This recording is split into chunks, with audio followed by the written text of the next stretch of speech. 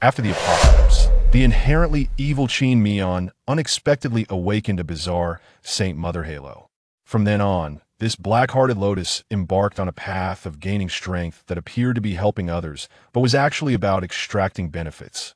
She severed her superhuman brother's limbs, made her scammer sister pay for her misdeeds, sent her antisocial mother into the abyss of dismemberment, and ultimately forced her serial killer father to take his own life. Yet she remained untainted and white, looking down with a compassionate gaze at this hell on earth she controlled. However, she never expected that the sickly boy Jian Zhuo, who had been pushed into the zombie horde as an experimental tool, not only survived but returned as the zombie king. Just when Qin Mian thought she was doomed, he tightly held her in his arms, his eyes burning with a sickly heat, and whispered hoarsely, "Mian, Mian, your viciousness is truly a match made in heaven with me." Chapter 1. Saint Mother Halo. The apocalypse arrived unannounced, and by the time people realized it, order had already crumbled. Roar! A group of zombies surrounded a metal fence, banging against it. These monsters, with their grayish faces and cloudy eyes, seemed eager to tear the girl inside the fence to shreds. At that moment, the girl was too preoccupied, rummaging through a trash can with her right hand, completely disregarding the foul stench. Having not eaten for a long time, hunger had driven her to madness. Under her tattered, pale hospital gown was a frail body marked by dozens of stitch scars, and her long, smooth hair concealed her delicate, pale face. Her left hand, hidden under her sleeve, was in a bizarre, twisted state, clearly rendered useless. Just as she was about to pick up a moldy bun to eat, she received a sharp slap. The sound of the slap nearly shattered her eardrum, causing blood to seep from the corner of her mouth, and her unsteady body made the iron chain on her foot clink. "Qin Mian, you worthless piece of trash, think you deserve to eat." Thinking of escaping after getting full. The speaker was Qin Mian's biological brother, Qin Chuan. Qin Mian glared at Qin Chuan with a fierce look in her eyes, the anger building inside her, threatening to consume her. But she couldn't do anything to him because this damned superhuman had awakened the ability of strength. "Brother Chuan, she dares to glare at you." One of Qin Chuan's lackeys fanned the flames. They were all ordinary people without abilities, relying solely on Qin Chuan. Qin Chuan waved a freshly roasted rabbit meat skewer in front of Qin Mian, his chubby face twisted into a lewd grin. "Want to eat? Kneel and bark like a dog. I'll give it to you." Upon hearing this, Qin Mian's eyes turned crimson, filled with humiliation. Showing weakness to the brother who had bullied her since childhood was even more unbearable than death. The next moment, she was kicked down by two of Qin Chuan's lackeys. "Brother Chuan is talking to you. Did you hear that?" Qin Chuan held the skewer in front of Qin Mian's nose, the aroma invading her senses. Having not eaten for so long, Qin Mian's stomach twisted with hunger, yet she still resisted the urge to beg for mercy. Seeing Qin Mian's defiant demeanor, Qin Chuan, infuriated, threw the skewer to the ground and stomped it into mush. "I wouldn't even give it to a dog. Do you know how much effort I expended to catch you?" He yanked on Qin Mian's long hair with such force that it felt like it might tear her scalp off. The lackeys took the opportunity to kick her several times. "No abilities at all, and you still want to act tough in front of Brother Chuan." Qin Mian spat out a mouthful of blood. In fact, she had awakened the ability of Saint Mother Halo the first day she was captured. But this ability was special. It only worked when she did good deeds. Now, being imprisoned by these people, it was utterly useless. Qin Chuan looked at the near-death Qin Mian and said with satisfaction, "All right, stop. Don't kill her. We're planning to sell her to Beisei. The price has already been agreed upon. We can get several boxes of instant noodles for her." Qin Mian lay on the ground, gasping for breath, but she knew that Qin Chuan would have no mercy for her, because he was just a cold-blooded, irritable superhuman. Not just him. Her entire family was made up of evil seeds. Her father was a serial killer. Her mother had antisocial personality disorder. Her sister was a scam artist. And she was a paranoid with emotional detachment, incapable of being kind to anyone. If someone offended her, she would repay them 100-fold. 3 years ago, she narrowly escaped her father's pursuit and her mother's abuse, only to be deceived by her sister into a genetic research facility. From then on, she lived a painful life of dissection and research. As the apocalypse worsened, the research facility fell into decline, and the researchers fled in haste. Before she could react, she was captured by Qin Chuan, simply to be sold to the notorious Base A in exchange for supplies. She had tried to escape, but failed, and her left hand had been broken into several pieces, leaving her bound here with no way to flee. She could not die. She hadn't taken her revenge yet. She wanted to kill this whole family of lunatics. The two lackeys nearby still felt it wasn't enough to vent their anger, as they had previously harbored ill intentions towards Qin Mian, only to be retaliated against when she hit them in the groin with a rock. Now, both had become eunuchs. They raised their feet to kick Qin Mian again, but unexpectedly, bang, bang, two gunshots rang out, creating bloody holes in their heads. Qin Chuan was grazed by a bullet, letting out a scream, while only Qin Mian, lying on the ground, escaped unscathed. Rumble, rumble, dozens of armored vehicles crashed through the zombies, turning the previously roaring zombies into piles of mush. The armored vehicles broke through the metal fence and came to a halt not far away. A group of men dressed in suits and sunglasses emerged from the vehicles, each holding a gun. Unsurprisingly, they were the ones who just fired the shots. Qin Mian looked at the bloody and brutal scene, and the evil genes within her stirred with excitement. She quickly lowered her head to hide her excitement on her face.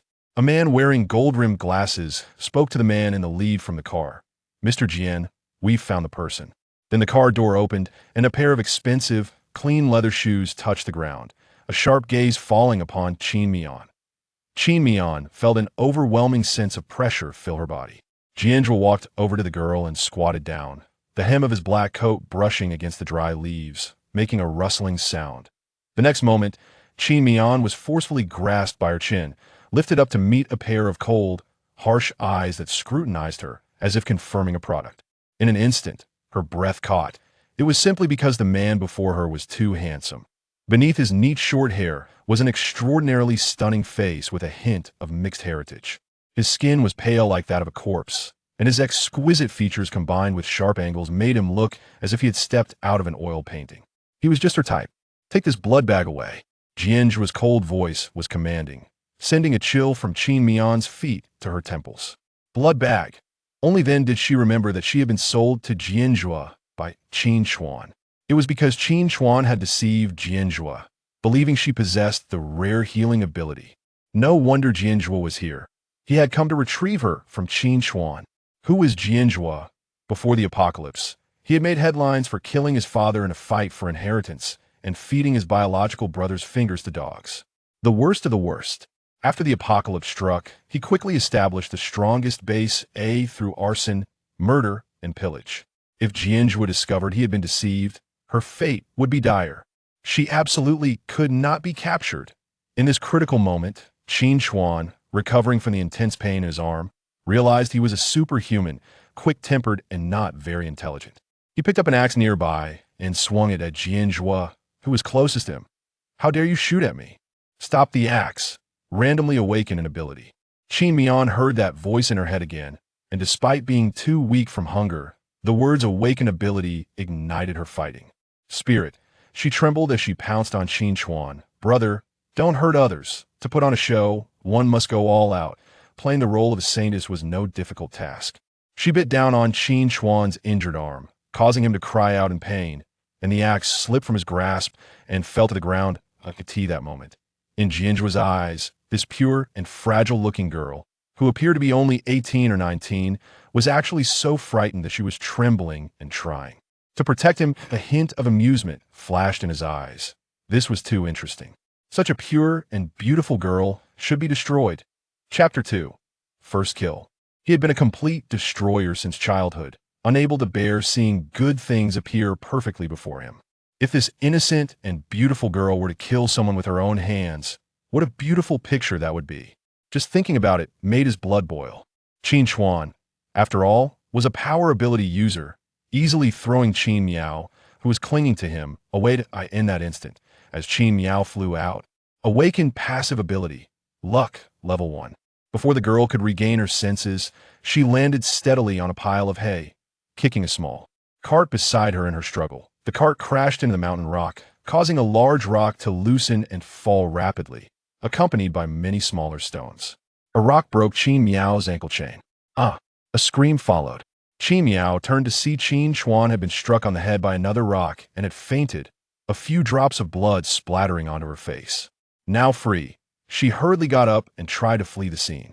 Her life was the priority. Jian Zhuo watched the panicked little rabbit escape with great interest. The blood splattered on her face, adding a touch of bloodthirsty beauty to her appearance.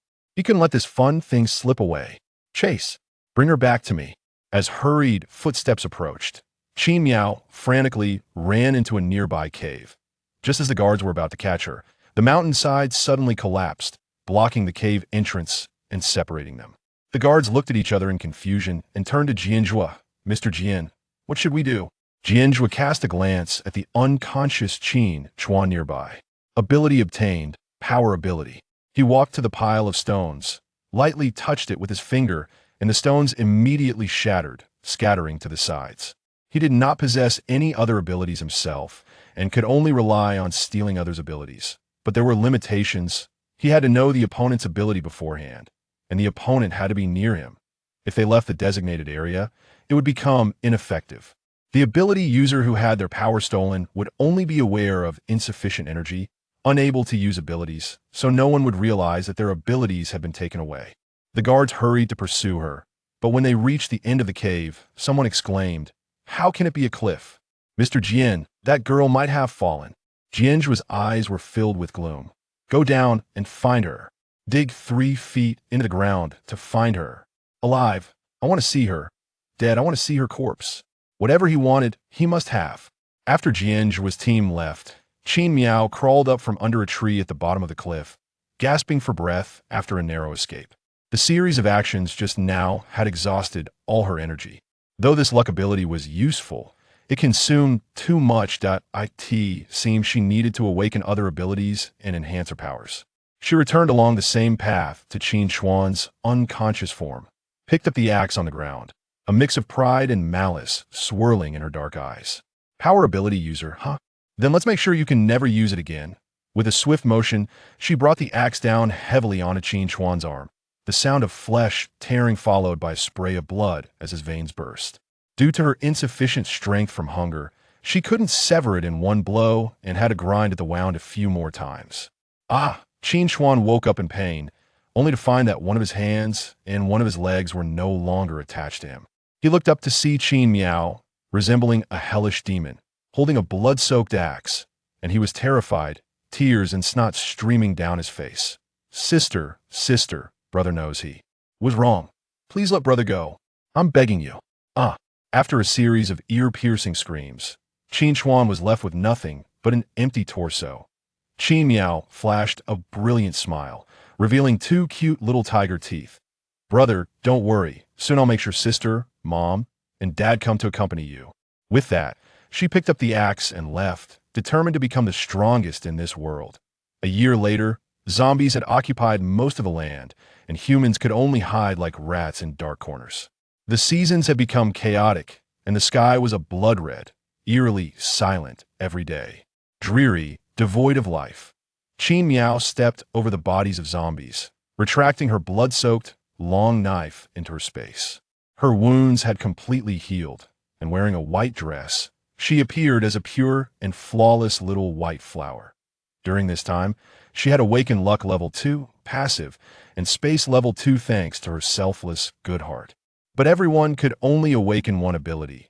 To hide the peculiar nature of her abilities, she had to pretend she had none.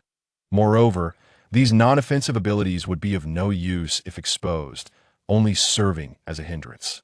And the other bases were too strict, making her level up too slowly. Finally, just a few days ago, she awakened healing level 1. Now she was here to find Jian Zhuo. As long as she could sneak into the notorious A base, her strength would soar. She walked into the slums next to a base, where only a wire fence barely held back the threat of zombies ready to tear it apart at any moment.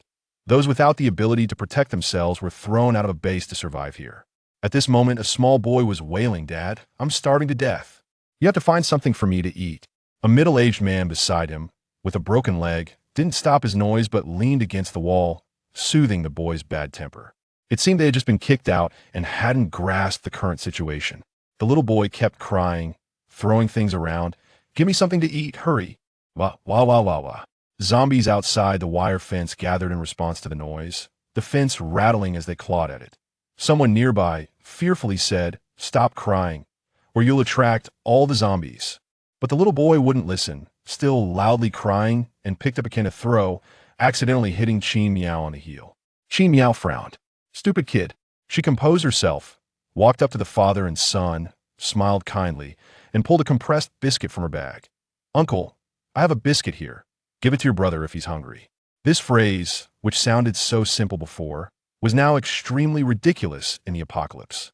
Sure enough, the middle-aged man with the broken leg saw that Qin Miao was easy to bully and push her down, going so far as to snatch her empty bag. His palm struck the girl's fair arm, leaving 5 red marks. She widened her eyes, panicking as she sat on the ground, and one around spoke up for her. They only lamented their own missed opportunity. "This stupid saint, why didn't she give the biscuit to me?" "Exactly, I'm pitiful too." Chapter 3. Meeting Jian Zhuo again. Qin Miao wasn't angry. She simply stood up, dusted herself off, turned to leave, and casually took out the empty, rat-poison bottle from her space, tossing it into a nearby trash heap. Before long, a scream erupted from behind. "This biscuit is poisonous." She turned back, her eyes curving into a crescent moon. The middle-aged man with a broken leg was heart-wrenchingly shouting while holding a foaming-at-the-mouth little boy. "Yaozu, Yaozu, wake up!" The people nearby saw the increasing number of zombies outside the iron fence and quickly said, "Stop shouting, stop shouting. You'll attract the zombies." The middle-aged man, furious, hopped over on one foot to confront Qin Miao. "It's you who deliberately killed my son." Qin Miao instantly put on a panicked expression. "How could this happen? I found that biscuit. And food is so precious. How could I possibly poison it?" This statement silenced the middle-aged man's accusations. It was indeed very reasonable. But he still angrily pointed at Qin Miao, cursing, "Pa, I don't believe your nonsense." He leered at Qin Miao. "Unless you give me a son, our family can't be left without heirs." Hearing this, Qin Miao innocently blinked, but in her heart, she had already thought of how the man would meet his end. Bang, bang, bang. Suddenly, the deafening sound of helicopters filled the sky. Qin Miao looked up and saw dozens of helicopters lingering for a moment in the red-tinged sky before slowly descending. Several of them were emitting thick smoke from their tails, seemingly malfunctioning. Qin Miao couldn't help but feel excited, desperately calming her cheeks that were flushed with excitement. With such a large commotion near Base A, it could only be her long-desired tool, Jian Zhuo, right? As the helicopters landed, many crazed individuals driven mad by the apocalypse rushed forward, tried to climb onto the helicopters, chanting, "Give us some food. Take me with you." At this moment, they, dressed in rags, were no different from zombies. Bang, bang, bang. After a few shots, all of the crazed individuals that charged forward fell to the ground, their heads sporting huge blood holes. This familiar scene of massacre sent chills down Qin Miao's spine. This taste was just right. While the refugees in the slums were desperately fleeing, only Qin Miao bravely stepped forward, blocking their way. Her luck was enough to ensure she wouldn't be killed by these ordinary people. Her eyes were full of compassion. You shouldn't hurt them. They're all so pitiful. Life has dignity. Randomly upgraded ability. Healing, level 2. This prompt made the girl tremble with excitement. She had indeed come to the right place. Right from the start, she had saved so many people. At this moment, in everyone's eyes, the seemingly fragile girl, who appeared terrified and trembling, still stood in front of them. So foolish yet kind. The man wearing gold-rimmed glasses was Jian Zhuo's secretary, and he respectfully spoke to the helicopter's lead. "Mr. Jian, the helicopter was just hit by shrapnel from a shell and can only stay here for now, but it can be repaired soon. Clear the area." Jian Zhuo's voice was as cold as ever. Dressed in a dark suit, he leaned against his seat, his bony fingers gripping a wine glass. He exuded an air of nobility. The surrounding guards raised their guns, aiming at those who had not yet escaped the scene. The middle-aged man with a broken leg had also fallen to the ground because he couldn't run, and Qin Miao hurriedly blocked in front of him. Let him go. A gun was aimed at her, and she would be the next soul lost. The fear of impending death wrapped around Qin Miao, but the girl found it sweet as honey. She loved this chaotic and malicious world. This was the place she was meant to survive. "Looks like there's an unexpected gain." That familiar voice, Jian Zhuo, had appeared beside her without her noticing. The amusement in his eyes was unmistakable. His blood bag had finally been found. The people nearby lowered their guns and stood respectfully to the side. Mr. Jian Zhuo tightly grasped the girl's chin, forcing her to look up at him, as if trying to see something in her eyes. Do you really want to save someone? Or is it just feigned sincerity? You want to save him? Miao felt pain in her chin but hadn't forgotten to act. She grasped Jian Zhuo's hand, trying to pull it away, clearly afraid, yet still making an effort to plead for others. Yes, I want to save him. Not just him, but everyone in the slum. Jian Zhuo saw that the girl's gaze was as clear as it was when they first met, as if the darkness of the apocalypse couldn't touch her. Interesting, this makes it fun. His desire for destruction had reached its peak, wanting to drag this pure white flower into the mud and drown it until it withered. Especially her long, pale hands were perfect for killing. Miao never expected that the hand she had nurtured with her healing ability, as white as jade, would just meet Jian Zhuo's aesthetic as a hand fetishist perfectly. Jian Zhuo patted the girl's face, seemingly teasing a small animal. You want to save him. He might not want to save you. He spoke to the guard beside him. Give him a gun. The nearby person respectfully placed a handgun between Miao and the middle-aged man with a broken leg. Jian Zhuo threw out a condition that no one could refuse. Whoever survives, I will take with me. He withdrew his hand, but was still savoring the feeling of being wrapped by the girl's hands moments ago. Not bad. The girl before him seemed unable to accept this situation, shaking her head desperately. No, we can't harm each other. Now is the apocalypse. We should help each other. Before she could finish her sentence, the middle-aged man with the broken leg immediately crawled to grab the gun, pulling the trigger at Miao. Bang! But it was the middle-aged man with the broken leg who died. The gun was empty, and it was Jian Zhuo who fired. Jian Zhuo sneered. Not even picking up the gun? Are you out of your mind? If it weren't for his slight interest in her, he wouldn't have saved her at this moment. Miao was overwhelmed by the energy continuously rising within her, making her eyes redden. But this scene held a different meaning in Jian Zhuo's eyes. Are you really sad for a stranger? He suddenly felt displeased. Did she even know whose possession she was? At that moment, Secretarian approached. Mr. Jian, the helicopter has been repaired. We can leave now. He saw Miao and recognized her as the girl who had gone missing before. Should we take this woman? Just in time. Your previous blood bag has already dried up and died. Hearing this, Miao's mind suddenly went blank. Dried up and dead. What had Jian Zhuo done? Chapter 4 Entering base, before Miao could react, she was grabbed by 2 guards and taken away. Due to the recent commotion, zombies swarmed in like wild dogs pouncing on their prey, and the iron net didn't seem like it could hold for much longer. Mr. Jian, aren't you going to take these refugees with you? What if? Noisy. Jian Zhuo snapped his fingers, and Miao lost her ability to speak. Miao's eyes widened. What kind of ability did Jian Zhuo have? In this apocalypse, abilities were ranked, with higher tiers being rarer. Undoubtedly, hers was a high-tier ability, but her instincts told her that Jian Zhuo's ability was not inferior to hers. She was shoved into Jian Zhuo's helicopter by the guards. As the helicopter took off, Miao glanced down. The view was even more shocking from above. Humanity seemed as small as ants, surrounded by bloodied and mangled zombies that kept howling. If they lost this position, before anyone could turn into a zombie, they would be reduced to mere skeletons. This violent and brutal scene was truly a sight to behold. The apocalypse was hell for ordinary people, but a paradise for the wicked. While Miao was still contemplating, a faint sandalwood scent began to envelop her.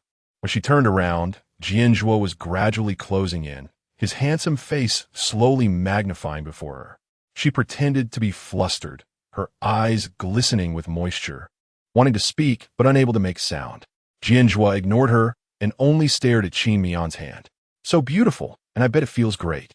The old wound on his heart began to throb again, needing Miao's ability to ease it. In the past, he had never liked anyone touching him. His healing was always done from a distance. But now he felt a bit tempted. He leaned down, placing his hands on the helicopter door, trapping the girl in his embrace, a rare smile curling at the corners of his mouth. But his smile was more terrifying than his frown. Give me your hand. Miao did not move, only stiffly taking a step back. How was she supposed to give it? Cut it off? Seeing that she didn't respond, Jian Zhuo's face darkened instantly. I don't like to repeat my orders. He forcefully inserted his fingers between the girls, their hands interlocking. and then began to rub the back of her hand with satisfaction. Recognize your identity. You are my possession. Understand? Why aren't you answering? Qin Mian merely shook her head. She wanted to speak. She wanted to curse him. Jian Zhuo then realized she had been silenced, and he snapped his fingers again. Qin Mian regained her voice, weakly saying, Mr. Jian, I sell my skills, not my body. Jian Zhuo unbuttoned his suit jacket with one hand, revealing his perfect abdominal muscles. But there was a terrifying scar on his heart. The scar was deep, as if it were going to pierce Jian Zhuo's heart. Qin Mian stared warily at the man before her. If he really tried to do something outrageous, she would definitely kill him. In the next moment, Jian Zhuo grabbed her hand and placed it on the scar on his chest. To her surprise, Jian Zhuo's heart was beating unusually slowly. Jian Zhuo was very satisfied with this soft touch. Ability absorbed. Absorption. Immediately, Qin Mian felt energy being drawn from her palm, all flowing into Jian Zhuo's heart. As Jian Zhuo's heart began to beat more violently, Qin Mian realized why he was collecting healing ability users everywhere. It turned out he wanted a generator for his heart. If it weren't for the apocalypse and the awakening of abilities with that injury, he would be dead without a doubt. Soon, they arrived at Base A. The helicopter stabilized, and a gasp came from the girl inside. Mr. Jian, no more. Secretary, and paused with his hand on the door, frozen in place, unsure of what to do. After a while, the sound of clothes rustling came from inside. Secretary and was incredibly grateful that he hadn't opened the door just now. Otherwise, he would have lost this job with great benefits. A slender hand opened the door, and Qin Mian staggered out, her legs so weak she could barely walk. She felt like she was about to be drained dry.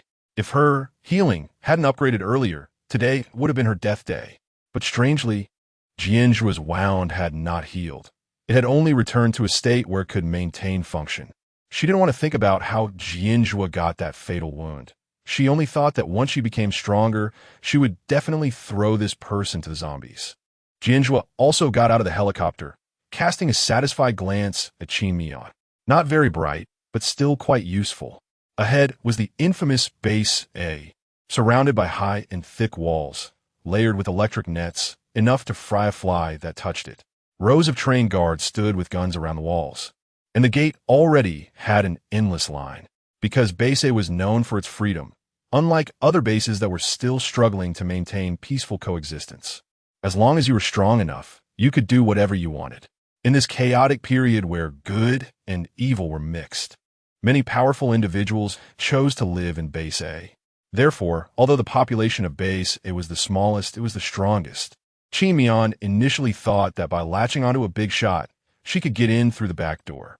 Unexpectedly, Jian Zhuo just took big strides to leave, and Qin Mian hurriedly grabbed his sleeve. Mr. Jian, aren't you taking me with you? You're the only person I know. Jian Zhuo ignored her and turned to leave. He wanted to see if this kind-hearted girl could maintain her innocence in the unprotected base. Qin Mian stood there in a daze for a moment, cursing inwardly. Scumbag. She had no choice but to stand at the end of the line, waiting from dawn until dusk. The reason was that whenever she saw someone anxiously trying to enter the base, she would kindly let them go ahead. Just before her 99th time saying, if you're in a hurry, I can let you go first. The guard couldn't take it anymore. You, that girl, go register. His ears were about to develop calluses. He had seen evolved beings in the apocalypse, but had never seen anyone's brain regress in the apocalypse. Come on, this isn't right. So many people are in line. Hurry. All right. Qin Mian had no choice but to give up this opportunity to gain experience. The registrar arrogantly threw the registration form in front of Qin Mian. Fill it out. Qin Mian picked up the pen and began to write. Name. Qin Mian, do you have an ability? Yes, ability type. Healing, ability level. Level 2. When she handed the form back to the registrar, his attitude changed. After all, in Base A, fighting and brawling were common, and having a healing ability user to treat them was a good thing. However, he didn't know that Qin Mian was Jian Zhuo's personal blood bag. The registrar kindly introduced. Miss Qin, there are requirements for entering the base. Would you like to provide supplies, or go mining to extract a certain amount of minerals? Qin Mian's space was filled with supplies, but she didn't want to expose her space ability. I'll go mining. The registrar handed her a number tag. Generally, ability users are required to supply 50 pounds of minerals. But since you are a healing type, 5 pounds will suffice. Good luck with your mining. Chapter 5. Who is shitting on Laozi's bed? 3 days later, Secretarian brought a large pile of documents to Jian Zhuo's office. Mr. Jian, these are the personnel files for the new recruits at the base. Jian Zhuo just glanced casually through a few pages and selected several ability users. These people will be incorporated into the team and trained for a few days before joining. The others, you can arrange as you see fit. Secretary and took out the files of those ability users separately. All right, Mr. Jian. Then he added, the helicopter is ready. We can depart for Base C now. Base C is the base with the most advanced technology in the apocalypse, usually holding auctions to sell new products in exchange for supplies. A few days ago, they sent a message saying they had developed a serum related to zombies, but didn't specify its effects. This has piqued the interest of various major bases. They are now inviting leaders from major bases to attend the auction and unveil the mystery. Jian Zhuo had considered directly attacking Base C to take this juicy piece of meat for himself. However, the leader of Base C had installed a self-destruct system to prevent others from coveting their supplies. They would rather perish than let anyone benefit from them, making Base C a tough nut to crack in the apocalypse. Jian Zhuo sat on the sofa sipping tea and suddenly asked, "How is that woman doing?" Secretary and immediately knew who Jian Zhuo was referring to. After all, there were no other women around him. Miss Qin has been in the mine for 3 days. Jian Zhuo's brows slightly furrowed. This useless person hasn't even mined 5 pounds in 3 days. No, Miss Qin has mined over 200 pounds. But she gave it all away to others. Now Jian Zhuo's frown was clear. What a lunatic. Tell her to stop mining. It'll all be bad if her hands get rough. Secretary and didn't show it on his face, but his gossiping spirit was ignited. Is Mr. Jian concerned about Miss Qin? It makes sense. Mr. Jian is only 25, the age of youthful vigor. He quickly asked, should we bring Miss Qin along for this event? After all, it does have a certain degree of danger. Jian Zhuo put down his teacup. Bring her along. She may be a bit foolish, but as long as she is useful, it's fine. Base A is mine. All bases are built near mines. Base A is no exception. Because Jian Zhuo always wants the best, Base A has the most advantageous geographical location and the richest mineral resources. However, Base A's development relies heavily on robbery, so its own consumption is low and many areas remain unexploited. The number of people working in the mine is few and scattered. Most of the more aggressive individuals do not mine themselves, only robbing others. Therefore, fights and brawls occur every day, and peace is elusive. Miao gave away the minerals she had mined today to others, wiping the sweat from her forehead. Her pitch-black eyes scrutinized the mine. It was too quiet today. She didn't like it. She took a water bucket and broomed to the guard post of the mine, flashing a bright smile. Uncle Li, can I help you clean up the dog's poop? Base A kept a few fierce dogs for finding supplies. The mine is strictly guarded. An entry is not allowed to prevent theft. But Miao acted so innocently that no one suspected she would have thoughts about the mine. Uncle Li simply replied, go ahead then. Free labor is always welcome. A few minutes later, a loud roar echoed in the mine. Who the hell is shitting on my bed? Strength ability user Zhang San rushed out of the room, muscular hands still clutching the bedsheet. Usually, Zhang San would bully others with his ability, making too many enemies and unable to pinpoint target. Yesterday, he had robbed the minerals that Miao was going to give to someone else. He grabbed whoever he saw and angrily shouted, was it you? Was it you? Miao timidly raised her hand. It was me. Shut up, you stupid saint. She pulled her hand back. See, even telling the truth, no one believes her. The people around were gleeful, especially Li Si, another strength ability user, who couldn't help but laugh. This is what you get for doing bad things usually. Now you're facing retribution.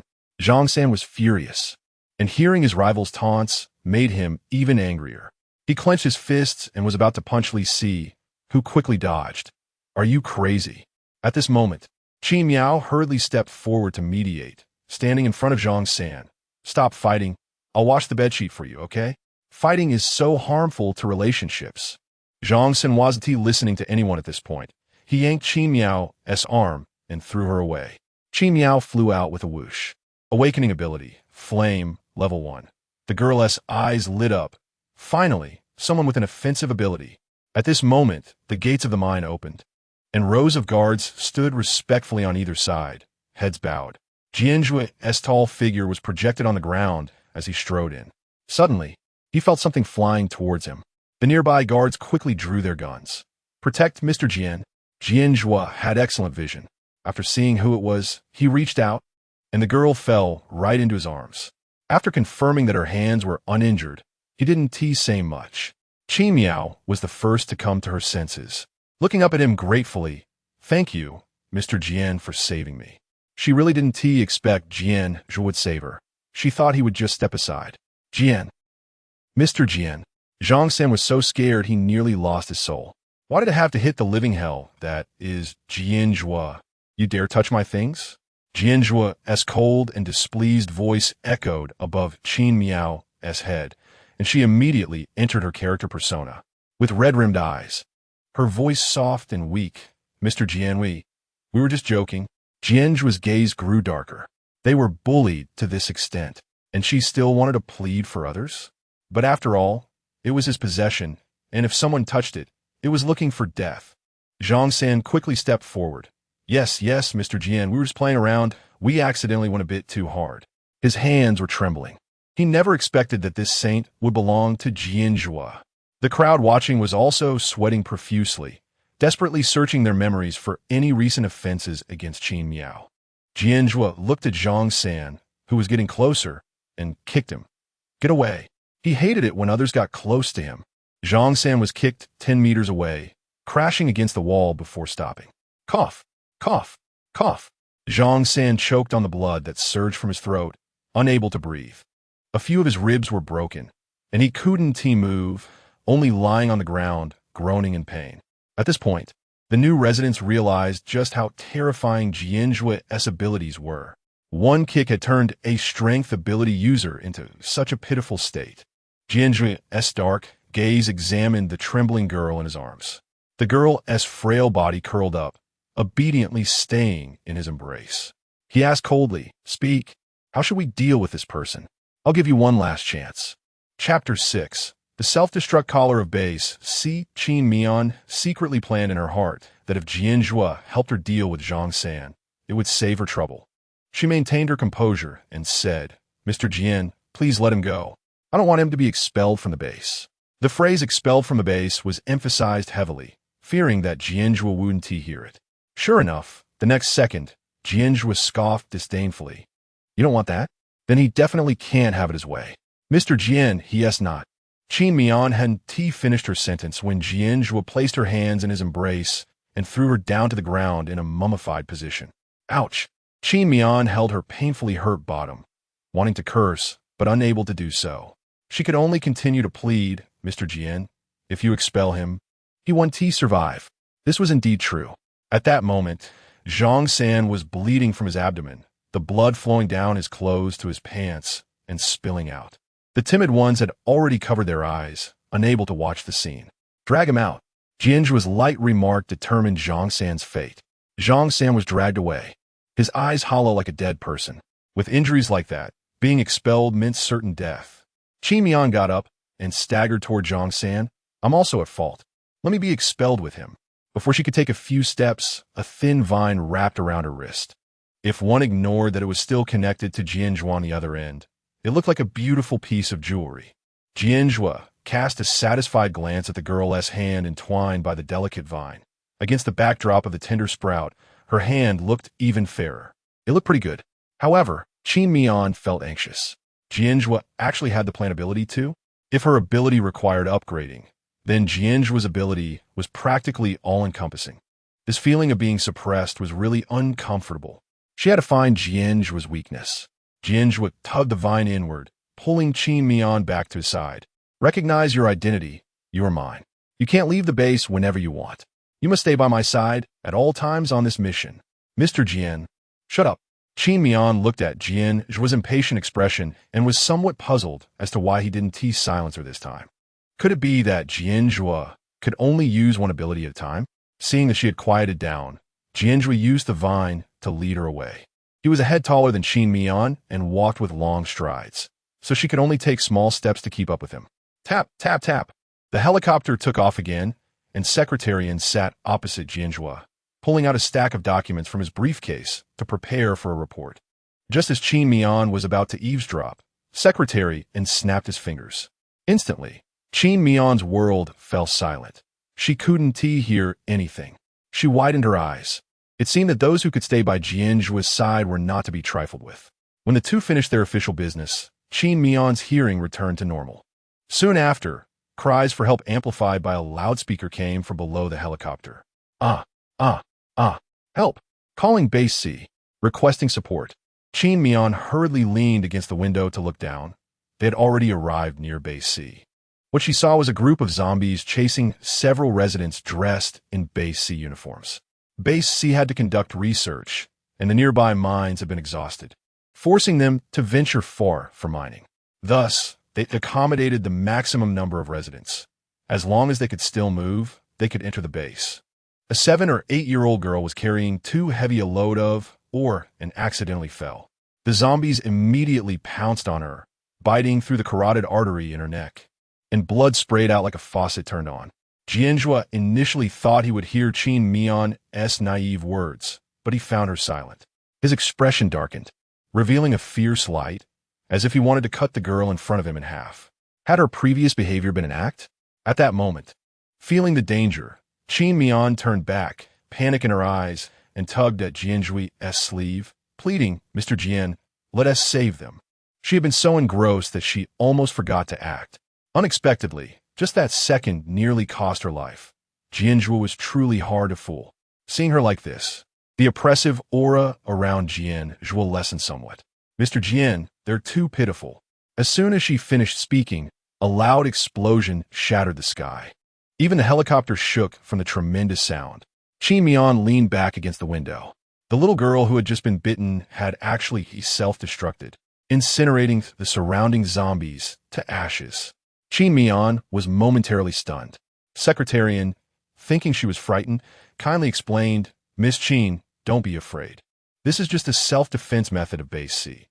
Due to the large number of people going out, to prevent residents from turning into zombies and mixing in, and to stop zombies from gathering around after residents turn. Every resident wears a collar with a self-destruct device. Once it detects a bite from a zombie, it will explode, eliminating the attracted zombies as well, killing 2 birds with 1 stone." After hearing this, Qin Mian found it interesting. It seemed that Base C was worth her visit.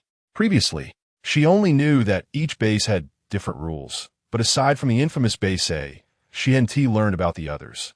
With the lesson just learned, Qin Mian now constantly remembered her character's setting.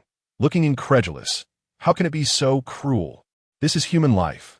Jian Zhuo scoffed. In the apocalypse, human life? It's worth less than a bag of instant noodles. He patted Qin Mian's cheek as if teasing a pet. "If you weren't somewhat useful, I would have thrown you to feed the zombies long ago." Qin Mian didn't show it on her face, but internally, she was rolling her eyes. She thought the same thing. Who knew who would end up throwing whom? With several more loud explosions and a few tears from Qin Mian, the helicopter soon arrived above Base C. The layout of Base C was arranged by class. The outer layer consisted of ordinary residents responsible for going out to collect supplies, crowded and small. Every step could step on the shoes of the person in front. Further inside were the accommodations for miscellaneous staff of the Research Institute, still small, built like a beehive, each person having only 2 to 3 square meters of personal space. The innermost part was the Research Institute, where researchers rested. It housed fewer people but occupied the largest area, likely not even reaching 1,000 square meters when combined with the outer 2 layers. If before the apocalypse, human class distribution was a pyramid, now Base C resembled a thumbtack. Chapter 7. Sister, your time is near. The helicopter landed on a huge helipad, and Qin Mian was pulled off the aircraft. She pointed at the vines between the 2 of them.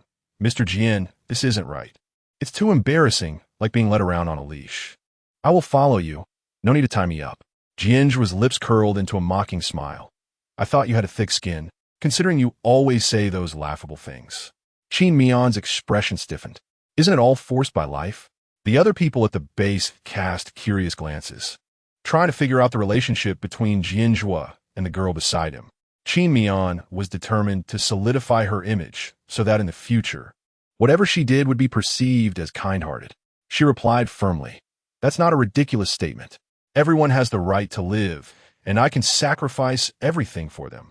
She was pleased to see the saintly glow about her reflected in Jian Zhuo's eyes. "Well acted." Jian Zhuo smiled chillingly. "I'll let you know how foolish those thoughts are." He now wanted to see the girl's vulnerability when her beliefs crumbled. It would surely be wonderful. After saying that, he disregarded Qin Mian's struggles and pulled her away. At that moment, a middle-aged man cleaning the helipad looked up and poked the person next to him with his handcuffed hand. "Old Huang, this girl seems pretty good. What do you think about giving her the hidden research materials?" Huang Gan's eyes rekindled with hope. "It's worth considering. We can't let those materials be buried with us by Li Dong in this apocalypse. Humanity must not perish. It's just a pity that a recipe we haven't tested is lost somewhere." Jian Zhuo and his group walked on an expensive woolen red carpet into the Research Institute's lounge. To Qin Mian's surprise, it was extraordinarily luxurious. As soon as she entered, she was greeted by a well-lit plaza with a delicate fountain shimmering under the sunlight. There were various entertainment facilities around, and elegant symphonic music played everywhere. Several researchers, dressed lavishly, frolicked along the way, holding wine bottles in one hand and beautiful women in the other. Compared to the hellish existence outside, it was simply too stark a contrast. She also noticed that the researchers were not wearing collars, indicating that self-detonation was only targeted at the lower classes. "Mr. Jian, you finally arrived. Welcome to my base." A refined-looking middle-aged man approached. Judging by his words, he was Li Dong, the leader of Base C. He wanted to shake hands with Jian Zhuo, but Jian Zhuo didn't even raise his hand. "Lead the way." Li Dong's expression instantly became awkward, chuckling a few times. "All right, let's go." After walking through the plaza, they arrived at the banquet hall, which was already prepared with delicious food. Cakes, fruits, desserts. The meticulously crafted food made one's mouth water. Not all bases were as wealthy as A and C. Many couldn't even afford a full meal.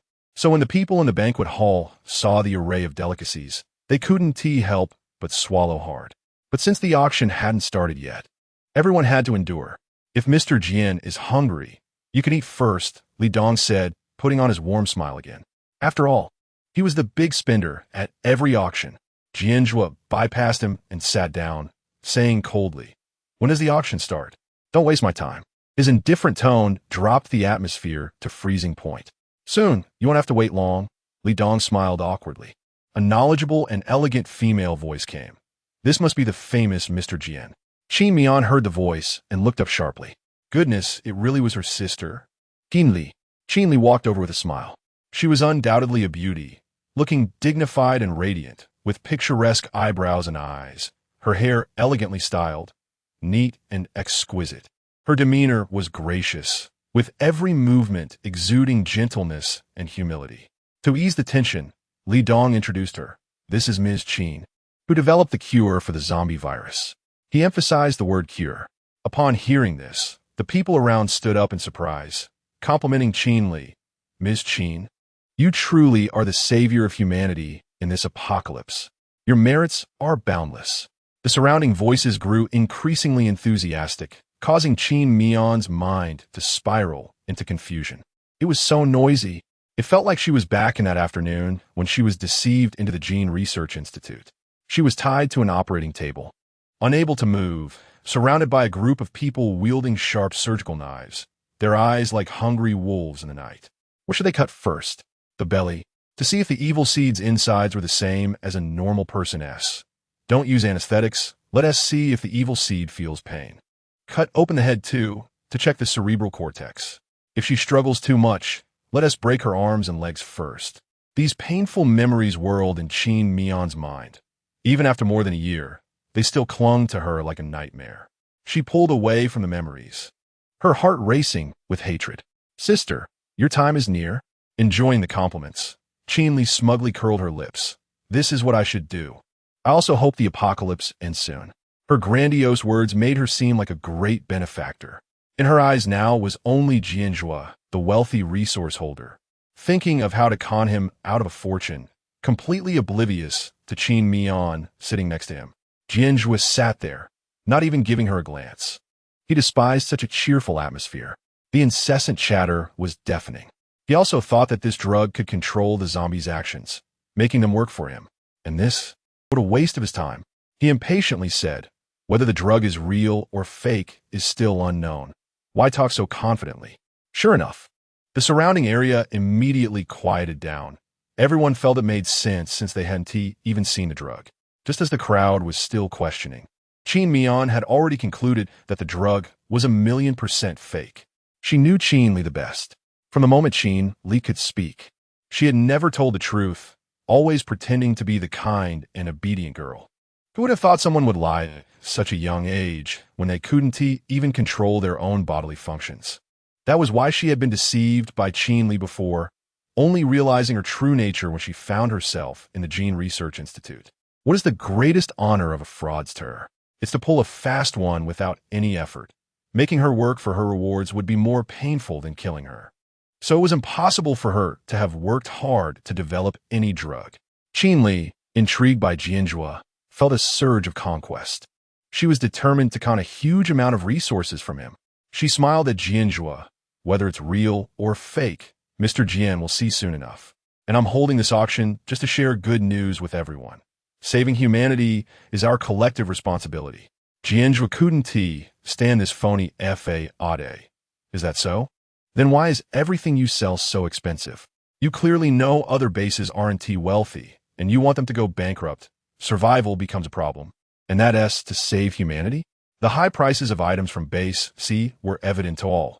Sometimes they exceeded the reasonable price by several times. But due to the monopoly on technology, other bases could only buy high-tech products here. Qin Li felt a bit embarrassed from the rebuttal. Research also requires capital. Jian Zhuo immediately exposed her hypocritical face. Base C is already so wealthy. Why do you still need scraps from other bases? If you really have that heart, why don't you help other bases on usual days? I believe base C still has that capability. Qin Li, unwilling to back down, said, Base A is the richest base. Why doesn't Mr. Jian generously take some out to support our research? Jian Zhuo coldly replied, I don't want to save humanity. This statement ended their argument and made Qin Li's face look as if she had eaten a dead cockroach. Chapter 8. Zombie Girl seeing Qin Li's defeated expression. Qin Miao couldn't help but wish she could join in. Sure enough, Jian Zhuo, this complete villain, was simply impeccable. It was the first time Qin Li encountered such a situation where she was at a loss for words. Her eyes flitted in panic, and then she noticed Qin Miao sitting beside Jian Zhuo. Qin Miao was sitting next to Jian Zhuo, and due to the vines, their hands were very close, almost as if they were holding hands under the tablecloth. They looked like an inseparable couple. Qin Li was stunned for half a second. Pretending to be surprised, Sister, what are you doing here? She took a few steps forward, wanted to hold Qin Miao's hand to feign closeness. Seeing you alive makes me so happy. Unexpectedly, she was glared at by Jian Zhuo. Don't touch my things. The warning was very strong. As if Qin Li touched Qin Miao, she would immediately end up in a coffin. Qin Li had no choice but to stay on the sidelines. The continuous defeats had left her slightly angry. Qin Miao gently patted Jian Zhuo's shoulder, pleading, Mr. Jian, she is my sister. Could you please not be so fierce? Her tone was pitiful and somewhat probing, looking like a good sister who was clearly scared but still stood up for her sister. Then you should sever your relationship, Jian Zhuo said seriously, not joking at all. Qin Miao. Qin Li watched the interaction between the two with keen interest. So Jian Zhuo liked the gentle little white flower type. A flash of jealousy crossed her eyes. How could a man she couldn't deceive be won over by Qin Miao, this defeated opponent? It was simply a humiliation. Her sister was obviously a freak, emotionally detached since childhood, just dull and wouldn't like someone with autism. Not fun at all. Their whole family were evil seeds. Harmful since birth, looking down on such fools. Originally, they were indifferent to Qin Miao. If it weren't for the time when Qin Chuan cut Qin Miao's hand with a knife, and Qin Miao retaliated by stabbing Qin Chuan in the waist with a chisel, they wouldn't have discovered that Qin Miao was a paranoid who only reacted to hatred. So from then on, in order to see Qin Miao's expression of deep hatred towards them, to see her helpless and furious, They began an endless cycle of tormenting her. Later, when Qin Miao almost escaped, luckily she was tricked into the research institute. If Qin Miao lived a good life, it would drive her crazy. She had to expose Qin Miao and make her sister show that painful expression of hating her, but being unable to harm her again. Li Dong, seeing the unresolvable scene, quickly shouted, "The auction will start now." He originally wanted to tease others and raise the price. It seemed that wouldn't work anymore. Li Dong sat down near Jian Zhuo. In Qin, Li went backstage to prepare the potions. The stage curtains slowly opened, and a well-proportioned woman in a chi pao walked up, holding an auction hammer. She was presumably the auctioneer for this event. The auctioneer's stunning face revealed a sweet smile with a hint of flattery. "Dear guests, our auction is about to begin." The people around held their breath, waiting for the items to be presented. "Please welcome our first item, a heavy laser gun." The leaders from various bases in the audience raised their cards. Only Jian Zhuo seemed disinterested, as his base was already stocked full of them. Bored, he grabbed Qin Miao's hand beside him and rubbed it a few times. Even if Qin Miao was emotionally dull, she could still feel Jian Zhuo's affection for her hand. It wasn't just ordinary affection. It was the kind that he might even cut off her hand and preserve it in formaldehyde if she died. Sure enough, strange people have strange quirks. Perhaps sensing Jian Zhuo's impatience, Li Dong quickly called for today's centerpiece to be brought up. A large glass display case covered with a black cloth appeared on stage, and when it was unveiled, there was actually a zombie girl who looked to be only about 10 years old. However, this zombie girl had not been bitten long, her body was not decomposed, and she was wearing a beautiful yellow dress. She did not look like a girl from the lower class. When the zombie girl saw the large crowd in front of her, her predatory instincts surged through her body, and she desperately slammed against the glass.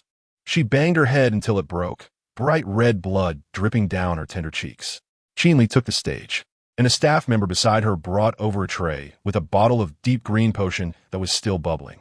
Qin Li picked up a large syringe, drawing the potion into it, and said, "Everyone, please look, this is the potion we worked hard to develop, which can cure zombies." She then inserted the syringe into the zombie girl's vein. Before long, the zombie girl's pale face turned rosy, and her murky pupils returned to normal. As long as the potion was administered within 48 hours of being bitten by a zombie, one could return to normal. Hearing Qin Li's words, the audience was shocked and immediately erupted into excitement. They were all leaders in the apocalypse, valuing their lives above all, and if they were just suffering lower classes, they might not have been so excited. They thought that as long as they carried this potion with them and administered it before losing their sanity, they would be safe. This potion was real. "I want one. Give me one." Jian Zhuo, however, was unmoved.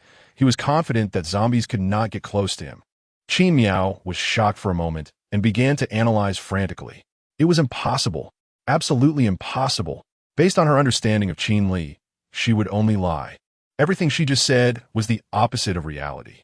The function of this potion was definitely not as she claimed. Moreover, this potion could not have been developed by her. How could she have been so lucky to obtain the formula? Luck. Qin Miao suddenly realized that perhaps Qin Li had also awakened the luck ability. With a guess in her heart, she planned to test it. Qin Li opened the glass door and pulled the zombie girl out. "Everyone look. Zombies really won't attack people anymore. In no time, she'll completely turn back into a normal person." The audience below was shocked by these words and applauded continuously. Qin Li signaled to the staff beside her to take the zombie girl away and lock her up again. After all, this potion could indeed not turn zombies back into humans. It merely made new zombies temporarily resemble unconscious humans. But how long it would take to revert back to zombies was unknown. She was a fraud. How could she possibly speak the truth? The potion was something she stumbled upon thanks to her luck, level 3, ability, and by chance, it turned out to be somewhat effective. Without any effort, she became the guest of honor at Base C. Luck, ability, and a fraud really went hand in hand. Moreover, even if those people discovered they had been deceived, they would have long turned into zombies and couldn't hold her accountable. Li Dong looked down on these poor folks beside him.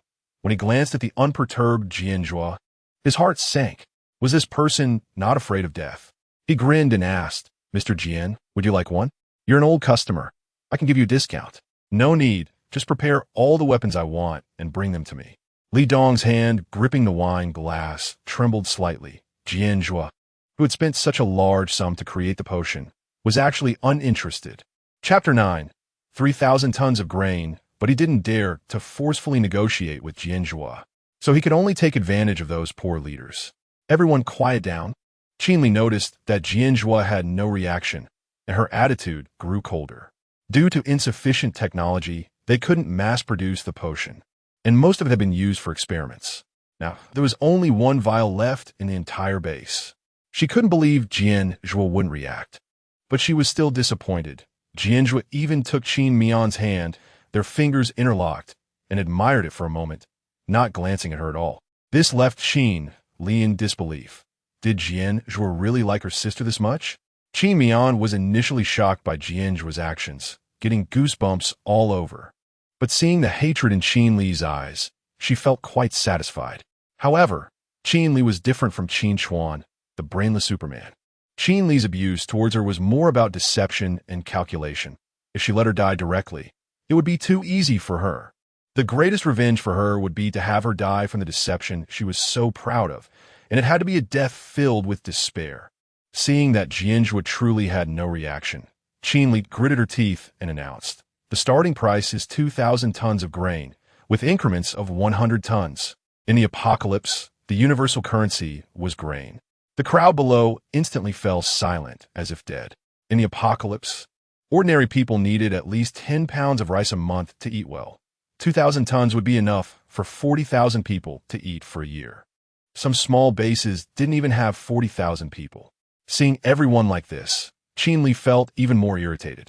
These useless people couldn't even gather 2,000 tons of grain. She had heard that Base A's granary had over 1,000,000 tons of grain. The estimated value was even higher. Unexpectedly, after so many discounts, no one could afford it. 2,000 tons. A fat man raised his sign, looking fierce, the kind that seemed to oppress those below him. Li Dong still wouldn't give up. The huge psychological gap was unbearable for him. "Mr. Jian, I know you're very capable, but this potion could be bought for your people to protect themselves. The world is so chaotic now." Jian Zhuo's expression was calm. "I am an orphan." Li Dong awkwardly laughed a few times and then turned his attention to Qin Mian, as the two looked like a couple. "Then would this lady like one?" Qin Mian shook her head. "I'll be safe by staying next to Mr. Jian." As long as Jian Zhuo still had interest in her, it was indeed true. Jian Zhuo didn't expect this answer and glanced at her. Not too stupid. Qin Mian felt flustered under the sudden gaze, brushing the hair that had fallen on her cheek behind her ear with her left hand. Her long eyelashes quivered slightly, complimenting her round, grape-like eyes, looking charming. It was the first time Jian Zhuo felt that the girl in front of him was quite pretty, not worse than her hands. Li Dong continued to persuade. "Then you can buy one for your family." Jian Zhuo couldn't possibly take her entire family with him. Qin Mian waved her hand. "They don't need it. It's better if they're all dead." Jian Zhuo frowned, a bit displeased, and asked, "How many people are in your family?" Just as Qin Mian was about to answer, she was impatiently interrupted by Jian Zhuo. "Forget it. Sever all ties." She could only be his possession. Li Dong couldn't maintain his fake smile anymore. Jian Zhuo was simply unreasonably domineering. Moreover, the woman beside him was so soft that she didn't even refute a word despite all this. Truly a match made in heaven. Qin Li, who was being ignored, had veins popping on her hands as she took the auction hammer and knocked it down. 2,000 tons of grain, once. 2,000 tons of grain, twice. 2,000 tons of grain, three. Just as everyone thought this deal would be finalized, a hoarse woman's voice came. 2,100 tons. At this moment, everyone's gaze turned to the woman. She was wearing a silk scarf and sunglasses, her face obscured, trembling hands holding up the sign she had just snatched from her husband. "You've gone crazy." An angry roar erupted as a burly, bearded man slapped her to the ground, his face sporting a clear scratch mark. The woman's scarf fell, revealing bruises on her face that looked fresh from a recent beating. It was evident that the two had quarreled in an unnoticed corner moments ago. The woman's voice was somewhat frantic. "I am not crazy. Our son has turned into a zombie. I want to save him. Is he not worth this much grain? Besides, he is already submerged in the zombie horde. You won't find him." Upon hearing the man's words, the woman grew furious and yelled hoarsely. If it weren't for you insisting on getting out of the car to pick up that bottle of drink and using him to block the zombies, would he have been bitten? The bearded man instantly lost his momentum, stuttering, "You're talking nonsense." "What nonsense are you talking about?" But his guilty appearance made it clear to anyone watching that there was indeed something going on. Qin Miao secretly sneered. It turned out that ordinary people who had lost their moral bottom line were no different from evil beings. 2,100 tons, once. The sound of the auction hammer rang again, pulling everyone's attention back to the auction. The previously fat man also realized that the woman was determined to get this potion and didn't bother to compete anymore. He could always come back to buy it next time. The bearded man hurriedly stepped forward, wanting to stop Qin Li's actions. "You can't auction it. You can't auction it." With a single glance from Qin Li, the staff quickly restrained the bearded man. She felt somewhat proud. Her planted actor responsible for driving up prices had finally been useful. Someone raised their sign, 2,200 tons. The woman was frightened, her pupils trembling, questioning. "Why are you bidding? My son is like this. And you're still competing with me. Is your son's life worth something, but mine is not?" The woman pointed at the other party, so furious that she was speechless. You. Then she raised her sign again. 2,300 tons. The bearded man was being suppressed and couldn't move, only shouting desperately, "Are you trying to destroy my base? You filthy." He was cut off mid-sentence as the staff stuffed a cloth in his mouth. At this moment, only two voices remained in the auction hall. 2,400 tons. 2,500 tons. 2,600 tons. The woman's eyes were red, and she was practically shouting, 3,000 tons. After saying that, she squatted on the ground, covering her face and crying. The bearded man also lay on the ground in despair, no longer struggling. Qin Li knew that this was already their limit, so she let the price-driving actor stop. 3,000 tons once. 3,000 tons twice. 3,000 tons 3 times. Sold. The moment she heard the word sold, the woman's eyes lit up for a second, but confusion quickly followed. She had just heard that she could save her son, and in her excitement, she lost her head. But now, how was she supposed to find her son, who had already fallen into a horde of zombies? Moreover, she had emptied the base's grain supply and couldn't go back. Chapter 10. Aircraft malfunction. At the moment the transaction was completed, the staff hurried to the bearded man's base to collect supplies. The bearded man stared blankly, and the staff, fearing he might cause trouble again, tied him up and tossed him back into his seat. The woman also remained silent, waiting to receive the potion after the deal was completed.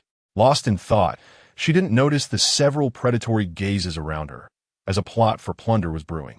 For a bankrupt little base, obtaining this potion was like walking around with a piece of pork in the street. The auction continued, but the intensity had faded, and they passed the time without incident. Li Dong stood up. "The auction is over. Everyone can move around freely in our lounge and enjoy the scenery." Qin Miao looked around. She wasn't sure if it was her imagination, but it seemed like someone had been watching her since she entered Base C. Jian Zhuo was about to take Qin Miao away when Secretarian rushed in. "Mr. Jian, all the helicopters are malfunctioning." Jian Zhuo's gaze fell on Li Dong, gradually filling with a chilling aura. "You better give me an explanation. Otherwise, you're dead." Li Dong wiped the cold sweat from his forehead. "Mr. Jian, don't panic. I'll send someone to investigate the situation right now. I promise to give you an explanation." The people nearby couldn't sit still. "I want to check on my helicopter too." "Yeah. What about my armor vehicle? Is it having issues as well?" Li Dong shouted. "Everyone sit down. No one is allowed to leave until we figure out what's going on." He didn't care about these poor folks. At most, they had 1 or 2 helicopters, but Jian Zhuo had a fleet, dozens of helicopters, and if they had to be compensated, it would be a huge loss. Some people couldn't sit still and wanted to leave. Li Dong took out his pistol and fired a shot into the ceiling. Bang! The gunshot drew in the guards of Base C, sealing off the area. Li Dong threatened, "Whoever dares to go out, I'll kill them." Only then did everyone quiet down, daring to feel angry but not voicing it. After Li Dong left, Qin Li slowly approached Jian Zhuo, pulling a chair to sit down. Jian Zhuo snapped his fingers, and the chair flew away. "I don't like anyone getting close to me." Ever since his own brother had stabbed him in the heart, he no longer allowed anyone to approach him. The banquet hall was so quiet that a pin drop could be heard. Hearing the commotion, everyone turned their heads in unison. In the apocalypse, everyone's malice was magnified. They found pleasure in seeing the untouchable beauty being humiliated. It seemed to satisfy their own feelings of inferiority. Feeling the mocking, sneering, and pitying gazes around her, Qin Li's face turned pale and flushed. No one had ever made her feel so embarrassed. Had Qin Miao just spoken ill of her in front of him? How could someone treat such a beauty so rudely? She steadied her expression, picked up a nearby wine glass. Mr. Jian, why must you keep me at such a distance? After all, I am Miao Miao's sister. Didn't we just say we sever ties? What? Are you deaf? Perhaps because she had been rebutted by Jian Zhuo too many times. Qin Li's emotional fluctuations weren't as great now. She continued to ask, Miao Miao, how long have you known Mr. Jian? Qin Miao looked up, flashing a bright smile that revealed her adorable little tiger teeth, and seriously replied, today is the 4th day. She deliberately concealed her first meeting with Jian Zhuo from a year ago. Her eyes became slightly red with emotion as she turned to look at Jian Zhuo, her eyes glistening. I still want to thank Mr. Jian for taking me in, otherwise I would be homeless. This statement had some truth to it. After all, if she left him, where would she find such a useful tool? It was appropriate to flatter him a bit. Jian Zhuo's hand holding the wine glass paused. He wanted to see if there was any deceit in Qin Miao's eyes. But all he saw was the sincerity of a young girl. In the past, people would avoid him like the plague. He never expected that one day someone would thank him. This woman was indeed different from others. A glimmer of light flashed in Qin Li's eyes. Had they known each other for such a short time? That meant they didn't know each other well, which was good for her. Even if she framed Qin Miao, she couldn't prove her own innocence. Her expression suddenly turned sorrowful, and her tone became subdued. Mr. Jian, do you know who the experimental samples I used to develop this potion were? Jian Zhuo didn't respond, and Qin Li continued speaking to herself. Actually, it was my parents. They unfortunately became zombies. After saying that, a tear fell. Qin Miao sneered inwardly. She really didn't believe it. Those two troublesome lights were probably out there causing havoc, harming humanity. They might have more lives on their hands than zombies. But she still played along, feigning sorrow. Dad? Mom? A beautiful woman shedding tears is most pitiful. The man next to her couldn't bear it and handed a tissue to Qin Li. Miss Qin, you are so great. Not everyone can bear to see their loved ones suffer right in front of them. You also sacrificed yourself for research. The people around were moved by the emotion, and Qin Li regained the spotlight. Jian Zhuo glanced at Qin Li, feeling his gaze. Qin Li quickly took the tissue and pretended to wipe her face. In reality, every move she made was carefully designed, like leaving a drop of the full-S tear sliding down her cheek without fully wiping it away. The tissue didn't obscure her features, revealing her slightly reddened nose. And this pitiful appearance broke the hearts of those around her. But Jian Zhuo just glanced and looked away, thinking only that her hands were unattractive. Qin Li didn't realize he was uninterested in her, and continued. So when I saw my sister, I was particularly happy. After all, she is my only remaining relative. Qin Miao's alarm bells went off. How did the topic turn to her? It seemed Qin Li was about to strike. She pretended to advise. I'm also very grateful that I still have my sister as a relative in this world. At that time, Miao Miao, you went missing, and the whole family was worried about you. Just when everyone thought this was a touching, sisterly reunion. Qin Li's next sentence was intriguing. When we woke up and found you missing, we were all panicked. But fortunately, all the food at home was in your bag. Enough for you to eat for a month. Otherwise, we would have worried that you might be bitten by zombies while searching for food. But why didn't you contact us through the communicator to let us know you were safe? We were all worried sick when we couldn't reach you. The combination of missing and all the food immediately conjured the image of Qin Miao taking all the food from home. Not to mention the added words of being out of contact. Some people looked at Qin Miao with a hint of disdain. No wonder she could hook up with Jian Zhuo. It turned out she was just a shameless schemer. All these privileges must have come from climbing into bed with him. Qin Li seized the opportunity and thoroughly smeared her reputation. If Jian Zhuo realized he had been deceived by Qin Miao, he would definitely be furious and punish her. Unfortunately, after being hungry for a few days, when Mom and Dad went out to look for food, they were bitten. Chapter 11. Qin Miao's scumbag ex. Before my parents lose their sanity, they want me to tell you that they don't blame you. These hints are almost roasting Qin Miao on a charcoal fire. Qin Li gave a glance to the actors hidden in the crowd, and several of them disguised themselves as onlookers, starting to embellish the story with objective comments. In my opinion, Miss Qin must have intentionally taken the food away. That's right. How could she just disappear after waking up, taking away so much food? Miss Qin, your sister is not a good person. Mr. Jian, don't be fooled by such a woman. Qin Miao looked at the few people who were insulting her and, as expected, saw fervor in their eyes. They must be Qin Li's followers. Before the apocalypse, Qin Li was a pyramid scheme leader who liked to brainwash people, always surrounded by a group of loyal lackeys. Faced with Qin Li's predicament, she couldn't explain and didn't want to. As long as Jian Zhuo believed her, it didn't matter what others thought. Her image had already been set in his mind. It couldn't be easily destroyed by Qin Li's few words. Fortunately, she had just kept the fact that she had known Jian Zhuo for a long time from Qin Li.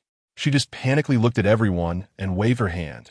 No, I was just chased by a zombie when I went to the bathroom at midnight and got lost. As for the food, Qin Li made a subtle gesture, and the surrounding actors became even more enthusiastic. She didn't want to give Qin Miao a chance to explain. No one would dig into the truth as long as the atmosphere was right. Everyone was a fool. Stop making excuses. Yeah, you're just a heartless, white-eyed wolf. Just when the situation was tense, a handsome man spoke up. I think it's just a misunderstanding. Previously, when Miao, Miss Qin was at our base. She was very kind and wouldn't do such things. Qin Miao looked over and saw her former tool, Qiqiu, the leader of a medium-sized base. She had almost forgotten this person. After all, she had no patience to build a good relationship with such a minor character. But the problem was that this Qiqiu had a delusional disorder, commonly known as a peach blossomania. As long as a woman looked at him once, he would think that she was madly in love with him, which is why he had always pestered her before. So the gaze she had just felt was not her illusion. He had indeed been staring at her. Since this tool had delivered himself to her door, why not take advantage of it? She looked at Qiqiu with gratitude, her expression affectionate. Qiqiu was shocked for a moment, and then became so excited that his eyes turned red. Miao still remembers him.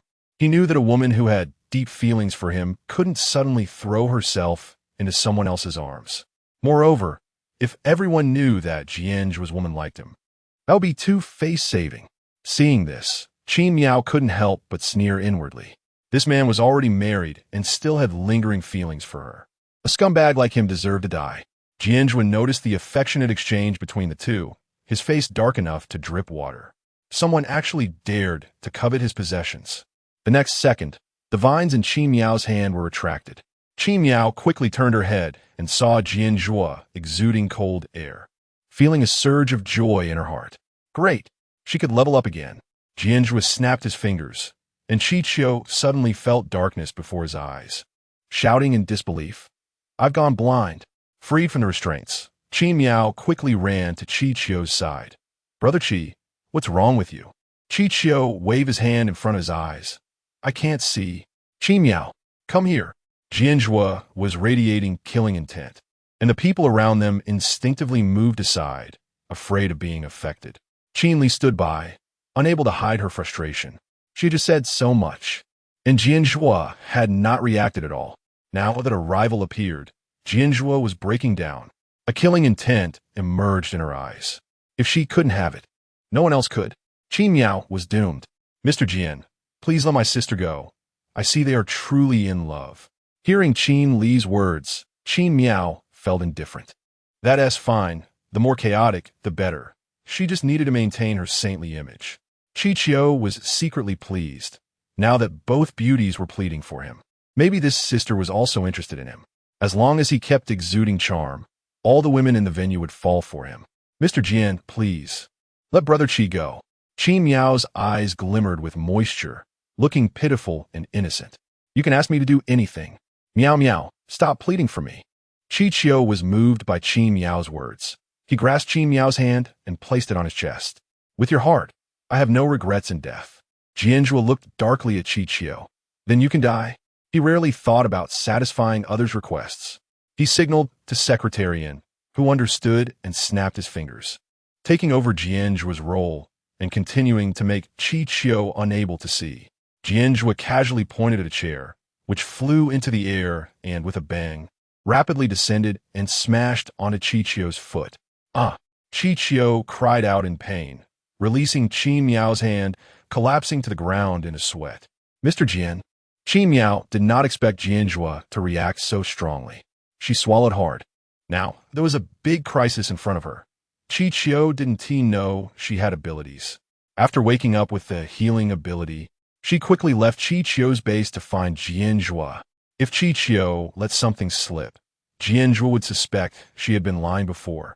But now if she didn't heal Qiqio, Jian Zhuo would also suspect whether her kindness was genuine. It had come to this.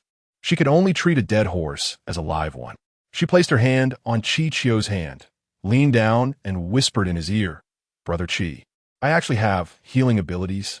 I lied to you before, but now I'm going to treat you. Please don't tell anyone." Qi Miao deliberately made the green light from her hand shine a bit brighter, hoping Jian Zhuo would notice.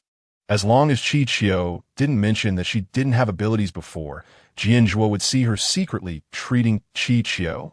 This way, both sides could keep a secret. Qiqio nodded. After all, healers were highly sought after in the apocalypse. Miao wanting to keep it from him was understandable. Now, in this critical moment, saving him only proved that she loved him the most. Jian Zhuo also noticed the green light, and his anger intensified. Good job, Qi Miao. Sneaking off to heal this man. Even if she was afraid he would discover her helping someone, she still risked it to defy him for another. His fingertips turned, pointing at Qi Miao. In an instant, Qi Miao was lifted into the air, suspended midair. Jian Zhuo's voice was dangerously low. Speak. Do you want to live? Or do you want this man to live? Qi Miao trembled in fear, closing her eyes with a quivering voice. I choose Brother Qi. Chapter 12. Sharing a bed with Jian Zhuo, her sorrowful tears fell drop by drop, scalding Qiqio's wrist and dripping into his heart. Jian Zhuo, don't hurt Miao. At this moment, Qiqio was also worked up, completely immersed in the script of his love with Qi Miao, but being forcibly separated by the villain Jian Zhuo. However, Jian Zhuo ignored him and just stared fiercely at Qi Miao in midair. Very good. I was too nice to you, right? It's time to show her some colors. In the next moment, Qi Miao felt her legs gradually beginning to bend, pain surging up. This madman Jian Zhuo actually intended to torture her to make her compromise. Say, will you live or will he? Qi Miao endured the excruciating pain and gritted her teeth. I choose Qi Ge. Just at this critical moment, a voice echoed in her mind. Awakening ability, mental control, just in time. At the moment when Qi Miao's legs were about to break, she used pain sensation blocking. Qi Miao cried out in pain, but not because of her legs, but because of her head. This mental control consumed too much energy. For a moment, she couldn't bear it and felt her head was about to split. So now, in the eyes of everyone, the girl in midair was about to have her legs broken, but still refused to compromise to harm others. The rumor spread by Qin Li were instantly debunked. How could such a kind girl steal things and cause her family to die? It must be a misunderstanding. Confusion also appeared in Qin Li's eyes. It was one thing for Qi Miao to act in front of Jian Zhuo, but why did she have to pretend to be a good person in other small bases? Had the Research Institute really tampered with her genes? Did the evil seed turn into a fool? Qi Miao's mind went blank, and she fainted from the pain. Jian Zhuo's eyes flashed with a hint of astonishment. He clearly hadn't gone all out yet. How could she faint from pain? This woman was too weak. He curled his fingers, and Qi Miao floated back into his arms, where he firmly locked her. He hadn't tamed this woman yet, so she couldn't die just yet. He picked Qi Miao up by the waist and slowly walked out of the banquet hall. The guards around him dared not stop him, and some staff hurriedly approached. Mr. Jian, we have guest rooms for resting. Please come with us. Qiqio couldn't see, but he knew Jian Zhuo was leaving, and now he was like mud here, with no one to care. Jian Zhuo, bring on. Qiqio angrily cursed. What kind of man is it to bully a little girl? Jian Zhuo. After saying these words, he felt extremely proud, thinking he was more of a man than Jian Zhuo. But he didn't enjoy his pride for long before someone stepped on his face. Secretarian sneered. What are you pretending to be, a great romantic? You're already married and still thinking of harming other little girls? I see you just want to deceive Miss Qin. Secretarian was always well-informed and had long figured out the details of these base leaders. Moreover, he had preconceived notions that Qin Miao must be a good person. So he looked down on Qiqiu even more.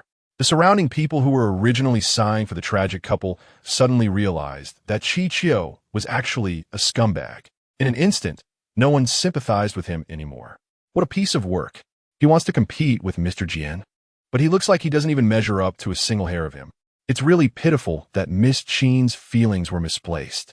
Secretarian twisted his foot and stomped Qiqiu's face a few times, almost crushing his skull. Someone teach this clueless guy a lesson. Mr. Jian is currently concerned about Miss Qin and has no time to deal with this scumbag, so his considerate secretary must take care of it. If Mr. Jian stays angry, his days won't be good either. So in the next second, the banquet hall was left only with Qiqiu's wailing and the sounds of fists hitting flesh. See base guest room. When Qin Miao woke up again, it was already midnight. Instinctively, she tried to raise her hand to touch her still throbbing head, but found she couldn't lift it. Had her hand also been broken? She opened her eyes and saw a strange ceiling. A bit flustered, she looked down and found her hands were tied by vines. And she immediately breathed a sigh of relief. As long as Jian Zhuo hadn't abandoned her, that was good. Although Jian Zhuo was very dangerous. Staying by his side in the apocalypse meant she only had to be wary of him. She didn't have to worry about anyone else. All in all, it was a no-risk, high-reward deal. After calming herself down, she realized she was actually in Jian Zhuo's arms. Her untied left hand was being held by Jian Zhuo. She struggled uncomfortably for a moment, but the man beside her patted her back. Don't move. If you're going to sleep, sleep well. If not, get out of bed. After saying that, he retracted the vines in his hand. Qin Miao, exhausted from the mental control ability, woke up for a few seconds and then felt sleepy again. Forget it. She didn't know where to go after leaving Jian Zhuo. With a bed available, she would end up sleeping on the floor if she didn't take the opportunity. Might as well lie down comfortably. Jian Zhuo had originally been waiting for the other party to stubbornly resist or perhaps be so scared that they couldn't sleep. He didn't expect the girl in his arms to just yawn and quiet down again. The steady, delicate sound of her breathing proved she wasn't pretending to sleep. Jian Zhuo stroked the back of the girl's hand, gazing at her with a hint of curiosity. Under the faint moonlight coming through the window, the girl's tranquil and beautiful sleeping face was laid before him. How dare she lie beside him and sleep so soundly? Since his birth, no one had dared to approach him. Everyone regarded him as a calamity.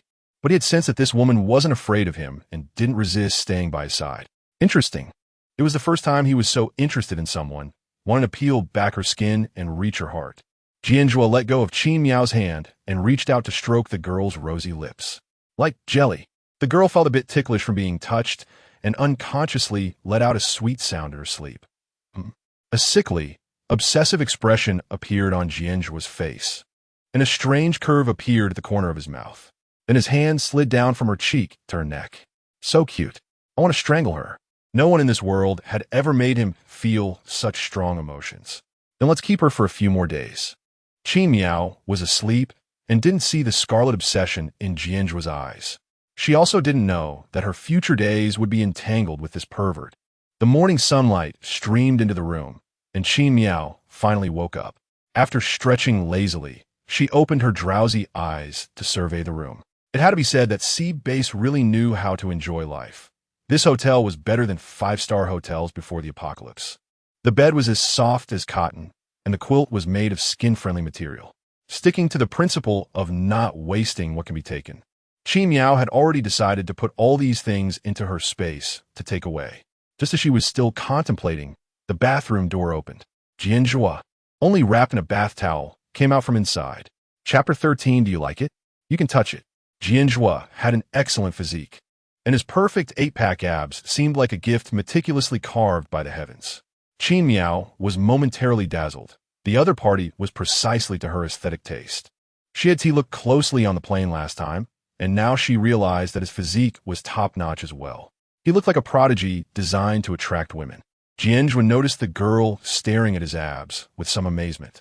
He only showed indifference towards things he was interested in, but now he felt playful towards the girl in front of him. The corners of his mouth lifted slightly. Do you like it? Qin Miao came back to her senses, lowered her head, and pretended to be nonchalant. It's okay, but I do want to touch it a bit. Jian Zhuo leaned closer, a hint of wicked charm in his narrow, peach blossom eyes, and whispered in her ear, "You can touch it." Miao was suddenly caught off guard by his words and instantly blushed. The warm breath sprayed in her ear made her feel a bit ticklish. "What is up with Jian Zhuo today?" "No. No need, Mr. Jian."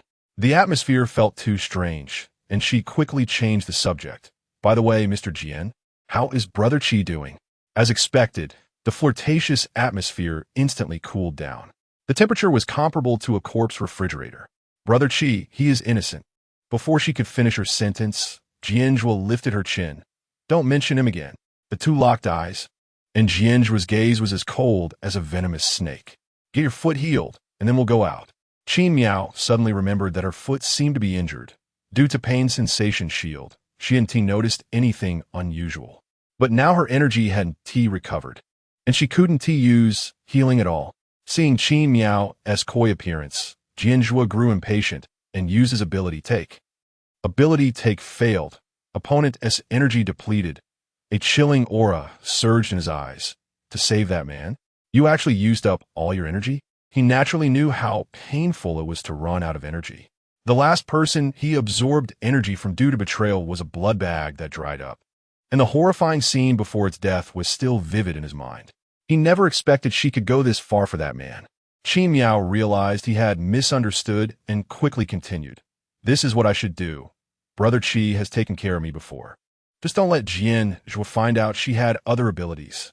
But she noticed that after saying this, Jian Zhuo's face darkened even more. She hurriedly added, "My energy will recover in a few days, and my leg will heal too. It will just hurt for a few days." This series of words still couldn't change Jian Zhuo's gloomy expression. His pathological possessiveness had already sparked murderous intent. It was time for this naive toy to learn her lesson. "Then you stay here, and I'll bring that man's corpse to you." Jian Zhuo left those words behind and opened the door to leave. He couldn't wait to see the girl's fragile appearance filled with despair. It would definitely be spectacular. The guard outside quickly followed his pace and left. "Mr. Jian, Mr. Jian." Miao looked at Jian Zhuo's retreating figure, feeling anxious. He needed to take her along for the killing, not wanting to waste this opportunity. Miao got up, but fell to the ground due to the weakness in her left leg. Although it didn't hurt, the leg injury was still there. She staggered to her feet, opened the door, and wanted to chase after Jian Zhuo. Unexpectedly, the next second, she was covered mouth and abducted. Miao was dragged into a storage room, facing two middle-aged men dressed as cleaners. They even had handcuffs on, looking like prisoners. The kinder-looking middle-aged man spoke gently. "Little girl, don't be nervous. We are good people." Miao.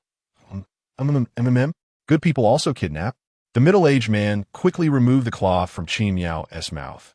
"We were just afraid that you would get scared and make noise, which would attract others' attention."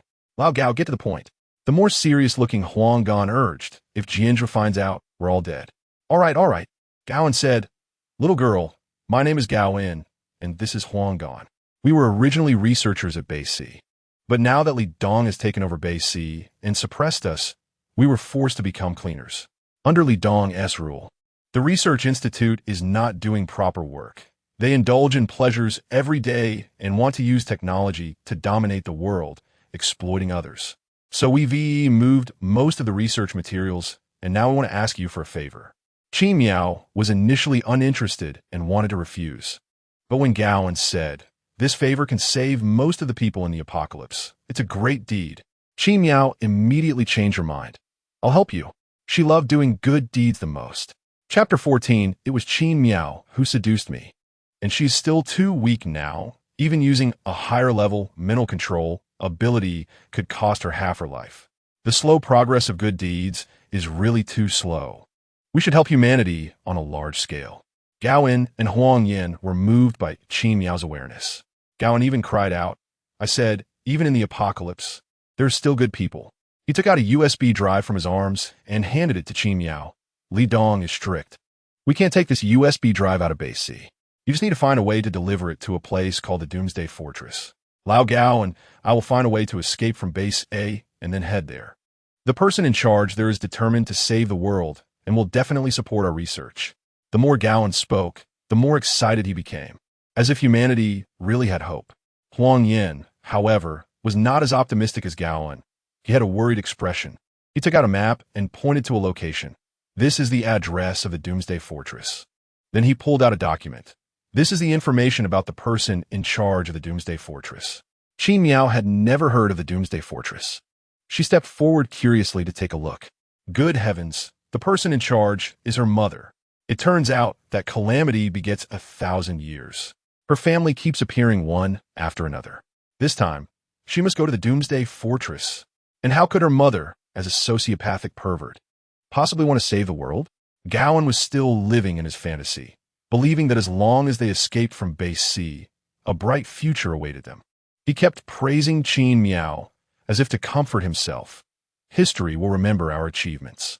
You are a great hero of humanity. Everyone will remember you. Miao took the USB drive and thought about how, years later, she would be nothing but dust and bones. Would being remembered by humanity allow her to come back to life? She put the USB drive away and nodded solemnly. I will definitely complete this mission. Of course, she wouldn't take responsibility for the consequences. By the way, I need to go save Miao finally remembered this person. She stumbled to get up and go out, and Gao immediately pushed a wheelchair out. Miss Qin, your leg is injured. If you don't mind, please sit in this wheelchair. It's fully automatic. Miao sat down, looked up at them and smiled, but noticed that Gaolin's expression was a bit abnormal. There was an excessive optimism, smiling like a sunflower. It didn't seem like the state one should have in an apocalypse. He was not far from madness. Miao wheeled herself out of the warehouse and asked a passing staff member, "Excuse me, where is Mr. Jian now?" The staff immediately recognized Miao as the girl who was forcefully taken by Jian Zhuo. Yesterday's spectacle was hard to miss, but everyone had gotten used to it. In the apocalypse, it was perfectly normal to snatch a woman. "Miss Qin, please follow me." Miao followed the guidance to the basement. It was dark and damp, with a smell of decay everywhere. Without needing the staff to lead the way, Miao knew where Jian Zhuo was, because Chio's screams were simply too loud. "Mr. Jian, it was that woman who seduced me. Let me go." A sudden scream cut off, indicating he had probably fainted. Miao, who was framed, found it amusing. She hadn't even spoken much to the other party. She composed herself and approached Jian Zhuo, "Mr. Jian." Before she could plead for mercy, she was captivated by the scene before her. Chio was tied to a cross, the flesh on his abdomen whipped into a rose shape. Blood and flesh turned into three-dimensional rose petals. She momentarily stopped breathing, her eyes filled with the shock brought by this violent aesthetic. So beautiful. The people around thought the girl had been scared silly, and Secretarian planned to use his sensory deprivation ability to cover Miao's eyes. But when he realized Jian Zhuo didn't react, he hurriedly withdrew his hand. Miss Qin was Mr. Jian's woman.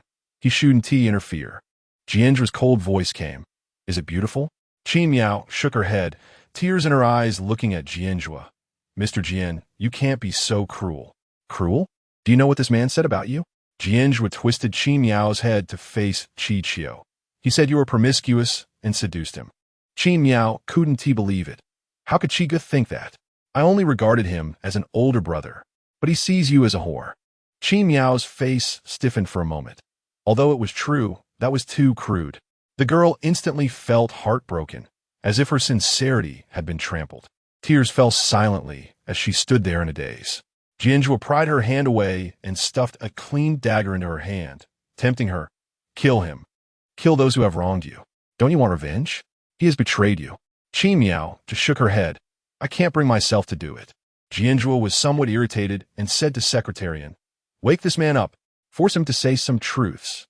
He thought the girl just hadn't gotten angry enough. Once she was enraged, she would surely kill. Secretarian picked up a basin of cold salt water and splashed it on Chio. Chio's screams were about to shatter the basement.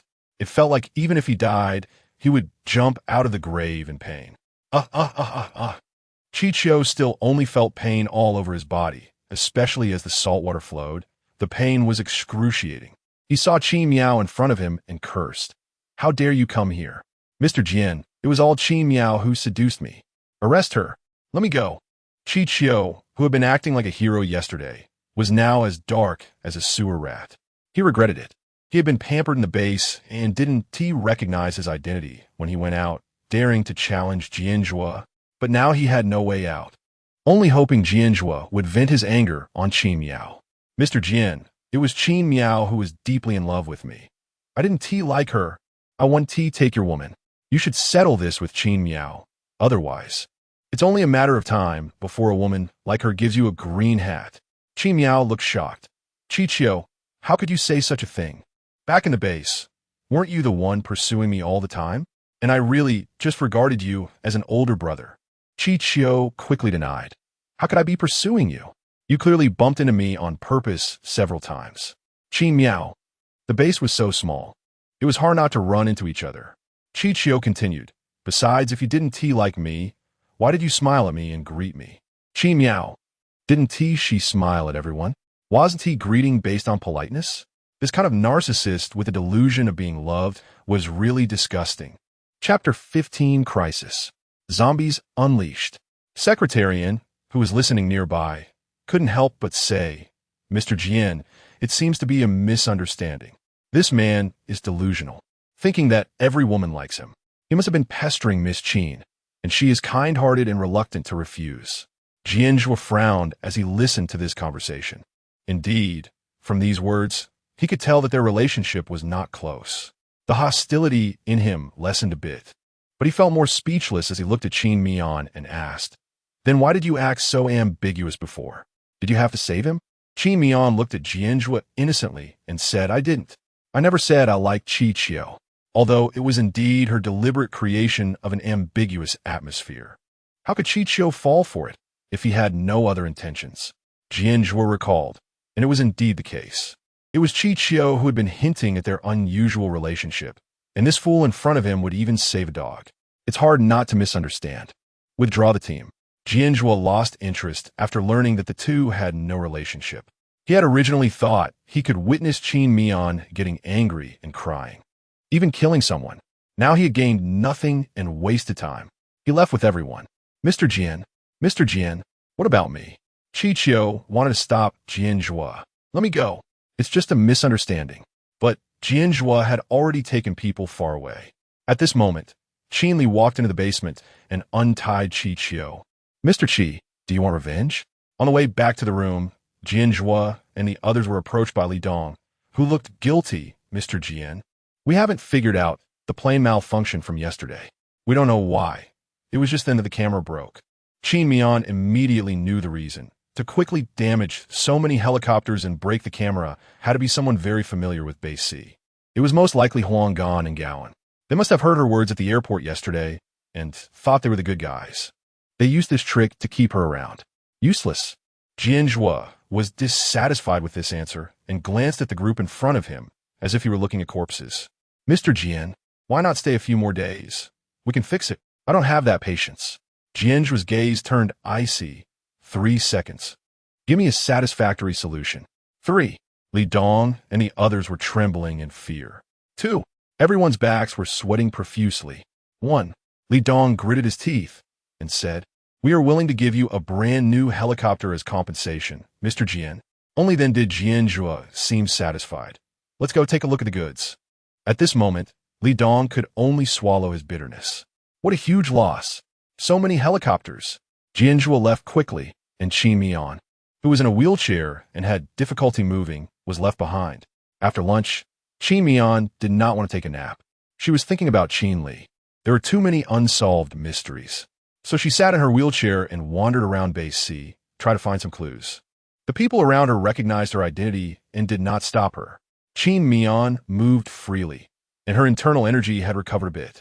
However, to avoid any emergencies, she hadn't used it to heal her foot injury yet, as it wasn't painful anyway. At a corner, she saw Huang Gan and the other two sneaking toward a certain place, so she followed them. What are you doing? The two were startled and turned around to find Qin Miao. Seeing she was alone, they relaxed. We want to see if the girl who turned into a zombie yesterday has returned to her human form. Yes, if that serum really works. We need to find a way to get a formula from Ms. Qin for research. Qin Mian immediately realized this could be a clue. Can you take me with you?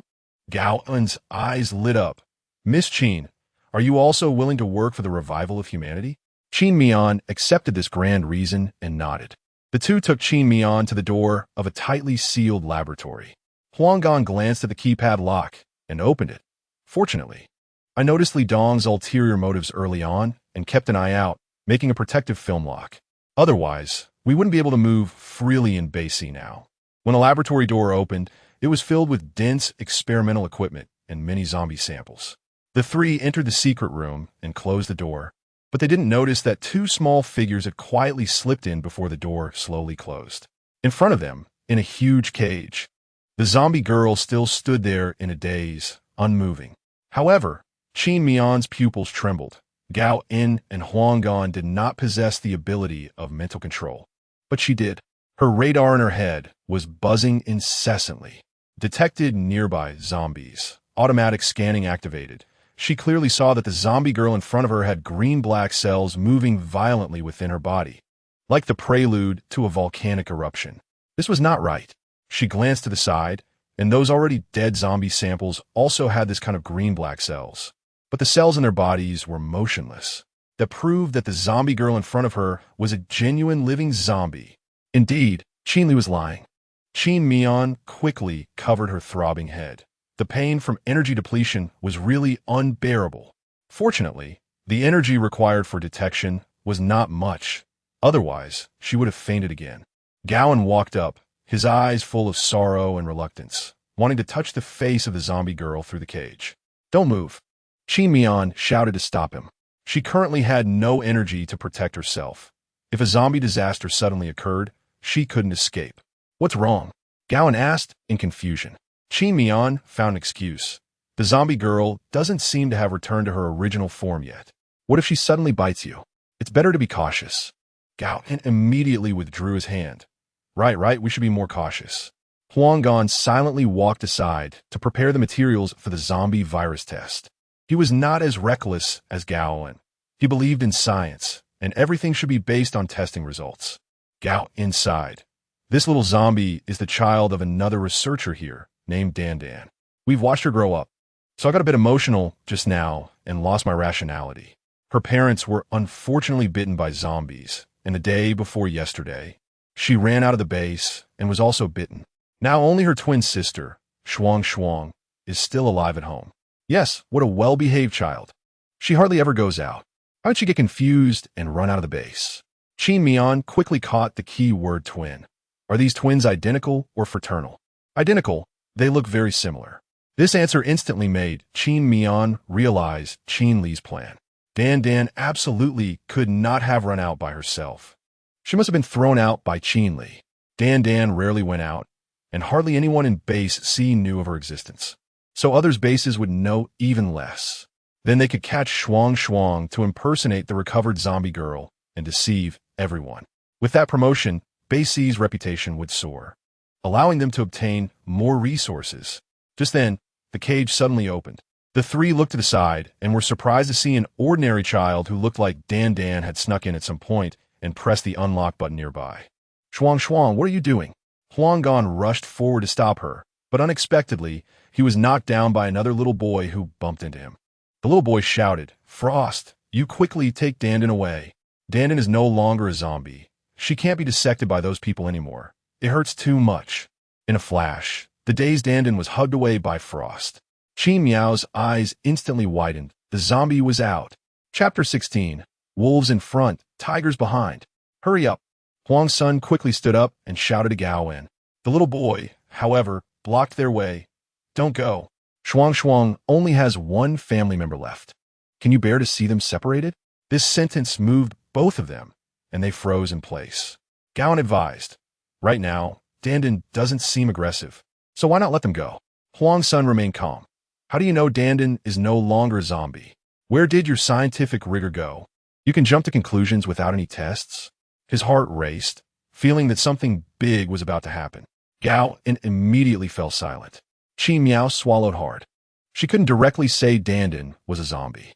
What if others questioned how she knew? She wasn't a good person and wouldn't risk her own interest to save someone. The urgent task was to find Jian Zhuo. Only by being near him could she ensure her safety. Then I'll go first.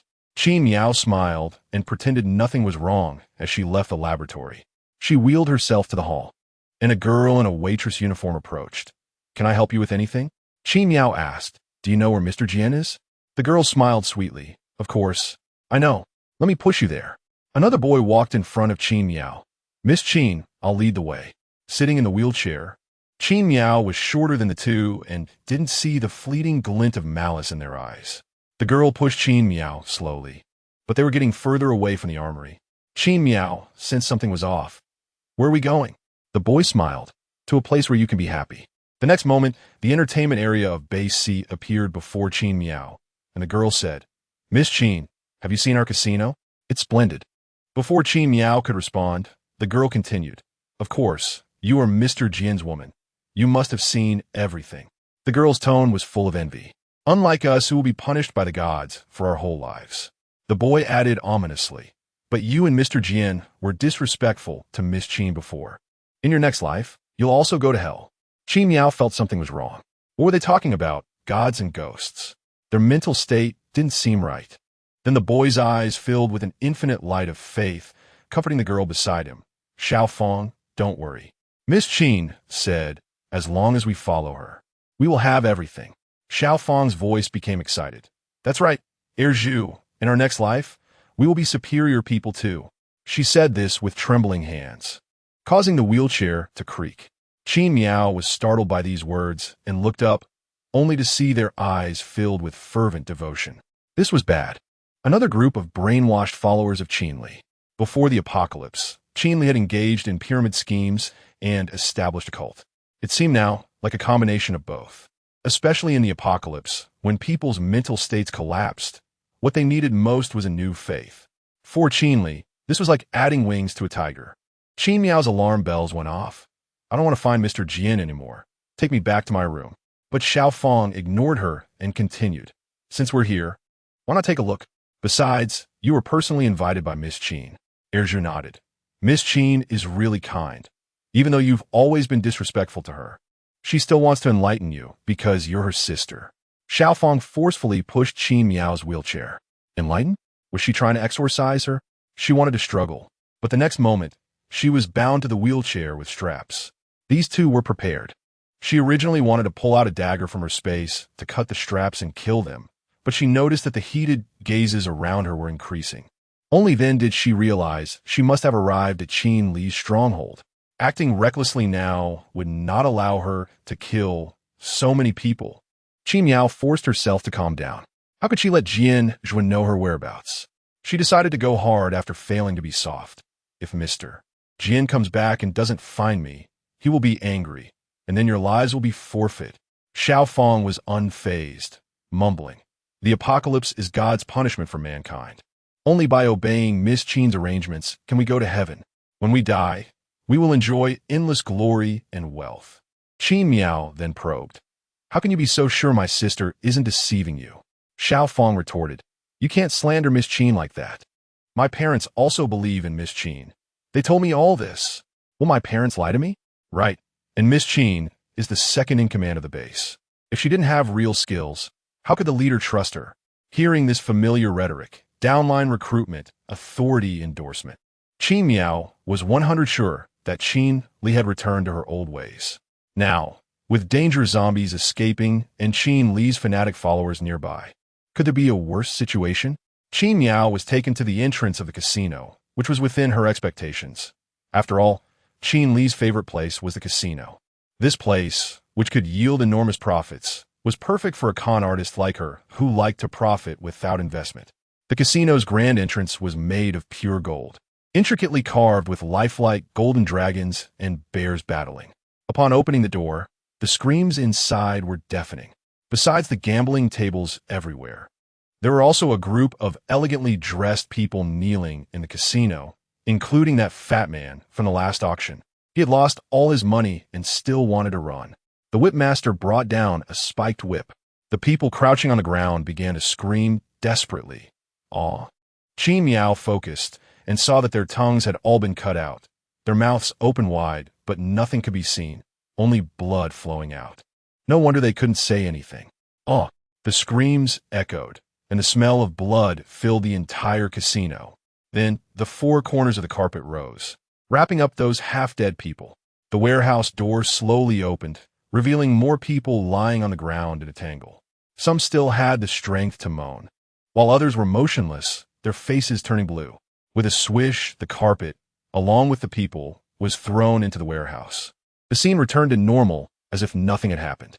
A group of people brought in odor-neutralizing agents, spraying a few times until the smell of blood dissipated.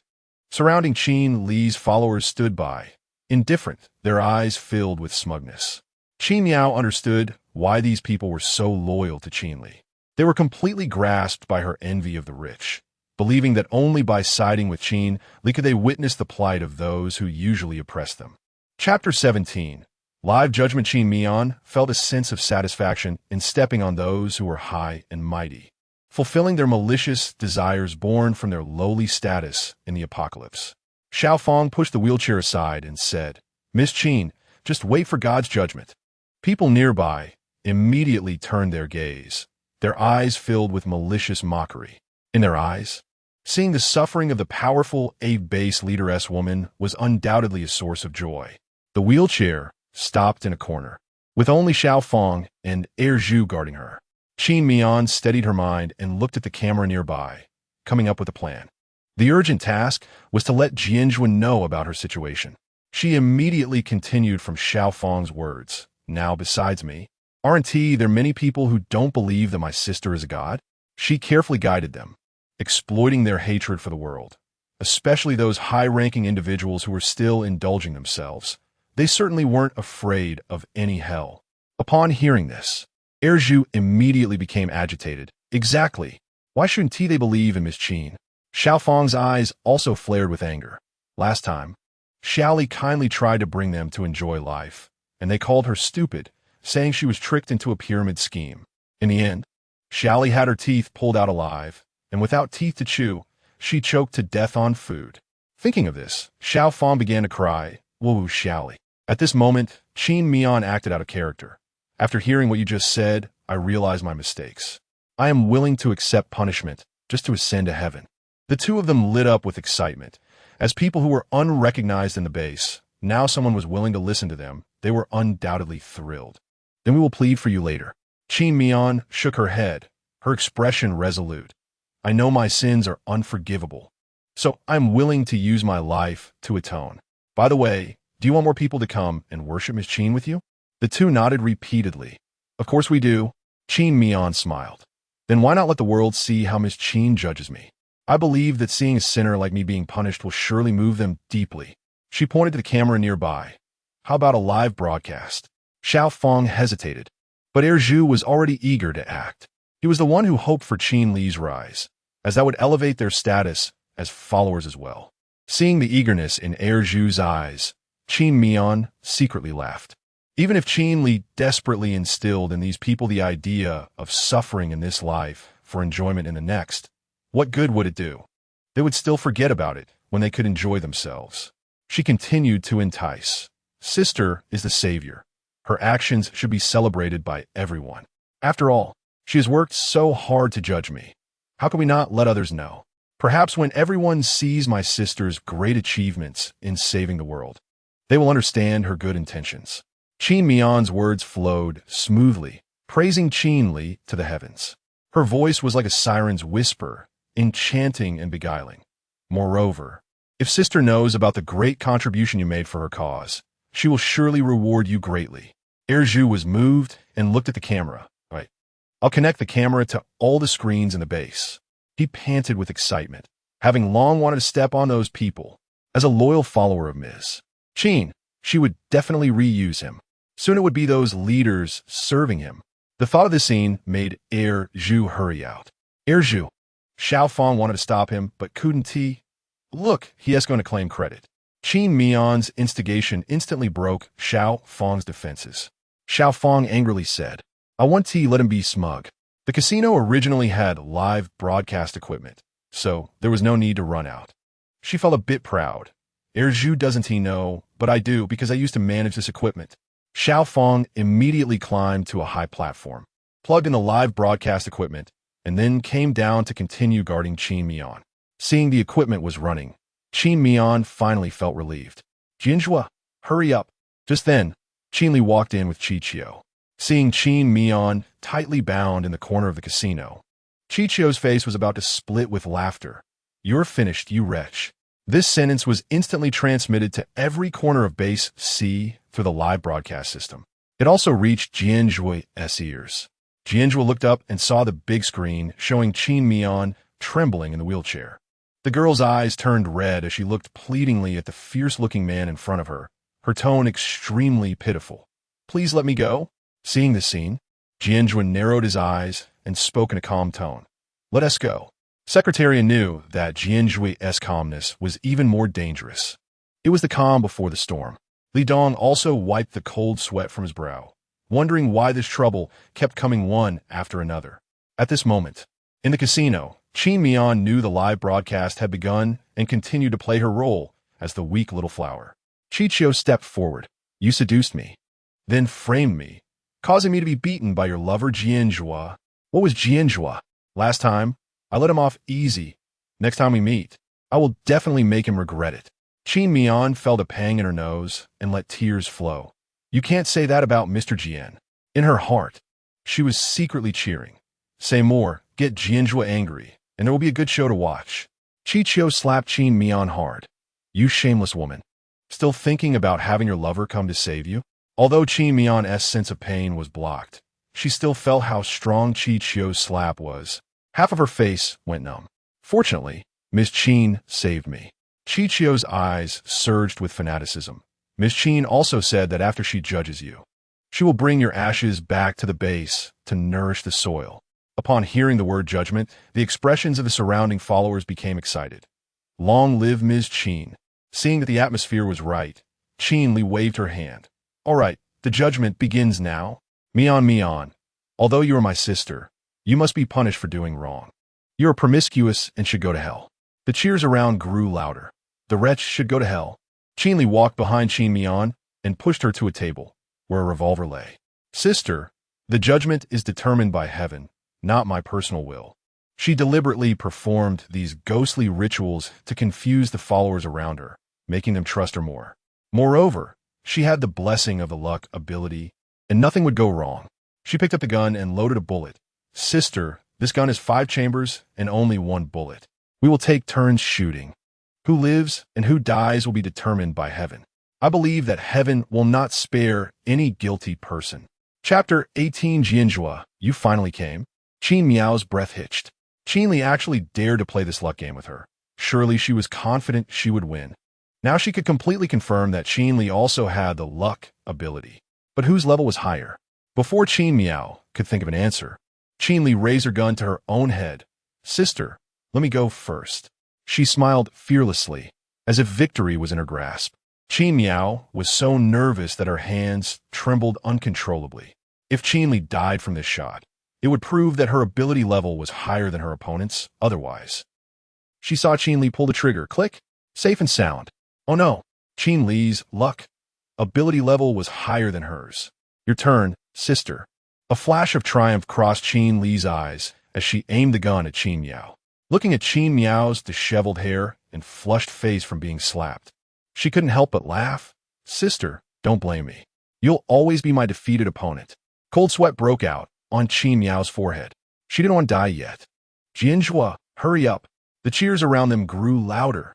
Kill her. Kill her. Punish the sinner. Sinners should go to hell. Qin Li pulled the trigger. And at that critical moment, a vine shot in and knocked the gun away. Bang. The bullet hit Xiao Mei, who was still laughing nearby, right in the center. This was Qiu's last words. Immediately, Qin Miao soared into the air, and after a moment of weightlessness, she landed in Jian Zhuo's arms, held tightly by him. The thrill of surviving made her breath quicken. Jian Zhuo finally came. Kill all these people. Jian Zhuo's voice was chilly. He was unusually tense. Just a moment ago, this foolish woman in his arms was about to leave this world. He really didn't want to part with this toy. Bang, bang, bang. The gunfire around them was denser than firecrackers during the new year. In a moment, the entire casino turned into a hell on earth filled with bullets. Ah, ah. Everyone was shot into several bloody holes and immediately fell to the ground, lifeless. Qin Miao looked in Qin Li's direction. The bullets almost hit her, but misfired and dropped straight down. She frowned. The luck ability was indeed tricky. What was Qin Li's ability level? As her energy recovered a bit, her mental control ability began to work again. Would you like to detect the opponent's ability level? Qin Miao was a bit surprised. She actually had this ability? The previous energy depletion made it impossible to use this ability, but now it seemed quite useful. She definitely needed to check. The next second, Qin Miao felt her head splitting with pain, the last bit of energy drain away, and she almost fainted. This mental control was really deadly. Qin Li, luck, level 3. Fortunately, Qin Li was only one level higher than her, but how could she improve in such a short time? Qin Miao saw Jian Zhuo raise his hand to shoot, but she didn't think he could hit. But with a bang, this time, the bullet actually grazed Qin Li's face. Qin Li screamed, covering her face, and blood seeped through her fingers. Qin Li looked at Jian Zhuo in disbelief. How could this be? Realizing something was wrong, she hurriedly activated the tunnel next to the casino and fled in a panic. Chase, secretary, and led a group of people to rush after her. Qin Miao's heart sank. Could even the luck ability do nothing against Jian Zhuo? She wanted to check Jian Zhuo's ability. Insufficient energy, unable to detect. She had to give up and deal with it later. Jian Zhuo saw Qin Li escape, lowered his hand, and narrowed his eyes as if deep in thought. Just a moment ago, he had seized the ability, perfect aim from the nearby guard. How could he miss? Something was off. There must be something strange about Qin Li's ability. He looked down and saw Qin Miao tied up like a dumpling, and with a flick of his wrist, a small knife popped out to cut her bindings. Looking at her dazed expression, the slap mark on her face was still swollen. Pitiful. He asked, "Are you scared, silly?" Qin Miao hurriedly replied, "Mr. Jian, thank you for saving me." She bit her lip, her face showing her gratitude. Jian Zhuo's presence was terrifying. She had to play her role well in front of him before she became stronger.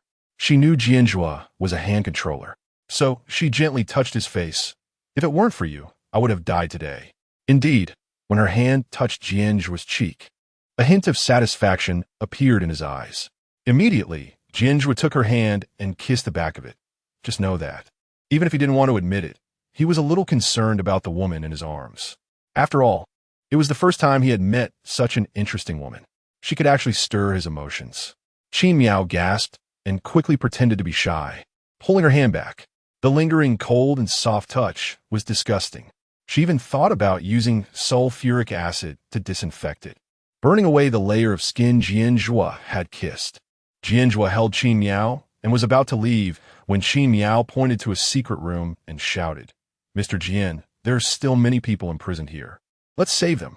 Jian Zhuo, in a good mood from Qin Miao's earlier action, raised his hand and activated a mechanism nearby, and the door opened. The people leaning against the door lost their support one by one and fell out, piling on the ground, looking from a distance like a mass of bloody, writhing worms. In their struggles, several corpses and bones were dragged out as well. Instantly, the casino was filled with a foul stench. Jian Zhuo was overwhelmed by the smell and picked up Qin Miao, leaving the scene. At this time, in front of the large screens at Base C, a crowd was watching, dumbfounded as they witnessed this shocking scene. It was simply too bloody. Soon, the crowd erupted into heated discussions. "My God, this Base C is too dark. What kind of cult organization is this? No wonder that arrogant fat leader disappeared a few days ago. Turns out he was captured and locked up in the casino. Oh my God, I won't dare come here again." At this moment, Huanggan and Gao mixed into the crowd. Gao deliberately said, "Who is that girl next to Mr. Jian?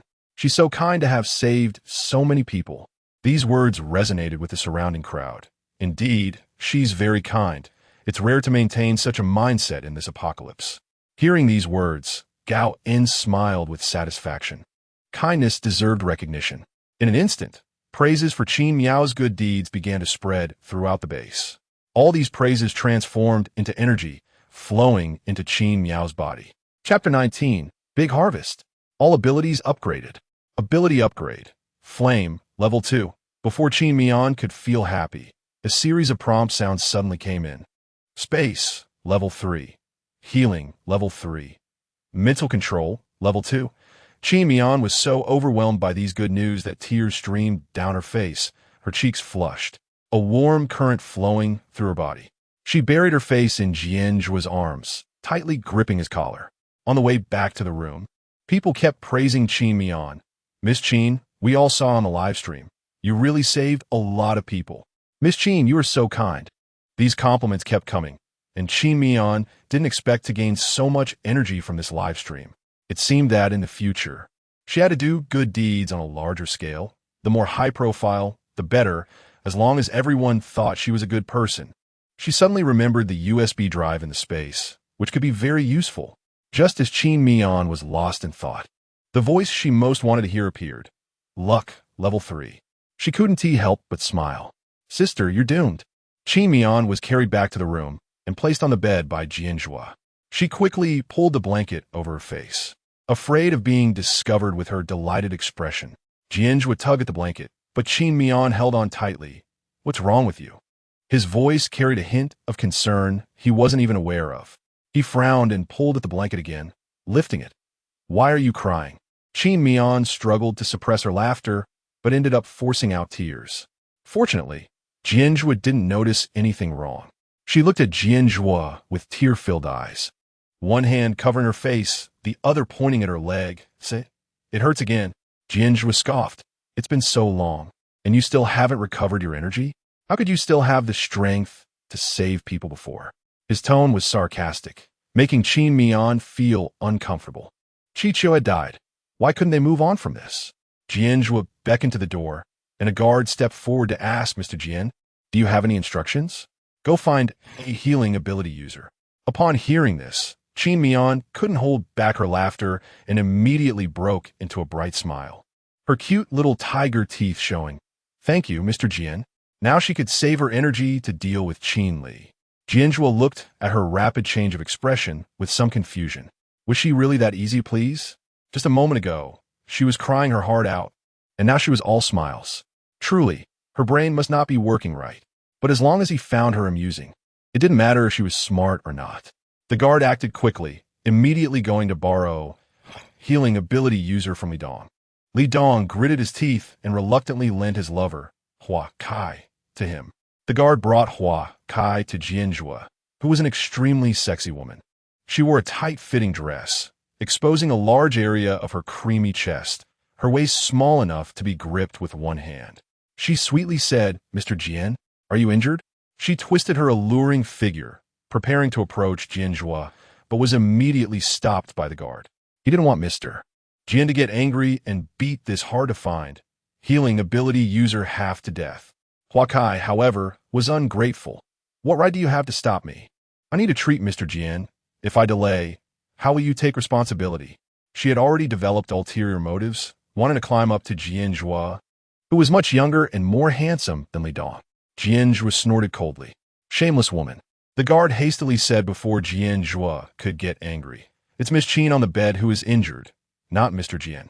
Hua Kai showed impatience on her face, looking at Qin Mian on the bed, and with disappointment said, Oh, it's Miss Qin. She could only wait for another opportunity, believing that with her skills and charm, Mr. Jian would eventually be moved. Qin Mian sweetly said, Sister, please treat me. Hua Kai reluctantly came over, sizing up Qin Mian. She's thin, her chest is small, and she looks as innocent as a young girl. How could she catch Mr. Jian's eye? Just as she was about to sit on the edge of the bed, Jian Zhuo commanded, Stand up. Was his bed something she could sit on? Hua Kai was startled and quickly stood beside the bed, not daring to get angry at Jian Zhuo. So she took her frustration out on Qin Mian, haughtily saying, Miss Qin, give me your hand.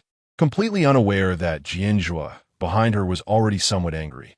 Qin Mian obediently stretched out her hand, and Hua Kai pulled it toward herself. Sister, it hurts. Qin Mian cried out in pain. The next second, Hua Kai felt as if an invisible hand was gripping her throat, lifting her into the air. She struggled to look back and saw Jian Zhuo glaring at her fiercely, his eyes like a bottomless abyss, as if they would swallow her whole. His hand was slowly tightening, and Hua Kai felt increasingly breathless. The guard quickly pleaded, Mr. Jian, there's only this one healing ability user in Base C. Qin Mian also urged, There are so few healing ability users. Please let her go. The guard continued. Yes. You can wait for her to finish treating Miss Qin before you deal with her. Hearing this, Jian Zhuo finally released his grip, and Hua Kai fell to the ground, gasping for breath. She had almost met her end, but at the same time, she felt somewhat pleased that Mr. Jian had let her go. Perhaps he was interested in her healing ability. After all, there had been rumors that Mr. Jian had been looking for healing ability users. Since Qin Mian had intentionally concealed her own healing ability, even treating Qiqiu secretly without anyone besides Jian Zhuo noticing, no one knew she was an ability user. This gave Hua Kai the illusion that she could rise to power. Hua Kai stood up, reached out her hand to treat Qin Mian, wanting to showcase how capable she was. She poured all her energy into Qin Mian, who felt as if she were soaking in warm water, cozy and warm. So this was what it felt like to be treated by an ability user. No wonder Jian Zhuo enjoyed it so much when she treated him before. She had to let him put his hand on her, making her seem like a bath attendant. Knock, knock, there was a knock on the door, and Secretarian entered. Mr. Jian, we haven't caught Qin Li yet. This was within Qin Mian's expectations. She had a hard time with luck level 1, let alone Qin Li, who was even more formidable. Jian Zhuo impatiently said, go find her. If you can't find her, blow up base C. Yes. Secretary and left immediately again. Energy continued to surge into Qin Mian's body, but Hua Kai's ability level wasn't high, and soon she was panting. Mr. Jian, Miss Qin's injury is too severe. I'll come back to treat her after I recover my energy. In fact, her ulterior motive was to come back later when it was quiet and try to climb into bed. After saying that, she staggered out. Qin Mian had also regained some energy. Now she wanted to see what ability Jian Zhuo actually had. Chapter 20. The night before the zombie tide. Ability detection in progress. Ability detection failed, unable to detect higher level abilities. Qin Miao was shocked by this news. She had thought that Jian Zhuo's ability might be as special as her own, both belonging to the high-level abilities. But she didn't expect the other party's ability to be even more advanced than hers. An unknown pressure weighed on her, and she realized how terrifying a person she had provoked. It would even become a problem to retreat successfully. Knock, knock, the door was knocked again, and this time it was Li Dong who came in. Mr. Jian, just leave Qin Li's matter to us. The compensation has been prepared. Why don't you return to base A and wait for news? Li Dong just wanted to drive this plague away. Are you teaching me how to do my job? Jian Zhuo's eyes revealed displeasure.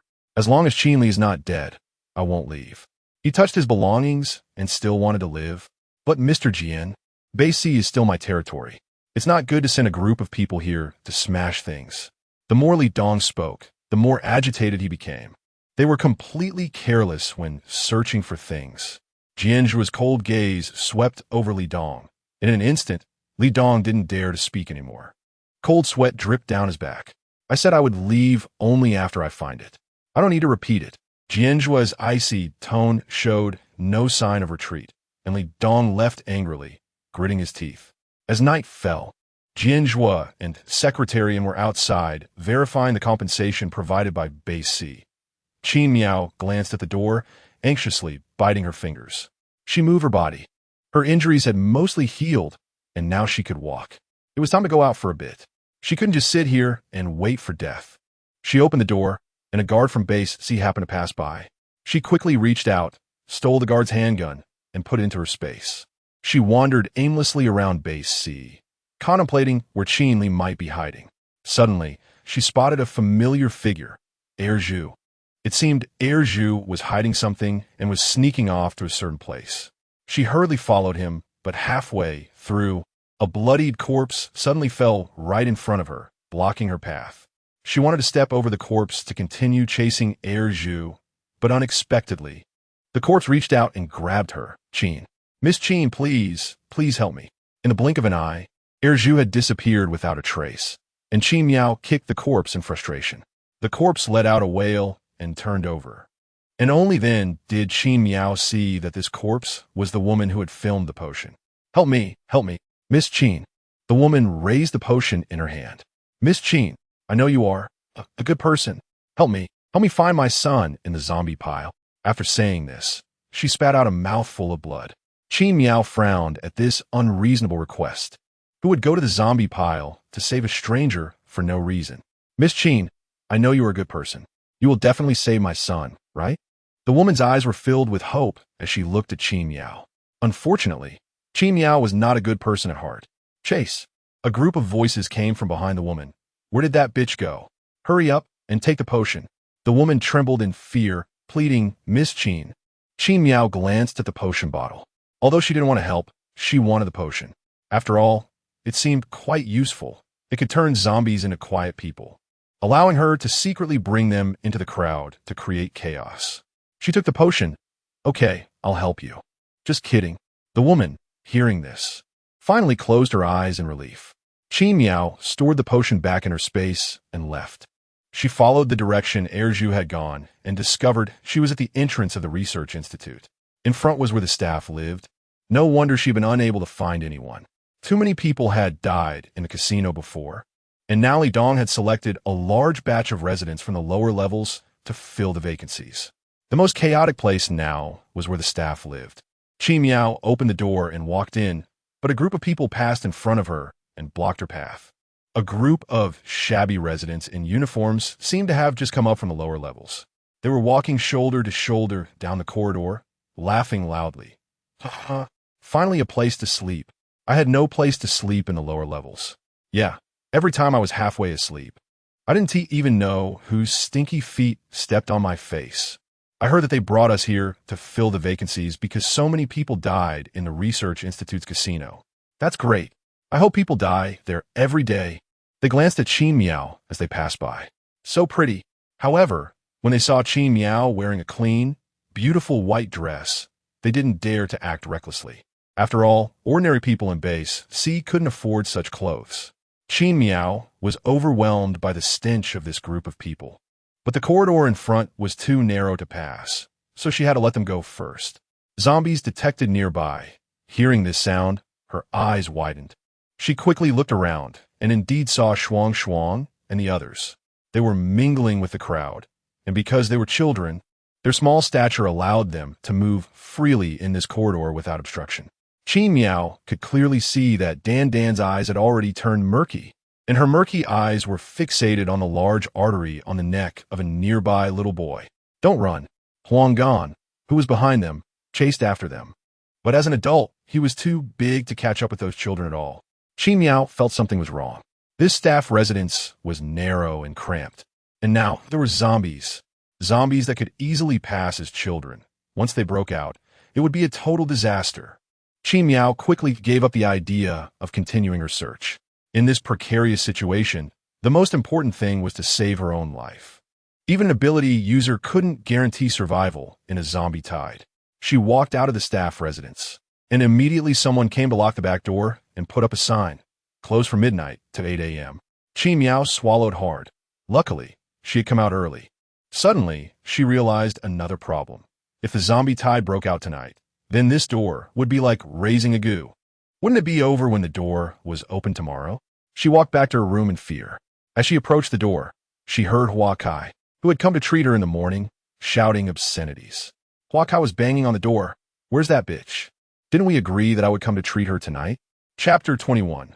The room splattered with blood. The guard beside Jian Zhuo stopped, saying, Miss Hua, be cautious with your words and actions, and don't insult people casually.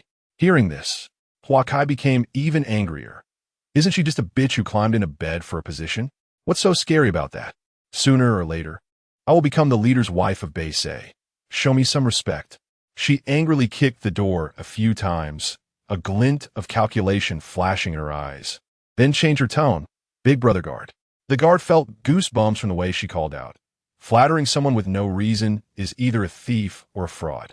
Hua Kai twirled a strand of her hair with her finger. Big brother guard, you've been standing at the door for so long. Can you let me in to sit for a while? Her voice was winding and twisting, with each syllable landing unexpectedly in Qin Miao's ears. Qin Miao also realized that Hua Kai wanted to take advantage of her absence to climb into bed. The guard sternly refused. Mr. Jian said that besides Miss Qin, no one can enter his room. Miss Hua should give up on this idea. Qin Miao seized the opportunity to appear. How could she not be satisfied if Hua Kai wanted to get closer to Jian Zhuo? After all, it wasn't he her who would be in trouble. After being insulted so harshly, she didn't want to take that kind of anger. Sister Hua, you're here. Thank you for coming to help me heal so late. She smiled. But Huakai's expression was not good. She was slightly taller than Qin Miao, but still tilted her head up, flaring her nostrils at her. Qin Miao took out the room card and opened the door. Sister Hua, come in and rest for a bit. Standing outside is tiring. At least you know how to be sensible. Huakai walked in and sat on the nearby sofa.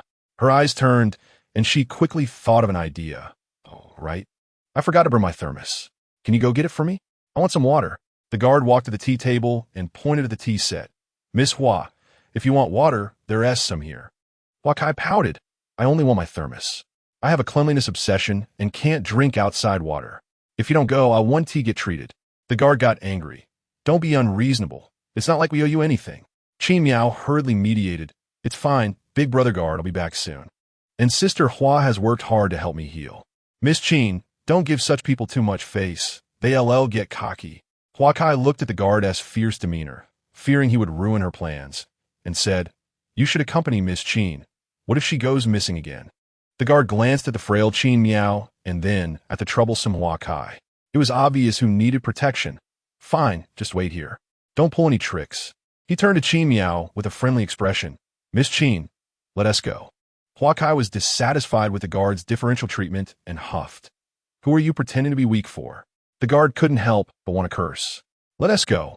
Big brother guard. Mr. Jian will be back soon. Qin Miao deliberately leaked this information to Huakai, fearing she wouldn't do anything out of line. Sure enough, upon hearing this, Huakai's eyes lit up with joy. After Qin Miao and the guard left, Huakai took off her dress, revealing extremely sexy lingerie, and lay on the bed waiting for Jian Zhuo's arrival. Before long, the door opened, and Jian Zhuo saw Qin Miao lying on the bed and sleeping, so he didn't suspect anything. Secretary and was originally about to enter, but quickly retreated upon seeing the situation. Mr. Jian, Miss Qin is already asleep, so I want to go in. Jian Zhuo acknowledged, and went to the bathroom to take a shower. After showering, he wrapped himself in a towel and lay down. Feeling a noticeable dip at the edge of the bed, Huakai's heart raced, and she turned to snuggle up to him. Jian Zhuo was jolted and looked confused. Why is she so proactive today? It wasn't until a hand began to touch his chest muscles that Jian Zhuo realized something was wrong. This hand is too rough. With a slap, Huakai was thrown out, crashing into the wall and falling down. Jian Zhuo gritted his teeth, his eyes turning red, and his hands slowly clenched, causing Huakai to struggle for breath. Filled with fear, Huakai realized she had provoked someone she shouldn't have. Jian Zhuo spoke with a cold tone. You want to kill me? Ever since being betrayed by his younger brother, everyone who got close to him was categorized as wanting to kill him. Jian, Mr. Jian. Huakai's legs struggled, knocking over a vase nearby. The vase shattered on the ground with a loud crash. The noise startled Secretary An, who was in the adjacent guest room, and he hurriedly knocked on the door. Mr. Jian, what happened? At that moment, Qin Miao and the guard returned, holding a thermos and looking confused at Secretary An. Secretary An, why aren't you resting so late? Secretary An stared blankly at Qin Miao. Miss Qin is here. Who is in there? He hurriedly pulled out the universal room card, and with a beep, the door opened. But it was too late. Inside, Huakai had already been crushed. Blood splattered everywhere, and the entire room was a mess except for Jian Zhuo. Secretary An was also splattered with blood. He felt something on his head, reached up, and immediately recoiled. Damn. Intestines. What a messy life this has become. But as a devoted secretary, he still prioritized his boss's needs. He took out a handkerchief to wipe the blood off himself and ordered the guard nearby. Go tell the staff to give Mr. Jian a new guest room. Jian Zhuo opened the wardrobe, took out a clean outfit, changed and walked out, glaring at Qin Miao. Where did you go? His suspicion peaked. How could Qin Miao be absent from the room for no reason? Was she an accomplice with the woman inside? Qin Miao raised the thermos in her hand, trembling as she said, I want to get Sister Hua's thermos. The guard also spoke up for Qin Miao. Yes, Mr. Jian. That Miss Hua insisted we go get her thermos. She threatened us, saying if we didn't, she wouldn't let Miss Qin be treated. Upon hearing this, Jian Zhuo's suspicions eased somewhat. The commotion had attracted many onlookers, and some timid ones had fainted from the sight of blood and flesh everywhere. Li Dong rushed over and saw Secretarian covered in blood, feigning concern. "Secretarian, what happened to you?" In fact, he couldn't wait for these bullies to die sooner. "Don't worry, this isn't my blood." "Oh, that's good. Then whose blood is this?" "Your lover's." As soon as Secretarian said this, Li Dong's head buzzed, and he rushed to the guest room. "My precious Wah-Wah." But the next second, he was overwhelmed by the stench of human remains in the room, leaning against the wall and vomiting. Ew. Chapter 22. Jian Zhuo's nightmare. Jian Zhuo was now so annoyed by the noise that he wished he could kill everyone around him. Secretarian noticed something was off and quickly called for someone to urge the staff, "Hurry and arrange a new guest room for Mr. Jian. He needs to rest." He knew Mr. Jian was about to go mad. Anyone who got close to Mr. Jian would make him lose his sanity and become agitated. The last blood incident occurred because of a bad intention when his sister was brought in during treatment, trying to seduce Mr. Jian. As a result, when his sister got within half a meter of Mr. Jian, both siblings died simultaneously. He carefully observed Mr. Jian, who was only wrapped in a towel. It was very likely that they had physical contact. Now, Miss Qin being near the irritable and irrational Mr. Jian was dangerous. At that moment, the staff hurried over Mr. Jian. "The new guest room is ready. Please follow me." Jian Zhuo's vines wrapped around Qin Miao, pulling her away. Secretary and initially wanted to stop them, thinking that in Mr. Jian's current state, Miss Qin might not be able to protect herself. But he withdrew his hand. He was also afraid of Mr. Jian and dare not advise. Li Dong looked at their retreating figures with a fierce glint in his eyes and whispered, "Jian Zhuo, I won't let you have it easy." In a new guest room, Qin Miao stared at the bathroom in confusion. Jian Zhuo had been taking a bath for 2 hours. He must be scrubbing off several layers of skin by now. His strong reaction made her wonder if that Huakai really had succeeded. It shouldn't be the case. Jian Zhuo wasn't an idiot. Would he really be affected by just a touch? She quietly approached the bathroom door, contemplated for a moment, and then knocked. She had to show some concern, or else it would seem heartless. "Mr. Jian, are you done? Taking such a long bath isn't good for your health." But there was no response. Qin Miao gathered her courage and knocked again. "Mr. Jian? Jian!" The bathroom door suddenly swung open, and Jian Zhuo appeared, still wrapped in a towel.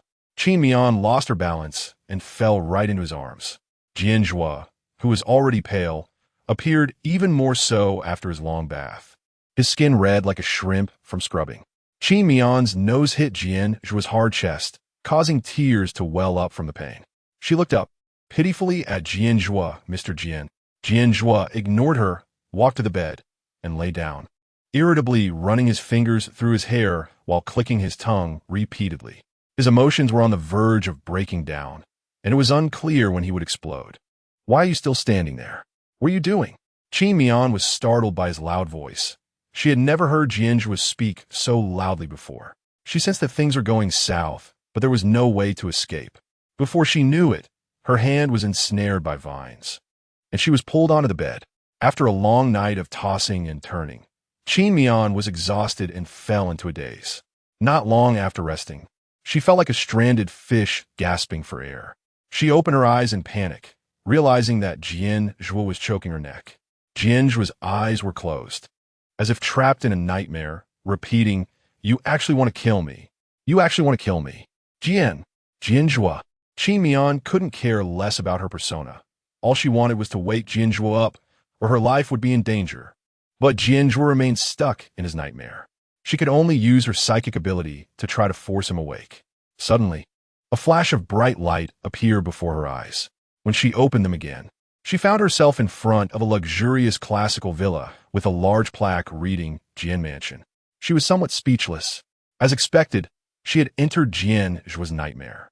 Why was this ability so unintelligent? She had to personally come into the dream to wake him up. Bracing herself, she walked inside. A smaller version of Jian Zhuo was sitting on the sofa, his youthful and adorable face carrying a hint of maturity that didn't match his age. He put down the company documents in his hand and looked up at her, saying in a pretentious manner, "Are you the new maid?" Maid? Her? Since it was just a dream, it wouldn't matter if it was absurd. She could only accept this identity. "Yes, young Master Jian."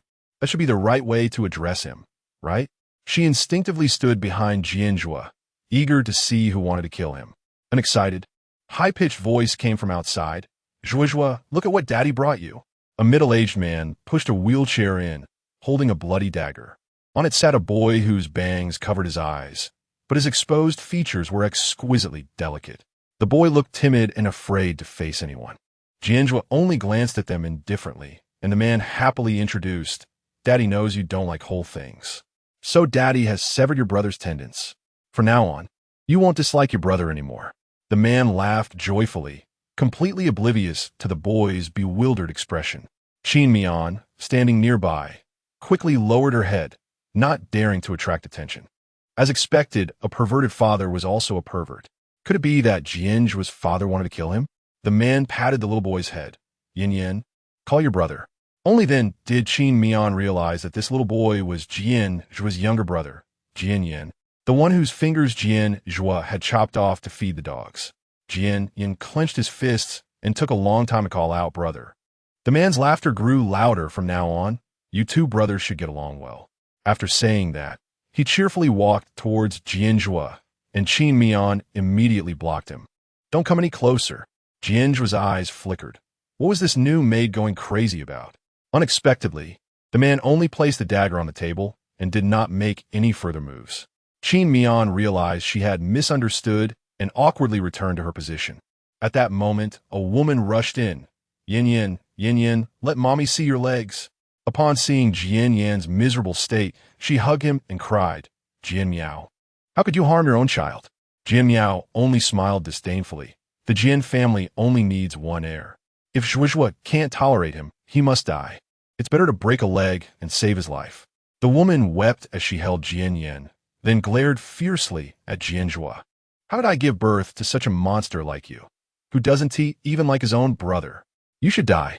Qin Mian's focus shifted again. Could it be that Jian Zhuo's mother wanted to kill him? The woman picked up an ashtray nearby and threw it at Jian Zhuo. Qin Mian reacted quickly and leaped forward to block the ashtray for Jian Zhuo. Chapter 23. The heart skipped a beat. Qin Miao's head was smashed, leaving a large gash. Buzzing, blood dripped down her cheek onto the expensive carpet. It hurt so much, because her mental control ability had put her into Jian Zhuo's dream. Her pain sensation shield had failed. Why was it so hard to wake someone who was sleeping? She looked up and continued to act, covering her injured wound, and asked with concern, Young master, are you all right? If you're fine, wake up quickly. Otherwise, I'm going to die. To make her act more convincingly, she hugged Jian Zhuo and gently patted his back, saying, Don't be afraid, young master. Jian Zhuo was taken aback by the sudden embrace, stiffening for a moment, before realizing the woman's intention. Are you trying to save me? Did you think my father was going to hurt me just now? Which is why you stood in front of me. Qin Miao quickly nodded, yes. I'm glad you're okay. Unexpectedly, Jian Zhuo just sneered. Foolish. I could have dodged it. Did you really need to go to such lengths? Qin Miao was so angry at his words that she almost spat blood, saving someone and still getting scolded. That dead child. In her fury, she didn't notice the fleeting smile at the corner of Jian Zhuo's mouth. This stupid nanny was actually quite interesting. Suddenly, the scene changed, and before Qin Miao appeared a beach where a woman was being hanged upside down from a tower by Jian Miao, almost drained of blood. In her last moments, she weakly said, Jian Zhuo, you must take good care of Yin Yin. I beg you. Young Jian Zhuo watched the scene, expressionless, as a tear rolled down his cheek. Qin Miao really didn't expect someone like Jian Zhuo could cry. It seemed he wasn't as twisted as he was now when he was young. However, his mother was already dead, which ruled out one option. The young Jian Zhuo's figure gradually grew larger, eventually transforming into the adult version she recognized. The scene shifted to an office, where he was pointing a gun at Jian Miao, who was also holding a gun.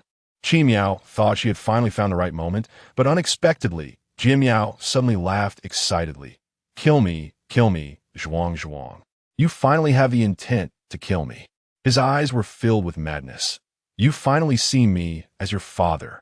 If you don't kill me, then I'll kill your brother. After saying this, he pointed the gun at the nearby Jian Yin and mercilessly pulled the trigger. Jian Zhuo immediately pulled Jian Yin, who was sitting in a wheelchair, into his arms. Then, with a bang, Jian Miao fell to the ground, a satisfied smile lingering at the corner of his mouth. He was finally acknowledged by his most favored child. Qi Miao was shocked by this turn of events. Jian Zhuo's parents were dead, which meant only Jian Yin was left. Sure enough, Jian Yin, in Jian Zhuo's arms, suddenly pulled out a short knife from his sleeve. Qi Miao hurriedly stepped forward to push him away. Jian Zhuo, run. This time, she could wake up for sure. Jian Zhuo looked at the sudden turn of events in shock and shouted angrily at Jian Yin. You actually want to kill me? Qi Miao breathed a sigh of relief.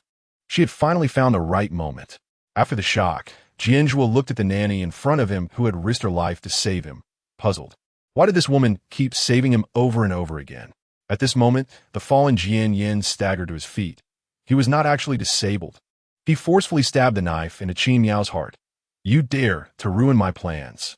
Qi Miao's heart instantly ached fiercely, her neck veins bulging, her limbs convulsing as she lay on the ground. Qi Miao. Jian Zhuo finally remembered who was in front of him. He rushed to Qi Miao and held her in his arms. Of course, besides this stupid woman, who else would treat people so unconditionally like a fool? Would she protect even a monster like him? For the first time, he felt something called emotion in his heart. At that moment, his heart skipped a beat. He looked at the blood flowing continuously from Qi Miao's chest, panicking. Qi Miao, don't die. Qi Miao endured the excruciating pain and urgently shouted, Jian Zhuo, wake up quickly. If you don't wake up, I really will die. It hurts so much. You are dreaming, Jian Zhuo. She couldn't care less about anything else now. Anyway, once she woke up, Jian Zhuo wouldn't believe she had entered his dream. Jian Zhuo heard this, and his eyes began to clear. Is this a dream? The Jian Yin behind him gradually dissipated, still cursing. Jian Zhuo, I want to let you go. It's because of you that I... As Jian Yin disappeared, Jian Zhuo's consciousness gradually returned to clarity. He realized he was pressing down on Qi Miao, his hands tightly gripping her neck. The girl's face had turned pale, almost suffocating. Jian Zhuo hurriedly released his grip. Qi Miao. Qi Miao felt the pressure on her neck lift and quickly rolled away from Jian Zhuo, gasping. Cough, cough, cough. This dead Jian Zhuo would one day make him pay back his pain 1,000 times. What happened to me? Jian Zhuo looked at his hands. He had been sleeping soundly just now. How did he start killing? Mr. Jian, you had a nightmare. Qi Miao forced out a strained smile. But now it was fine. He was fine, but she almost died. You. Jian Zhuo recalled his dream. In the past, he would be trapped in nightmares, repeatedly experiencing the pain of a short knife piercing his chest. But now, in the dream, Qi Miao was blocking the knife for him. Was he crazy? He actually dreamed of her and even stepped out of the nightmare because of her. Although it was just a dream, the feeling of that moment was not false. The corners of his mouth curled up, and the malice in his eyes turned into obsession. This woman was not just interesting. She was also cute. But this time, he didn't want to strangle her. He just wanted to possess all her goodness. No one else could have shred of it. Mr. Jian, did you dream of something? Qi Miao saw Jian Zhuo's amorous expression and wanted to confirm if he had noticed something unusual. I dreamed of something fun. Qi Miao was momentarily speechless. From my foot, Jian Zhuo looked curiously at Qi Miao, who was still taking deep breaths, reaching out to touch the red marks he had left on her. Qi Miao instinctively wanted to dodge, but was forcefully pulled into Jian Zhuo's embrace, his words carrying a hint of tenderness. From now on, just stay by my side. Qi Miao's eyes widened in shock at these words. Stay by his side in the future? She had already confirmed that Jian Zhuo remembered everything that happened in the dream and had developed some indescribable feelings for her. This blood bag, what a huge loss. She also discovered another problem. If the incurable wound on Jian Zhuo's chest was inflicted by Jian Yin, then Jian Yin was no ordinary person. He could create a wound that even the healing ability couldn't repair. By the time Qi Miao regained her composure, the sky was already bright. At that moment, Secretary Yin, who had been lingering at the door all night, knocked and cautiously said, Mr. Jian, it's already morning. Should I prepare breakfast for you and Miss Qin? In fact, he wanted to ask if Miss Qin was still alive. He had waited at the door all night, just waiting to collect the body. He didn't expect there to be no commotion, so he couldn't wait to knock on the door as soon as it was light. To be honest, he didn't want Miss Qin to die. After all, It was too difficult to find a blood bag with a good temperament that suited Mr. Jian. The next moment, the door was opened, and Jian Zhuo said, "Prepare breakfast for two." Chapter 24. The Fall of Base C. All right. Secretary An's eyes lit up. Finally, someone has managed to survive under the furious Mr. Jian. This saved him a lot of work. While having breakfast, Qin Mian remembered the zombie girl from yesterday. Due to the casino fiasco, the leaders of other bases had evacuated overnight. In fact, she wanted to leave as well. The staff quarters felt like a ticking time bomb, and she didn't know when it would suddenly explode. She looked at Secretary and standing beside her and tentatively asked, "Secretarian, has anything happened in Base C?" Secretarian poured soy milk into Qin Mian's cup. "No, Miss Qin, it's calm today." Qin Mian smiled slightly. "Is that so? What I'm afraid of is this calm." Suddenly, a huge explosion shook the entire base. Jian Zhuo's guards rushed in. "Mr. Jian, the staff quarters of Base C have exploded.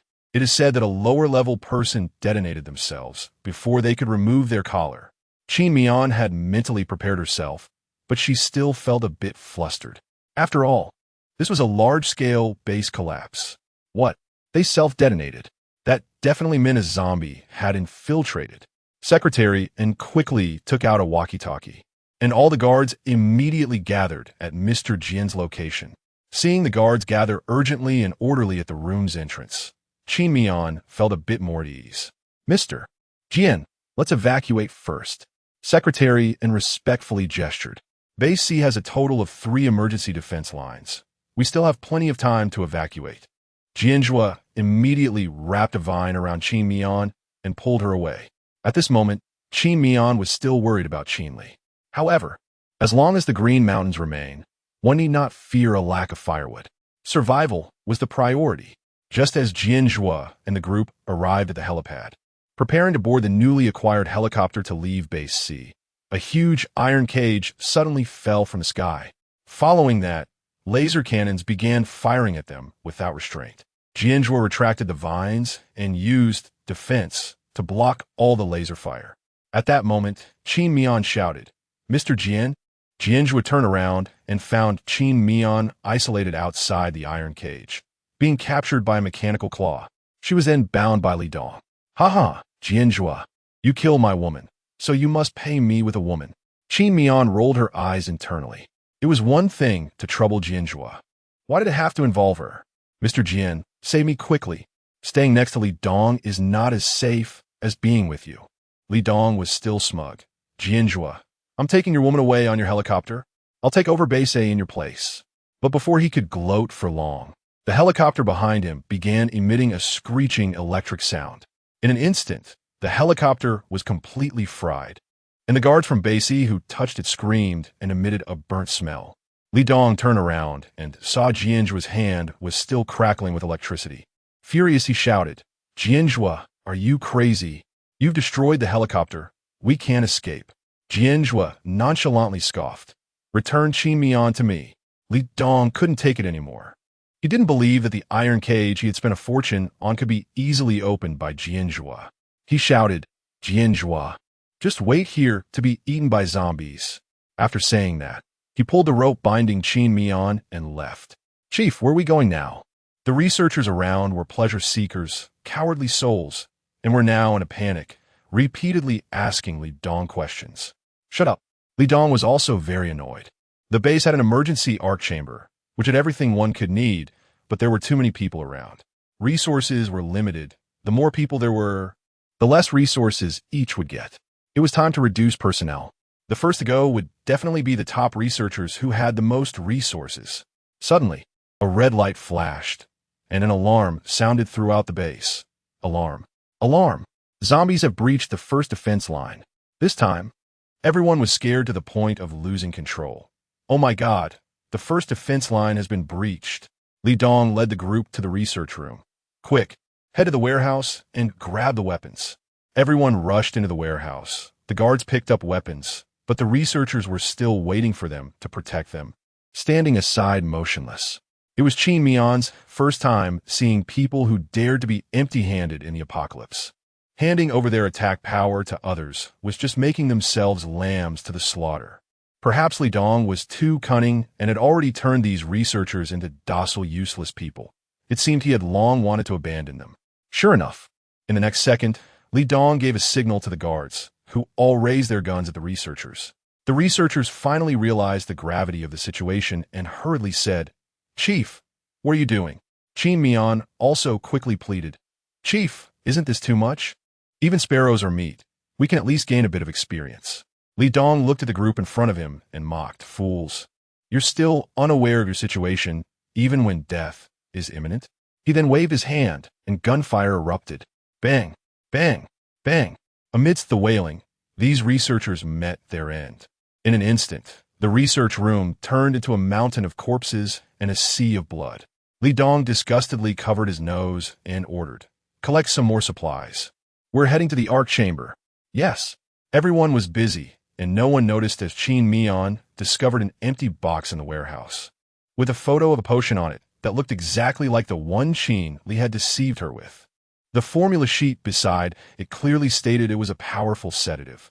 The handwriting looked like Huang Gan's. When she looked at the map of the Doomsday Fortress last time, she had seen Huang Gan's handwriting. Sure enough, Qin Li's formula sheet was stolen from someone else. This potion was quite powerful. It could even sedate zombies. She also put the formula sheet into her space. Are the things packed? We should leave. Li Dong pulled the rope binding Qin Mian and led the guard away. Warning! Warning! Zombies have breached the second defense line. The zombie invasion was more serious than expected, and Li Dong quickened his pace. But he was still not faster than the zombies. Warning!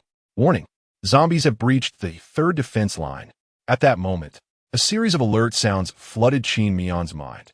A large number of zombies detected approaching. Start detecting zombie locations. Qin Mian looked around and indeed saw a group of black-green figures rushing toward them from behind the wall.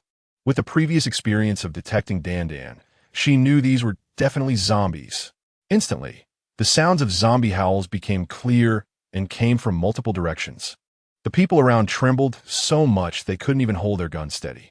Help! These zombies are so close to us. What should we do? Are we going to die here?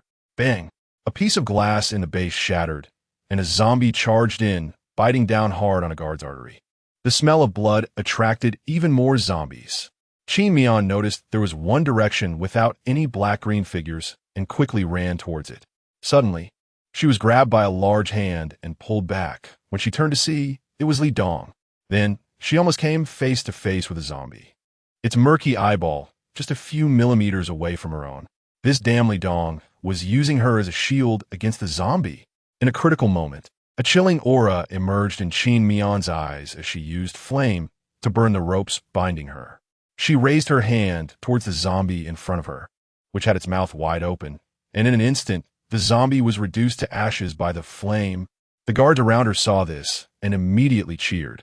There's an ability user here. We're saved. Qin Mian removed her disguise, a mocking smile curling at the corners of her mouth. You still want to live? Anyone who has seen my other abilities should be silenced. The flames in her hand grew more intense, forming a circle around the guards. In an instant, the fire circle contained not only humans, but also zombies that had already drooled all over the ground. I don't want to die. I don't want to die. The wails filled the air, and Qin Mian turned to Li Dong with a chilling smile, saying, Li Dong, it's your turn. Chapter 25. I'm not trying to deliberately deceive you. Sister the Firelight illuminated Qin Mian's face, which had a smile that seemed both genuine and mocking. She raised her hand, aiming at Li Dong. Li Dong hurriedly pulled out his handgun, but to his surprise, just as the bullet was about to hit Qin Mian, it changed trajectory and missed. He was so scared that his legs went weak, and he collapsed to the ground, continuously retreating. How could he have known that this girl, who looked like a beautiful waist, would be so powerful? I was wrong. Please spare me. If I die, no one will take you to the Ark's secret room. Only the leadership knows about this place, and I know many of the codes for the locks inside. Leadership? A glimmer of calculation flashed in Qin Mian's eyes.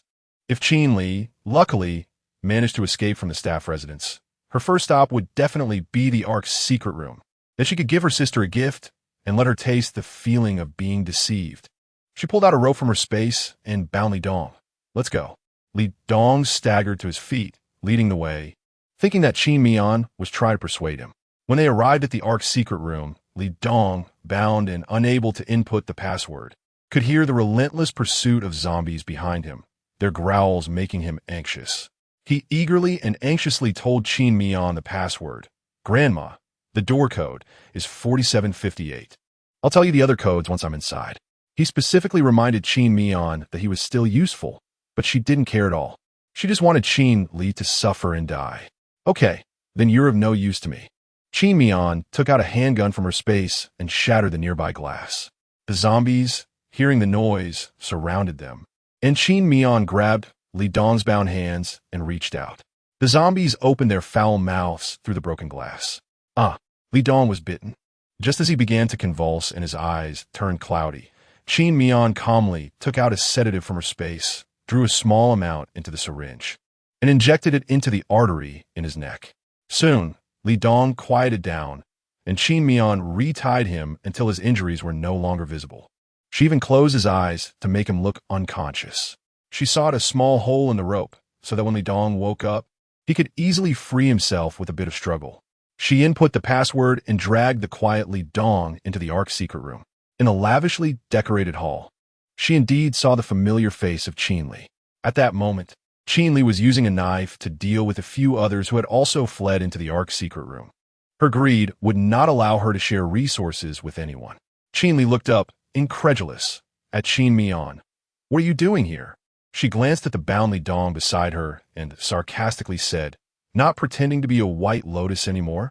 Aren't you afraid Jian Zhuo will discover your true nature?" Qin Mian sneered. "Sister, do we really need to talk about each other? We both know what kind of people we are. When you scold me, aren't you just scolding yourself?" Sharp-tongued, Qin Li narrowed her eyes, looking disdainfully at Qin Mian. "No matter how many times, you'll always lose to me. This time, Jian Zhuo isn't by your side, so don't think you can escape death like last time." Qin Mian raised her gun and aimed it at her. "Sister, you don't want to die, do you? If you don't want to die, open the doors to those warehouses and show me what's inside. You dare to threaten me." Qin Li knew the other party had a gun and couldn't act rashly. Even though she had the luck ability, she had used too much energy while escaping the zombie tide and was still slowly recovering. She had to conserve her energy or the pain of depletion would be unbearable. She got up, reluctantly, and secretly pressed the nearby password lock, making sure Qin Mian couldn't see the code. The grain storage door slowly opened. Qin Mian dragged Li Dong and followed her in.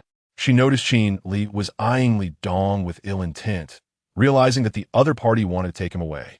After all, Li Dong was the one who knew the Ark's secret room best and had many mechanisms that required his passwords. A triumphant smile flashed across Qin Mian's face. Li Dong was originally meant for Qin Li. She would let Qin Li take him later. The grain storage opened, revealing a dazzling array of food, water, and clothing. Enough for a person to survive here for 50 years. The control room and weapon storage were behind the grain storage. Just as Qin Mian was about to pull Li Dong into the grain storage, she was suddenly pushed hard by Qin Li, caught off guard.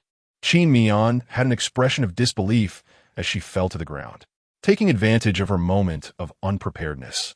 Qin Li dragged Li Dong into the grain storage and quickly pressed the door close button. Watching Qin Mian desperately trying to get into the grain storage, she laughed maniacally. "You think you can compete with me?" A hint of malice flashed in her eyes. In fact, she could completely leave Qin Mian outside to starve to death. But previously, Qin Mian had repeatedly sabotaged her plans with Jian Zhuo, forcing her to scurry to the slums like a rat. Fortunately, the sea base had fallen, allowing her to escape the wanted list. She didn't want Qin Mian to die so easily. She spoke ominously into the intercom. "Sister, once I find the mechanism to open the secret room door, just wait to be torn apart by the zombies." She kicked Li Dong beside her. "Wake up. Tell me where the mechanism to open the door is. Wake up." She kicked him several times, but Li Dong didn't wake up. Useless. Qin Li gave up and planned to find herself. She didn't expect that the moment she turned to go to the control room, Li Dong's eyes opened. His murky eyes were filled with a predatory impatience, and he immediately moved his body. Qin Li sensed movement behind her and turned around to see Li Dong's bulging, cloudy eyes staring intently at her. She stepped back in fear. How did Li Dong turn into a zombie? Her sharp eyes caught sight of the injection mark on his neck. Instantly realizing she had been deceived by Qin Mian, Qin Li, a seasoned schemer, quickly pieced together the entire situation. Qin Mian, you dare to deceive me. Qin Li's furious roar echoed through the intercom and reached Qin Mian's ears. Qin Mian's tone was sarcastic, the smile on her face barely concealed. Sister, how would I know that the sedative wouldn't work? Didn't you say that once injected, the zombies would turn back into humans? I thought the leader had returned to normal. That's why I brought him in. I didn't mean to harm you. Qin Li was about to go mad from Qin Mian's words. Anger surged through her veins. She had deceived so many people for so many years. This was the first time she had been tricked by someone else. The rage was building up to the point where it felt like her head would explode. Chapter 26. Sister, it's my fault. But soon, her rage turned into extreme fear. Li Dong struggled free from his bindings. She hurried to the armory to grab a weapon, but when she saw the password lock on the door, she was dumbfounded. She didn't know the code. Behind her, Li Dong was rushing toward her, but just as he was about to reach her, he tripped over a bottle, smashing his head against the wall and fainting. Qin Li covered her racing heart. Luckily, she still had her luck ability. Yes, she still had her luck ability, and she had a little energy left in her body. Qin definitely couldn't kill her. She had to get out and snatch the gun from Qin's hands. Otherwise, she would be eaten by zombies. She quickly grabbed a rag nearby and tied Li Dong's mouth shut, then used a rope to bind him to the shelf. But she knew this was only delaying the inevitable. She arrived at the grain store door and tried to open it, only to find it was locked from the outside by Qin Qian. She hurriedly spoke into the intercom, using an unusually humble tone. Qin Qian, it was my fault. Upon hearing this, Qin Qian sneered. What did you do wrong? She had originally planned to let Qin Li out because there was an even bigger gift waiting for her. Wrong. Wrong for tricking you into the Gene Research Institute. Qin Li's tone seemed genuinely remorseful, but it wasn't my choice. Dad forced me. If I didn't do it, he would have killed me. In the past, Qin Qian might have believed such nonsense. After all, her sister was a gentle and generous ordinary person. But before she was knocked out by the people from the Gene Research Institute, the last thing she saw was Qin Li's cold, mocking gaze, and she realized how foolish she had been. Sister, don't you remember? When you were seriously injured and bedridden, I brought you food. How could I forget? Qin Chuan had already confessed. She had incited Qin Chuan to injure her, and bringing her food was just to prevent her from dying and losing her playmate. And who took you to the hospital when you were sick? It was a black clinic. They didn't pay for the medication, and I was tortured by the black doctor for quite some time before escaping. After escaping, Qin Li only cried to her, saying she didn't know where it was. That she had once believed those fallacies was just because Qin Li acted too much like a normal person, thinking she was the product of her parents' negative traits. She opened the intercom display, and for a moment, Qin Li lost her composure, her resentful face fully visible. She quickly composed herself, changing her expression to one of regret and self-blame, as if she wanted to die to atone for her wrongs. Sister, you. Qin Li initially wanted to play the emotional card, but seeing Qin Qian laugh as if she was hearing a joke made her eardrums ache. Qin Qian shot a sideways glance at Qin Li. Are you done? That thing behind you is about to move. Qin Li didn't need to turn around. She could already hear Li Dong's low growl through the rag. Hiss. The shelf was shaking, making creaking sounds as it scraped against the floor. Qin Li was scared stiff, beads of sweat forming on her forehead. At that moment, she lost her rationality and screamed. If you don't let me out, you don't know the password to the grain store. You'll start out there too. Qin Qian, you big idiot, if you don't let me out. It's 2 lives gone. If I die, you will too. Suddenly, she couldn't be arrogant anymore, because she saw Qin Qian pull out a bag of chips and start eating. What did you get? Chips. Qin Qian stuffed the chips into her mouth, intentionally crunching loudly. I don't know, there were just a few big boxes of food in this hall. I just found the food. In reality, she had pulled it out from her space. Sister, didn't you search properly? These words shattered the last line of defense in Qin Li's mind. Sister, turn back quickly. Qin Qian's tone was filled with a hint of glee. Qin Li looked back, and Li Dong was already dragging the shelf over, getting close. The sharp teeth pressed against Qin Li's face through the rag. Ah! Qin Li felt the vague shape of the teeth against her skin, scared out of her wits. She grabbed a nearby bottle and smashed it towards Li Dong. "Don't come near me. I don't want to die yet." The bottle shattered into pieces, cutting Qin Li's face, leaving a deep scar visible to the bone. Blood streamed down her face, making her look utterly disheveled. She jabbed the bottom of the broken bottle into Li Dong's skull, and he fell to the ground in response. But the zombie's life force was tenacious. Li Dong didn't die and was struggling on the ground, waiting for the next attack. Qin Li could clearly see the rag in Li Dong's mouth had torn open a large hole. She was so scared her legs turned to jelly and kept pleading outside. "Sister, I really made a mistake. I'm a big jerk. I was wrong. Just forgive me this once." Just as she was still pleading, she saw Qin Qian unlock the door. She hurriedly entered the password and ran out. At the moment she dashed out, Li Dong had already broken free and was chasing after her. She quickly pressed the emergency door close button. The grain store door slammed shut with a bang, and Li Dong's hand was crushed by the pressure, falling right in front of Qin Li. The severed hand was still moving, trying to reach Qin Li, but she kicked it away with all her might. After flying far away, it fell to the ground and finally lost its vitality. After doing all this, Qin Li slumped to the ground, looking haggard and covered in wounds, like a wild dog that had just been in a fight. Qin Qian walked up to her, standing in front of her, looking down at her with disdain. "How does it feel, sister, to be deceived?" Qin Li glared at Qin Qian fiercely, her eyes filled with rage. "Qin Qian, you're dead." She focused on the gun in Qin Qian's hand, mustering the strength to snatch it, but she just lunged and missed. She looked at her empty hands, unable to believe the reality. Shouldn't that gun have luckily landed in her hands? The next second, the cold gun barrel was aimed at her. Qin Qian sneered. "Sister, it's you who is dead." Saying this, she shot Qin Li in the foot. Bang! Qin Li felt a sharp pain and looked at her foot in disbelief. "How is this possible? How could you hit me? Did you think you were the only one who awakened the luck ability?" Qin Qian's words dragged Qin Li down into hell, extinguishing her last glimmer of hope. Chapter 27. Despair and pain intertwined. Impossible. Impossible.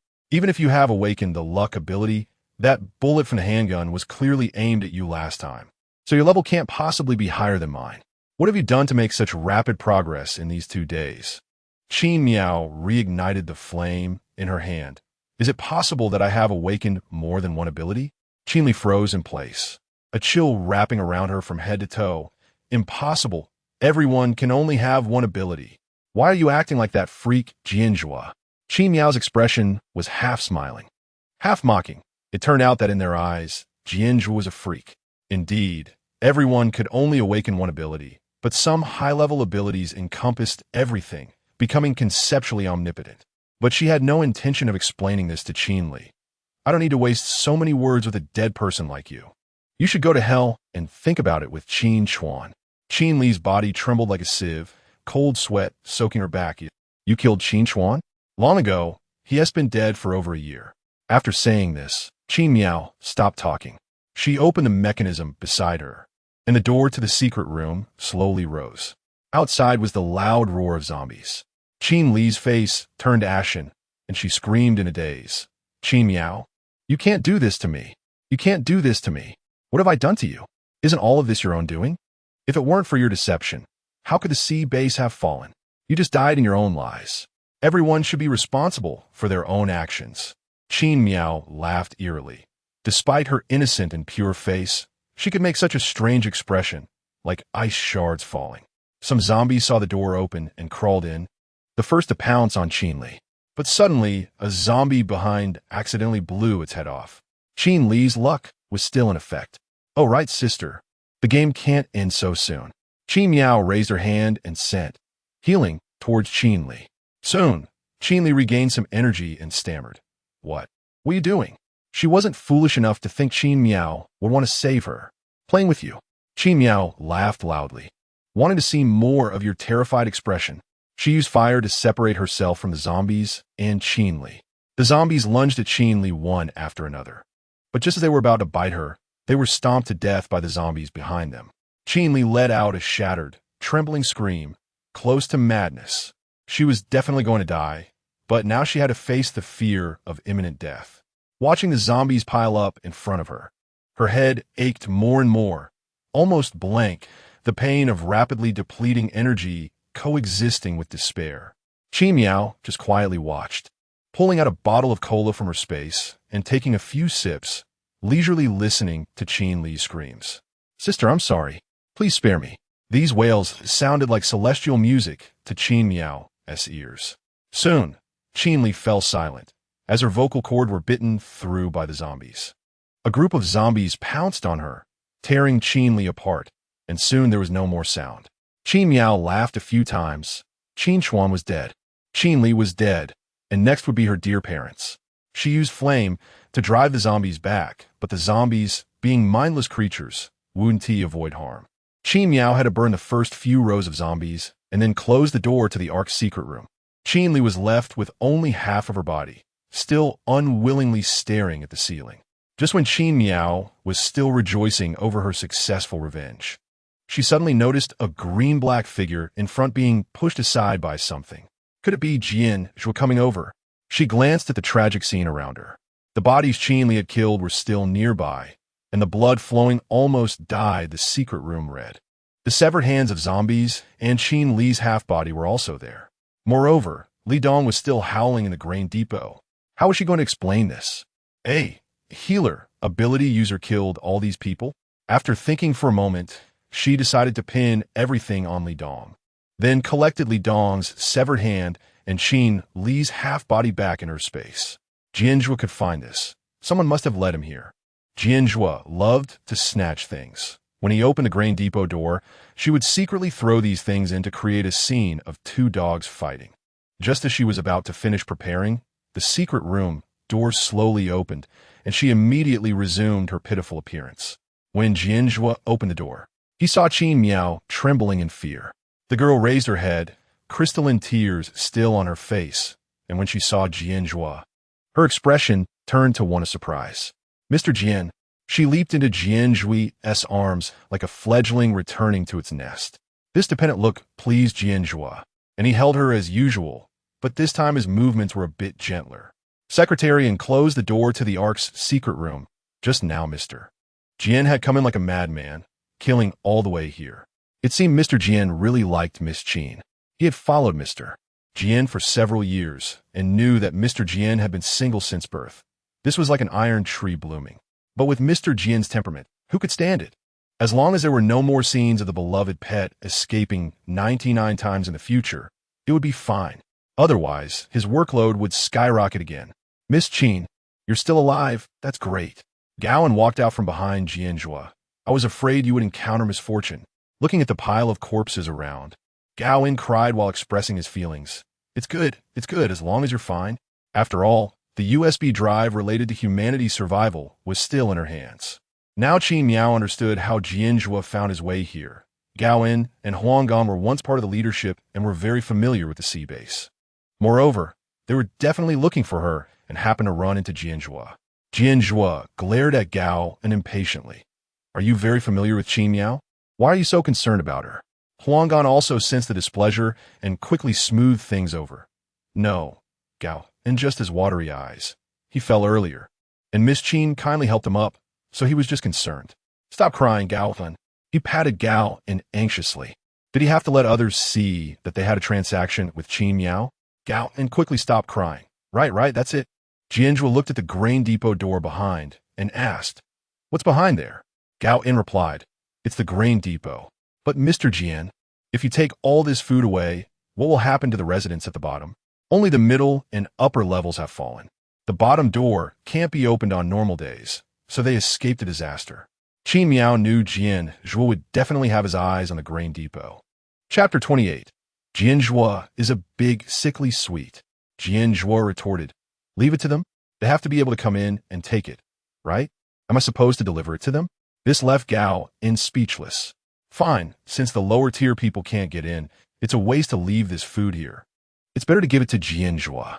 Seeing Gao and heading to open the granary, Miao pretended to advise, "Uncle Gao, Li Dong is still inside." She was about to make Li Dong take the blame. The girl's body began to tremble as she burrowed into Jian Zhuo's embrace, Li Dong is so scary. Look at all these people he killed. Feeling the delicate body in his arms, along with the occasional faint fragrance from the girl, Jian Zhuo was momentarily distracted. So cute. I want to eat her up. But seeing Qin Mian's eyes still on Gao Wen, he felt a bit displeased and raised his hand to cover her eyes. Those eyes can only look at him. Qin Mian was still talking when suddenly the world went dark. What was wrong with Jian Zhuo again? She felt Jian Zhuo's attitude toward her becoming increasingly strange. Was it really necessary to have such a strong possessiveness over a blood bag? She looked up and assessed Jian Zhuo. Not knowing was one thing, but seeing it was shocking. Jian Zhuo's eyes sparkled with an unusual obsession, and he was smiling a sickly smile. Jian Zhuo couldn't be a sickly sweet type, could he? Qin Mian hurriedly looked down to hide her flustered expression. Previously, Jian Zhuo always wore a sour face, and she thought he was a cold-hearted bastard. Now it seemed that it would be increasingly difficult to shake him off. Not afraid of a sickly sweet type, just afraid if the sickly sweet type has power. With a series of kidnapping and binding, she wouldn't be able to escape. Gao heard Qin Mian's words and immediately stopped. I was wondering why I didn't see Li Dong just now. I thought it was strange. Turns out he's been inside for a while. He looked at the bodies around him, blood flowing like a river, and slowly retreated. Mr. Jian, I'll tell you the password. But I can't get close. I'm afraid Li Dong will shoot me. The password is 3693. Jian Zhuo waved his hand, and several guards, fully armed, raised their shields in front of them and moved forward to open the door. As soon as the door opened, Li Dong screamed and rushed out, dragging a shelf behind him, desperately trying to move into the crowd. The guards were so scared they hurriedly retreated. Fortunately, the shelf behind Li Dong was too large and got stuck in the doorway, preventing him from rushing in to bite anyone. He was not rationally charging out. The rope around his waist was embedded in his flesh, almost breaking him in half. Seeing this scene, those around were startled. How could there be zombies in there? Moreover, this zombie was missing an arm. Did that mean there were others inside? Wouldn't they all turn into zombies? A guard stepped forward and shot Li Dong in the head, ending his life. Another guard used electricity to stimulate Li Dong's body and, finding no basic signs of life, pushed his corpse and the shelf blocking the way aside. Everyone cautiously entered the granary, and a guard wondered, why is there no one inside? How did this zombie lose its hand? Qin Mian pretended to be scared and quickly ran to a corner, too afraid to look. Then, without anyone noticing, she discreetly tossed out the half-body and severed hand from the space, then screamed in fright. Ah! Before the even landed, she felt the familiar sensation of weightlessness and was pulled back to Jian Zhuo's side by vines. Looking at the vines around her waist, she froze for half a second. Wasn't he this binding? Was she not smart before? How could she not realize Jian Zhuo was a pervert? Then she quickly remembered to act, hurriedly shouting, "Sister." The sister died in that corner. But this time, she didn't dare to shrink back into Jian Zhuo's arms. This person was too scary. Seeing the half-eaten, tattered corpse, everyone imagined the scene of Qin Li and Li Dong fighting like dogs, with Qin Li chopping off Li Dong's hand and being eaten down to half a body before turning into a zombie. This woman deserved to die. She had harmed so many people before. Unexpectedly, Jian Zhuo sensitively sensed Qin Mian's resistance and reached out to pull her closer. Why are you standing so far away? Secretarian, who was still thinking about what kind of chase scene not to act out, immediately advised, Mr. Jian, Miss Qin is just scared. Shouldn't you comfort her a bit? Otherwise, if she runs away, you'll have something to cry about, and there will be something for him to find. Jian Zhuo seemed to contemplate the feasibility of this suggestion, and the next second, he gently patted her on the back. Don't be afraid. In her dreams, she also comforted herself this way. Qin Mian was shocked by this moment of warmth, her pupils trembling. What the hell? Jian Zhuo can also comfort people. This is really disgusting. She was originally a person with emotional defects, uninterested in anything except hatred. Any kindness from others only made her feel disgusted. But Secretarian was very satisfied with this scene. He could focus on his job with peace of mind. Gowan also opened the control room and weapon store for them to enter. After confirming there was no one around, Secretarian ordered, everyone, gather the supplies here. We're leaving Base C and heading home. He looked at the dazzling array of food and weapons around. This time, we really hit the jackpot. The surrounding guards shouted, big harvest. Big harvest. Big harvest. Qin Mian quickly discovered the document containing the unlocked password for the self-destruct collars on the necks of the lower-tier residents in the control room. If these lower-tier residents wore collars, they wouldn't be taken in anywhere. After all, if they accidentally got bitten by a zombie, innocent people around them would also be forced to perish together, leaving no chance to escape. She instantly felt this password was very useful. After memorizing the password, she hurriedly destroyed the document, fearing others would discover it. This good deed could only be hers. There were so many lower-tier residents, they would surely rise. Then she hid a mini loudspeaker in her bosom. Just as everyone was excitedly collecting supplies, Qin Mian couldn't help but ask, "Mr. Jian, how do we get back?" "Walk back. If we see any vehicles on the way, we'll steal one." Walk back. Qin Mian didn't expect Jian Zhuo to be so hardcore. Base C wasn't close to Base A. It would take days and nights to walk back while fighting zombies. Even gods wouldn't hold out. She suddenly thought of Huang Shan and Gao In and quickly said, "Mr. Jian, these two researchers can fix helicopters. Let's have them help us fix one. It shouldn't take long." She smiled sweetly at Jian Zhuo, her tone flattering, afraid he wouldn't agree. Besides, walking back would waste your precious time. She really didn't want to walk until her legs shook. Jian Zhuo thought for a moment. Walking back would indeed waste time. Qin Mian added a few more sentences. "Then let's bring them back to Base A. Base C has fallen. Bringing back two researchers. We can master the most advanced scientific technology, right?" In fact, she had other reasons for doing this. Chapter 29. Awakening Superpowers. Time Reversal. Her words were laced with a tone that considered the interests of Base A. Fearing that Jian Zhuo's damned possessiveness might think she was protecting the two from agreeing to her request.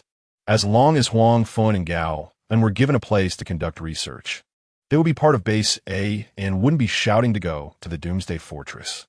Her mother was not a good person either. If she mastered the most advanced technology, it would be even harder to deal with her. Huang Fun and Gao were so moved, they almost cried. They thought they would have to fend for themselves in this zombie-infested Base C. But unexpectedly, someone wanted them. Moreover, they were given a place to conduct research. Gowan was so touched he couldn't speak. Miss Qin Yu. Huang Fan also felt a rare sense of envy.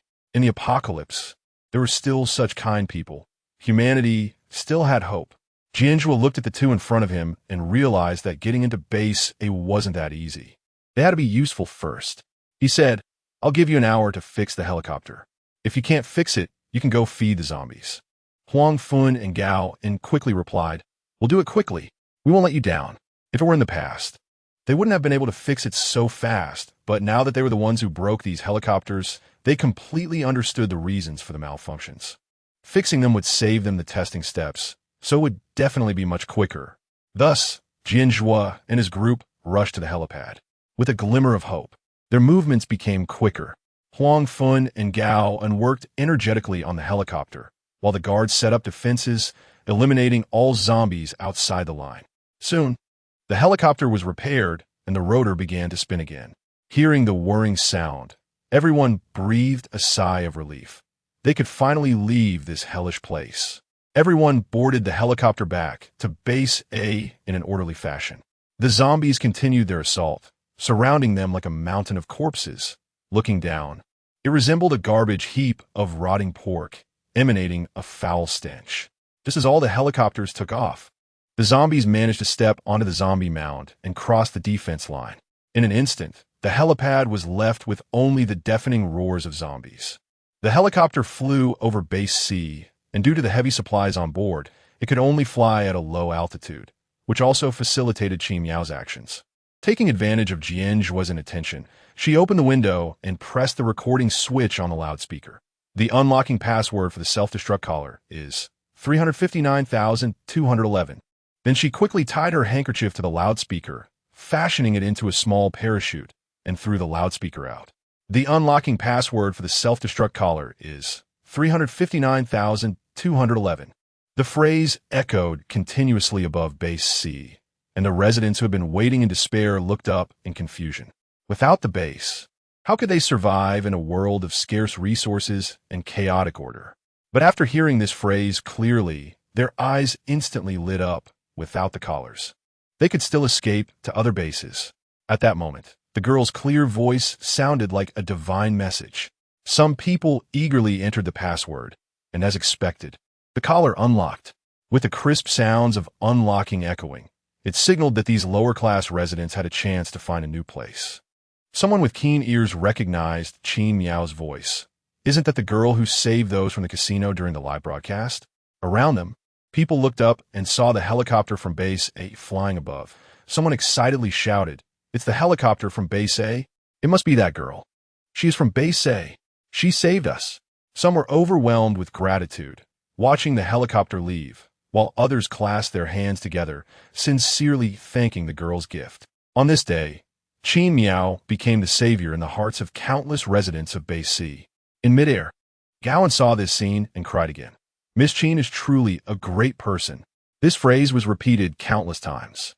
Only Jian Zhuo's expression changed drastically. He clenched his teeth, and his aura of hostility grew stronger. He stared at the girl beside him, who was still looking down with a sickly possessiveness. The girl's beauty shone like sunlight, equally illuminating everyone, and in her heart, he was no different from the others. She had too many people in her heart. He wished that those beautiful eyes held only his reflection. At that moment, Qin Miao was immersed in the joy of her comprehensive upgrade, still unaware that the cage Jian Zhuo had created was about to trap her.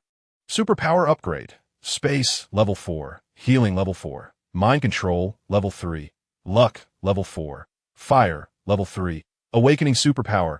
Time reversal. The emergence of this new superpower left Qin Miao in shock. Her mouth slightly agape. Time reversal? It sounded like a high-level superpower that would consume a lot of energy, but it was indeed very powerful.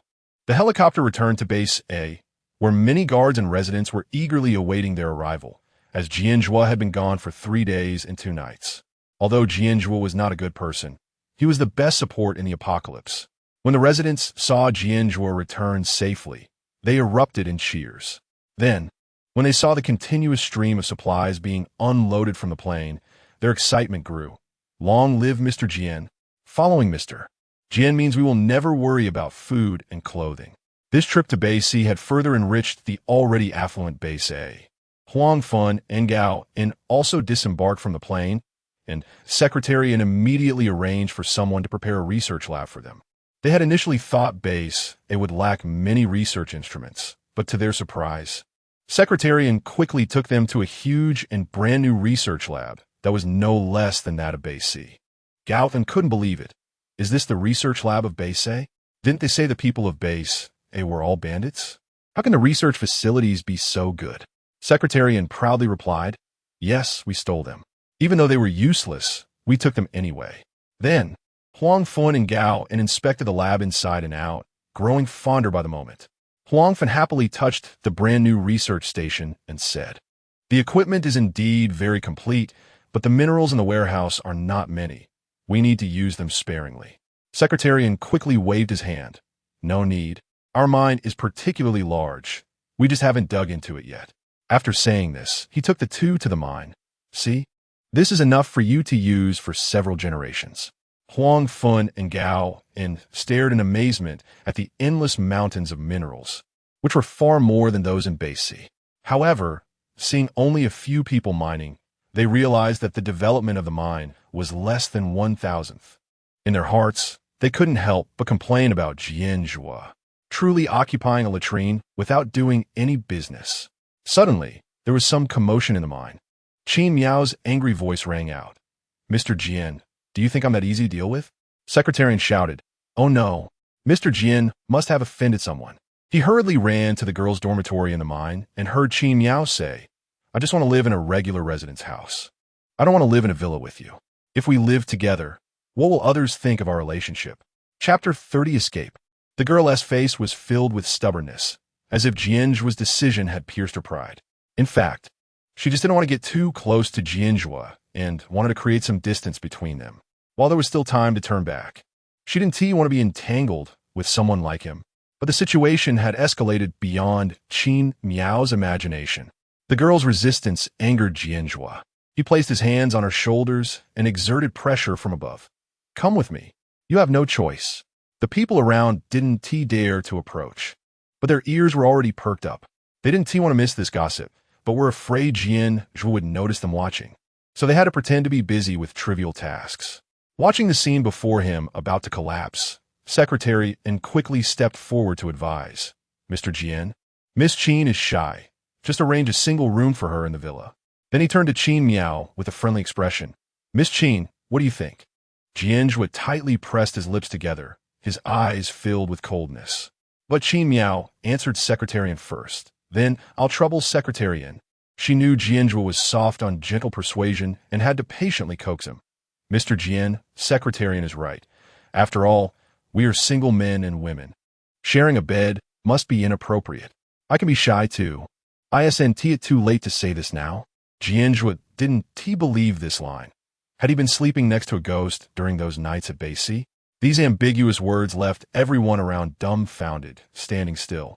Were these words meant for them to hear? Qin Miao desperately steadied her mindset. She couldn't collapse. Before heading to the Doomsday Fortress, she still needed time to grow stronger, so she could only lower her profile for now. She pretended to look misunderstood. Mr. Jian, it's just that it was too dangerous at Base C. I was worried something would happen to you, so I stayed by your side. She covered her face with her hands, pretending to be on the verge of tears. I didn't expect you to misunderstand me as that kind of casual girl. These words, which maintained her character and clarified the relationship, made those around realize it was a misunderstanding about this pure and lovely girl. They had heard rumors about the mining site during their days at Base A, and knew Qin Miao was a kind-hearted person to the point of foolishness. Now they saw the real person, and she was truly naive. Who would dare stay close to Jian Zhuo? She even had the audacity to protect him closely. Why are you crying? Jian Zhuo surprisingly eased up, his expression softening. Is it not okay to give you a single room? He didn't know why, but when he heard Qin Miao wanted to protect him, his heart raced a few beats. He secretly chuckled. This woman was indeed troublesome. But as long as she didn't leave his side, he was still willing to fulfill some of her small requests. So we can, huh? Qin Miao had prepared many more words, but unexpectedly Jian Zhuo agreed this time. At that moment, she surprisingly felt Jian Zhuo was like a feisty little kitten, just needing some soothing. She really was going crazy. Afraid Jian Zhuo would go back on his word, she immediately said, "Thank you, Mr. Jian. Let's go see my new room." At this point, Qin Miao was already determined to escape from Jian Zhuo's side soon. A month later, on a dark and windy night, suburbs. Mr. Jian, are you all right? Qin Miao hurried to Jian Zhuo's side, frowning at his injured arm.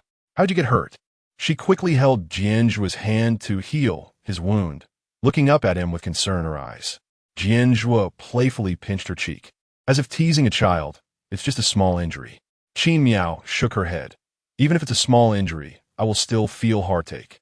Heartache for your energy. During this time, she had figured out Jian Zhuo's temperament. Possessive and obsessive, so she could only show weakness to him. If she went against his wishes even a little, he would go mad. Sure enough, upon hearing this, Jian Zhuo's eyes narrowed, revealing an ambiguous smile. Just like this is fine, as long as your eyes are only on me. His gaze dropped, and the girl's rosy lips in front of him looked as vibrant as pomegranate flowers. They seemed delicious. Qin Miao's heart skipped a beat. That dark gaze again. Even a fool could see Jian Zhuo was interested in her, but she couldn't refuse. Living in this submissive way was too uncomfortable. At that moment, a group of people approached. Sister, thank you for saving us. A bunch of children cried miserably. Thank you, Miss Qin. If it weren't for you, my children would have been eaten. An elderly woman with glasses and a kind expression repeatedly thanked Qin Miao. This elderly woman's ability was quite special. It was disguise, which she used to make a nearby orphanage invisible, barely saving the children inside. But once, a few kids went out to pick wild mushrooms and were caught by a cannibal base that wanted to attack the orphanage and eat all the children inside. Coincidentally, Jian Zhuo's troops passed by, captured the base, and allowed Qin Miao to rescue these children. Qin Miao smiled gently. You're welcome. You all should hurry back to the orphanage. Mr. Jian, I'll walk them back. She followed these people a short distance and watched the children leave. A surge of energy welled up inside her. Ability overall upgrade. Space level 5. Healing level 5. Mental control, level 4, luck, level 5, fire, level 4. Hearing this series of notification sounds, it was indeed true that time rewind couldn't be upgraded. This ability must have started at max level. Therefore, she couldn't use this ability casually, or she would run out of energy. She turned to look back at Jian Zhuo and the others who were still counting the spoils.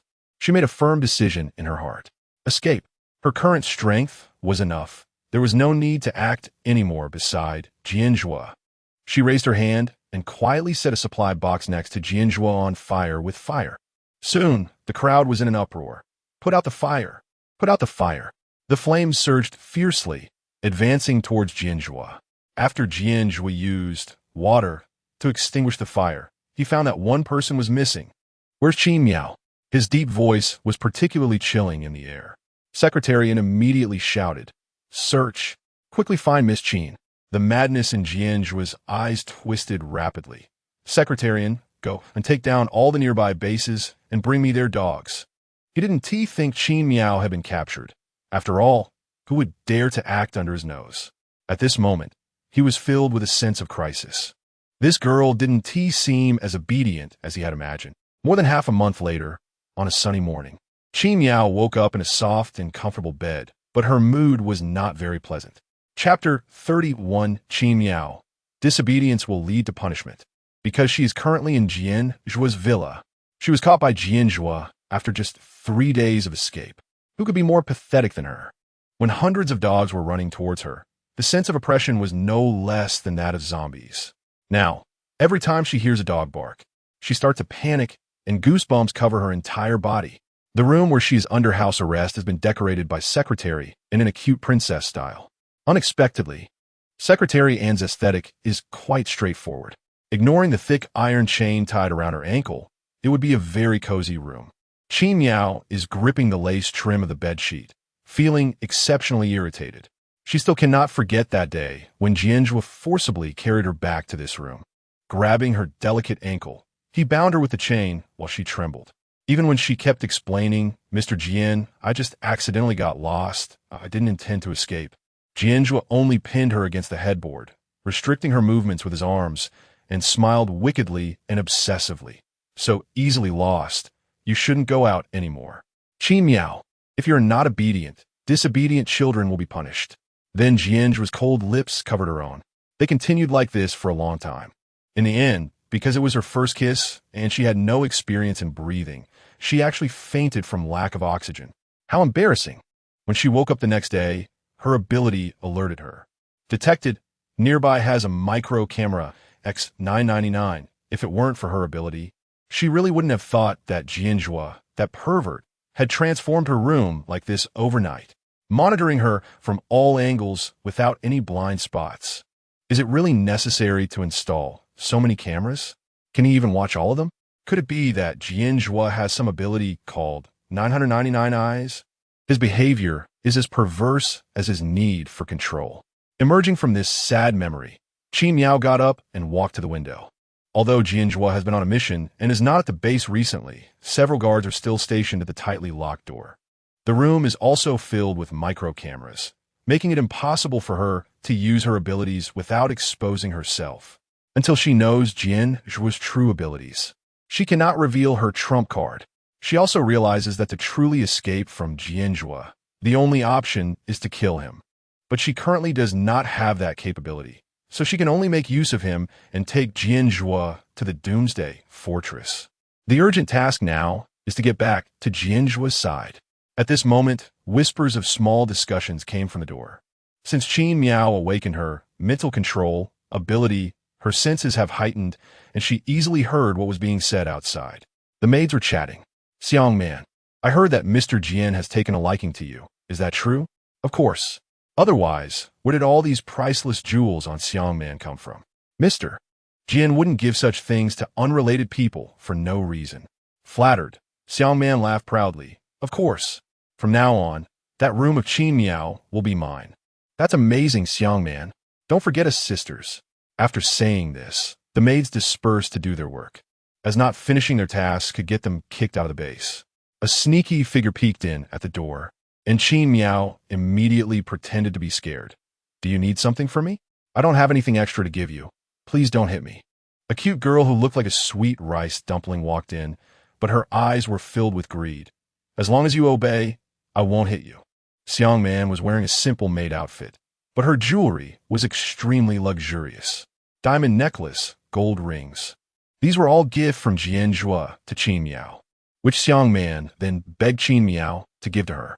But in the end, Xiang Man falsely claimed that they were gifts from Jian Zhuo to her.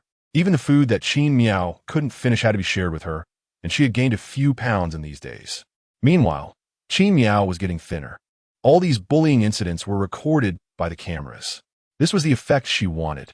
After all, Xiang Man was carefully selected from a group of obedient servants. Greedy, lazy, arrogant. She was a complete good person, and only in this way could she pretend to be bullied to the point of feeling insecure. This would allow her to cling to Jian Zhuo, making him worry about her and keep her by his side. Xiang Man stepped forward. I'm going to rest here for a while. You won't mind, will you? Of course not. I'm bored here by myself. Qin Miao moved aside as if she didn't dare to refuse. Come sit here. She was very pleased to see Xiang Man's spoiled demeanor. Counting the days, Jian Zhuo's wound should be reopening. If all goes well, he would return to the base today to find her, and then he could watch the recordings to see how pitiful her days had been. As Xiang Man surveyed Qin Miao's large and luxurious room, her eyes unconsciously filled with jealousy. Why did this woman get to live in such a room while she could only stay in a cramped maid's room? If it weren't for the apocalypse, she would still be a high-born young lady. Why should she serve as a plaything for a leader? Qin Miao found it amusing to sense the desire in her eyes. She might have pretended to give Xiang Man other things, but this room with 999 cameras, she genuinely wanted to give away. Whoever wants it can have it. Originally, Xiang Man had been restrained in her jealousy due to fear of Jian Zhuo, but after being treated specially by Qin Miao recently, she had become arrogant. She even believed that she was the mistress of the villa due to the flattery from the maids. Just now, while cleaning the room, Xiang Man's clothes got stained. Yet she deliberately sat on Qin Miao's clean and tidy bed. When she saw the black marks she accidentally left on the sheet, she pretended to panic and said, "Sister, I didn't mean to. You won't blame me, will you?" Qin Miao's lips trembled in fear. How? How could I? She was happy to begin with, and she was even worried that Jian Zhuo wouldn't realize she was being bullied. She waved her hand. I'll wash it myself later. In reality, she casually revealed the gemstone bracelet on her wrist. The pigeon egg-sized sapphire dangled in front of Xiang Man's eyes, making her gaze fixate on it. Even before the apocalypse, she had never seen such a large gemstone. Sister, this gemstone bracelet is beautiful, better than the jewelry you gave me before. The greedy light in her eyes couldn't be hidden. How could this plaything be worthy of such an expensive accessory? Only she was deserving. I love it so much. Can you give it to me? Before Qin Miao could agree, Xiang Man immediately grabbed the sapphire bracelet, trying to pull it off. After all, in the past, Qin Miao, the soft persimmon, would always willingly give her the things she liked. But this time, Qin Miao was unusually resolute. Xiang Man, I can't give you this bracelet. It's a special birthday gift from Mr. Jian. In truth, the date was just something she made up. No one cared about her birthday, and nobody knew it. Chapter 32. Qin Mian, so well-behaved Xiang Man never expected to be rejected. Her face twisted in anger as she saw Qin Mian's delicate, fair hands, which only fueled her jealousy. Why could she remain untouched by hardship while she had to suffer in disinfectant? She gripped harder. Qin Mian felt no pain. She was deliberately provoking Xiang Man. Soon, her finely cared-for wrist was scraped and bled, a few drops staining the pink bedsheet. She feigned a cry of pain. It hurts. Then she took off her bracelet and set it aside. Xiang Man showed no sympathy. Wasn't Qin Mian a healer? Such minor injuries should be easily resolved. Why act pitiful? Her gaze was fixed on the gemstone bracelet beside her, which she snatched up. Sister, let me take it to get cleaned. Whether she would return it was another matter. Just as she happily walked out the door, she heard the respectful call of Mr. Jian. Her body trembled suddenly, as if struck hard. Why had Mr. Jian returned so suddenly? But she quickly steadied her mind. Someone like Qin Mian wouldn't report her, so Mr. Jian wouldn't know. She called sweetly Mr. Jian. Mr. Jian favored weak women, so she needed to perform well. Unexpectedly, in the next moment, Her neck felt a sharp pain. Mister. Jian had yanked her diamond necklace off from a distance. Bang, bang, bang. The diamonds scattered and fell on the floor. You stole Qin Mian's things. Jian Zhuo's statement was declarative, not interrogative. Xiang Man, now ignoring the blood still flowing from her neck, quickly pleaded. No, Mr. Jian. Miss Qin gave it to me for my hard work. Gave it to you? You accepted it? What show of vanity? Jian Zhuo's tone was icy. Leaving no room for excuses, take her away. Xiang Man realized she was doomed and rushed into Qin Mian's room, crying for help. Sister, save me. At this moment, she still didn't forget to call Qin Mian's sister to cling to that non-existent relationship. Qin Mian, who had heard the commotion outside, immediately went into action. She raised her hands, crossed, and clenched into fists, positioning them defensively in front of her face as she assessed Xiang Man. Jian Zhuo entered the room and was greeted by the sight of the girl in a fearful defensive stance, her sleeves pulled long enough to cover her entire arm, anxiously staring at the thief. Having not seen her for days, he noticed how much weight she had lost. Xiang Man quickly knelt before Qin Mian, weeping. Sister, save me. Qin Mian glanced weakly at her, then looked up at Jian Zhuo. Jian Zhuo's eyes were cold, radiating impatience, still blaming her for her previous disappearance. This man truly held grudges. She continued with her plan, pleading, Mr. Jian, just let her go this once. Xiang Man nodded eagerly. Yes, let me go. But can you not let her work in the villa anymore? After saying this, Qin Mian seemed to have used all her courage, her pupils trembling slightly red. It was the first time Jian Zhuo heard Qin Mian deal with someone. Didn't she usually protect others? Something fell off. Why? Why do you want to kick me out of the villa? Xiang Man exclaimed in disbelief, her voice rising in panic. You chose me to come in. You can't kick me out now. Working in the villa was the easiest. If she left, she would have to do exhausting physical labor again. Hearing Xiang Man's words, Qin Mian immediately recoiled as if her tail had been stepped on, backing up a few steps toward the bed. Her hands trembled involuntarily, cold sweat dripping from her temples. Jian Zhuo quickly stepped forward, wiping the sweat from her brow. If he still didn't realize that Qin Mian was scared, he would be a fool. He pointed at Xiang Man and said, Take this woman and follow me. Let us see what happened in the week she left the base. Why had Qin Mian changed so much? No, Mr. Jian, I really didn't steal anything. Xiang Man removed all the jewelry from her body, pleading, Can I return it to Miss Qin? Jian Zhuo waved his hand, and the jewelry fell from the window. What you touched is already dirty. Xiang Man's pleas were interrupted by Secretary Yan, who silenced her. Just as Jian Zhuo was about to turn and leave, Qin Mian tightly grasped his hand. Mr. Jian. I'm scared. The words scared were whispered so softly, like a mosquito buzzing, yet Jian Zhuo still heard. What did you say? Wasn't she bold? She had even dared to run away before. Can I stay by your side? I don't want to leave you. The girl's eyes were filled with expectation. Jian Zhuo had never seen Qin Mian like this. He was momentarily stunned. So well behaved, like a confused child seeking a safe harbor.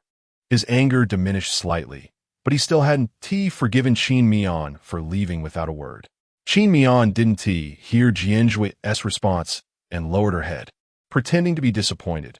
If it's inconvenient for you, then forget it. Suddenly, she found herself swept up in Jian Zhuo's arms, taken out of the room. She knew Jian Zhuo wouldn't easily believe her words. He was determined to watch the footage and investigate what had triggered her drastic change of behavior. Cuddled in Jian Zhuo's embrace, she clutched his collar tightly, looking pitiful. They arrived at the door of a secret room, and with a glance from Jian Zhuo, Secretary and snapped his fingers.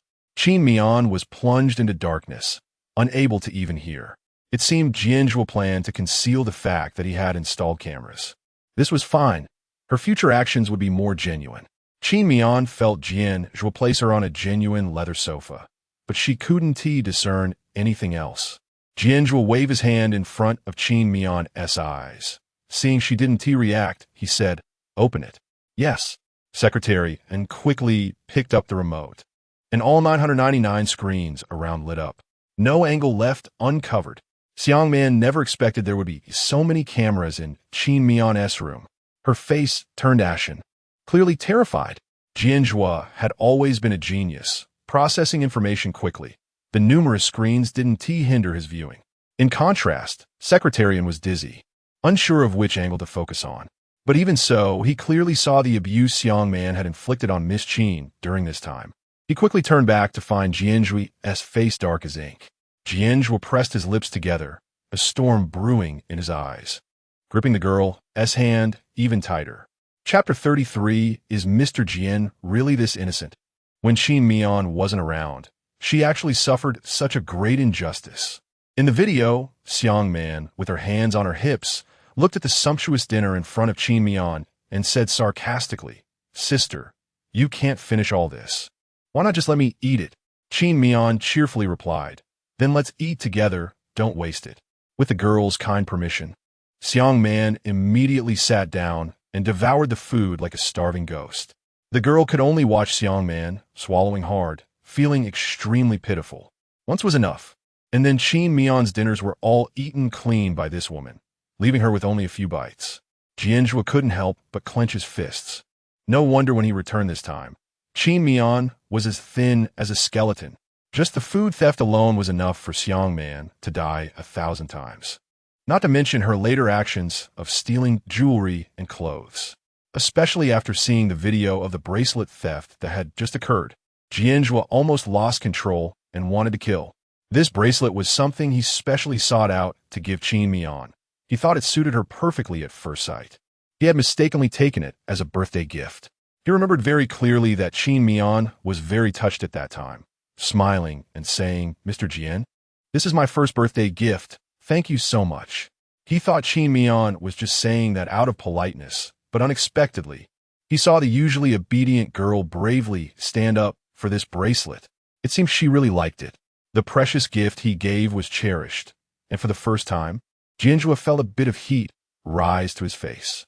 The strange feeling of shyness left him somewhat at a loss, and he scratched his head awkwardly. Secretarian was stunned beside him. Is Mr. Jian really this innocent? He thought about lifting Qin Mian's visual impairment so that she could see Mr. Jian's youthful side. Maybe she would be very touched. But Secretarian was overthinking. If Qin Mian saw it, she would only be scared and think Jian Zhuo was possessed by a ghost. The next moment, Jian Zhuo saw that when Xiang Man was stealing the bracelet from Qin Mian's wrist was actually injured.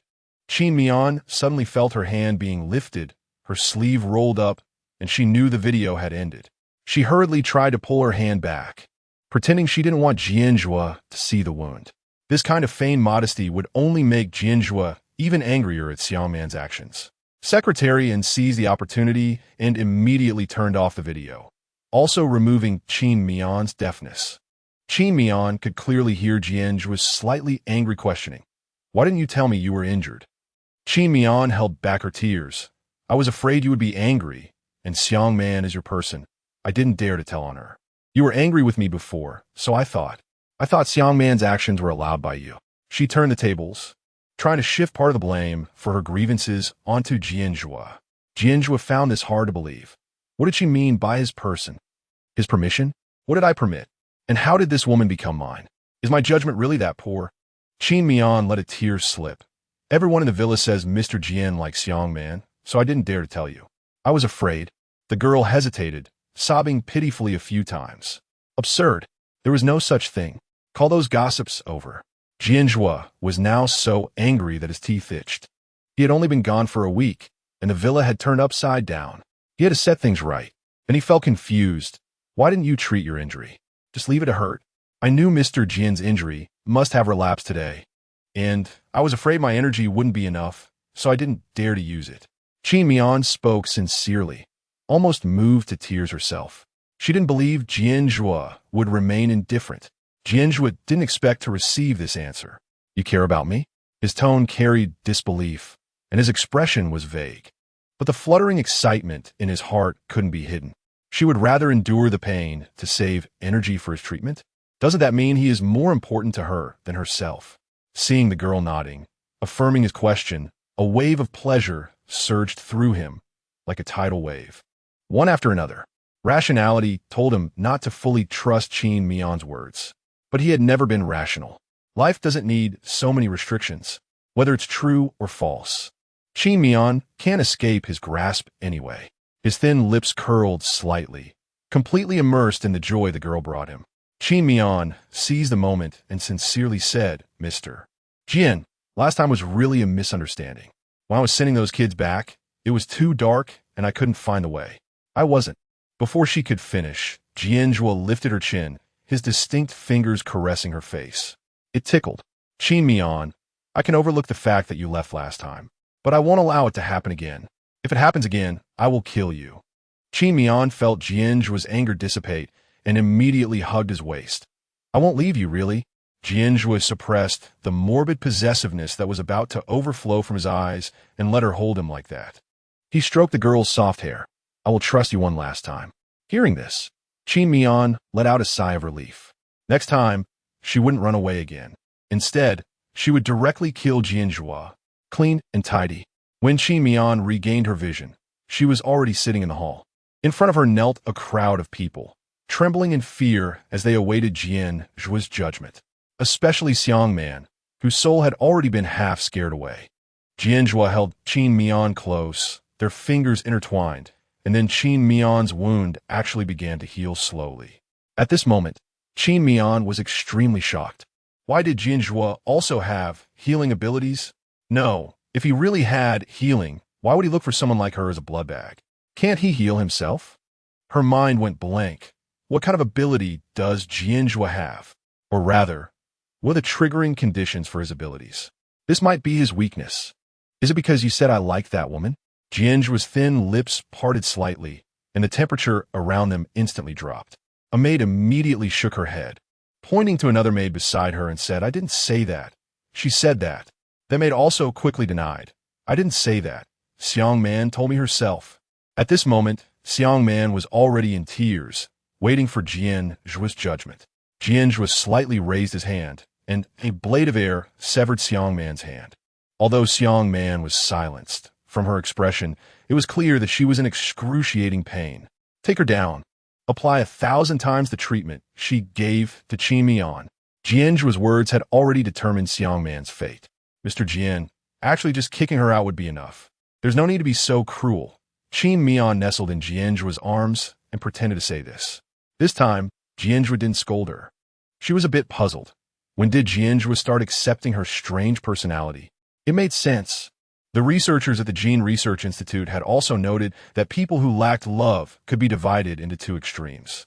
One is someone like her, who is completely closed off and indifferent to emotions. But she was born this way. Even if she received love, she wouldn't be moved. The other type is someone who, after feeling love, would go crazy wanting to possess the other person. Jian Zhuo had an unfortunate childhood. He clearly belonged to the second type of pervert. The moment he cried for his mother proved that he had feelings. But if she had known that she would be entangled with Jian Zhuo, she shouldn't have acted so kind in her dreams. It would have been better to slap him twice and turn his nightmare into herself. Chapter 34. The Mysterious Doomsday Fortress. What if he found out his true self and got so angry that he died? She was a bit looking forward to seeing Jian Zhuo's flustered reaction when he discovered he had been deceived. Xiang Man was dragged down, not knowing if her fate would be to starve to death or to be beaten to death, or perhaps something even more cruel. Jian Zhuo tied the vines around Qin Mian's wrists again, indicating that he had already brushed off the previous matter. After dealing with Xiang Man, the maid were also replaced, all crying and being sent back to the residential area. Then, Secretariat immediately called for a pile of documents to be brought up. Mr. Jian, take a look at the recent developments of various forces.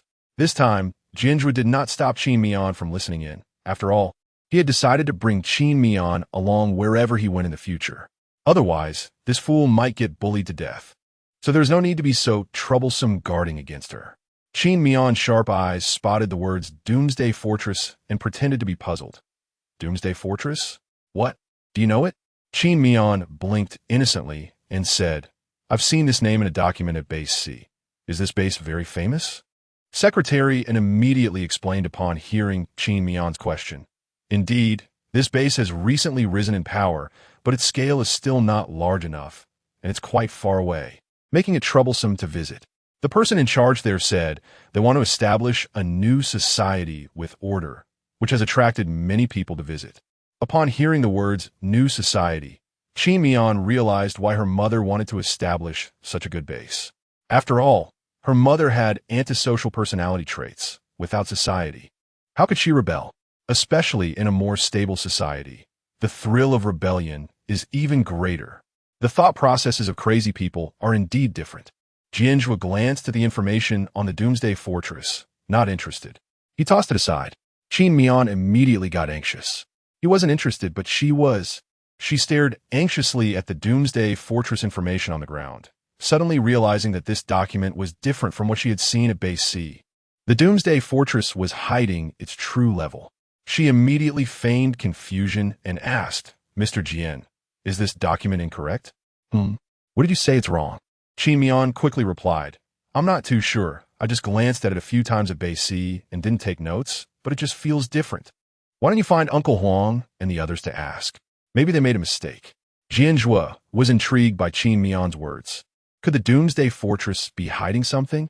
Go call Huang and the others over. Secretary and also noticed the problem. If this Doomsday Fortress was very small, the self-important base, C, wouldn't bother to investigate. Were they hiding their strength to avoid being targeted? Yes, I'll send someone to invite Teacher Huang and the others right away. Since Huang Gan and Gao arrived at the base, they had been working tirelessly every day like they were on adrenaline. This made the already strong base even more powerful, so they were well respected there. Hearing the order, the guard quickly set off. At this time, Huang Gan and Gao were still busy. Gao inside a bit. Jian Zhuo isn't a good person. He actually imprisoned Miss Qin. Old Huang, do you think it's really good for us to stay here helping these bandits? Why don't we follow the original plan? Huang Gan put the experimental samples into the storage room for preservation and took a moment to respond. But you can't guarantee that the Doomsday Fortress is truly peaceful. It's just hearsay. Moreover, I think the most important thing is to develop a cure for the zombie virus as soon as possible. As long as zombies exist, discussing the establishment of a new order is just empty talk.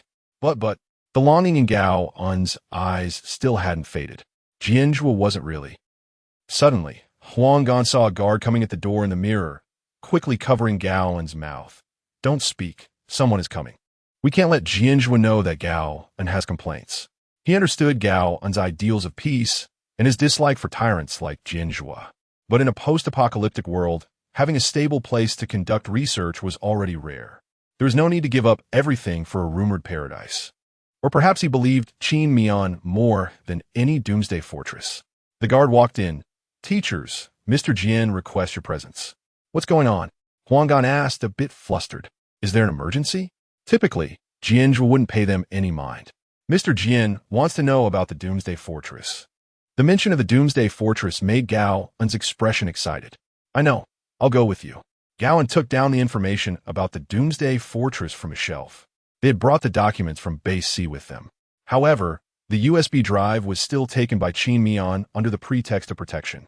She was still cautious, fearing Gao Un might have ulterior motives and go to the Doomsday Fortress, letting the USB drive fall in her mother's hands. Huang Gan quickly advised, Old Gao, don't speak recklessly in front of Mr. Jian. Then he whispered in his ear, and don't praise the Doomsday Fortress. A leader wouldn't like their subordinates being inclined towards another base. Gao Un gave him an okay gesture. I know my limits. Huang Gan looked at the impulsive Gao Un with some concern. Wait for me. Once the results of the sample come out, I'll accompany you. Gao Un refused. No need. You just focus on your experiments here. Seeing Huang Gan's worried expression. Isn't Miss Qin here? She's with Mr. Jian. All right, go quickly and come back soon. Huang Gan had no choice but to agree. Before long, Gao Un arrived at Jian Zhuo's villa, seeing the maids who had been driven out crying uncontrollably. His impression of Jian Zhuo worsened even more. He entered the hall, originally excited to greet Qin Mian, Miss Qin, but when he saw Jian Zhuo tying Qin Mian up with vines, his expression changed, and his resolve to change bases strengthened. It was truly unfair for such a good person as Miss Qin to be tortured here. The rebellion in his eyes surged, but thankfully, it was noticed by Qin Mian in time. Uncle Gao, quickly tell us what you know about the Doomsday Fortress. Mr. Jian wants to know. She reminded Gao Un to pay attention to his attitude. Gao Un immediately calmed down. Okay, I brought the information with me. He handed the documents in his hand to Secretary Un, who looked at them for a moment. Mr. Jian, this indeed differs from our previous investigation. The scale of this doomsday fortress had already matched Base C before. Now it might even be comparable to us. Chapter 35. Mountain of Corpses and Sea of Blood. How could it be possible to hide one's strength so well? The intelligence personnel at Base A were all trained spies from various countries, each a top talent. It wasn't easy to fool them. Gao then took out the invitation to the Doomsday Fortress as if presenting a treasure. Mr. Jian, look, old Huang, and I have the invitation. If you have any plans, we can go have a friendly academic exchange with the Doomsday Fortress. Exchange what? Just fight it out. Jian Zhuo didn't even glance at the invitation. Gaoan's hand holding the invitation began to tremble. Mr. Jian, this is a peace-loving base. You can't. Do you need me to teach you how to do things? Jian Zhuo shot him a sharp glance, and Gao then had to shut up. Secretary and noticed the problem. Mr. Jian, why is the route on this invitation different from what we found? Which route are we taking? Jian Zhuo didn't think for long. Let's go with the one you found. Secretary N's face lit up with joy. He knew Mr. Jian still trusted his ability to get things done. Qin Miao didn't expect things to go so smoothly, but she had to confess something first. Otherwise, if discovered, it would seem like she was lying. I have something to say. All eyes turned to her. My mother is the head of the Doomsday Fortress, Yulo. Jian Zhuo was quite surprised. You have a mother? Although this sentence was offensive, Jian Zhuo was simply puzzled as to how she kept running into family members. The first time they met, she was with her brother. At Base C, she encountered her sister. And now she was going to the Doomsday Fortress again to meet her mother? Qin Miao's face stiffened for a second. How could he still be insulting her? Who doesn't have a mother? But to avoid causing trouble, she could only nod firmly. Yes, so can you let my mother off this time? Of course, Miss Qin. You can reunite with your mother then. How nice. Secretary Anne's words were interrupted by Jian Zhuo. No. Reunite what? Qin Miao could only belong to him. No one could take her away, not even her biological parents. In an instant, everyone's gaze fell on Jian Zhuo, filled with disbelief. They had a new understanding of Jian Zhuo's beastly nature. He was even willing to tear apart a mother and daughter. Miss Qin was truly pitiful. A week later, they would go to the Doomsday Fortress. Jian Zhuo's cold voice confirmed this plan. He wanted to see what abilities this Doomsday Fortress had. A week passed quickly. Although it was summer, since the apocalypse began, the sky was always dark red, and even sunlight struggled to penetrate the thick clouds, so there was no hint of heat. Are you ready? Vehicle 001 is ready. Vehicle 010 is ready. Vehicle 002 is ready. Secretary and immediately went to inform Jian Zhuo. Knock, knock, knock. The door was knocked on.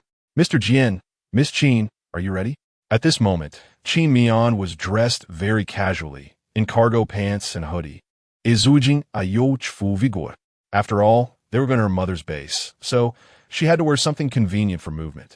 Plus, she didn't know if her mother had awakened any troublesome abilities. She could not afford to be careless. She responded to Secretarian. Almost done. Please wait a moment. Jian Zhuo came out of the wardrobe and just glanced at her. What's this? Changing style? Qin Miao didn't expect Jian Zhuo to notice her outfit, and she blushed, lowering her head. I just think these clothes are quite comfortable to wear. Besides, those dresses aren't suitable for missions. I don't want to cause trouble for everyone. She thought Jian Zhuo wouldn't like her dressing this way. After all, she used to dress very innocently and sweetly. Do you think it looks bad, Mr. Jian? No. You look good in anything. Jian Zhuo's words were sincere. As long as a person looked good, even a sack wouldn't be a problem. His serious tone left Qin Miao speechless. However, he had always been very direct and never beat around the bush. She looked at Jian Zhuo. At this moment, he was still tying his tie. The man's stature was truly outstanding, broad-shouldered and strong. Even ignoring his face, he was a shining presence in a crowd. Not to mention, he was indeed quite good-looking. Let's go. Jian Zhuo opened the door, ready to set off with Qin Miao. Qin Miao had also gotten used to being led by Jian Zhuo, completely ignoring the vine-like grip on her hand. If she couldn't resist, she would accept it. For her revenge, she would endure. Just as they were approaching the base gate, a shrill scream nearby caught her attention. She looked over and saw a girl being carried on a white stretcher by medical personnel from Base C. The familiar face lying on the stretcher was Xiang Man. Xiang Man's eyes were bulging, almost popping out. Her body was so thin it was almost just bones, but her stomach was inexplicably large. She had been force-fed a mixture of pig fat while starving to death by the guards. The residents were terrified by Xiang Man's appearance, but no one dared to voice any objections. After all, at Base C, Jian Zhuo was the truth. As the broadcast from Base A sounded, "Open the door, mister. Jian is going out." Dozens of armored vehicles sped across the ground, kicking up clouds of dust. Helicopters roared overhead. In one armored vehicle responsible for carrying weapons, a huge box was opened. "Old Huang, get out quickly. You're crushing me." Gao in Winston pain. Huang Gan crawled out. "How can you still say that? If it weren't for you insisting on coming, would we need to do this? Mr. Jian won't take me, saying I can't be of any use, so I can only sneak along."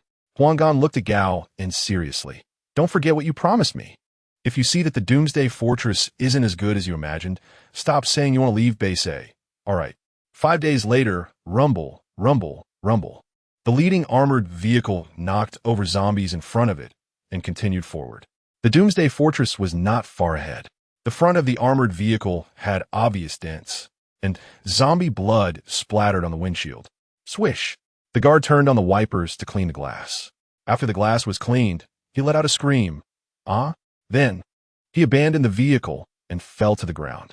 The vehicles behind quickly stopped, and upon seeing what was ahead, everyone was shocked to the core. In front of them was a mountain of corpses and a sea of blood. The bodies had rotted into a mushy state, crawling with maggots, and flies buzzed overhead. Moreover, none of the corpses was intact. Some heads were chopped in half, while others were severed at the waist, emitting a foul stench. The air was filled with the smell of death, deeply etched into everyone's hearts. Chapter 36. Mr. Jian, I know where your brother is. Miao now understands why the route investigated by Secretary and is different from the one on the invitation letter. The route on the invitation must be a clean, sunny road that attracts people. Unlike this one, who would be deceived into going here. Isn't it obvious that it's a death trap? Jian Zhuo got out of the car, his gaze slightly heavy as he looked ahead. Clear away these corpses. With Jian Zhuo's words, the previously panicked crowd now had target. Yes. Secretarian quickly ordered the guards. Remember to disinfect and wear protective gear. Corpses often carry viruses. It's better to be cautious. Miao, frightened, hid in his embrace. Mr. Jian, this is too terrifying. In fact, she had anticipated this kind of scene. She originally thought it would take some time to expose her mother's true colors, just like the last time they went to Base C. Unexpectedly, they had stumbled upon it right away. It seems the situation inside the Doomsday Fortress is more severe than she imagined. The speed of handling corpses can't keep up with the rate at which people are dying. Otherwise, her mother wouldn't have left such a large clue for others to discover. She observed the mountain of corpses, searching for survivors. Her mother, Yulu, loved to torture others, often not killing directly, but making them die in agony. So there must be half-dead people still alive. Sure enough, she found a writhing body among the rotten flesh, and she pointed there, trembling. Mr. Jian, is something moving over there? Jian Zhuo snapped his fingers, and the barely alive person flew in front of everyone. It was a young man, his body covered in needle marks, as if he had been slowly bled to death. The young man's face was ashen, and with his last breath, he murmured, Wife, I don't want to kill you. It's all Yulu. Yulu is controlling me. She controlled my thoughts. I'm sorry." Then 2 streams of blood tears fell, and he breathed his last. Control thoughts? This shocked Miao. These abilities are truly bizarre. Her ability at most is to control the mind, but a person's thoughts cannot be completely changed. But Yulu can. Then she can easily make people assimilate into her kind of perversion.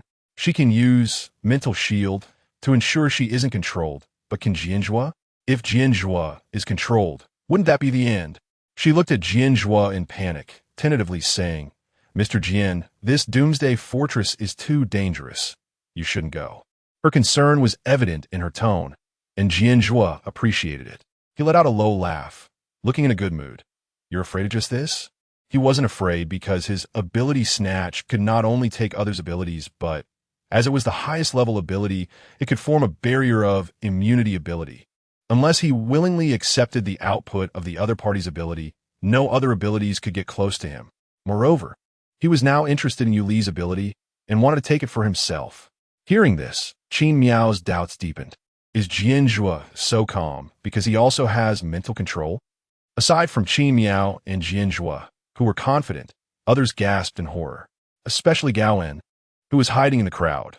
Upon hearing this, he couldn't help but scream, "It's all fake. It's all fake. I've been deceived again." His faith completely collapsed, and at this moment, he felt only the pain of shattered dreams. Where can he fulfill his wishes now? This shout angered Jian Zhuo. "What are you doing here?" The guards immediately aimed their guns at Gao En. Huanggan quickly stood in front of him. "Mr. Jian, please don't kill us. We are still useful." Useful for what? Jian Zhuo looked at them disdainfully, as if they were already dead. Although these two were scientists, they couldn't escape death once they defied Jian Zhuo's orders. After all, weapons were of little use to Jian Zhuo. Huanggan paused for a second and could only pull out his trump card. "Mr. Jian, I know where your brother is." After he said this, he was frightened by Jian Zhuo's icy gaze. Where? Jian Zhuo wished he could immediately turn Jian Yin into ashes. This hatred surged from the depths of his soul. Gao En also looked confused, wondering why Huanggan had never mentioned this to him. After many years of friendship, he actually kept something from him. Seeing Jian Zhuo's interest, Huanggan immediately said, "I only know some clues. If you let us go this time, I will definitely help you find out." Finding out shouldn't be difficult. After all, Jian Yin was once his student. Recently, he didn't know how Jian Yin got his news and had been desperately trying to win him over. But this student of his seemed to be no good. Jian Zhuo thought for a moment, his killing intent not diminishing but increasing. The person he hated the most was Jian Yin. He was the one who nearly took his life. He was also the first to betray him. He agreed, "All right, but if you can't find him, you'll die worse than you are now." Huanggan finally breathed a sigh of relief, and Gao En's eyes behind him became complicated. "Mr. Jian, it hurts." Qin Miao's cry woke Jian Zhuo, who was still immersed in anger. Jian Zhuo realized that he had been gripping Qin Miao's hand too tightly without noticing. After realizing it, he immediately let go. Qin Miao retracted her slightly reddened hand, but her heart was exceptionally excited. She lowered her head to hide her slightly flushed cheeks from excitement. She enjoyed watching Jian Zhuo get angry. Since Jian Zhuo hates Jian Yin so much, wouldn't it be more interesting if, after he successfully avenges himself, when pleasure fills his body, he is killed by the one he trusts? Her? Just thinking about this scene made her want to laugh out loud. If it really happened, it would only be more thrilling. Suddenly, a loud rumbling sound came from the other side of the mountain of corpses. Turning back, she saw a giant excavator approaching. Unsurprisingly, the excavator was there to transport the corpses. As the bucket lifted and dropped, another wave of corpses piled up on top like dumplings. In the next second, the excavator actually flew into the air. The driver screamed in fear. "Why is it flying? It's haunted." Then the excavator crashed heavily to the ground, causing the driver to feel dizzy. Jian Zhuo retracted his hand that was releasing the ability and ordered, "Take the excavator." He had just thought that manual digging was too slow. How could he pass up the excavator that came to him? The driver was dragged out of the vehicle by the guards. The driver was a young man with a sharp chin, wearing a cheap sleeveless t-shirt. He covered his head as he got out of the vehicle, angrily shouting, "What are you doing? Apologize to me. I am the famous second-in-command of the Doomsday Fortress." "Ergo, you?" Secretarian questioned. "Is the Doomsday Fortress this week? Does he have some extraordinary ability? Otherwise, how could he dare to be so arrogant in front of Mr. Jian? Moreover, with their equipment and personnel, he was not afraid. Could it be that the Doomsday Fortress is even more powerful? Chapter 37. Are you human or ghost? Ergo, having seen the densely packed crowd around him, remained calm and questioned, "Who are you? Don't you know Mr. Jian?" Secretary and was even more confused, let alone Mr. Jian's power after the apocalypse. He was notorious for his brutality even before it. "I don't care if you're Mr. Jian or Mr. Jia." Ergo headed straight for Jian Zhuo, as this man looked like he was in charge. "Tell me, who just did that? My head is pounding right now." Then he accidentally caught sight of Qin Miao beside him, his eyes lighting up. "What a beautiful girl. Come with your brother. I'll make sure you have a good life. It's definitely better than wandering with these people." He thought these people were all homeless, which was why they were loitering outside. How else could so many people gather nearby? Jian Zhuo initially looked down on him, but upon hearing him eyeing Qin Mian, his anger erupted instantly. Looking for death, Jian Zhuo's palm gathered droplets of water, forming a water sphere that covered Ergo's head. The water level inside the sphere gradually rose, about to drown Ergo. At this moment, Ergo still had no idea what was happening. What's going on? Is it really haunted? Everyone realized the issue. This man didn't even know what supernatural abilities were. He thought it was a haunting. Mr. Jian, let's interrogate this man, Secretary N suggested. The Doomsday Fortress was indeed strange. Its inhabitants seemed completely oblivious to the apocalypse. Only then did Jian Zhuo release Ergo, who fell to the ground in fear. Are you human or ghosts? Is there no one with supernatural abilities in the Doomsday Fortress? Are you human or ghosts? No matter what Secretarian asked, Ergo could only repeat one sentence, already scared to the point of mental instability. Secretary and had people bring over the corpse that had just been hit by a car and placed it in front of him. Do you know what this is? Ergo still repeated, are you human or ghosts? He wasn't afraid of the zombie. He was more afraid of Jian Zhuo and the others, truly unaware of the apocalypse's existence. Not wanting to hear more of Ergo's nonsense, Jian Zhuo reached out and covered his head with the water sphere again. With a few gurgles, Ergo drowned on land. Secretarian thought for a moment and reached a conclusion. Mr. Jian, it seems that Yulu has altered the cognition and thoughts of everyone in the Doomsday Fortress. They completely don't know that the apocalypse has come. But how did my mom manage to control so many people? Qin Mian asked in disbelief. Controlling the entire base? That requires immense energy. Where did Yulu get so much energy? She frowned, realizing the situation was more serious. Jian Zhuo didn't care. First, move those corpses away. Whatever the Doomsday Fortress is, we'll take it down anyway. As for Yuli's supernatural ability, it will also fall into my hands. Yes, Mr. Jian. Jian Zhuo was the backbone of the group. His firm command reassured them. The guards immediately took their seats in the cockpit and started driving the excavator.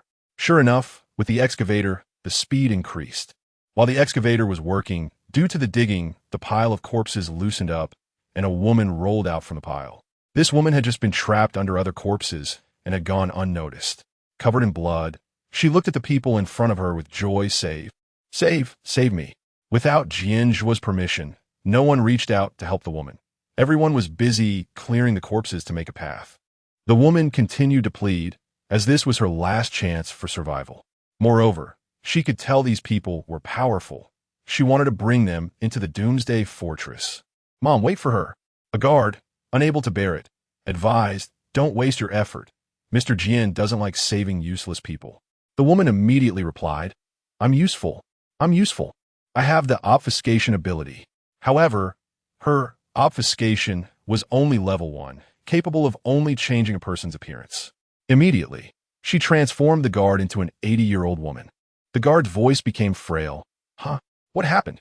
This voice caught everyone's attention, especially Qin Mian. This woman was surprisingly still clear-headed and able to think. She must be questioned about the situation in the Doomsday Fortress. There were too many unknowns now. Acting rashly would only lead to danger. She immediately tugged on Jian Zhuo's arm and pleaded, Mr. Jian, please save her. She is useful. What use? Qin Mian quickly thought of several reasons. She seemed alert, and her previous plea was quite fluent. She might know what happened in the Doomsday Fortress. Moreover, her supernatural ability was very special. All right, Jian Zhuo interrupted her, but it seemed he was also considering it. He ordered the guards, rescue her, and ask her. But he still didn't let Qin Mian go, save her personally. No matter how convenient healing was, he wasn't willing to. With the help of accompanying medical personnel, the woman's wounds were treated and bandaged. Fortunately, the woman's injuries weren't severe. She had only suffered broken limbs and scratches on her face. If she hadn't been rescued, she might have been suffocated under those corpses or died from an infection caused by the viruses carried by the dead. A guard brought over a chair, and Secretarian politely said, Miss, please sit. We have a few questions for you. Due to the foul odor coming from the woman, she had to sit not too close. The woman quickly expressed her gratitude to Qin Mian, realizing that this girl had desperately pleaded for her. Thank you so much, sister. Secretarian, noticing her flushed face from shouting, quickly handed her a megaphone. Use this. Don't pass out from lack of oxygen. Holding the megaphone, Qin Mian replied. You're welcome, sister. You should really thank Mr. Jian. She specifically reminded the woman that the man with the sour face beside her was the real boss. Secretarian asked, Miss Baitong, can you tell us what kind of base the Doomsday Fortress is? Upon mentioning the Doomsday Fortress, Baitong's face instantly turned pale. The leader inside is especially terrifying, especially her supernatural ability. She can control other people's thoughts. Everyone in the base is smiling and completely unaware of the apocalypse. Baitong continued, the scariest part is that she has an antisocial personality. She will assimilate others' thoughts, and in an instant, everyone becomes a murderous madman. This confirmed Qin Mian's suspicion that it was all true. But how could she have so much energy? Qin Mian seized the key question. She has controlled all the residents of the Doomsday Fortress, making them think that supernatural abilities are not abilities, but a disease. Superpowered individuals cannot use their powers normally. They often have to go into a huge cultivation dish to painfully contribute their energy. Yula calls this behavior treating illness. Chapter 38. Qin Miao's painful memories, Secretarian gasped. Contributing energy like this is too painful. Baitong had contributed before as well, and recalled it with a phantom pain. But everyone in the Doomsday Fortress shared a single mindset, collectively prioritizing the group. They could give everything for the base. Qin Miao frowned tightly, clenching her fists. This revenge was much harder than before. A hint of anxiety flashed in her eyes. Among all her family, Yulu was the only one who scared her. At this moment, memories surged in her mind. Xiao Miao, look at what Mommy made for you. Yula looked gently at her younger self. She lay on the ground, covered in wounds, numbly ignoring Yulu. After all, it wasn't anything good. Yulu, unfazed, pulled something out from behind her, speaking softly. This is something Mommy stayed up for several nights to make especially for Xiao Miao. If one ignored what was being given, Yula seemed like a good mother at that moment.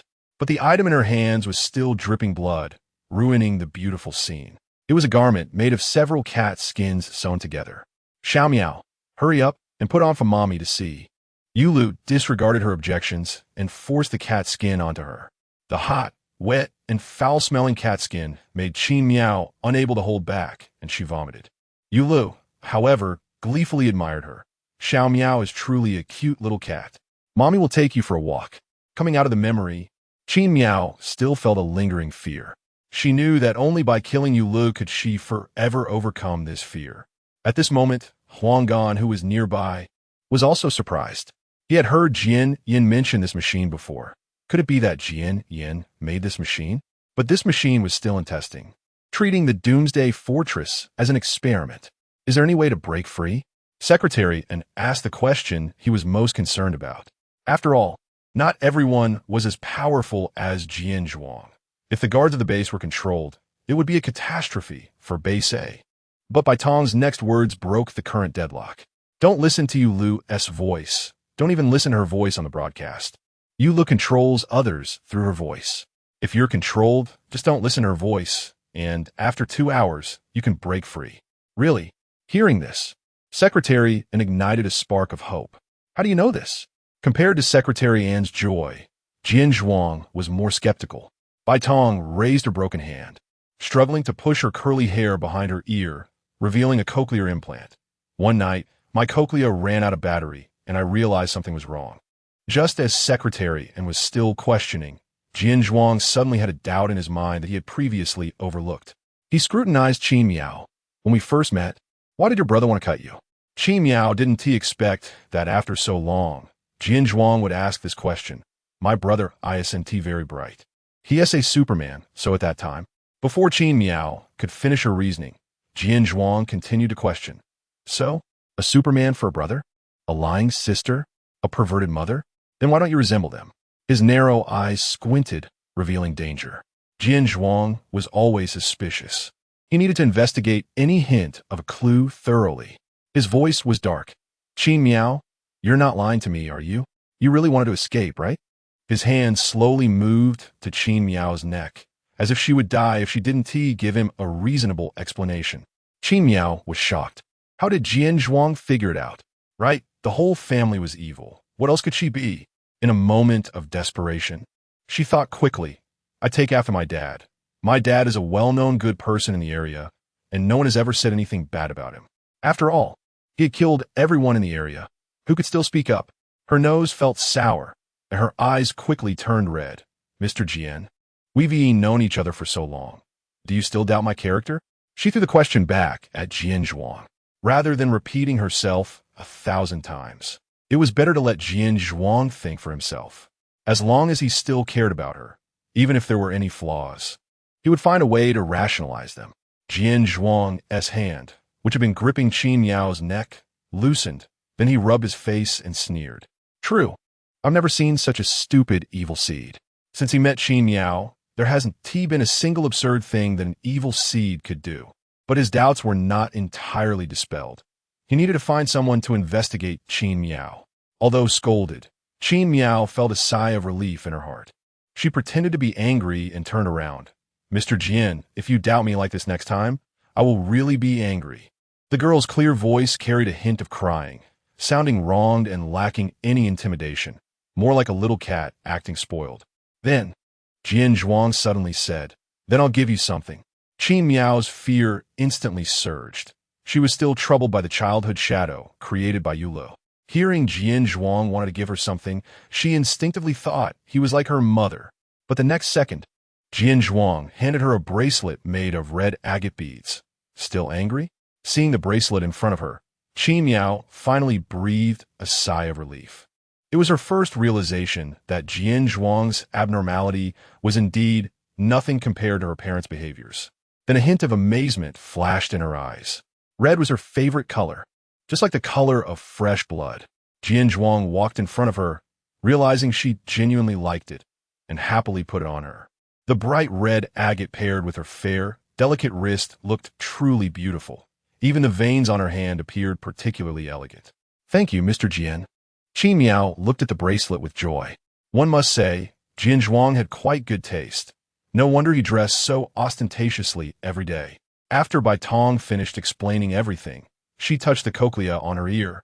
This was something her mother earned by working 3 jobs. And just thinking about it filled her with courage. But would her mother feel sad when she became aware that her face was scarred by her? But there was no time to think too much now. She quickly stepped forward and said, Mr. Jian, are you going in? I can lead the way. I know every corner of the Doomsday Fortress. Her eyes were filled with hope. She had just noticed that Jian Zhuo was very capable, remaining unfazed upon hearing about the mind control. Jian Zhuo didn't believe there were such good things delivered to his door. Speak. What do you want? Bai Tong didn't dare to hide. I want to go back to save my mother. I don't want her to stay in that kind of place. I don't need you to lead the way. I just want to know where Yulu is. Jian Zhuo's goal was only one. Yulu's mind control ability. I know, Bai Tong said. The excavator moved quickly, soon opening a path. Jian Zhuo looked ahead. Everyone put on earplugs and let us set off. Chapter 39 Strong Assault on the Doomsday Fortress Secretariat said, But Mr. Jian, this way we won't be able to hear the tactical command. Jian Zhuo coldly replied, No tactics, just shoot when you see someone. Keep the firepower suppression until we take them down. The goal is to capture Yulu alive. He suddenly thought of something else. Send a helicopter squadron to attack the loudspeakers in the Doomsday Fortress. Without the broadcasting equipment, Yulu won't be able to control the residents on a large scale. Yes, Mr. Jian. Everyone skillfully put on earplugs to ensure they wouldn't be disturbed by the broadcast sounds. In an instant, dozens of armored vehicles and helicopters were dispatched again. The helicopters entered the airspace over the Doomsday Fortress first and carried out airstrikes. Boom! A bomb was dropped. Inside the Doomsday Fortress, Yulu was excitedly admiring her work, a perfect human skin. Next to her, a person whose skin had been entirely peeled off was still gasping, their bare muscle tissue oozing blood, suffering so much that they wished for death. Suddenly, a loud bang shook the entire building. It knocked down the nearby psychic who had withered away due to energy depletion. Yulu went to help these terrifying corpses, her eyes filled with admiration. Only she could create such perfect specimens. Soldiers from the Doomsday Fortress rushed in. Chief, it's bad. There's an airstrike. They had no idea who the enemy was. The Doomsday Fortress was built like a small country, so the guards here were all dressed as soldiers. The only difference was that they had no weapons. This was simply because Yulu disliked powerful firearms. She preferred to torment people slowly until they died. Yulu put down her bloody scalpel and smiled gently. Yulu was also extremely beautiful, maintaining a slender waist even at 50 years old, her chi-pao accentuating her feminine grace. There wasn't a single wrinkle on her face. She didn't look like a mother of three at all. It's okay. As soon as her soft voice fell, the soldiers immediately calmed down. If the chief said it was okay, then it was okay. Yulu looked outside, and the helicopters were still bombing the buildings. The buildings were collapsing one after another, and it was clear that the culprit was Jian Zhuo. Who else could have such capability?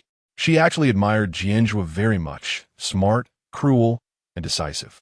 Unlike her 3 children, who were foolish, and more foolish. But she had promised Jian Yan before to capture Jian Zhuo alive when they met. Now she could fulfill this promise. She entered a secret room by inputting a password. Inside was a complete set of broadcasting equipment, and she placed the batteries refined from psychic energy inside. From the outside, these batteries looked no different from ordinary number 1 batteries, and ordinary people wouldn't notice any problem. She turned on the broadcast, and her gentle voice spread to every corner of the base. My dear children, now the bad guys want to destroy our happy home. Shouldn't we learn to fight back? Go, my children. Upon hearing this broadcast, the residents suddenly showed a fervent determination in their eyes. Protect our home. Protect our home. The broadcast sounded again. My children who are not sick, go to the artillery positions now. The psychics still had their uses. These ordinary people would become the cannon fodder for her beautiful home. Immediately, a group of ordinary people lined up at the nearby missile-launching artillery. Yulu felt gratified seeing the dense crowd of people, her smile growing wider. They're all good children. She patted a young boy's head. You go first. Then she tied a package of heavy explosives around the boy's body. The boy obediently climbed into the cannon. Bayou. The boy was launched, crashing into a helicopter. The pilot only saw a boy's head suddenly hit the glass, and as his brain splattered, he also broke the windshield. Blood and flesh splattered all over the pilot's face. And before he could react, the shell exploded along with the helicopter, causing it to crash. The airstrike was tough, and there were huge problems on the ground assault side as well. Bang, bang, bang. Amidst the rain of bullets, countless residents rushed forward. Bodies piled up together, forming a high defense line. Blood flowed like a small river, dyeing the entire floor red. But the group of residents continued to shout, Charge! Protect our home! Don't let the outsiders take us down! Another person was shot and fell, spitting blood, but the people behind showed no fear and continued to charge forward. Mr. Jian, this war of attrition isn't easy to fight. If one person consumes 1 bullet, soon our 100,000 rounds of ammunition will be gone, Secretarian said anxiously. Unlike Jian Zhuo, they were completely incapacitated without weapons. They had no strength to resist. Bang! Crash! The tail of a helicopter was blown off, and the pilot descended with a parachute. He quickly ran to Jian Zhuo. Mr. Jian, many helicopters have been blown up, and those loudspeakers can't be destroyed at all. Even when blown apart, they still make sounds. Miao didn't expect that this broadcast would be so difficult to destroy. She quickly advised, Mr. Jian, let's call for ceasefire. It's important to preserve our strength. It's no wonder there aren't many zombies around the Doomsday Fortress. Yulu is so ruthless in cleaning out people, let alone zombies. Why don't we sneak in and capture the leader first? If we catch my mother, we won't have to fight this battle. Jian Zhuo thought for a moment. Withdraw the team first. Once he captures Yulu, he won't let her go. Yes. Secretarian pressed a button, and all the armored vehicles and helicopters lit up red lights, indicating that they were to return. Just as Yulu was eagerly planning to launch another missile, the crowd around her was shouting, No more helicopters. We have one. Yulu looked up and felt a bit disappointed. She hadn't played enough yet. Jian Zhuo was really nothing special. The girl who was almost sent out next to her felt a bit regretful and shed a few tears. Chief, I haven't contributed to our home. I'm really useless. Yulu smiled lovingly. It's okay. Next time you can go first. The girl finally stopped crying. Next time, I want to be the first. Yulu looked at this group of people who recklessly devoted themselves to her grand cause and secretly mocked them. A bunch of fools. The next morning, Yulu received some news. Chief, I heard that the researchers from Base C want to come and join us. A glimmer of surprise flashed in Yuli's eyes as she got out of bed. Things were really exciting recently. There was Jian Zhuo's attack yesterday, and today they could welcome new people. Would the scientists have more folds in their cerebral cortex from thinking so much? Thinking of this, she felt excited. Send someone to host them. In Yuli's home hall, Huanggan was the first to take out the invitation and introduced himself to the soldiers in front of him. I am Huanggan, and this is Gaowen. We have brought several assistants. You don't mind us being numerous, do you? The soldiers around responded. Of course not. The Doomsday Fortress welcomes newcomers the most. Yes, our chief is the most hospitable. Huanggan smiled, but in reality, the visitors were Jian Zhuo, Qin Miao, Secretary In, and 3 guards. Their goal for this trip was to capture Yulu alive, and then the Doomsday Fortress would collapse without a fight. Yesterday, Baitong had transformed Jian Zhuo into Huanggan and Qin Miao into Gaowen. Secretarian remained as Secretarian. The effect of the illusion technique could only last half a day, and they still needed to settle Baitong, who was packed in their luggage. Jian Zhuo didn't let Baitong appear in public because her hands and feet were broken, making it difficult for her to move. Now, except for Jian Zhuo and Secretarian, everyone else was wearing invisible earplugs. However, Qin Mian was wearing hollow ones and could still hear, so she had to pretend she could read lips. But aside from Qin Mian, everyone else could genuinely read lips, so communication wasn't a problem.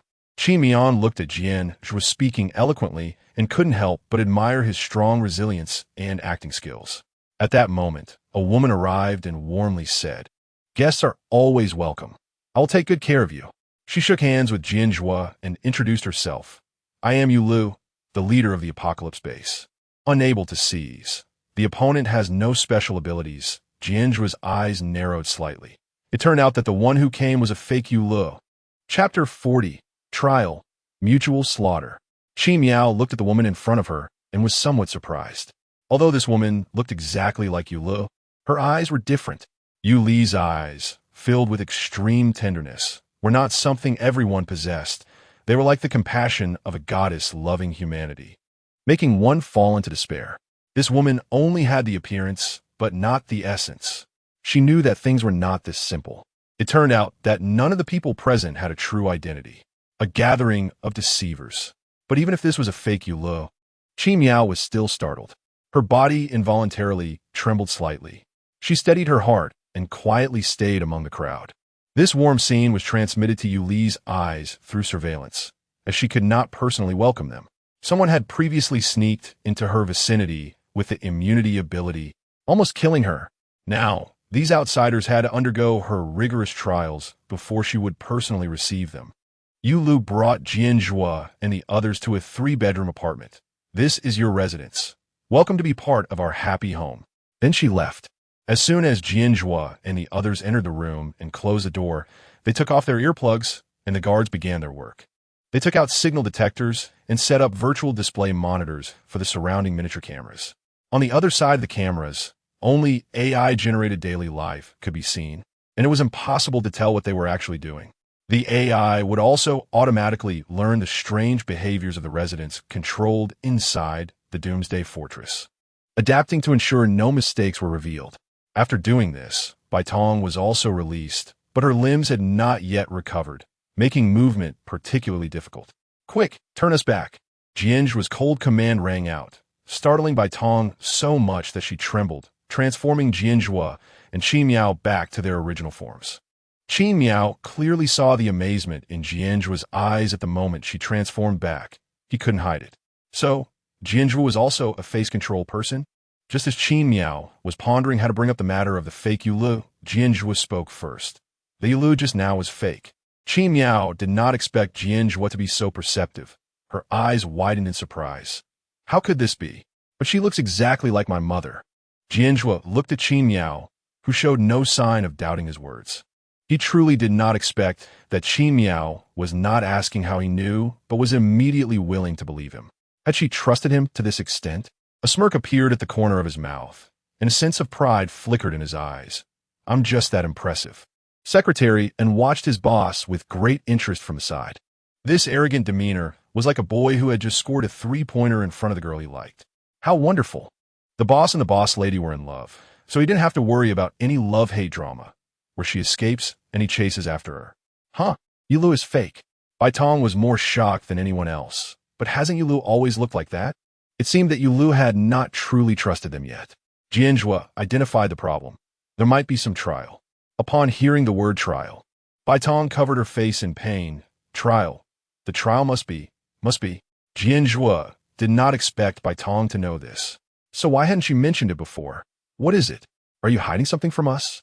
Bai Tong trembled in fear, but mustered up her courage. Yes, I know. Every person who enters the base has a trial, which is to kill the most important person beside them to prove they will truly listen to Yulu. She had been controlled with her mother back then and had to kill her father to enter the base.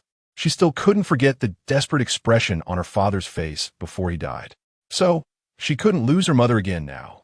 Jian Zhuo's anger surged, wanting to kill her, but he still needed Bai Tong's illusion. He sneered, "You dare to deceive me. Are you really not afraid of death?" Bai Tong also knew Jian Zhuo would not spare her. "I'm afraid that if you find out, you won't dare to come in. Mr. Jian, as long as you can save my mother, you can deal with me however you want. I'm not afraid of dying. But we are." The guard beside them couldn't help but shout, "To save your mother, you put our lives on the line. You're so selfish." They weren't as capable as Mr. Jian. They will be the first to die. I. Bai Tong was tormented by her conscience, tears streaming down her face. Qin Miao stepped in to mediate. It was just the beginning, and they couldn't start infighting. "Everyone, don't worry. I believe Mr. Jian will lead us through this difficult time." This sentence acted as a calming agent for everyone. The atmosphere eased a bit. But suddenly, a drop of blood fell on the floor, and everyone turned to see that it was Qin Miao's blood. Her fingernails had dug into her palm, and blood was flowing down her hand, but she was completely unaware. "Qin Miao, what happened to your hand?" Jian Zhuo's tone carried a hint of concern.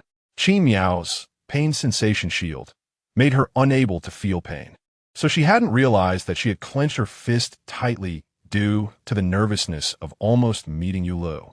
She had also injured herself by gripping too tightly as her mental state deteriorated. Yes, her mind was about to break. Although what she had just seen was only a fake Yulu, when that face truly appeared in front of her, she was genuinely scared. Hearing about the need to mutually slaughter each other made her lose control of her fear in an instant. It was like going back to that time when she had been thrown into a pile of wildcats by Yulu, wearing a cat skin coat, and fought with the wildcats covered in scratches. Yulu had laughed on the side, saying, "You are all little kittens, and you must mutually slaughter each other, ha ha ha." That terrifying laughter still echoed clearly in her ears. To awaken from her fear, she withdrew her pain sensation shield. In an instant, the excruciating pain restored some of her sanity. Jian Zhuo stepped forward and lifted her hand. "What are you doing? Are you afraid?" At this, everyone put away their negative emotions. Miss Qin, such a kind girl, must be even more scared than them upon seeing the brutality of the Doomsday Fortress. But she still had to muster the courage to comfort them. They couldn't be too weak. A moment of confusion flashed in Qin Miao's eyes.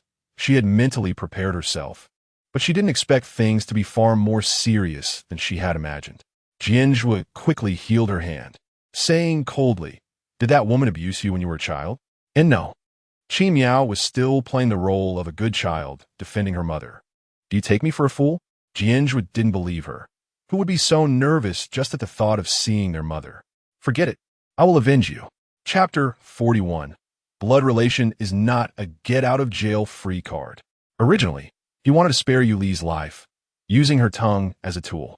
But now it seems easier to kill her. What if Qin Miao's courage is so small that she gets scared silly? Jian Zhuo's words were unexpected for Qin Miao. He would avenge her? But she didn't need that. Although Jian Zhuo's methods were cruel, it still lacked some thrill without personal revenge. She continued to pretend to advise. "Thank you, Mr. Jian, but after all, she is my mother." "So what if she is your mother? Didn't she hurt you?" Jian Zhuo's tone was domineering. Blood relation is not a get-out-of-jail-free card. This was the first time Qin Miao felt that Jian Zhuo had said something human. No wonder he was so decisive when he killed Jian Mo. A thought flashed through her mind. Perhaps they are the same kind of people. But soon, this thought was cast aside by Qin Miao. Because of her emotional flaws, she could only remember hatred. Other things would quickly be forgotten. Bai Tong was shocked to learn that Qin Miao was actually Yu Li's daughter. After her extreme surprise, an idea surged in her mind. If she used Qin Miao to attract Yu Li's attention, could she take her mother out of the Doomsday Fortress? Qin Miao, I'm sorry. Although Qin Miao had saved her. For her mother, she would do anything. At worst, she could burn more paper money for Qin Miao later.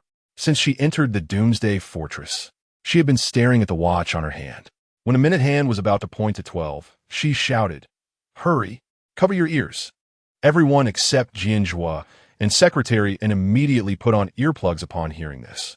Qin Miao scrutinized Jian Zhuo for a few seconds.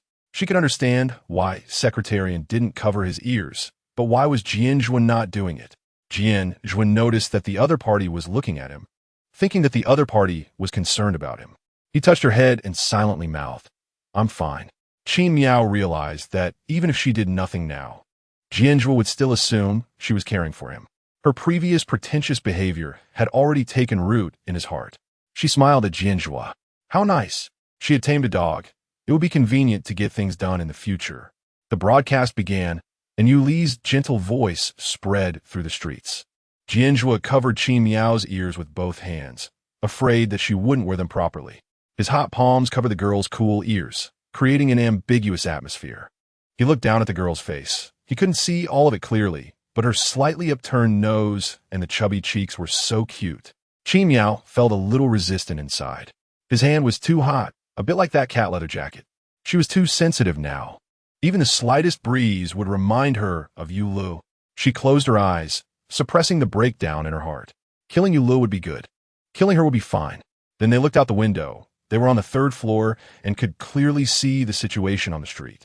On the street, every resident's face was glowing, flashing an odd red.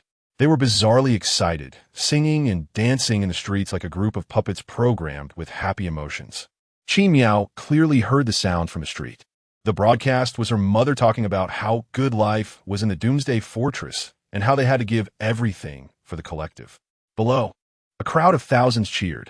Our lives are so happy. I want to stay in our happy home forever and ever. Then the broadcast stopped. The crowd's excitement vanished, and calmness returned instantly, with everyone wearing satisfied expressions going about their own business. Seeing this, Secretarian raised the corners of his mouth. Shouldn't we also pretend to be like this silly? He naturally didn't like to smile, and now he was being put in a difficult position. Just thinking of Jian Zhuo's face, which was scarier when smiling than when not, made Qin Miao sigh with relief that she had transformed him into Huang Fun. Otherwise, it would be terrifying. The broadcast plays every 2 hours. You should pay attention to the time. Bai Tong trembled as she reminded. Qin Miao suddenly thought that the broadcast speaker couldn't be destroyed. So cutting off Yu Li's energy supply would be the same. As long as they couldn't make a sound, it would count as successfully preventing Yu Li from controlling the residents on a large scale. However, the urgent matter was to ensure their own safety in the base first. Mr. Jian, I think we should prepare early. After calming down, Qin Miao quickly thought of a solution. She asked everyone, who here has the best acting skills? A guard raised his hand. It should be me. I graduated from the Film Academy, class of 2134, Zhao. Qin Miao smiled. Can you act dead? Yes. Zhao Yi smiled proudly. This is simple. After discussing for a while, there was a knock on the door. After Bai Tong cast the distraction technique, she hid, and the others who needed earplugs put them on. Everyone adopted a fake smile. The guard opened the door, and the soldier who walked in was pleased to see them like this. I believe you have all felt the happiness of our happy home, right? I will now take you to eat. Everyone went to the hall, and the food on the table was very simple: pickled vegetables and steamed buns. They found that the Doomsday base was indeed very plain, lacking any good living conditions, completely relying on Yu Li's abilities to hold on. Everyone happily started eating the buns and pickled vegetables. However, they all unconsciously broke their buns in half to share with Zhao Yi, fussing over him. It was clear that everyone loved Zhao Yi the most. Suddenly, the broadcast in the hall emitted a crackling sound, and only Jian Zhuo and Qin Miao clearly heard Yu Li's voice from the broadcast. Now, you all pick up the knives next to you and kill Zhao Yi. Immediately, Jian Zhuo began to act, and the others saw his movement and also got up. They started stabbing Zhao Yi with knives, and the fake blood splattered everywhere along with his screams. The fake blood looked very realistic, and the fake wounds were too. These were materials Zhao Yi had just taken from his space ability in the room.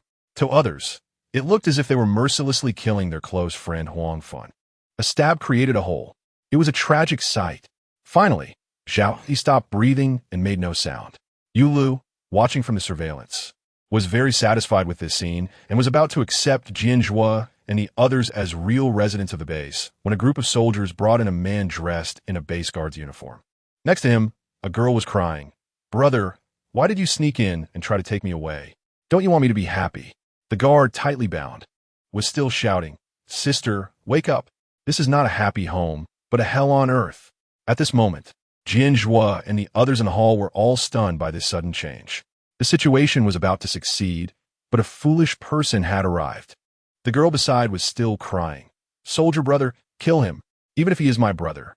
The leader has said that anyone who wants to slander our home is an enemy." "Sister," the guard wanted to speak again, but the girl simply said, "Soldier brother, let us kill him. Our happy home does not allow anyone to destroy it." Just then, this guard, in a bid to save his life, stole a glance at Jian Zhuo and the others. After making up his mind, he shouted loudly, "Don't kill me. I know someone from a base has infiltrated." Chapter 42. The clinic for treatment at this moment.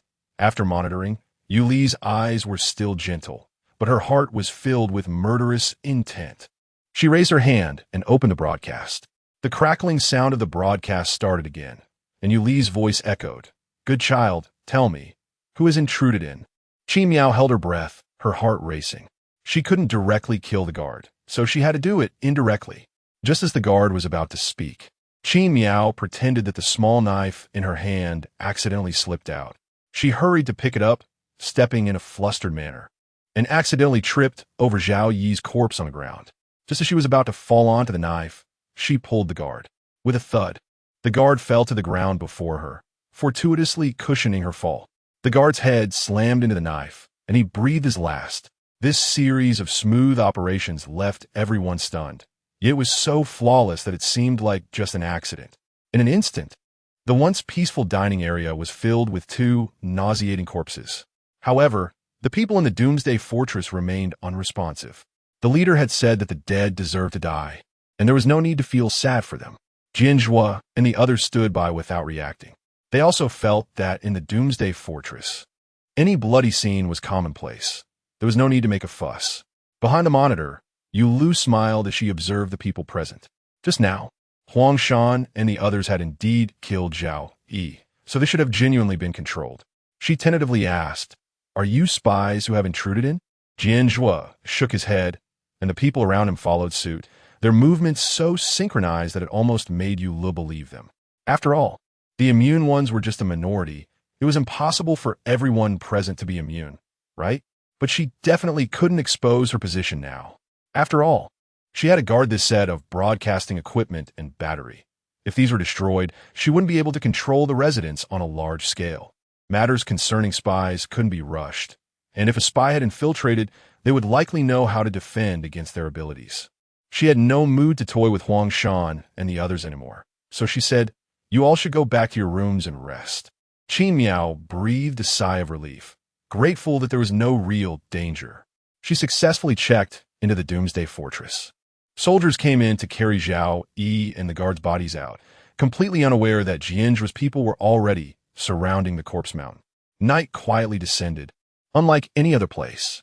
The night in the Doomsday Fortress was anything but peaceful, with the broadcast ringing every 2 hours. With each chime, the residents would cheer.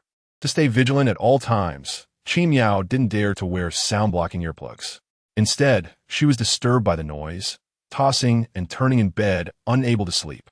Still afraid? Jian Zhuo's slightly hoarse voice came over. Then he remembered that Miao couldn't hear. He pulled her into his arms, gently patting her back to comfort her. Miao was taken aback. Why was Jian Zhuo becoming more human lately? These gestures of kindness made her very uncomfortable. Jian Zhuo noticed that Miao in his arms was somewhat stiff. He didn't understand why she was still this way after he had comforted her. This woman was really too difficult to understand. Didn't need to find someone with mind-reading abilities to know what she was thinking. The next morning, as Miao was planning to go out to look for clues, she heard a boy in the next room crying heart-wrenchingly. "Mom, I don't want to go for treatment. It hurts too much." The mother comforted him gently. "Silly child, you have to be treated if you're sick. Look, the leader even treats you for free."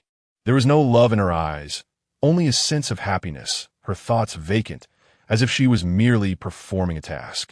Ignoring the child's struggles, she forcibly dragged him towards the clinic. The child continued to cry, "Mom, I'm not sick. That's my ability." Upon hearing this, Miao was startled. What was this child saying? He even knew he had an ability? She rushed outside and clearly saw the mother and child next door. It turned out the mother wasn't comforting the child. The boy's eardrum had been pierced. He was deaf. He couldn't hear his mother's comforts. But the mother still robotically repeated, "Silly child, you have to be treated." Moreover, the child's ears were bleeding. It was a fresh wound. She observed her surroundings and noticed that a small number of people had also had their eardrums pierced. An elderly man, whose eardrum was similarly pierced, was screaming, "I don't want to contribute energy. I'm an ability user." But no one paid him any attention. In other places, he was sought after, but here, he was an outcast. The old man's spirit was on the verge of collapse. Seeing this scene, Miao clenched her fists again. Yula was too ruthless. She even excluded a portion of the residents as normal people. Normal people staying among a group of madmen would only lead to despair and collapse. She knew that what Yulu wanted was not simple torture, but to destroy people inside and out. At that moment, she felt a thumb digging in her palm, forcing her fist to loosen. It was obvious that Jian Zhuo was behind it, but normally such playful gestures could be overlooked. However, now the two of them appeared as two large men. This was too strange and too conspicuous. But Jian Zhuo maintained his fearless demeanor, firmly pushing his finger into the gaps between Miao's fingers. He didn't want Miao to hurt herself again. Miao struggled for a while, but had to give up. After all, it was rare for someone like Jian Zhuo to listen to others. She resigned herself to leaning closer to him, covering their linked hands. Two men standing shoulder to shoulder was better than holding hands, right? "Mom, I don't want to. I'm scared the leader will poke me with a needle." The boy's words caught Miao's attention. Would going for treatment mean seeing the real Yula? She glanced at Jian Zhuo and found he seemed to be considering the idea as well. Seeing this, Miao immediately took action. She shook off Jian Zhuo's hand and ran straight to the mother.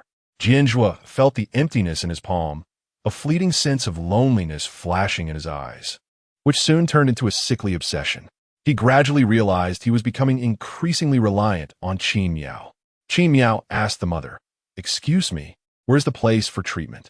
The mother looked her up and down and enthusiastically asked, "Do you also have an illness?" Yes. I have a serious illness." Chapter 43. Miao is captured. Jian Zhuo is going crazy. Upon hearing this, the mother actively said, "I'll take you there. But there are too many people being treated right now, so you might have to wait in line." Miao and the others followed this mother to the treatment place. However, they didn't notice that Baitong was crawling behind them on all fours, using a bizarre and twisted posture. After walking for a while, they arrived at an old clinic. The clinic had been neglected for years and was in a state of disrepair. The walls were covered in moss, emitting a cold and damp atmosphere. Inside the clinic, the walls were stained with blood, giving off a metallic smell. It was clear that many killings had taken place here. The little boy in front of the clinic was crying desperately, "Mom, I don't want to go. I don't want to go." His mother ignored him and forcefully dragged him inside. In the next moment, the little boy fainted from fear, but his mother didn't care. She handed him over to a nurse, finally showing a satisfied expression. Watching her son being taken away, she mumbled, "If you're sick, you have to be treated. Who doesn't treat their illness?" She then left. "Those getting treated come here." With a shout from the doctor, everyone lined up in one place. Jian Zhuo and the others also joined the queue. Baitong looked at Miao in the line, knowing that Yulu would be monitoring the area around the clinic in real time. So, as long as Miao revealed her true form now, Yulu would send people to attack them. With Jian Zhuo and the other strength, they could definitely hold them off for a long time. She could take advantage of the chaos to get her mother out. She made up her mind, raised her hand, and Gao En's body gradually shrank, eventually transforming into a petite girl. Mr. Jian, Miss Qin, what happened to you? A guard accidentally exclaimed. Qin Miao immediately looked at Jian Zhuo in front of her. They had actually transformed back. At that moment, Yulu was also monitoring and saw Qin Miao's figure. She couldn't help but laugh, her mouth nearly stretching to her ears. My dear Miao Miao, Mommy finally found you. She always enjoyed bullying her little daughter because Qin Miao's sensitivity to hatred was billions of times higher than that of ordinary people. Most people would become numb and wait to die after a while, but Qin Miao only became more invigorated. It was like adding fuel to a fire. It would only become more intense and magnificent. Every time Qin Miao looked at her with those beautiful eyes filled with hatred, it excited her the most. Her voice trembled with excitement as she said over the intercom, "Good children, bring me my disobedient daughter." In an instant, the residents of the Doomsday Fortress had Qin Miao's appearance flashing in their minds, and their eyes could only see her. In the chaos, Qin Miao noticed Bai Tong's triumphant expression. She had actually been schemed against by a little minion. But now she couldn't think of anything else because the residents around her were filled with burning desire, gradually closing in on her. Catch Qin Miao! Catch Qin Miao! Everyone was chanting this phrase. Thud! Thud! Thud! Their footsteps synchronized, shaking the ground. Jian Zhuo quickly wrapped his arms around Qin Miao's waist. We have to go. He unleashed flame from his hands, causing the residents to scream in panic, then used wind to spread the flames rapidly. In an instant, the surroundings were engulfed in flames. Jian Zhuo led Qin Miao through the sea of fire to find a way out, but the residents behind were relentlessly pursuing them. Jian Zhuo initially wanted to fend them off, but the flames in his hand ignited and quickly extinguished. He then realized that the guards with the flame ability had been scattered by the crowd. They were no longer near him, unaware of the truth. Qin Miao showed an incredulous expression. Jian Zhuo had run out of energy. If Jian Zhuo was captured and controlled by Yulu, her chances of survival would be even slimmer. In this critical moment, Qin Miao made a bold decision. Mr. Jian, her gaze was firm. They are here to capture me. You should escape. She immediately shook off Jian Zhuo's hand and ran in the opposite direction. Just take care of yourself. Don't come to save me. She specifically left this message to remind Jian Zhuo that she was being captured to avoid implicating him. How noble and touching. He had to come to save her. She still had enough strength to stall Yulu for a while, and this way, she could also find out where Yulu was. When Jian Zhuo regained his energy to come save her, her chances would be even greater. Jian Zhuo watched the girl leave his side, doing it all just to avoid dragging him down. Even at such a time, she was still concerned about his safety. What a big fool. Qin Miao. For the first time, he felt so flustered. His heart felt as if a piece had been ripped out, empty and bloody. He wanted to chase after her, but was quickly separated by the crowd, only able to watch Qin Miao get further and further away. Pushed by the crowd towards Yuli's position, a wall of people formed between Jian Zhuo and Qin Miao. Jian Zhuo's breath caught. The only light in his life had been blocked, but the most urgent thing now was to restore his powers. He looked at the clinic next to him. Wasn't that the place with the most abilities? Jian Zhuo ran into the clinic. Now, besides the comatose ability users trapped in incubators, there was no one else there. Even Yulu was focused on monitoring Qin Miao's movements, completely unaware of Jian Zhuo. Jian Zhuo picked up a fire extinguisher and crazily smashed the incubators. Even without abilities, Jian Zhuo's physical strength was ridiculously strong and could take on 100. He pulled out the patients one by one, giving each one a hard slap. Wake up! The awakened ability users had no idea what was happening until they heard Jian Zhuo question them. What illness do you have? I can unconsciously create a gust of wind with my hands. Wind? After hearing this, Jian Zhuo tied him up and plugged his ears. He then slapped awake another patient and asked, What illness do you have? I have flames on my hands. What illness do you have? My body inexplicably disappears. After everyone answered, they were all tied up equally by Jian Zhuo. At this moment, Secretary En and the others found Jian Zhuo, realizing he was alone. They began to worry about Qin Miao, but now all they could do was assist Mr. Jian. Secretary En quickly reacted. Help Mr. Jian tie up all these people. Although he didn't know why Jian Zhuo was doing this, there must be a reason. Soon, rows of ability users were tied up like firecrackers, one after another. Jian Zhuo personally led these ability users, determined to find Qin Miao. This time, he wouldn't believe that with so many abilities and energy, he couldn't save Qin Miao. Chapter 44. Miao Miao, you found a good boyfriend. Suddenly, a silver-white object, shaped like a battery, rolled to Jian Zhuo's feet. The guard, seeing Jian Zhuo's difficulty in moving, stepped forward to pick it up and held it in front of Jian Zhuo. Secretary and observed the surroundings. Mr. Jian, this seems to have fallen from a petri dish. It should be the energy absorbed from these abilities users. Jian Zhuo glanced at it. Energy absorption failed, his brows furrowed. This thing couldn't be absorbed directly? It must have another use. Take it. Yes. Secretary and the others quickly packed these items into a burlap sack and took them away. Secretary and then realized that Mr. Jian didn't want these abilities users to provide energy to Yule anymore, which was why he captured them. So clever.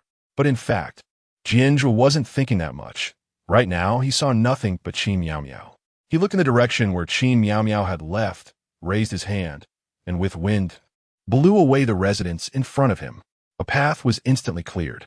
However, he still couldn't see Qin Miao Miao at the end of the path. He grabbed a resident from afar, veins bulging on his hand, and angrily asked, "Where is Yule?" The resident floated in the air, merely shook his head, and said defiantly, "I won't tell you where the leader is." Jian Zhuo's hand tightened, and the other party was torn apart. Not speaking was useless. At this moment, Qin Miao Miao had pretended to give up resistance and was obediently tied up by the soldiers and taken to a room. It was airtight, filled with a sticky, bloody smell. The soldiers said viciously, "Kneel down and wait for the leader's punishment." Qin Miao Miao refused to kneel, so he raised his foot to kick her, but unexpectedly, he missed and kicked sideways. The soldier lost his balance and fell out, tearing down a piece of black cloth beside him. A drop of blood splattered onto the ground with a thud. The thing covered by the black cloth was fully revealed. Qin Miao Miao was horrified to find that in front of her was a skinned corpse. The intact human skin was placed beside her, and the corners of its mouth had been pinned by Yule with thumbtacks, forming a weird smile. The soldier who had pulled the black cloth too roughly had scraped off a piece of muscle tissue from the corpse. The next moment, the familiar crackling sound of the broadcast echoed in the room, followed by Yule's gentle voice. "You actually destroyed my artwork, then you shall pay for it with your life."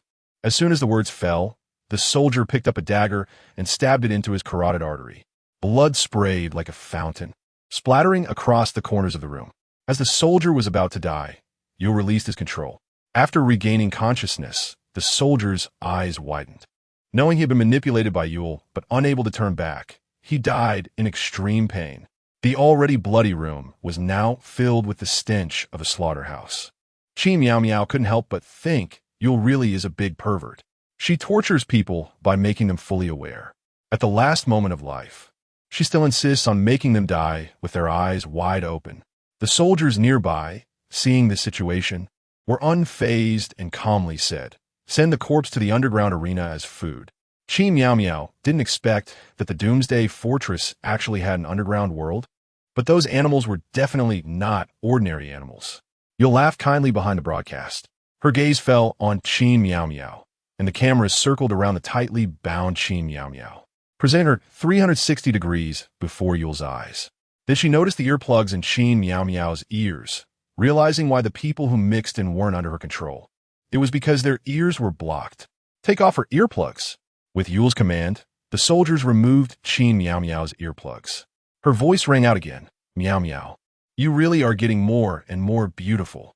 Hearing the familiar name, Qin Miao Miao couldn't help but tremble. However, her mental shield did not activate with the sound. That meant Yule didn't plan to control her, but had already decided to make a move, which is why she wanted her to stay awake. But after being brought to Yule in such a disheveled state, why hadn't Yule appeared before her? Yule had always been eager to torture her before. Something was off. Could it be that the broadcasting equipment was right next to Yule?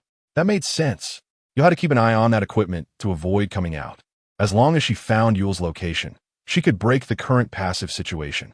On the other end of the surveillance, Yule caressed the camera as if stroking Qin Miao Miao's delicate face. "Miao Miao, I know you're looking for Mommy, but Mommy can't see you yet. You can only meet her once you're dead." Qin Miao Miao truly hadn't expected Yule to be so tightly guarded. The more cautious Yule was, the more it proved that the broadcasting equipment was fragile. Suddenly, hundreds of screens in a room were turned on. Without exception, they all showed Jian Zhuo going wild. Yule's voice rang out again. Miao Miao, you really are amazing. You found such a devoted boyfriend. He actually fights so hard for you. Qin Miao Miao said nothing. What could she do to get closer to Yule? Yule was not satisfied with Qin Miao Miao's emotionless appearance, saying, Miao Miao, is one of you doomed to die? She placed the real-time monitoring of Jian Zhuo's actions before Qin Miao Miao. Qin Miao Miao was astonished to see Jian Zhuo's strange behavior. Why was he dragging a whole string of people? Suddenly, she remembered that every time Jian Zhuo went out, he was also followed by a large group of people. Could it be that the condition for triggering his abilities was related to people? The next moment, Yule's voice on the broadcast carried a rare hint of anger. Jian Zhuo actually smashed all my petri dishes, and he took the abilities users away. What will happen to my energy? It was the first time Qin Miao Miao heard Yule express such an emotion. Only then did she realize that the people Jian Zhuo was dragging were abilities users. So, he was taking those people because he didn't want them to provide energy to Yule anymore. Just like that, misled by Yule. Qin Miao Miao missed an opportunity to touch the correct answer. Qin Miao Miao found that Jian Zhuo was like a demolition team inside the Doomsday Fortress, destroying whatever he saw. Bang! Crash! Thud! Buildings collapsed, and what once was a fairly large Doomsday Fortress was nearly reduced to ruins. Now Yule had no time to pay attention to Qin Miao Miao anymore. Her tone carried more anger. Miao Miao, after Mommy deals with your good boyfriend, I'll come and play with you. A flash of worry crossed Qin Miao Miao's eyes. Was Yule going to target Jian Zhuo again? What would happen if Jian Zhuo ran out of energy again? How could she save him? She frowned, watching Jian Zhuo, who was still recklessly wasting energy on the screen. Why wouldn't he save some for later? Yule keenly noticed Qin Miao Miao's worried expression. Her daughter, who was born only capable of feeling hatred, was actually caring about someone else. Had the genetic research facility really altered her genes? This piqued her great interest. How interesting. Qin Miao Miao and Jian Zhuo loved each other so much. Wouldn't it be more fun to make them kill each other? Chapter 45. Jian Zhuo is dead. Seeing the helpless and painful expressions on the faces of the two must be quite a spectacle. Yuli's voice carried a hint of teasing. Miao Miao, are you very worried about Jian Zhuo? Just like a normal mother would care about her daughter's love life.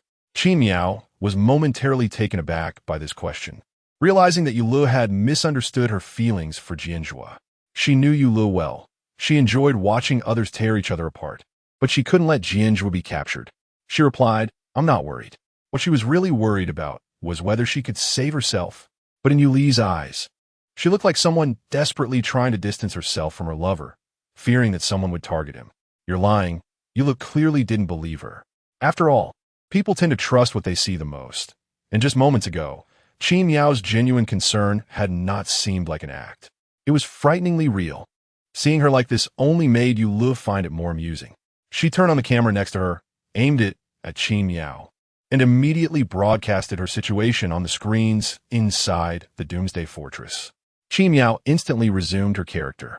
Jian Zhuo looked up at the screen, and, at that moment, Qin Miao's eyes were slightly red, appearing quite scared. Yuli's voice came through the speakers. Jian Zhuo, if you don't stop, I'm going to chop off Miao Miao's arm. Jian Zhuo's actions did not cease.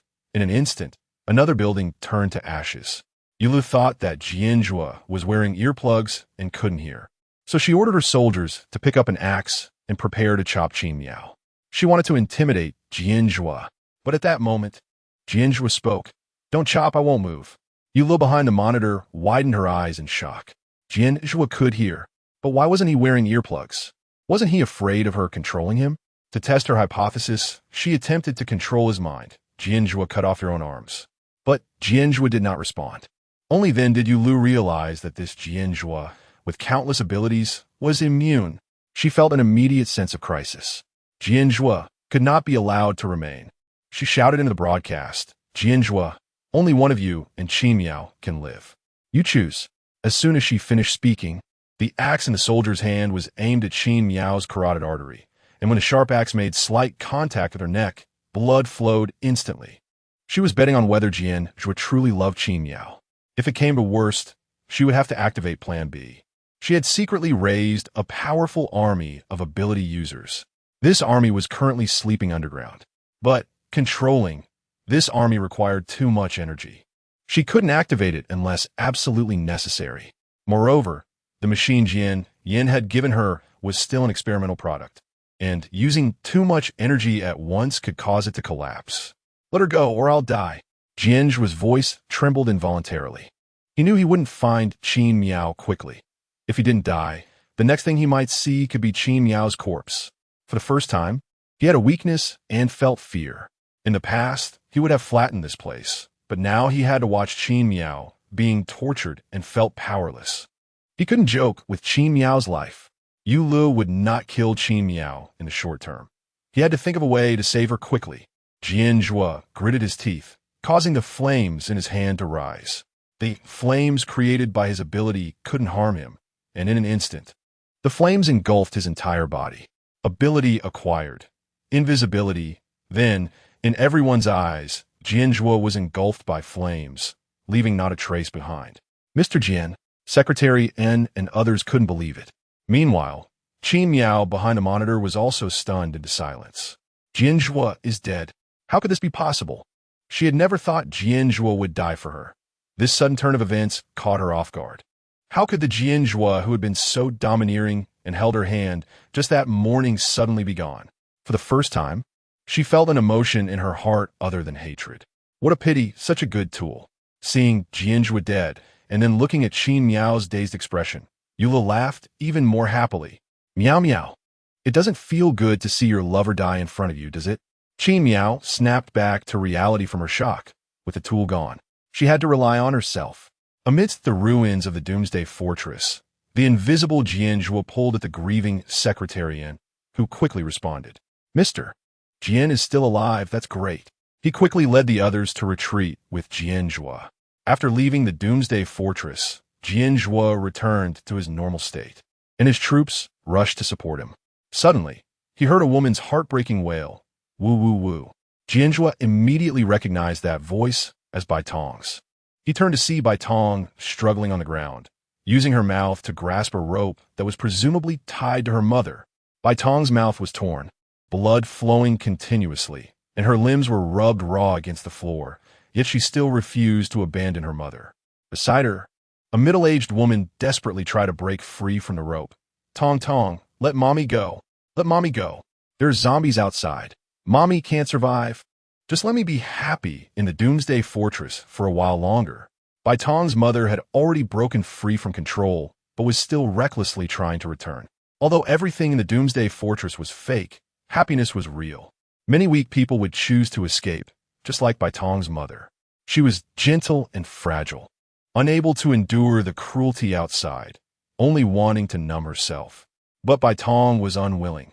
She still pulled her mother, wanting to leave. It wasn't until Jian Zhuo appeared in front of her that she was startled, opening her mouth, and her mother escaped. Jian Zhuo looked at her, his eyes revealing a fierce light. This time he wouldn't be tricked by this woman. As night fell, Jian Zhuo's figure quietly appeared in the Doomsday Fortress. He raised his hand and slashed with Windblade, decapitating a resident. He then burned the resident's body to ashes with flames. Behind him, many others followed Jian Zhuo's actions, chopping off residents' heads and then destroying the corpses. Before long, they neatly arranged the heads in a resident's house. Mr. Jian, are there enough heads? Enough. Jian Zhuo's eyes were bloodshot. He had to rescue Qin Miao quickly. Otherwise, how much suffering would she endure? Since a strong attack wouldn't work, he would quietly kill all the people in the Doomsday Fortress without a sound, and then let his people disguise themselves as residents. Before long, his eyes and ears would be everywhere. This way, even if Yu Lu wanted to hide, she couldn't escape. She couldn't stay indoors forever. Although Bai Tong's energy could only disguise a few people, Huang Gong became particularly anxious after discovering that Qin Miao had been captured. Since he had previously participated in Jian Yan's research, he immediately collaborated with Gao and to create a machine that could collect energy, which could directly inject the guard's energy into Bai Tong's body. However, this machine was a temporary research project, so the side effects were particularly severe, especially for the energy carriers, causing irreversible damage. In other words, Baitong might suffer and die painfully within a few days. To conserve energy and disguise more people, the guards' bodies remained unchanged. They only swapped heads. Jian Zhuo's voice was hoarse. Get to work. Yes, Mr. Jian. After hearing the order, Huanggan immediately activated the energy collecting machine and fitted the input device onto Baitong's head. As the recipient, Baitong had no choice but to accept. She felt a piercing pain throughout her body, as if thousands of knives were stabbing her. Unclear about the side effects, she could only follow Jian Zhuo's words to survive, transforming the guards' appearances into the residents of the Doomsday Fortress in front of her. Jian Zhuo commanded, "Let me sneak in again." Since it was impossible for newcomers to enter the Doomsday Fortress now, let's allow these old residents to go in. Yes, before long, many people were arranged by Jian Zhuo to enter the Doomsday Fortress. Chapter 46. The arena at this moment, Qin Mian in the secret room was also in a crisis. She was locked in a room, and two strange people walked past the door. One was so muscular that it seemed like he was about to burst. Ability detection, strength ability, level 4. The other had the head of a tiger, with a beastly face and a human body. Ability detection, beastification ability, level 6. Level 6? Qin Mian was stunned by this level. Such a high level, even in base A, known for producing talents, there were only a few individuals. The tiger-headed man said, "After sleeping for so long, we can finally contribute to our homeland. Yes, the leader awakened us both, which must mean they value us highly. Let us go protect the leader." Qin Mian instantly understood. It turned out that besides those energy-contributing ability users, Yulu also had a powerful army of ability users hidden beside her. Right now, in this critical moment, Yulu was afraid that the remnants of Base A would retaliate, which is why she deployed a few people to protect her. At this time, a wailing sound came from the door. "Let me go. Please let me go." A bloodied man was being dragged away by soldiers. "Tell the leader, I know I was wrong. Please don't lock me in the dungeon. I don't want to be eaten by those things in the underground arena." Qin Mian immediately heard the word dungeon. If she helped the person persecuted by Yulu, wouldn't that be a great deed? All fear comes from a lack of power. As long as she becomes strong, she won't be restricted by others. Suddenly, she was filled with fighting spirit. She pretended to come out of the pain of her lover's death and scolded Yulu. "Yulu, you crazy woman, you actually killed Jian Zhuo." She wanted to provoke Yulu to throw her into the dungeon. The next moment, the broadcast sounded, "Mian, Mian, you actually scolded your mother for a man. This is not the behavior of a good child. I'll come find you to play once I'm done." Clang! Qin Mian's sharp ears caught that Yulu seemed to be moving things. "Be careful not to break the leader's broadcasting device." A soldier's voice came through. Soon, the broadcast was turned off. Yulu was moving things? Was she afraid that the remnants of Base A would seek revenge on her?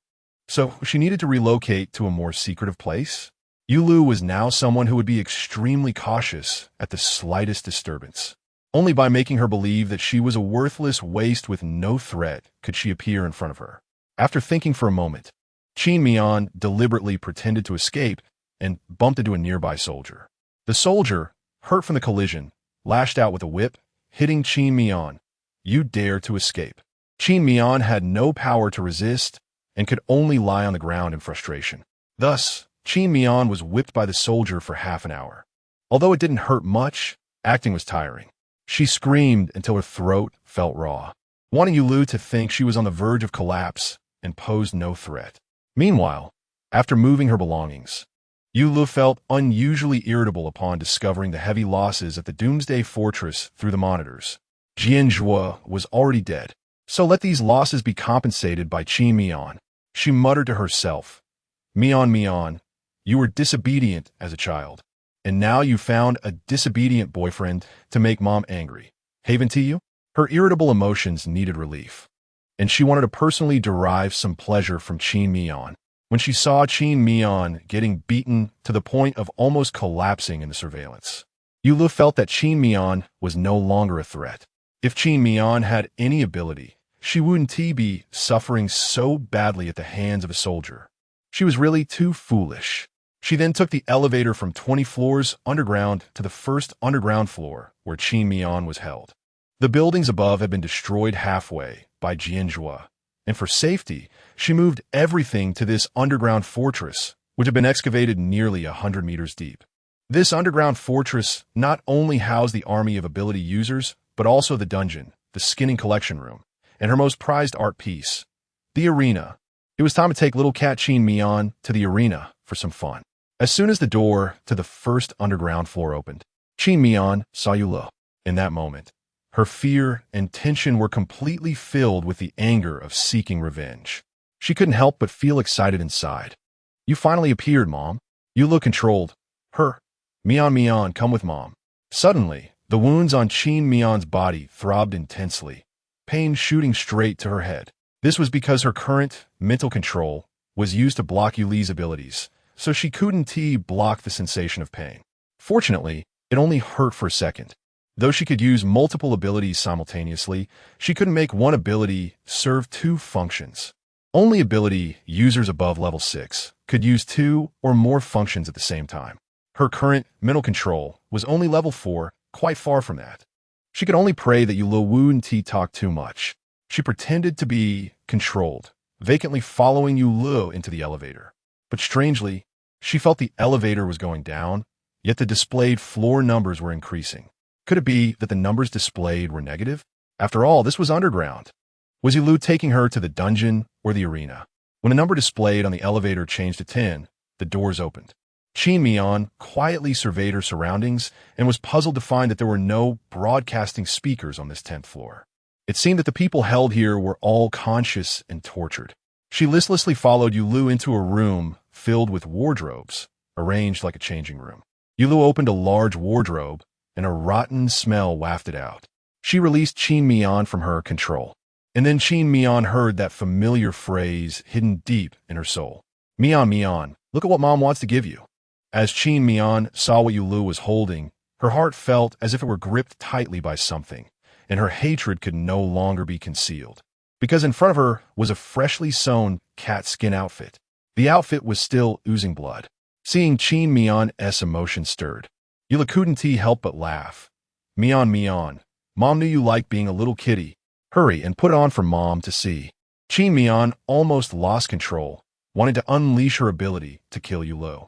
But she also knew there were definitely many ability users around Yu Lu. If she acted recklessly now, even if Yu Lu didn't die, she might lose her own life. But why did Yu Lu hide those high-level ability users? Even if using control required a lot of energy, Yu Lu was not without the strength to do so. Could it be that her machine couldn't handle such a large amount of energy?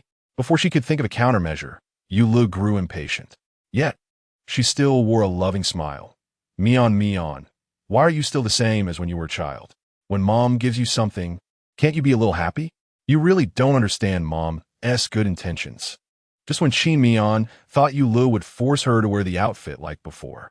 Chapter 47, This is not an animal. It's a person sewn with animal skin. Yu Lu merely sighed. Forget it. Mom is a reasonable mom and won't force you. Qin Miao remained unmoved. Yu Lu was not so kind-hearted. There were surely more terrifying things waiting for her. With a glance from Yu Lu, the soldiers around her forcibly crossed Qin Miao's hands behind her back and restrained her. Let's go. Mom will take you to see how other little friends behave. You need to learn from others. Yu Li's voice was gentle, but her actions were ruthless. She heavily secured a spike collar around Qin Miao's neck, the spikes digging into her skin, while the collar cleverly missed the carotid artery on her neck. So it would only torment her, not kill her. Even if Qin Miao could not feel the pain, she could feel the blood gushing out from her neck, soaking her back, staining her off-white sweatshirt red. Qin Miao hurriedly pretended to cry out in extreme pain, her veins bulging, gasping for breath. Yu Lu pinched Qin Miao's face, admiring her suffering expression with satisfaction. Miao Miao. Do you know that among Mom's 3 children, Mom misses you the most? I haven't even wanted to see your brother and sister. Qin Miao glared at Yu Lu fiercely, looking unwilling. She knew that Yu Lu loved to see her this way. Only by making Yu Lu happy would she lower her guard. Sure enough, seeing Qin Miao like this made Yu Lu even happier. The soldiers opened the heavy iron door, which was strong enough that even a cannon couldn't break it. Yu Lu led Qin Miao out of the changing room, and Qin Miao stumbled as she walked due to the pain. They arrived at a dark place. Turn on the lights. With Yu Li's commanding voice, the lights in front of them turned on with a flickering sound. Suddenly, the dark place was as bright as day. Qin Miao finally saw the scene before her pupils constricting, her heart pounding violently. In front of her was a huge pit, surrounded by specially made rubber cages. Inside, which were animals the size of humans. A rabbit moved slightly, and its skin, devoid of fur, was revealed, looking exactly like human skin. Qin Miao was shocked to discover that these were not animals.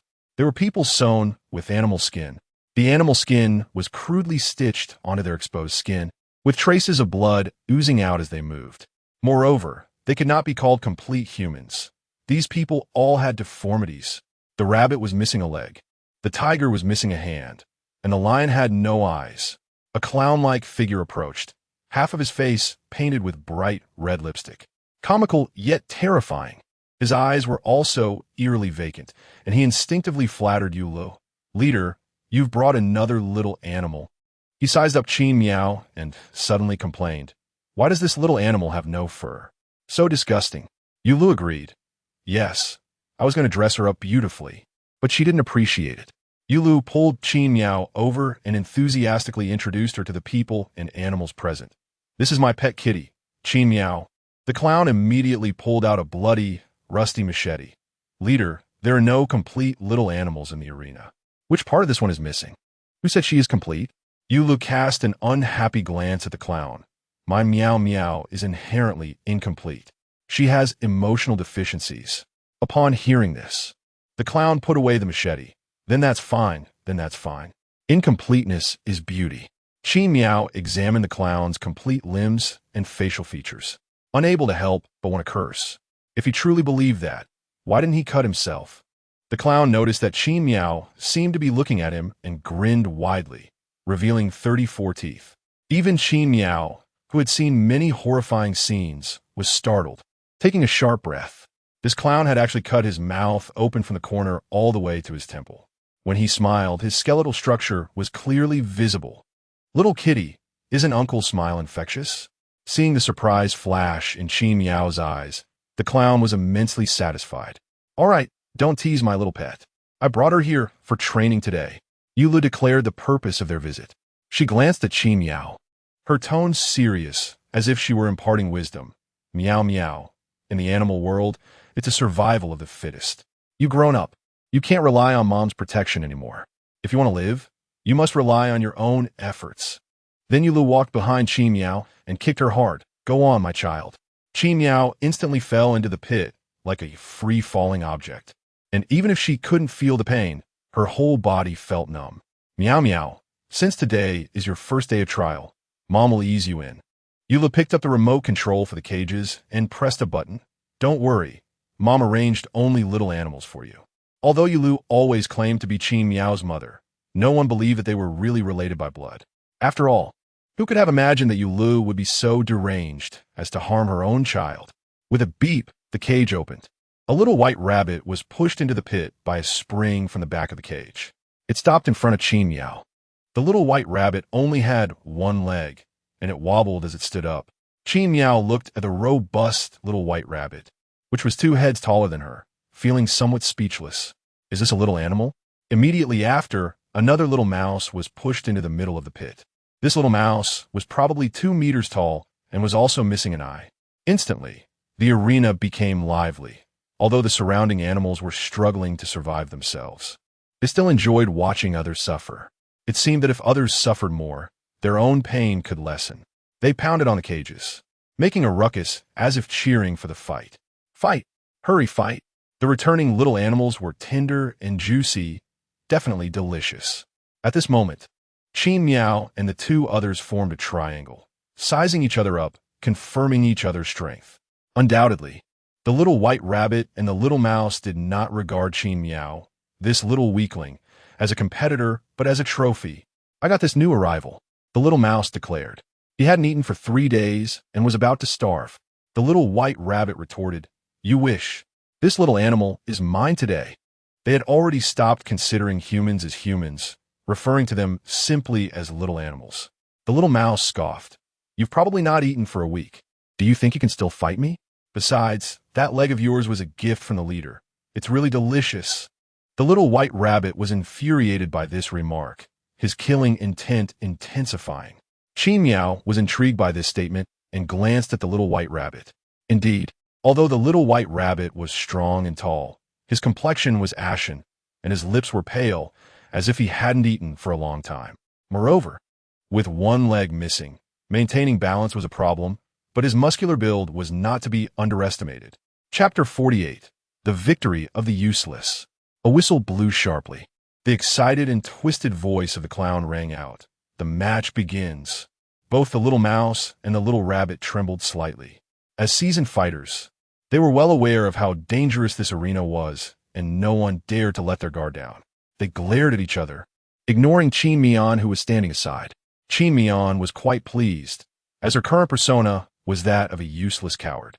If she showed any signs of being dangerous, Yulu would have to be wary of her. The little mouse launched the first attack, lowering its body for a speed charge, crashing into the little rabbit. The little rabbit was knocked off balance and fell to the ground, but quickly grabbed the little mouse's neck with both arms. The two rolled around, exchanging blows, and in an instant, their faces were unrecognizable. At that moment, the little mouse thrust its hand into the little rabbit's eye socket, then forcefully pulled out the eyeball and tasted it. With a crunch, the eyeball burst. "Ah!" The little rabbit wailed in pain. The little mouse looked on in satisfaction at this scene, as he hated eyes the most because he was missing one himself. The little rabbit continued to roll on the ground, while Qin Mian pretended to be flustered, her helplessness making the little mouse think he had already won the match. Next, he turned his attention to Qin Mian. He speed charged towards her. Most people wouldn't be able to dodge this attack, but Qin Mian was lucky. Thus, she pretended to panic and ran around, her face filled with fear, trembling all over, her lips turning pale. The little mouse was momentarily stunned when his first charge failed. How could this happen? No one had ever dodged his charge. It must be a coincidence, a coincidence. The little mouse launched a second speed charge, chasing Qin Mian as she jumped around, feeling lonely and helpless. But she dodged again, although she fell while trying to evade, sitting helplessly on the ground. Yulu in the audience watched Qin Mian's pathetic state, her excitement turning her face red. She loved pushing Qin Mian to the brink, making her hate her. Qin Mian's anger was her stimulant. After several failed charges, the little mouse was now furious. He noticed Qin Mian had fallen and thought she couldn't escape anymore. He gathered all his energy, intending to smash into Qin Mian this time. With a whoosh, he flew out, causing Qin Mian to lose her balance and lie flat on the arena floor. The little mouse flew over her by 3 centimeters. When he realized he had missed, his other eye nearly popped out in terror. But he had exerted too much force and could not stop, missing Qin Mian entirely. In an instant, the little mouse crashed into the tiger's cage without reservation, his head bursting open with a loud pop. Flesh and blood splattered all over the tiger. The tiger, looking like it hadn't eaten in ages and was just skin and bones, didn't bother with anything else and quickly grabbed the pieces of the little mouse to eat. Suddenly, Qin Mian was the only one left standing in the arena. The surrounding crowd erupted in commotion. What happened here? Yes, why is only that little kitty left? Yandere, who had been enjoying the match, was very dissatisfied with this outcome. Is that it? Instantly, alarm bells went off in her head. Was this a coincidence? Or did Qin Mian have some strange ability? Qin Mian noticed Yuli's gaze toward her becoming complicated, and to dispel her doubts, she raised her hand and emitted a bit of healing green light towards the wound on her neck.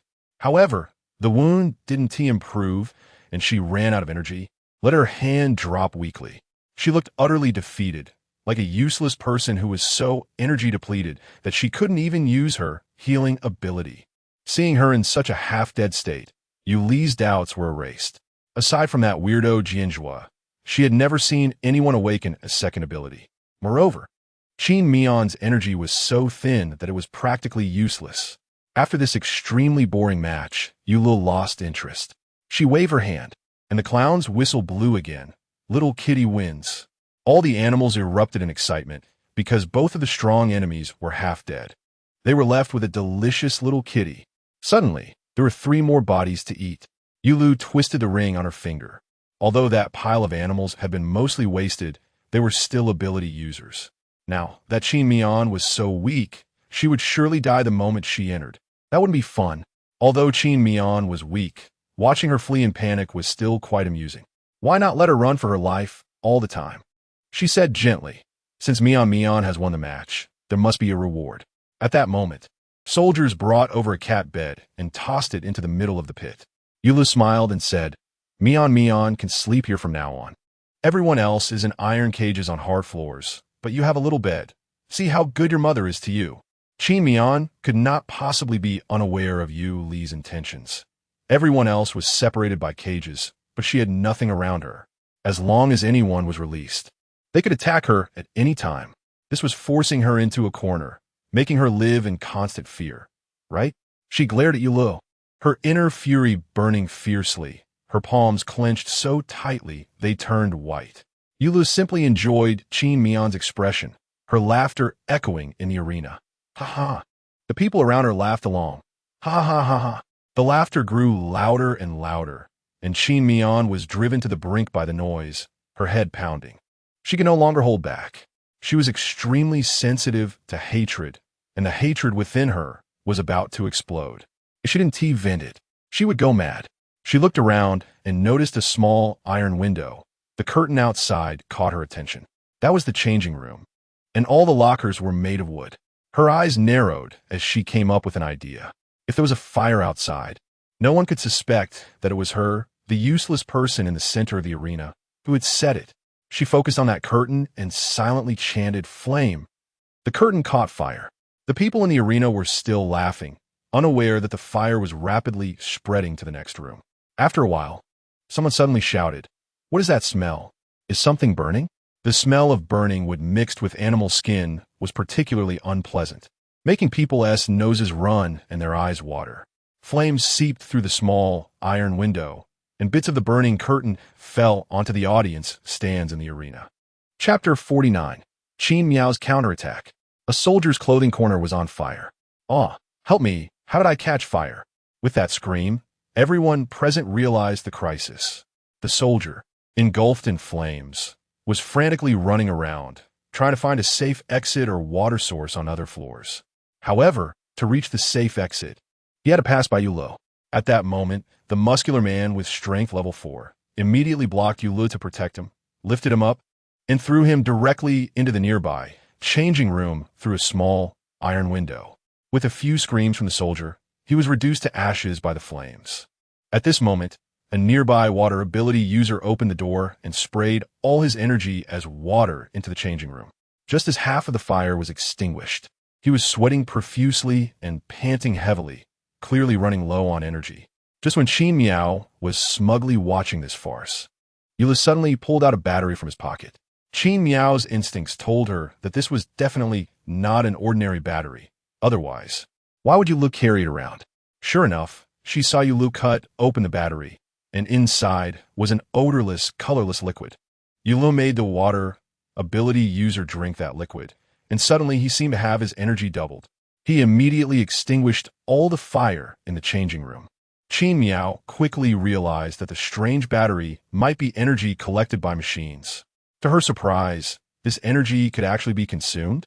However, after drinking it, the water ability user immediately had a head full of white hair and coughed up a mouthful of blood. It turned out that this battery wasn't as good as expected, and the side effects seemed quite severe. Yulu definitely wouldn't drink it. No wonder they had to use the broadcast as a carrier. Otherwise, Yulu would have exploded from energy overload long ago. Without the broadcast, Yulu would just be a paper tiger. After the fire was extinguished, a soldier rushed in urgently. "Leader, someone sneaked in, and we can't find anyone now." The clown exclaimed, "Someone sneaked in? And there's a fire? It must have been him." Qin Miao originally just wanted to pretend that someone had set the fire to worry Yulu for a while. She didn't expect that someone had really mixed in. Who could it be? Yulu was now a bit flustered. The previous Jian Zhuo was already difficult enough, and now there was another unknown person. "Let us go. Protect the broadcast first." After Yulu left, the arena fell into darkness again, returning to a deathly silence. Qin Miao raised her hand and burned the wires of all the surveillance cameras around her. She was going to start doing good and save people. She took out a small saw from her space and cut off the collar. After healing all her injuries, she turned off the pain sensation blocking.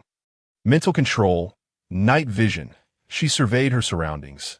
Everyone was already starving, skin and bones. She smiled and took out a basket of bread from her space. She tore open a package, and the sound was particularly pronounced in the silent darkness. Hiss! What sound is that? The crowd was indeed stirred. The sweet smell of bread wafted out. I can't be mistaken. How could there be the smell of bread? Someone shouted. Yeah, how could that be? Qin Miao weakly spoke up. I secretly hid some bread. Do you want some? I can share it with you. Is that true? Someone immediately questioned. But some people had already started begging. No matter if it's true or not, as long as you give me a piece of bread to eat, I'll do anything you want. Everyone was starving mad. They hadn't had a decent meal since being locked up, let alone delicious bread. Then I'll share with you. Everyone gets a portion. Qin Miao began distributing the bread. Those who got the bread immediately opened the package and started eating. It's real bread. It's really bread, so delicious. I've never had such delicious bread before. The lady is a great person. Awakened ability. Illusion, level 1. Can change appearance. Hearing this prompt, Qin Miao suddenly thought of a good idea to deal with Yulu. What if she forced Yulu to order her to be tortured? And then she transformed into Qin Miao. Using their own methods against them would be the best revenge. However, the premise was that she had to ensure that Yulu could no longer speak after issuing the order. Otherwise, Yulu could change the order once he reacted. She suddenly remembered that she seemed to have a bottle of strong sulfuric acid in her space. The more people received the bread, the more others began to express their feelings, and the sound of tearing packages grew louder. Those who hadn't received bread yet became anxious. Some were pleading, "Lady, hurry, give me one." Some were already impatiently cursing. A man with a fierce look and a scar across his entire face was scolding. Are those people in front of you lying? Why haven't I gotten one? Just as Qin Miao was about to give bread to this scolding man, the scarred man accidentally hit Qin Miao's hand while angrily banging on the cage door. Qin Miao sneered and snatched the bread back. She owed him nothing. If he wanted to eat, he could take his chances. The scar man, who had just touched the bread, suddenly felt empty-handed. He immediately started yelling, "Give it to me! Give it to me! Why did you take it back?" Qin Miao ignored him. Even feeding a dog, she wouldn't give it to him. She bypassed him and gave it to the next person, until she finished distributing. The scarred man was still shouting, "Where's mine? Where's mine?" Qin Miao innocently explained, There's none left, just enough. One was missing, sorry." Her voice carried a sense of guilt, as if she was genuinely upset. "You're lying. I just touched the bread. You're doing this on purpose." Qin Miao intentionally instigated conflict, suggesting, "Is there anyone willing to share some bread with this big brother?" As soon as she said this, the chewing sounds around grew louder.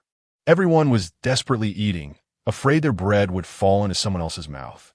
The only one who hadn't gotten bread, the scarred man, was furious. "I'm going to tell the leader that someone is giving you bread. Let the leader punish you." Now the previously happy crowd began to panic. "I didn't eat." Then she threw the bread packaging away. Others followed suit. "I didn't eat either. It was this woman who suddenly gave it to us. Yes, it's all her fault. I didn't eat." Seeing her successful instigation, the scar man was even happier. "See, I told you. Who would be so kind to give you bread? She just wants to harm you. A bunch of fools fooled. Right?" Chapter 50. Countless tools in the pitch-black arena. The air was filled with sounds of scolding. However, I felt that this sister was a good person. A clear and beautiful voice emerged, standing out against the surrounding noise. Qin Miao looked over at the source of the voice, initially thinking it was just another person trying to curry favor with her for personal gain. But she soon realized that this woman, with her delicate features, had particularly bright eyes, and the emotion in them was evident. She also looked somewhat familiar. Qin Miao believed the woman's words were genuine. After all, in such darkness, there was no need for her to act since she couldn't see.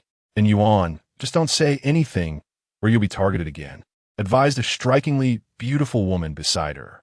Although there was gratitude in her eyes, there was more concern for Yuan. "It's fine, Lu Fei. They're all stitched together like conjoined lambs, and the two of them combined only have 1.5 arms," and Yuan replied. Hearing the name, Qin Miao suddenly remembered why Yuan looked familiar. She was Secretary-N's sister.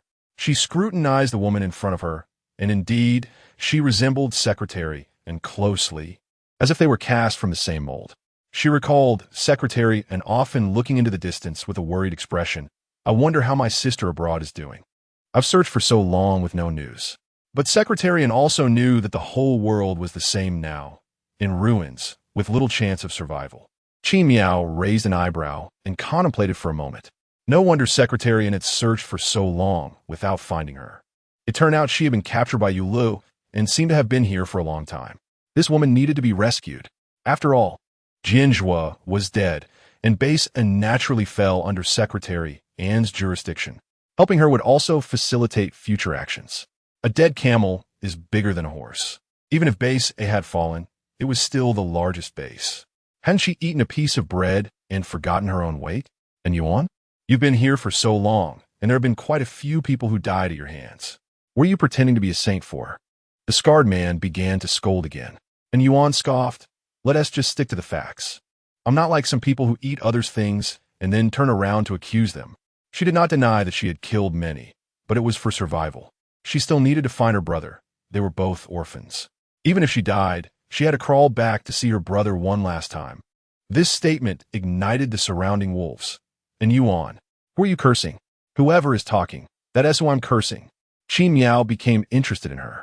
Moreover, and Yuan showed no fear of these people. Was it because she was strong? Ability detection, teleportation level 3, trigger condition, arm, damage 3-4, ability reduced 3-4. No wonder they had to cut off in Yuan's arm. Every ability has its trigger conditions. Hers was an arm, and with it damaged, her ability was naturally weakened. This meant her power was insufficient for long-distance teleportation, especially since she had someone with her, making it much more difficult. Even the huge pit was impossible to escape from, let alone get out of this arena. She glanced again at Lu Fei beside Yuan, who surprisingly hadn't eaten the bread. Instead, she had secretly stuffed the piece of bread into the half-eaten wrapper for Yuan, wanted to save it all for her. Ability detection, metal manipulation, level 3. Qin Miao realized why these cages were made of rubber. It was to prevent Lu Fei. Lu Fei was indeed very useful.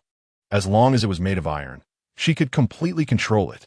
She had observed that the door to the underground fortress was made entirely of iron. This meant that with Lu Fei, they could go anywhere. These two were quite interesting.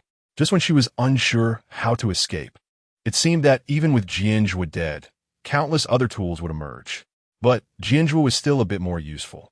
For some reason, ever since Jian Zhuo died, she had been recalling him more frequently. The people around were still denouncing Qin Miao, which conveniently drowned out the sound of her sawing through the cage. Quickly, she stealthily moved behind the two women and covered their mouths to prevent them from making noise out of fear. The two were indeed startled by the movement and began to struggle. Qin Miao whispered, "Don't make a sound. I'll help you escape." Upon hearing this, the two fell silent. This girl was able to enter the cage, so she must have some skills. They would do well to listen to her. Immediately, Qin Miao took a piece of black cloth from her space and covered her hand, glowing with healing green light to avoid being discovered. In an instant, Yuan and Lu Fei felt an intense itch all over their bodies. Then the humiliating skin shed off, and their wounds healed rapidly, with their hands gradually regrowing. It felt as if a warm current of rejuvenation flowed through their bodies. At that moment, their withered hearts were nourished and watered, taking root and sprouting. When Lu Fei realized her body was no longer incomplete, she couldn't help but pinch her thigh. The pain confirmed that she wasn't dreaming. She asked incredulously, "Yuan, is this real?" Then she touched Yuan beside her, and indeed felt what she had hoped for. An arm. "Yuan, you?" She was thrilled to discover that Yuan's arms had also grown back. Qin Miao pulled out 2 sets of clothes for them. "All right, now let us think about how to escape." She didn't give the two time to celebrate. Everything she did was to prepare for escape, and naturally, the focus had to be on that. Qin Miao noticed the noise in the arena had lessened and quickly tossed a piece of bread to the cage next to them. The person in the adjacent cage, upon receiving the bread, although suspicious of whether Qin Miao was trying to harm him, couldn't resist the allure of the sweetbread. He opened it without hesitation, and the aroma wafted out. Who is it? Who has more bread? Damn it, who is hiding this? Amidst the escalating din, Qin Miao and the two women were already discussing how to escape. Qin Miao pretended not to know what their abilities were and asked, "How do we get out of this pit?" Upon hearing this, and Yuan's eyes lit up. "Benefactor, my ability is teleportation, but it's not at a high level, so I can't cross the iron door. But Lu Fei's ability can manipulate metal, and she can open the door." They had thought about how to escape before, but due to their prior state of being incomplete, it had been impossible to put into practice. Now it could finally be realized. "Really?" Qin Miao feigned excitement. "Then let us start." And Yuan extended her hand, grabbing one person with each hand. The sensation in her palms made her so emotional that she was almost in tears. Having two arms felt so good. Chapter 51, Awakening Superpowers. The Blessing of the Gods. With a whoosh, the three of them stood in front of the iron gate. Lu Fei placed her hand on the iron door, and it split open down the middle. After they walked through the gate, Lu Fei restored it to its original state. Thus, they left the arena and stood in front of the elevator. The light shone on Yuan, who was standing in front of the reflective iron plate of the elevator, looking at her own silhouette.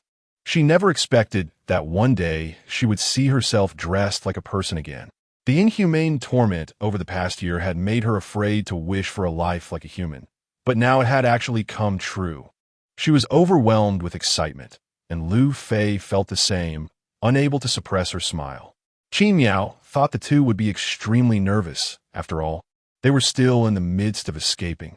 To her surprise, the two were cheerful, and she couldn't help but ask, "Aren't you scared?" "We're not safe yet." The two shook their heads. Having hope is a good thing. Rather than dying cowardly in the arena, it's better to take a chance. Qin Miao gently comforted them. "You won't die. Follow me, I know how to get out." She remembered the way they came, and since Lu thought she was controlled, he didn't avoid her when entering the elevator password. However, she wasn't so kind-hearted as to save Yuan and Lu Fei for nothing. She still needed to use them to take revenge on Lu, so now was not the time to escape. And Yuan and Lu Fei looked at Qin Miao with trust in their eyes. After everything they had been through, they had unconditionally come to believe in Qin Miao. After all, their lives had been saved by her. "Benefactor, thank you." They felt that it must have been the gods who heard their pleas and transformed into Qin Miao to save them. Thinking this way, their gazes shifted from trust to faith. Suddenly, a series of voices popped into Qin Miao's mind. Acquire believers, and Yuan, Lu Fei, unlocked superpower. The grace of the gods. Believers are absolutely loyal. The gifts from the gods to believers will double the energy. The good deeds done by believers will also be recorded by the gods. And the believer's energy will accumulate on the gods. Superpowers fully upgraded. Space, level 6. Healing, level 6. Mental control, level 5. Luck, level 6. Fire, level 5. Illusion, level 2 can change the shape of objects. She really didn't expect to have unexpected gains. It seemed Yuan and Lu Fei couldn't die. They had great potential. Qin Miao became interested in this level 2 illusion and wanted to try it out. Now that Yuan and Lu Fei were her believers, and believers were absolutely loyal, they would not betray her. So there was no need to hide the uniqueness of her superpowers from them. She reached out and turned the metal trash can beside her into a handgun. She picked up the gun and pulled the trigger, but there was no response. It seemed this superpower could only change shapes. It still lacked functionality. And Yuan and Lu Fei were amazed by this operation, and then they turned to admiration. Truly worthy of being a benefactor. All-powerful. Qin Miao reminded the two. "You can't tell anyone that I have superpowers other than healing." "No problem," the two quickly assured her. Qin Miao touched the wall and found no change. It seemed her level was too low to transform larger items. Then she said to Lu Fei, "You try turning this trash can into a handgun." She wanted to see if this metal manipulation was similar to illusion, only superficial. "Okay." Lu Fei quickly turned the trash can into a handgun, pulled the trigger, and indeed bullets came out, but they were iron pellets without gunpowder. It seemed Lu Fei could only transform ordinary metal products. Nothing else was possible. Quite impressive. Qin Miao genuinely praised her. She really wanted this superpower. So convenient. A new weapon anytime, anywhere. Lu Fei felt embarrassed by the praise and scratched her head. Benefactor, you're overpraising me. I'm not as powerful as you. And Yuan suddenly remembered that after so long, she still didn't know her benefactor's name. By the way, what is your name? Qi Miao, Miao with 3 water strokes. Qi Miao, stop pretending. Actually, I want to kill you, Lu. Are you willing? We are. The two responded enthusiastically, but it didn't feel like they were being controlled or brainwashed. Instead, it was a heartfelt following, as if they would think that if Qin Miao asked them to die, it was for a good reason. As long as you give the order, we will dare to do anything. Lu Fei said seriously. And I heard Lu has several family members, so they're definitely not good people. If you need, we can wipe them out too. At that moment, Lu Fei acted like a qualified lackey offering suggestions. Lu is my mother. Qin Miao's words seemed to shatter Lu Fei's worldview. What? How could this Lu give birth to someone as kind, brave, powerful, and beautiful as you? Then we should just kill Lu. And Yuan quickly added. Seeing them so spirited, Qin Miao felt relieved. Now she had to think about how to blend in with Lu, as their current identities were certainly not suitable. They needed to adopt a persona that Lu would trust. At that moment, the elevator suddenly stopped on their floor. The three hid as 3 soldiers came out of the elevator. Qin Miao summoned fire in her hand, igniting the 3 soldiers, and soon they turned to ashes. Then Qin Miao transformed the 3 of them into these soldiers and boarded the elevator. She took out earplug from her space and gave them to Yuan and Lu Fei to prevent them from being controlled. Qin Miao didn't know where Lu was, so she planned to check layer by layer. Ding! 9th floor. Qin Miao and the others exited the elevator, just in time to run into the beast-headed superpowered person. The beast-headed man roared at them. Did you find an infiltrator? Report now. Qin Miao quickly responded, mimicking the soldiers. You're so useless. Suddenly, the ground shook, and even the dust on the walls fell. What happened? The beast-headed man pulled out a walkie-talkie to inquire. An urgent voice came from the walkie-talkie. A group of people has broken in and wreaked havoc on the upper 5 floors. Hearing this conversation, Qin Miao didn't know who had broken in, but she knew Lu was definitely finished. So she had to eliminate Lu before this unknown strong team found her. Otherwise, if Lu fell into someone else's hands, she wouldn't be able to take revenge herself. Then her hatred wouldn't be able to be fully vented. She would go insane. She asked, Commander, we request to protect the leader. May I ask where the leader is now? You little lackeys should forget it. You go to the 6th floor for support. Little lackeys? Facing the beast-headed man's disdain, Qin Miao smiled and raised her hand to burn the wires of the surrounding cameras. Who told you I'm a little lackey? Since little lackeys weren't worthy of knowing Li's whereabouts, she would transform into the beast-headed man in front of her. After all, she clearly remembered that the beast-headed man was Li's personal guard. Chapter 52. The terrified Qin Miao transformed back into her original self, the corners of her mouth slowly curling up, revealing a hint of danger. You're the little minion, little tiger. You're not the leader-esque little kitty? How did you escape? The tiger-headed man stuttered in fear from Qin Miao's presence. Then he laughed loudly. Just in time, let me capture you to claim military credit for the leader. You will definitely praise me. After saying that, the tiger-headed man's hands transformed into sharp wolf claws. Die? Little kitty. Miss Qin and Yuan and the others, wearing earplugs, couldn't hear what Qin Miao was saying, so she had a gesture for them to stand aside. Qin Miao pointed at the soldiers nearby and mimicked a throat-slitting action on her neck. And Yuan understood immediately. It was clear that this tiger-headed man's ability level was too high for them to handle, so they would take care of the small fry instead. A chaotic battle began. The tiger-headed man charged forward with his sharp claws, moving at incredible speed, but Qin Miao was not to be outdone. She effortlessly dodged his attacks. Qin Miao's luck was now at level 6, and the tiger-headed man's level 6 abilities were ineffective against her. Not to mention, she had more than one ability. After dodging several of his attacks, the tiger-headed man, infuriated, let out a roar and transformed his body to the size of a giant elephant, towering at about 4 meters high. If it weren't for the high ceiling of the underground fortress, this elephant would have already broken through. I'll crush you. The tiger-headed man shouted in exasperation. You dare to oppose me? As he stomped down, the underground fortress shook violently.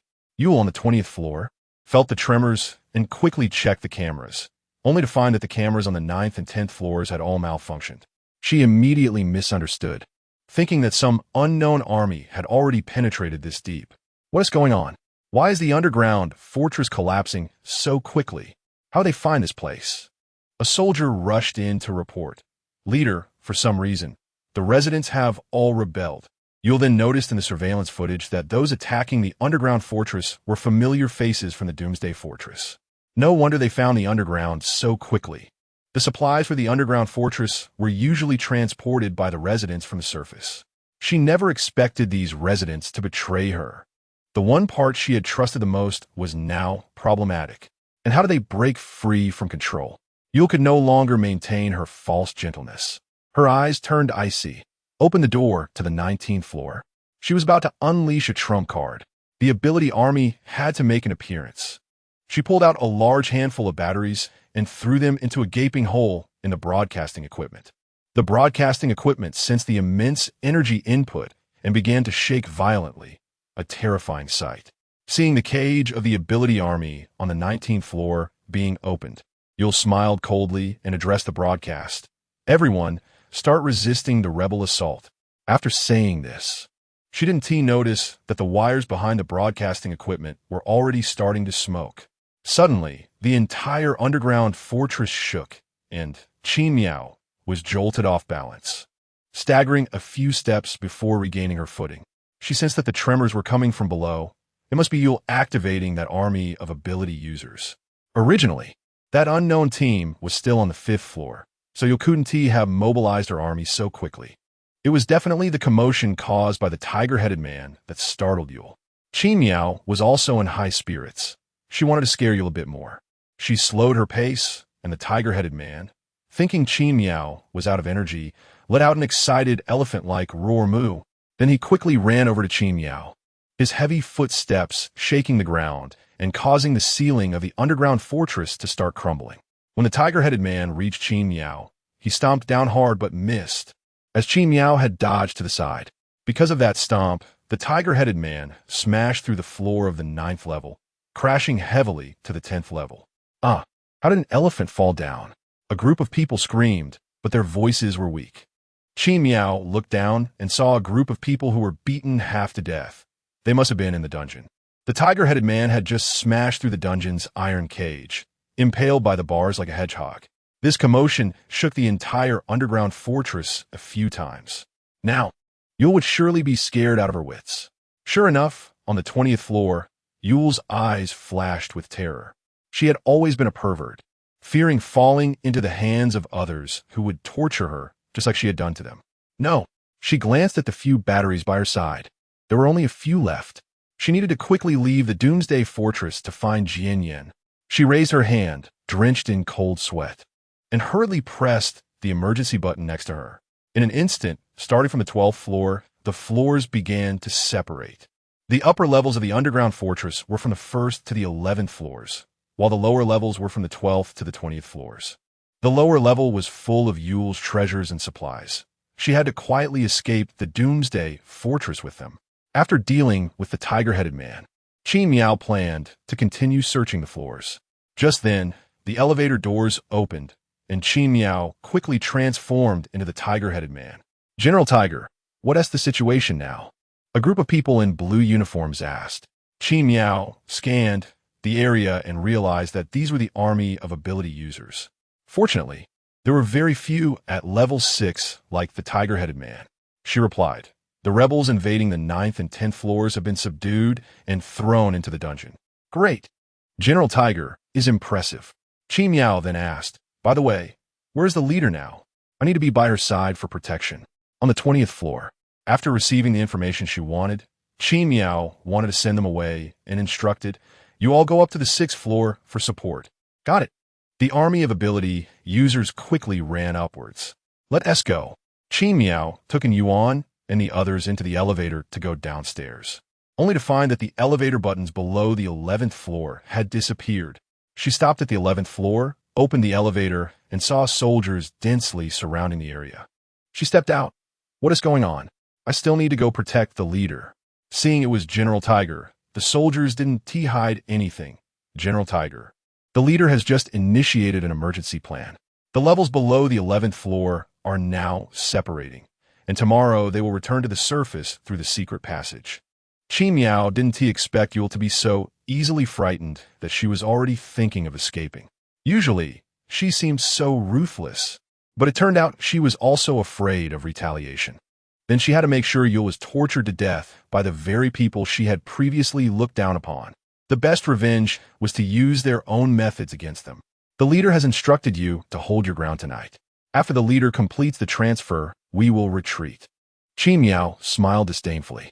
Chapter 53. She is their goddess. Want to retreat? It's clear that they are abandoning these people, letting them go to their deaths. If the upper levels collapse, with rock on all sides, where can they escape to? Miao ordered the soldiers. You stay here and hold your ground. I'll go rest in my room for a bit. She wasn't going to do such a thankless job. After saying that, Miao took in Yuan and Lu Fei to the guest room. She looked at the floor. Although the tremors weren't strong, she could still feel the lower levels separating from the upper ones. There was no way she would let Lu retreat safely and comfortably. Later on, she would trick Lu into thinking the upper levels had already fallen to scare her. If Lu hadn't fully retreated, in order to survive, she would summon General Hu, this high-level supernatural being, to protect her. At that point, capturing Lu wouldn't be a problem. After thinking it over, Miao yawned, her gaze becoming a bit unfocused. She glanced at the clock beside her and realized it was already 7 in the morning. After such a commotion, a whole night had passed. No wonder she felt so tired. Lack of rest easily leads to poor energy and sluggish thinking. It was better to rest first. Anyway, there was nothing to do right now. She decided to sleep. Miao restored the 3 of them to their original appearances. They looked better that way. Then, she opened the room on the left side of the living room and pointed to the room on the right. You can sleep in that room. We'll act later. All right. And Yuan and Lu Fei went to the room. After a long-awaited hot shower, they comfortably laid down on the soft bed. The more sentimental in Yuan started to cry, holding on to Lu Fei tightly. Lu Fei, is this real? Do we really get out of the arena? Lu Fei was also very excited, but she was clearly more composed. Yes, we're out. We've escaped the sea of suffering. They cried and laughed, venting all the grievances of the past year. Lu Fei used a tissue to wipe Yuan's tears, and together they expressed their gratitude for Miao's generosity. At that moment, in the adjacent room, Miao felt a continuous surge of energy within her, comfortably squinting her eyes like a kitten being petted. The energy that came so effortlessly was delightful. Due to the constant influx of energy, Miao felt as if she were soaking in a hot spring. She slept until evening. Stretching, she sleepily glanced at the clock in the room. It was 7 in the evening. She had actually slept for 12 hours. Gurgle, gurgle. Her stomach was hungry, so she took out a large chocolate cake from her space to eat. Miao had a hobby of eating sweets. Suddenly, she remembered her 2 followers. She got up and went to Yuan and Lu Fei's door. Then closed the door, so Miao could call them. Standing at the door, she raised the fruit and cream cake in her hand. Here, this is for you. Eat as you like. And Yuan and Lu Fei hurriedly got up, gratefully accepting it, their eyes brimming with tears as they looked at Miao. Miss Qin, even if you ask us to go through fire and water, we will not hesitate. The good life they had now was all thanks to Miao, and they felt they could never repay her.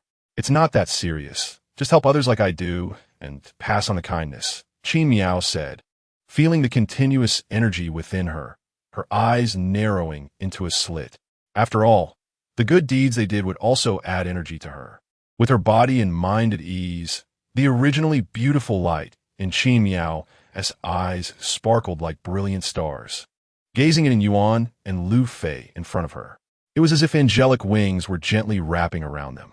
And Yuan and Lu Fei felt a tingling sensation in their hearts, like a puddle of water, gazing reverently at the girl before them. She was their goddess. Don't worry, I will protect you in the future. After saying this, a faint light radiated from Miao's body, and Yuan and Lu Fei's faith upgraded. Followers elevated to divine envoys. Divine envoys can recruit followers for the deity. Divine envoys will be immune to mind control abilities, telepathy, and other intrusive thoughts to ensure absolute following of the deity. Hearing this, Qin Miao felt even more excited. She had been worried about how difficult it was to upgrade abilities above level 6. After all, each level above 6 was 10 times more difficult. She didn't expect it to develop like this. Moreover, she no longer had to worry about these two being controlled by Yulu. Divine envoys were even better than followers. She also didn't have to worry about her secrets being exposed. She took out 2 chocolate beans from her space and handed them to the two. Eat this pill, and you won't need to wear earplugs anymore. Yulu won't be able to control you.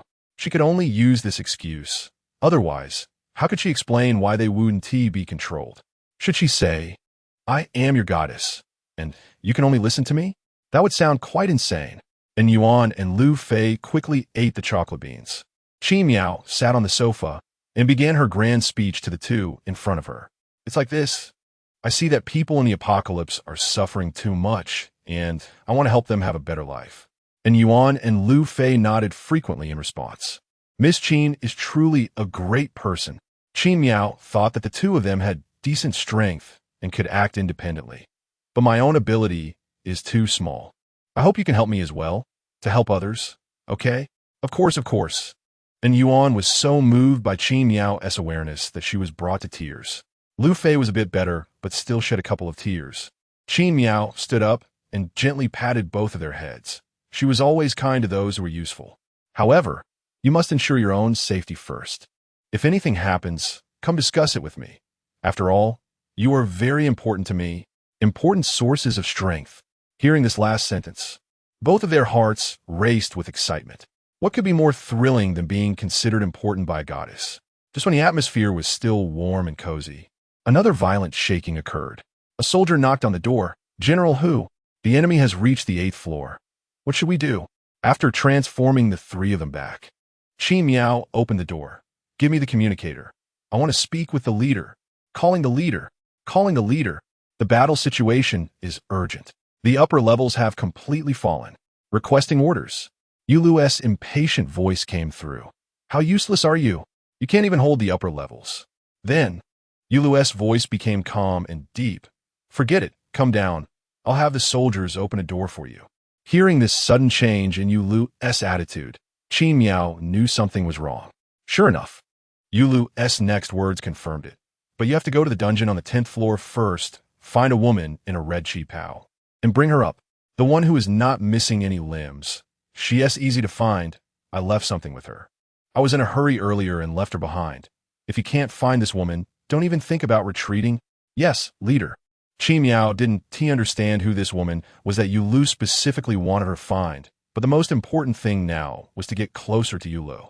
Chapter 54 The Woman Who Can Read Minds. Qin Miao ascended to the 10th floor and opened the door to the dungeon.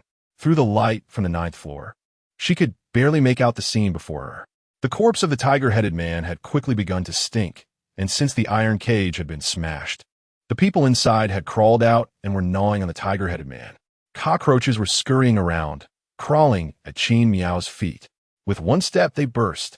Qin Miao surveyed her surroundings and spotted a woman in a red cheongsam, trembling and hiding in a dark corner with a gun in hand. It seemed that this was the woman Yulu was looking for, but she appeared so pitiful.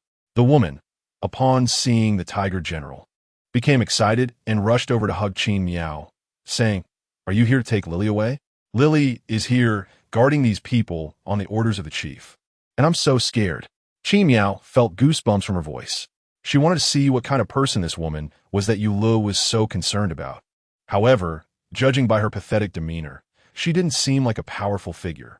Detecting ability, mind reading, level 1. Mind reading. However, this woman's level was too low, and her ability to read someone's thoughts was already at its limit. No wonder Yulu wanted her to find this Li. He probably just wanted to negotiate with the opposing team. It seemed Yulu had been forced into a corner, which was why he chose to coexist peacefully. The most important thing in negotiations is knowing the opponent's trump card, which is why he needed Li. Although this woman was mostly useless, she could still be of use at crucial moments. So, Yulu left her in the dungeon as a watchdog.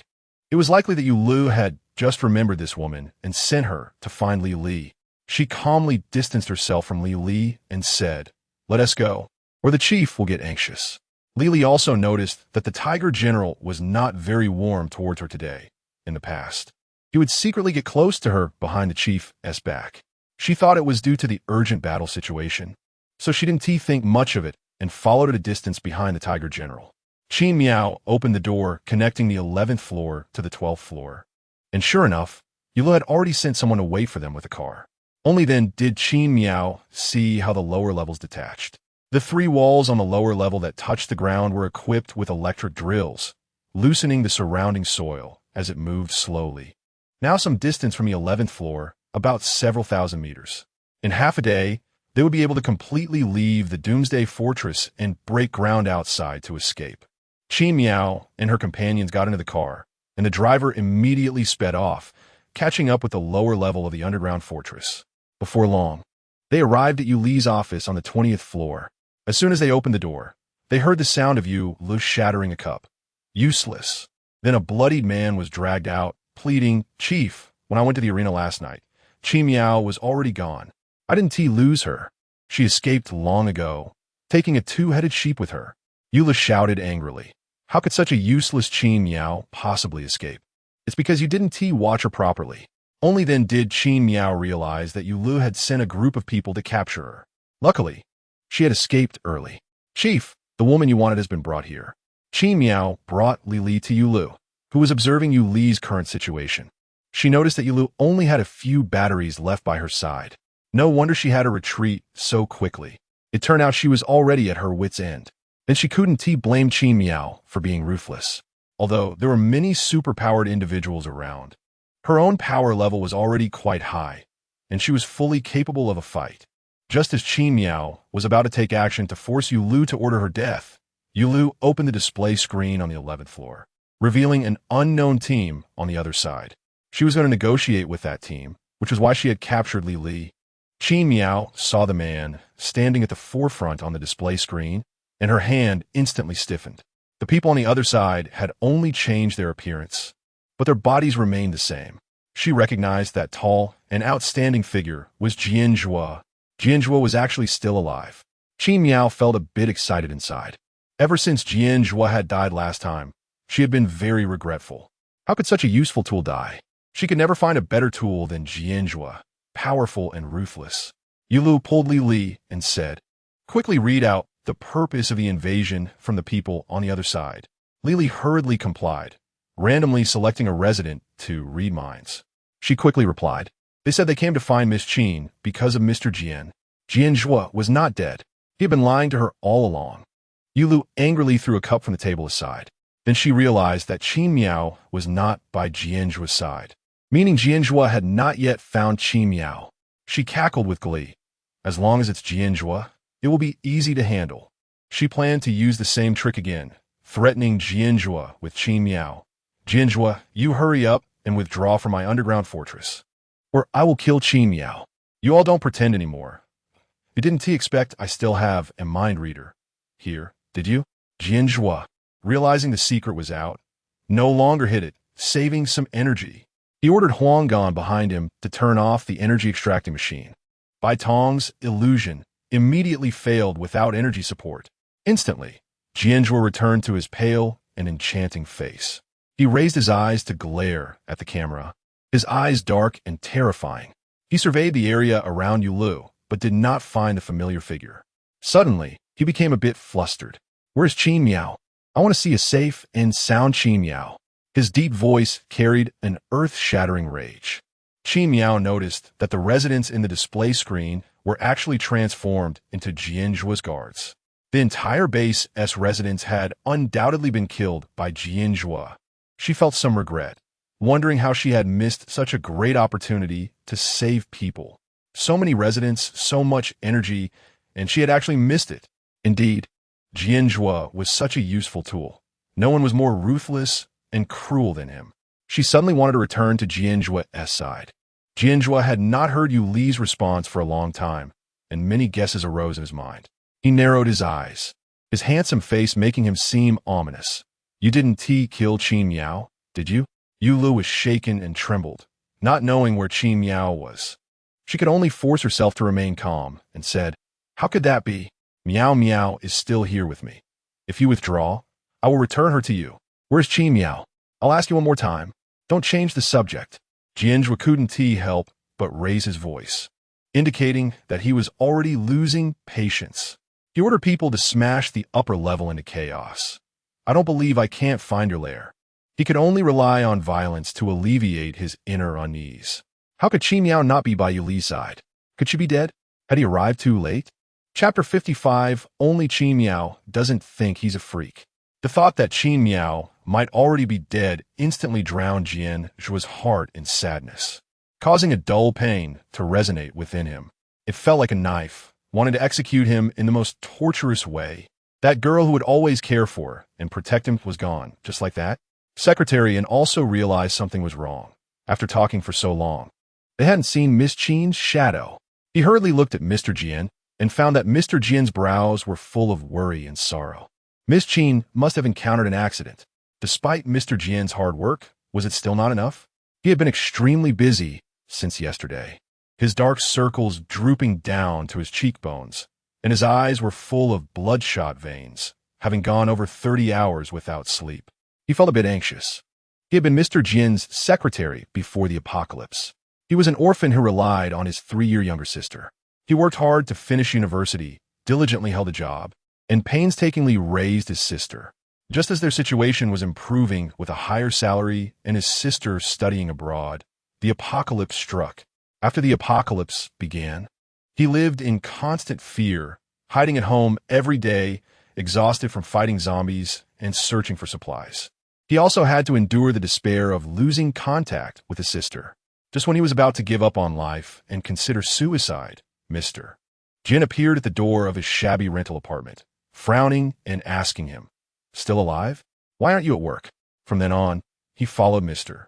Jian and never worried about making a living again. Although he was also afraid of Mr. Jian, thinking of him as a freak, a monster, he knew Mr. Jian had feelings. If Miss Qin died, he couldn't imagine how heartbroken Mr. Jian would be. "Yulo, I want your life." Jian Zhuo's voice sounded like it came from between gritted teeth, hoarse like a hellish demon. Yulu pretended to be calm, but her scalp was already numb. She anxiously glanced to the side. Even if she accelerated with all her might, it would take half a day to leave the underground fortress. But there was simply no time to wait. If Jian Zhuo broke through the 11th floor, he would find out where she was. Sure enough, it wasn't long before Jian Zhuo's cold voice came through. "Is the underground empty?" Yuli's face turned pale, her hands trembling. "It's over." The lightning in Jian Zhuo's hand gradually gathered, breaking through the 11th floor's floor, then ordering everyone to bring all the bombs. He was going to blow up the lower level. "Without Qi Miao, you all will accompany her to the grave." Hearing this, Qi Miao's heart skipped a beat. She couldn't let Jian Zhuo destroy the lower level. Otherwise, she would be finished. It would truly be her funeral. She quickly pulled Yuan aside and whispered, "Wait, I'll change back to my original form. And Yuan, you transform into General Tiger and bring me in front of Yulo." Then she took out a bottle of sulfuric acid from her space, transforming it into the shape of a battery and handing it to Lu Fei. "Lu Fei, wait for my signal and hand this battery to Yulo." She not only wanted to save her own life, but also needed to take revenge by personally killing Yulo. Only then could she resolve her deep-seated hatred. Never did she expect that one day she would have to personally save Yulo. Although when Yuan didn't understand Qi Miao's intentions, they believed whatever Qi Miao said. Just as Jian Zhuo was about to leave the 11th floor to chase Yulu, Qi Miao appeared. The collar that had manifested around her neck was still dripping blood. General Tiger grabbed Qi Miao by her collar and roughly threw her in front of Yulu. "Leader, is this the Qi Miao you mentioned? I just found her sneaking around over here." "Yes, yes, yes." Yulu really didn't expect her to turn the situation around. She hurriedly spoke into the monitor. "Jian Zhuo, look, Qi Miao is right here. If you come any closer, I'll kill her." Qi Miao adjusted her angle to ensure that everyone in front of the monitor could see her pitiful appearance. Her apricot eyes were moist, and a tear slid down her cheek. "Mr. Jian, don't take risks for me." When Jian Zhuo saw Qi Miao appear on the monitor, he finally breathed a sigh of relief. Qi Miao was still alive. He almost thought he would never see her again. But then he noticed the collar around Qin Miao's neck, and his anger surged even more as he punched the wall beside him. Yulu, I'm going to kill you.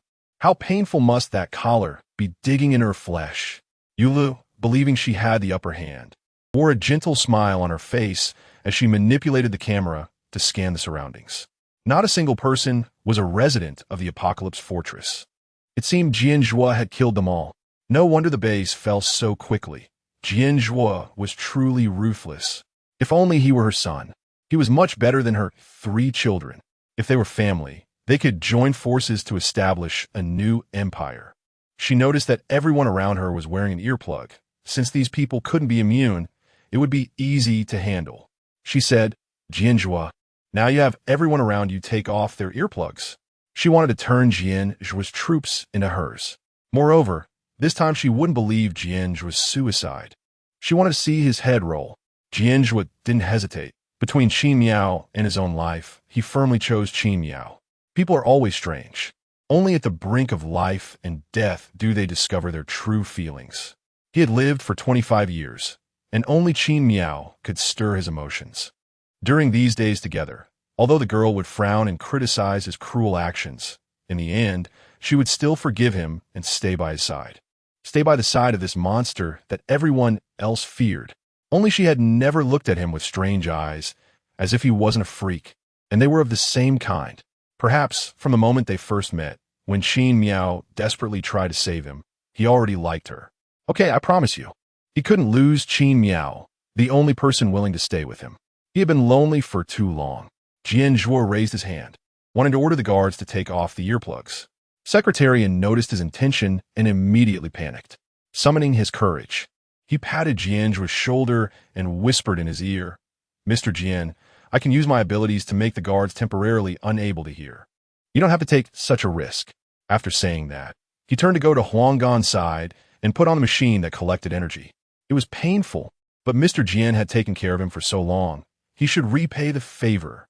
But right now, it was Qin Miao who was more anxious than Secretarian. Was Jian Zhuo out of his mind? Did he really fall in love with her? She didn't understand what love was. And she had no idea what Jian Zhuo was so fixated on. All she knew was that Jian Zhuo seemed too starved for love. Just being nice to him made him fall for her. But she didn't want Jian Zhuo to die. If Jian Zhuo was gone, her energy would rise even slower. After everything that had happened in the Apocalypse Fortress, she realized how naive she had been before. Qin Chuan and Qin Li were just appetizers, not worth discussing. But if Yulu was so difficult to deal with, how about her dad? That high IQ, high-attack serial killer dad who did nothing but kill. Chapter 56. A child starved of love. Just one candy can move them, perhaps even harder to handle. She still can't let Jian Zhuo die. Only he can give her what she wants. After making her decision, Qin Mian broke free from Yu Li's restraints, reached for the axe that Yu Li used to torture people, and began smashing the broadcasting equipment. As she struck, she firmly said, Mr. Jian, don't compromise. Don't give up your life for me. Yu Li panicked and instinctively commanded Qin Mian to stop with control thoughts. Qin Mian, you mustn't. Before she could finish her sentence, Qin Mian picked up a nearby screwdriver and decisively punctured her own eardrums. Her face scrunched up in pain. She sighed in relief. If she had reacted any later, Jian Zhuo would have found out that she was immune to Yu Li's control. This action left Jian Zhuo breathless. Qin Mian had once again put herself in danger for his safety. How good was she to him? No matter when, her first reaction was to protect his safety. Jian Zhuo was like a child starved of love, moved by just one piece of candy, let alone the many candies Qin Mian had given him. Qin Mian continued to hack at the broadcasting equipment with all her might. The equipment had already been damaged from energy overload, and now it couldn't withstand Qin Mian's attacks. It exploded in no time. The broadcasting equipment made a loud bang, and debris flew into Qin Mian's face, leaving bloody scratches. Before the equipment was completely destroyed, Qin Mian still said, Mr. Jian, live well, don't worry about me. Her clear voice echoed throughout the underground fortress. Great and benevolent. Qin Mian. Jian Zhuo clenched his fists tightly, his nails digging into his palms, drawing blood without him noticing. It was still Secretary Anne's reminder that brought him back. Mr. Jian, let go. Jian Zhuo released his injured hand, and the pain brought him back to some rationality. If it hurt so much for him when his nails pierced his palm, how much pain was Qin Mian in? She was injured and exploded. It must be unbearable. The sight of her bloodied face made his heart twist in pain. Since we can't blow up the lower levels, we'll have to assassinate our way up. Remember to be quiet. Don't let it be discovered like last time. The guards quickly replied, yes. Previously, they had been caught off guard by the 2 awakened abilities released by Yu Lu and accidentally let a soldier escape. But that wouldn't happen now. Everyone was to kill without mercy. Meanwhile, a fierce battle was about to begin in Yu Li's office. Li, having stayed on the unbroadcasted 10th floor, was clear-headed. Realizing something was wrong, she took the opportunity to hide in a safe little room. Qin Mian looked at the already smoking and charred broadcasting equipment, a satisfied smile on her lips. Now she had stalled Jian Zhuo, and his speed in attacking wouldn't be as fast. She could properly play with Yu Li now. She wiped her smoke-stained face and innocently asked, Mom, are you satisfied with your daughter's actions? Yu Li's delicate brows furrowed with anger, her voice sharp. Fool! You dare smash my broadcasting equipment. I'll make sure you die a miserable death. Qin Mian watched Yu Li's mouth move, not knowing what she was saying, feeling a bit irritated, and raised her hand to heal her ears. Then she took off the collar, revealing her smooth neck. Finally, her face returned to its clean and white appearance. You've been lying to me all along. Your healing is so powerful. Yu Li looked at Qin Mian's empty neck, realizing that even the scars from the collar were gone. She knew best how deep that collar had dug in. How could it heal so quickly? But then she became somewhat dismissive. You're just a little healing ability user. Can you really turn the tide? I want to see how many times you can heal yourself. Yu Li still hadn't grasped the situation, thinking Qin Mian was just a strong healer. Qin Mian calmly pointed to the nearby clock. Mom, the 2 hours are almost up. Your soldiers seem to be waking up. The surrounding soldiers gradually appeared confused, starting to wonder why they were standing there. Seeing this, Yu Li felt like a thunderbolt struck her, frozen in place. She trembled as she picked up the battery, her eyes hesitant. But now that the broadcasting medium was gone, the only way to issue orders was to use herself as the medium. She gritted her teeth and resolutely drank it down. After drinking, she looked at Qin Mian with contempt. Qin Mian, you will ultimately be my defeated foe. Qin Mian sneered dismissively. She had heard this from too many people. In the end, they all died. Mom, I was once a child, tortured by you every day to the brink of death, unable to resist. But now I've grown up, far stronger than you. The cursed ones are only you. Her almond-shaped eyes narrowed, a fierce killing intent flashing, her smile gradually turning sinister, like a vengeful spirit crawling out of hell. Yu Li was frightened by her appearance. Qin Mian was indeed different from before. She was calmer, more composed, especially with a depth of calculation in her eyes. Since it was like this, she could only kill her. She coldly issued the order. Everyone pick up your knives and slice Qin Mian's flesh piece by piece until she dies. After finishing, Yu Li's hair instantly turned gray, her face drained of color, feeling dizzy and weak, barely able to hold onto the nearby table to stand steady. The side effects of the battery were too great. Hearing the order, the surrounding soldiers pulled out hidden, folding knives from their sleeves and gradually approached Qin Mian. Though Yu Li was in a sorry state, seeing this scene still made her raise an eyebrow in satisfaction, like a hunter who had caught prey, filled with a sense of fulfillment and happiness. But she soon couldn't smile anymore. She found that Qin Mian looked even prouder than her, smiling brightly at her. You're not afraid of death? It seemed you still didn't understand your situation, Mom. Qin Mian's face showed an ambiguous smile, which then slowly transformed into Yu Li's. What is going on? Yu Li heard her voice sounded different, transforming into Qin Mian's clear, youthful tone. She hurriedly looked down at her body, realizing she was shrinking into Qin Mian's weak body, malnourished since childhood. She had become Qin Mian. Then she saw the soldiers who had been approaching Qin Mian suddenly turn around and come towards her. How could this be? Qin Mian, what have you done? Chapter 57, the third kill. Yu Li is dead. Qin Miao did not answer Yu Li's question. Mom, it seems you're quite foolish too. Yu Li didn't like the three of them. Qin Chuan didn't need to be mentioned, as he was just a brainless Superman. Although Qin Li was smart, her malice couldn't compare to Yu Li's. Yu Lu only reacted to hatred. She would attack only when others hurt her. This made Yu Lu feel like she was a wind-up robot, moving only when wound up, having not inherited any of her excellent genes. The soldiers around were getting closer and closer, and Yu Lu, scared, stepped back, reaching for the battery to change the command. But she found the battery had been accidentally kicked over by a soldier and rolled far away, leaving only the last bottle. She hurriedly picked up the last bottle and drank it without thinking.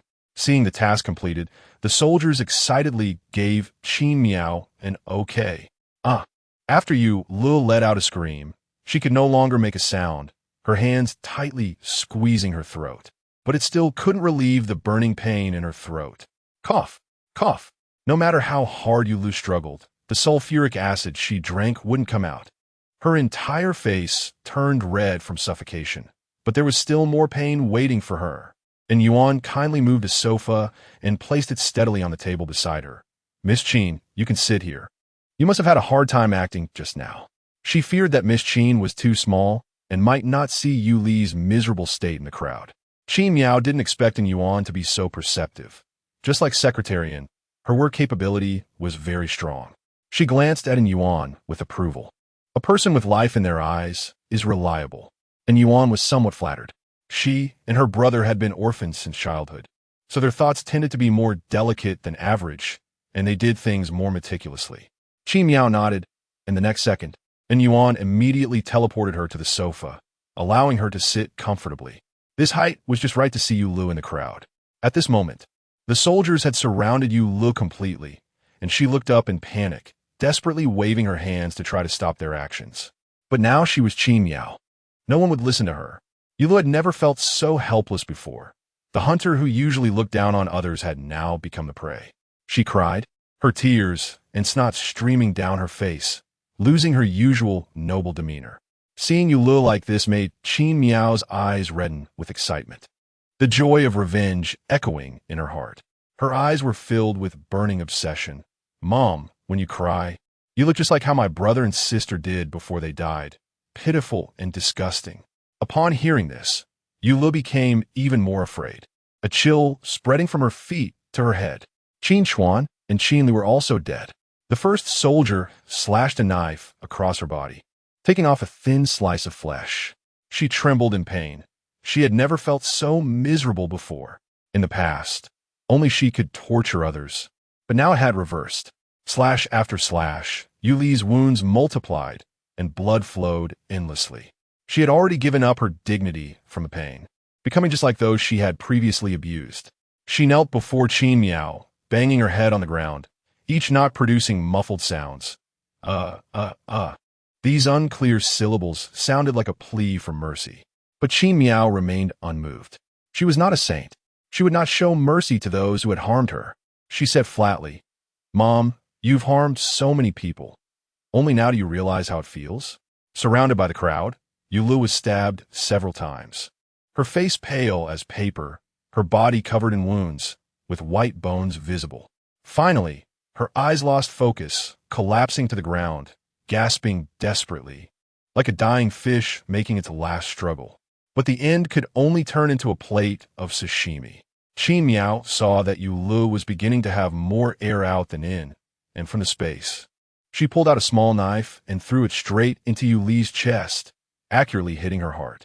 Yu Lu looked at Qin Miao with a flash of light, her eyes filled with unwillingness and rage. She had never thought she would die at Qin Miao's hands, die at the hands of the daughter she most despised.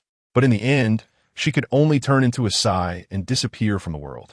Qin Miao smiled, feeling joy in her heart, unable to resist dancing with happiness. 3 out of 4 family members were dead, with only the last one left, the hardest one to deal with. Her dad, Qin Ding. Before she could be happy for long, detection, a large group of humans, is approaching. Jian Zhuo was coming. She turned Yuan and the others back to their original forms and hurriedly said to them, You two hide first. I'll come and get you later. In fact, she didn't need to come to get them. Secretarian would arrange everything for his sister and her friend well. After seeing the two hidden, Qin Miao went to the office door and transformed back to her original form. The soldiers, still under control, looked at Yule, who had no meat left on her bones, unrecognizable as a human, and then looked at Qin Miao. How could there be two Qin Miaos? But they could no longer think. They could only follow orders to kill Qin Miao. Just then, the door was opened. "Mr. Jian, you came to save me." Qin Miao's excited and incredulous voice reached Jian Zhuo's ears. She dove into his arms with tear-filled eyes. Just moments ago, she had been flushed with excitement. But in Jian Zhuo's eyes, she looked so pitiful. She was so scared that she had become like this. Qin Miao trembled and said, "The broadcasting equipment went out of control, and those soldiers killed Yule. Now they want to kill me." Jian Zhuo tightly embraced Qin Miao as if she were a treasure, not letting go. "Don't be afraid. We're going home." He was almost driven crazy. In the more than 40 hours they hadn't seen each other, he felt it was longer than 10,000 years. The soldiers in the back slowly approached, still mumbling, "Kill Qin Miao! Kill Qin Miao!" Jian Zhuo, already filled with killing intent, could no longer bear to hear this. He gathered lightning in his hand and instantly electrocuted those soldiers in front of him into charred remains. Taking the opportunity, Qin Miao pleaded, "Mr. Jian, they were just controlled. They didn't mean to hurt me." "You."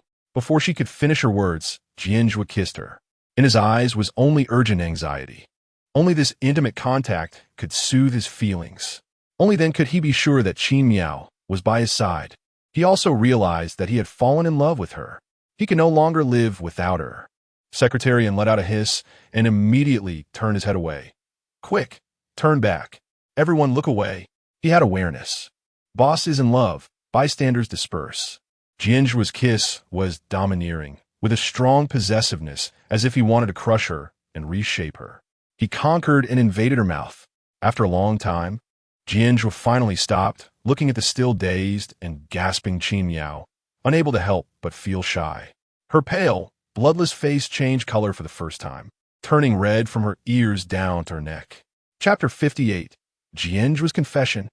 After regaining her composure, Qin Miao looked at Jian Zhuo's innocent expression in front of her, feeling half furious, yet unable to vent her anger.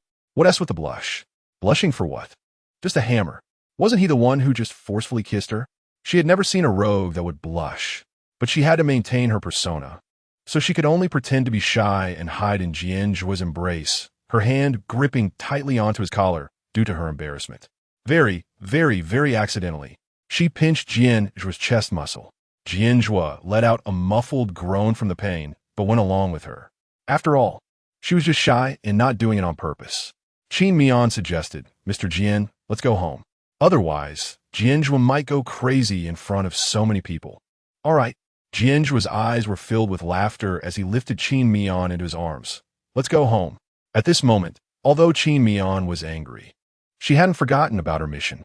She said, "Mr. Jian, since everything is fine now, let's take back some of the people from the Doomsday Fortress who might still be useful. Like those with abilities, for example. They were also controlled by Yule before. And it's really pitiful. Although Jian Zhuo was ruthless, there were still many left in the Doomsday Fortress." At that moment, Jian Zhuo's mind wasn't thinking. He just felt that Qin Miao had suffered so much on this mission. He decided to grant her this small wish. He instructed, "Secretarian, you're in charge of the aftermath of the Doomsday Fortress. Take away anyone useful." "Yes." After Jian Zhuo left, Secretary and began his busy day as usual. However, this time, when he turned around, he saw his sister, Secretary, and seemed to be in shock, standing there blankly. And Yuan stood opposite him, her lips trembling, tears streaming down her face. She had just heard Secretary Anne's voice in the room. It was only after Jian Zhuo left that she dared to come out. And to her surprise, it really was her brother. And Yuan leaped forward and hugged Secretarian. His hand trembled in disbelief, and it took him a moment to snap back to reality. Sister is back. Yuan, you're back." Secretary and came to his senses. His eyes filled with joy as he looked at Yuan.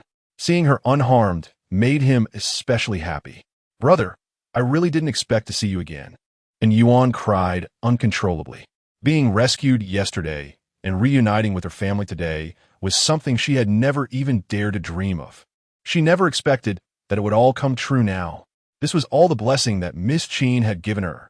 secretary, and lifted the expensive suit sleeve to wipe in Yuan's tears. This heartwarming scene made Lu Fei, who was standing behind Yuan, feel happy for her too. But then a hint of loneliness flashed in her eyes. Her family had all died in the apocalypse. She was now all alone. Now that Yuan had found her family, she could leave. Unexpectedly, the next second, and Yuan pulled her over. "Brother, this is my new friend. Thanks to her, I could survive until now." Lu Fei felt a bit flustered and quickly waved her hands. No, and Yuan is also taking good care of me. If it weren't for you during the days when my hand was cut off, I would have been killed in the arena. Secretary and immediately grasped the key point. Arena. He had been there before, and all the people inside were living worse than death. He was more emotional than rational, and in an instant, tears began to fall like a broken dam. He hurriedly grabbed Yuan's hand. Where is it cut? This is a fake hand. No, brother. And Yuan quickly released Secretary An's hand and jumped a short distance away. Look, it's all healed. Completely healed. Seeing that Secretary An was still worried, Lu Fei added, Miss Qin healed us. Miss Qin. Only then did Secretary An believe that Yuan was fine. After all, Miss Qin would do her best to protect those around her. Unknowingly, Qin Miao had become a reassuring presence. And Yuan wiped Secretary An's tears with a tissue and comforted him. It's okay, brother. I'm back safe and sound. By the way, don't you have work to do? Secretary An could only stifle his sobs and suppress his mixed emotions of joy and sadness. From now on, he would take good care of his sister's health. Okay, I'll start working now. You wait for me to return to a base together, and I'll talk to Miss Qin. Great. Miss Qin is also at a base. By the way, your friend should come back with us too. Lu Fei was somewhat surprised that Secretary An was still thinking of her. And Yuan also noticed that Lu Fei's emotions were off, so she quickly grabbed her hand. Yes. Lu Fei, from now on, we are family. Lu Fei's long-suppressed tears began to fall, and Yuan, I thought I would become all alone again. Don't cry. We will always be together. The joy of reunion quickly dispelled the sadness, and Secretary An looked at the two girls who were smiling through their tears. His heart felt a bit more at ease. Life was slowly getting better again. After settling in Yuan and Lu Fei, Secretary An began his work, full of energy. He needed to work hard to provide a better life for his two sisters. Secretary An quickly arranged for people to set up tables and read out the list of individuals who could move into a base. The awakened ability users lined up in a long queue, although they were still caught in the fear imposed by Yulo. But in the apocalypse, time and opportunities wait for no one. They steadied their minds, hoping to enter a base.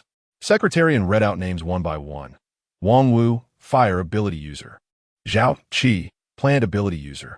Li Li, Telepathy Ability User. More than a month later, Jian Zhuo was in the dressing room, trying on suits. He frowned at the clothes. Will Mian really like me in these? He was going to confess to her today and couldn't afford to be careless. Just a few days ago, when he was on a mission with Qin Miao, a man had fallen for her because of her beauty and kindness. That man asked, Miss Qin, do you have a boyfriend? Qin Miao immediately shook her head, and it was only then that Jian Zhuo, who was somewhat naive about relationships, realized that although they acted like a couple, they weren't actually one. He loved Qin Miao as she treated him so well. He felt he had to confess seriously to confirm their relationship. Secretary An was beside him holding a tray piled high with dozens of ties. Mr. Jian, you're so handsome. You look good in anything. He also noticed that Miss Qin liked Mr. Jian's looks. Chapter 59, he wants to announce to the whole world that he loves Qin Miao, a charming and precious man, not like a good person. Perhaps people are drawn to those who compliment them. Otherwise, how could someone as kind as Miss Qin be attracted to a man who looks like a bully? Plus, Mr. Jian is tall and well-built, with perfect muscle lines, making him stand out in a crowd. He often catches Miss Qin gazing at Mr. Jian's appearance with a love-struck expression. All right then. Jian Zhuo finally chose a set of black suit and a royal blue tie. How is the scene set up? Miao said that the room you previously arranged for her was too pink and too masculine. The confession scene is arranged in the largest central square of Base A. His woman deserves the best, and even a confession should be the most grand. He wants to announce to the world that he loves Qin Miao. Don't worry, Mr. Jian, this time I asked my sister to set up the scene. She knows what girls like best. Moreover, The confidentiality work is particularly well done. Miss Qin doesn't know, so it will definitely give her a big surprise. After hearing this, Jian Zhuo smiled rarely, with a hint of shyness. That's good. He looked in the mirror for a long time, felt that he had no problems, and then strode out of the room. By the large fountain in the center of the square at Beisei, it was filled with pink roses adorned with pink lace. After looking for a while, Miao realized that Secretary and didn't have a straight male aesthetic. It was just that Yuan liked pink, the kind that was excessively pink. Actually, having Secretary and personally arrange it and having Yuan arrange it made no difference. The two siblings were surprisingly similar. She went to a milk tea shop and bought a cup of milk tea. She needed to replenish her energy before acting. And Yuan, who is hers, had already secretly told her about Jian Zhuo's plan to confess. She naturally doesn't like Jian Zhuo due to her emotional flaws, but she still has to perform well. She doesn't have a moral perspective of ordinary people. As long as Jian Zhuo is useful, she is willing to be nice to him and spend time with him. But she doesn't understand why Jian Zhuo likes her so much. Likes her to the point of grabbing anything beautiful he sees to give her. Likes her to the point of cooking meals according to her tastes. Likes her so much that he would want to gouge out the eyes of other men who look at her a bit too long. A terrifying and powerful possessiveness. She sipped her milk tea and looked around, and she had to admit that Jian Zhuo's abilities were still quite strong. Compared to those incompetent bases that only shout about building a new social order, Jian Zhuo's base A is already comparable to the cities before the apocalypse. Just like this central square covering an area of 1 million square meters with all kinds of shopping malls. After all, he was the one who fought the hardest for it. However, the order was still chaotic, with fights breaking out everywhere. For example, in the neighboring Western restaurant, chairs were being lifted for a fight again. I treated you like a brother, and you actually stole my girlfriend. One man angrily smashed a chair down on another man. The man being hit shouted, "Your girlfriend thought you died on a mission, so she yes with me. How am I the one who cheated on you? In the apocalypse? Who would wait for someone whose life and death are uncertain to come back?" Although this statement made sense, the man who had been cheated on was still very angry. He couldn't accept the double betrayal from his lover and brother. Miao watched the fighting scene expressionlessly. She didn't know when the apocalypse would arrive, nor when the first zombie would appear. But the world has been in decline for less than 2 years. Some people still maintain their moral views from before the apocalypse. In a few years, it might not be the case. "What are you doing? Stop fighting." A commanding female voice rang out. Miao knew it was Lu Fei. Ever since bringing Lu Fei back, she didn't have to intervene in these foolish fights anymore. She just had to say, "I don't want anyone fighting in the base. I want everyone to live in peace." Lu Fei, the discipline committee member, took over the task of mediation. The fighting men didn't listen to the advice and continued to brawl, almost smashing the entire Western restaurant.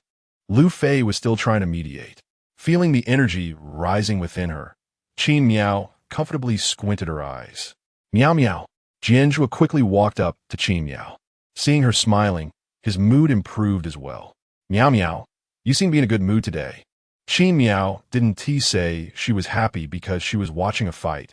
She held up her milk tea. "Mr. Jian, this newly opened milk tea shop is really delicious. You should try a sip." She wasn't used to interacting with people, but after more than a month of getting along, she no longer rejected these small gestures from Jian Zhuo. Aside from occasionally going crazy and kissing her suddenly, Jian Zhuo's actions were generally proper. They acted like a young couple. But after Jian Zhuo said he wanted to confess, even the dull-witted Miao realized that Jian Zhuo really considered her as his girlfriend. She thought they were just in a flirtatious relationship. Jian Zhuo's pale face easily showed color, so every time he blushed, it was obvious. His ears turned red, and he lowered his head to drink the milk tea the girl had brought. Sweet and delightful, just like her. "You like milk tea, huh? Next time I'll grab some for you, whatever brand you like."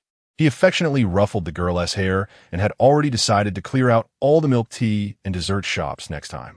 Secretarian saw that the atmosphere was right, coughed a few times, and then a symphony orchestra walked out. Warm and sweet music immediately echoed over Beisei.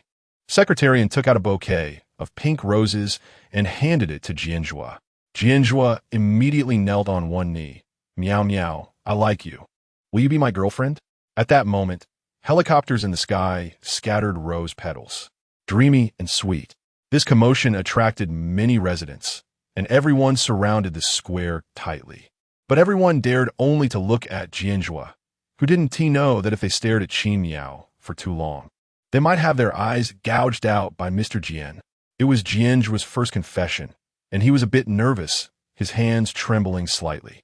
Qin Miao looked at Jian Zhuo kneeling in front of her with a smile. He was much taller than her, and it was her first time seeing him from this angle.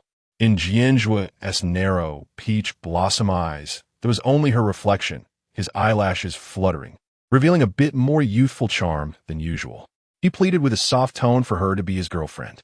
She smiled at this moment. Jian Zhuo really looked like a little dog that only had its owner in its eyes. She reached out to take the bouquet, her red lips slightly parted. "I'm willing." Hearing this, a light flashed in Jian Zhuo's eyes. He was no longer alone. Someone was willing to love him. He stood up and lowered his head to kiss Qin Miao's lips. This time, it was gentle and sincere. He embraced her as if he had the whole world. Chapter 60. Memories of the Gene Research Institute. The surrounding crowd erupted in cheers, relieved that Mr. Jian favored the kind Miss Qin instead of other bad seeds like himself. Otherwise, life in base, it would only get harder. As long as Miss Qin was around, Mr. Jian would still have some restraint, and life would go on.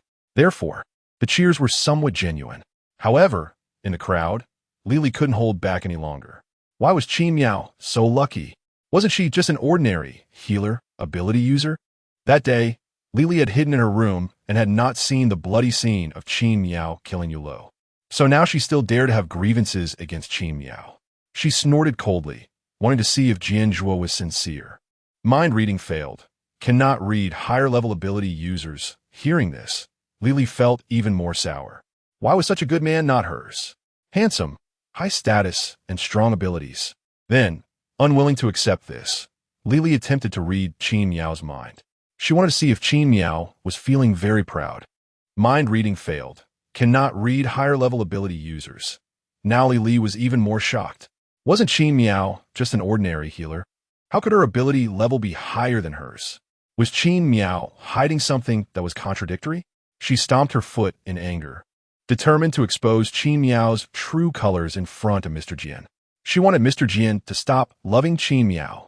As night fell, Jian Zhuo was still busy with official duties in the office, as building a prosperous base was quite demanding. But now he was filled with motivation, wanting to give Qin Miao the best life. Qin Miao was resting in her room, boredly eating watermelon and watching TV to pass the time. She was watching horror-themed shows. She couldn't understand or was not interested in anything romantic.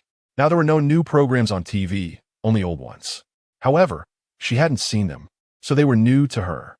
She had never been out since she was young, just locked up at home, beaten, scolded, and insulted by her family, and then later deceived into the Gene Research Institute. Even her knowledge and skills were learned there, and, of course, the Institute didn't teach her these things out of kindness. These actions were merely to test whether her IQ was problematic. If she didn't learn well and was confirmed to be mentally disabled, she would be destroyed. However, Qin Miao always ranked first, easily picking things up by just glancing at them. Knock, knock, knock. The door was knocked. "Miss Qin, are you in your room? Can we come in?" It was in Yuan's voice. "Please come in." Qin Miao put on a warm smile, and Yuan walked in, looking very happy. "Miss Qin, congratulations on your romance." But Lu Fei looked heavy-hearted. Qin Miao smiled and nodded. She didn't know if dating Jian Zhuo was happy, but becoming stronger to take revenge was indeed very satisfying. "What brings you here so late?" "It's Lu Fei. She insisted on finding you, and I couldn't stop her." Lu Fei stood by, her brows knitted tightly. "Miss Qin, I'm not trying to speak ill of Mr. Jian on purpose." "Sure." And Yuan quickly covered Lu Fei's mouth. "No wonder you wouldn't tell me what you wanted to say. So it turns out you want to talk about Miss Qin's boyfriend." Qin Miao wasn't angry. She had also said many bad things about Jian Zhuo in her heart. "Just say it. I know you're definitely looking out for me." After all, she was her divine envoy, absolutely loyal. Lu Fei pulled in Yuan's hand away and blurted out, "Miss Qin, do you know Mr. Jian has a brother?" Qin Miao nodded. "I know." Lu Fei said very seriously, "I always thought Mr. Jian wasn't a good person." And Yuan, due to secretary and being saved by Jian Zhuo before, didn't have much grievance against him. But she didn't. She felt that Jian Zhuo was not a good person and was not worthy of Miss Qin. She continued, but I didn't expect his brother to be even worse. Before the apocalypse, he was doing gene research. What? Qin Miao became agitated upon hearing the words gene research. She immediately stood up and anxiously asked, how do you know this? This was the first time Lu Fei saw Qin Miao so anxious. And she quickly explained, I just remembered. I was cleaning in Yuli's office before, and once I saw a man come see Yulu. I recall that man was Jian Yin. They talked for a long time. It was about gene research, and Jian Yin even asked Yulu to invite Mr. Jian over. But I don't know anything else. I just remember Jian Yin wasn't a good person. And Yuan poked Lu Fei's forehead. Are you stupid? When Jian Yin said invite over, it definitely doesn't mean to invite, it's to capture. Miss Qin, Mr. Jian definitely has nothing to do with Jian Yin. But at this moment, Qin Miao's thoughts were no longer on Jian Zhuo. She quickly asked, does Jian Yin have a piece of flesh missing from his arm? Yes, how did you know? Miss Qin. Lu Fei's answer brought Qin Miao's thoughts back to the past. She remembered that during one dissection, she vaguely saw a man walk in. The man's voice was altered, making it hard to hear, and he wore a mask. The researchers flattered. Director, this is our best research sample. The genes are impeccable, smart, beautiful, and physically strong. The man coldly said, what tests are left? Pressure resistance and endurance. The man disdainfully glanced at her a few times. Throw her to the Madman Island and see if she can survive. Immediately, she was thrown onto the Madman Island. The so-called Madman Island had no people, only a group of rabid animals. Anyone bitten by them would surely die. Those animals had lost their reason and would only bite continuously. So every person thrown in could only fight endlessly. If one couldn't withstand the pressure or had no endurance, they simply couldn't survive. Long-term fighting would drive them insane, hence the name Madman Island. Qin Miao was forced to fight for 3 days and nights before being pulled out. At that time, she was already exhausted, and the excessive thinking and pressure caused her head to throb painfully. The man caressed her face. His eyes filled with satisfaction. What a qualified little guinea pig. Unable to bear it any longer, she bit the man fiercely, tearing a piece of flesh from his arm. But Jian Yin didn't get angry. He was even happier. In such circumstances, she still has attack power. What an excellent sample. Miss Qin. And Yuan's voice woke Qin Miao from her memories. At this moment, Qin Miao was already sweating profusely, her hands clenched into fists. And Yuan hurriedly wiped the sweat off her. Chapter 61. The Plan for Eliminating Inferior Humans. Lu Fei poured a cup of cold tea for Qin Miao, urging her to calm down. She questioned, why are you reacting so strongly? Jian Yin. Qin Miao gritted her teeth. Her hatred for Jian Yin now rivaling that for Jian Zhuo. She was determined to ensure he met a terrible end. A week later, the previously dreary sky unexpectedly began to snow. The white snowflakes floated in the dark red sky, creating an eerie scene. Not to mention that according to the season, it should be sweltering heat now. The arrival of snow brought a severe chill. It was thriving with abundant supplies. Qin Miao kindly opened the warehouse to distribute cotton coats to the residents. However, the other small bases had basically vanished. Jian Zhuo sat in his room, gazing at the falling snow outside, and took a white plush coat from the wardrobe to drape over Qin Miao, who was lying on the sofa reading a novel. In an instant, Qin Miao became as adorable as a sticky rice dumpling. Jian Zhuo smiled indulgently, gently pinching her cheek with his long fingers. His Miao was truly cute. Qin Miao also broke into a sweet smile, but her heart was calm and unperturbed. Isn't dating all about emotional value? She could still provide that. Jian Zhuo thoughtfully prepared a cup of hot milk tea for Qin Miao to warm her up. He knew she loved sweet drinks. Qin Miao found it somewhat unbelievable. Where did Jian Zhuo learn all this? He really resembled a responsible boyfriend. What she didn't know was that love comes from a genuine desire to care for each other, and it doesn't require learning. Knock, knock, knock. The door was knocked on, rather urgently. Come in. Jian Zhuo, interrupted from the warm atmosphere, felt a bit impatient. The hurried Huang Gan rushed in, barely steadying himself as he anxiously said, Mr. Jian, given the current weather conditions, I believe it's caused by your brother's experiment.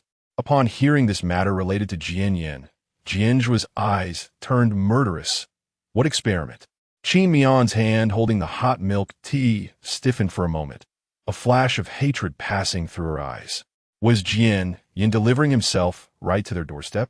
She was still contemplating how to prompt Jian Zhuo to attack Jian. Huang Gan replied, "Actually, I'm not clear on the specifics. Jian experiments started a long time ago." He then revealed his identity. I was Jian teacher." Upon hearing this, Jian Zhuo's eyes filled with even more brutality. "Then why didn't you say so earlier?" Huang Gan siket, realizing he could only rely on Jian Zhuo to stop Jian now. Even if his identity was exposed, whatever Jian Zhuo decided would be up to him.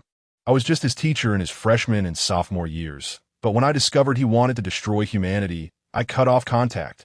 Jian was a genius. He skipped grades and entered university at 14. Now, at 22, he had already obtained a doctorate. Counting it up, they hadn't seen each other for 5 or 6 years. However, there were still some exchanges of information. Jian Zhuo was clearly dissatisfied with this explanation, frowning as if about to explode. Moreover, didn't Jian study finance and trade in university? How did he get involved with science? How much was his younger brother hiding? Qin Mian quickly intervened. "Mr. Jian, the most important thing now is to stop Jian. Besides, if their paths diverged, Huang Gan and Jian hadn't been in contact for many years, so they should have no relationship left. Huang Gan couldn't get into trouble. He was far too useful. Moreover, she had a premonition that Huang Gan's identity was not simple. Otherwise, how could he have been Jian's teacher and know so much?" Huang Gan continued. Jian initially planned to cause a tsunami from global warming, then drastically drop the temperature, freezing the entire world, to fulfill his desire to destroy humanity.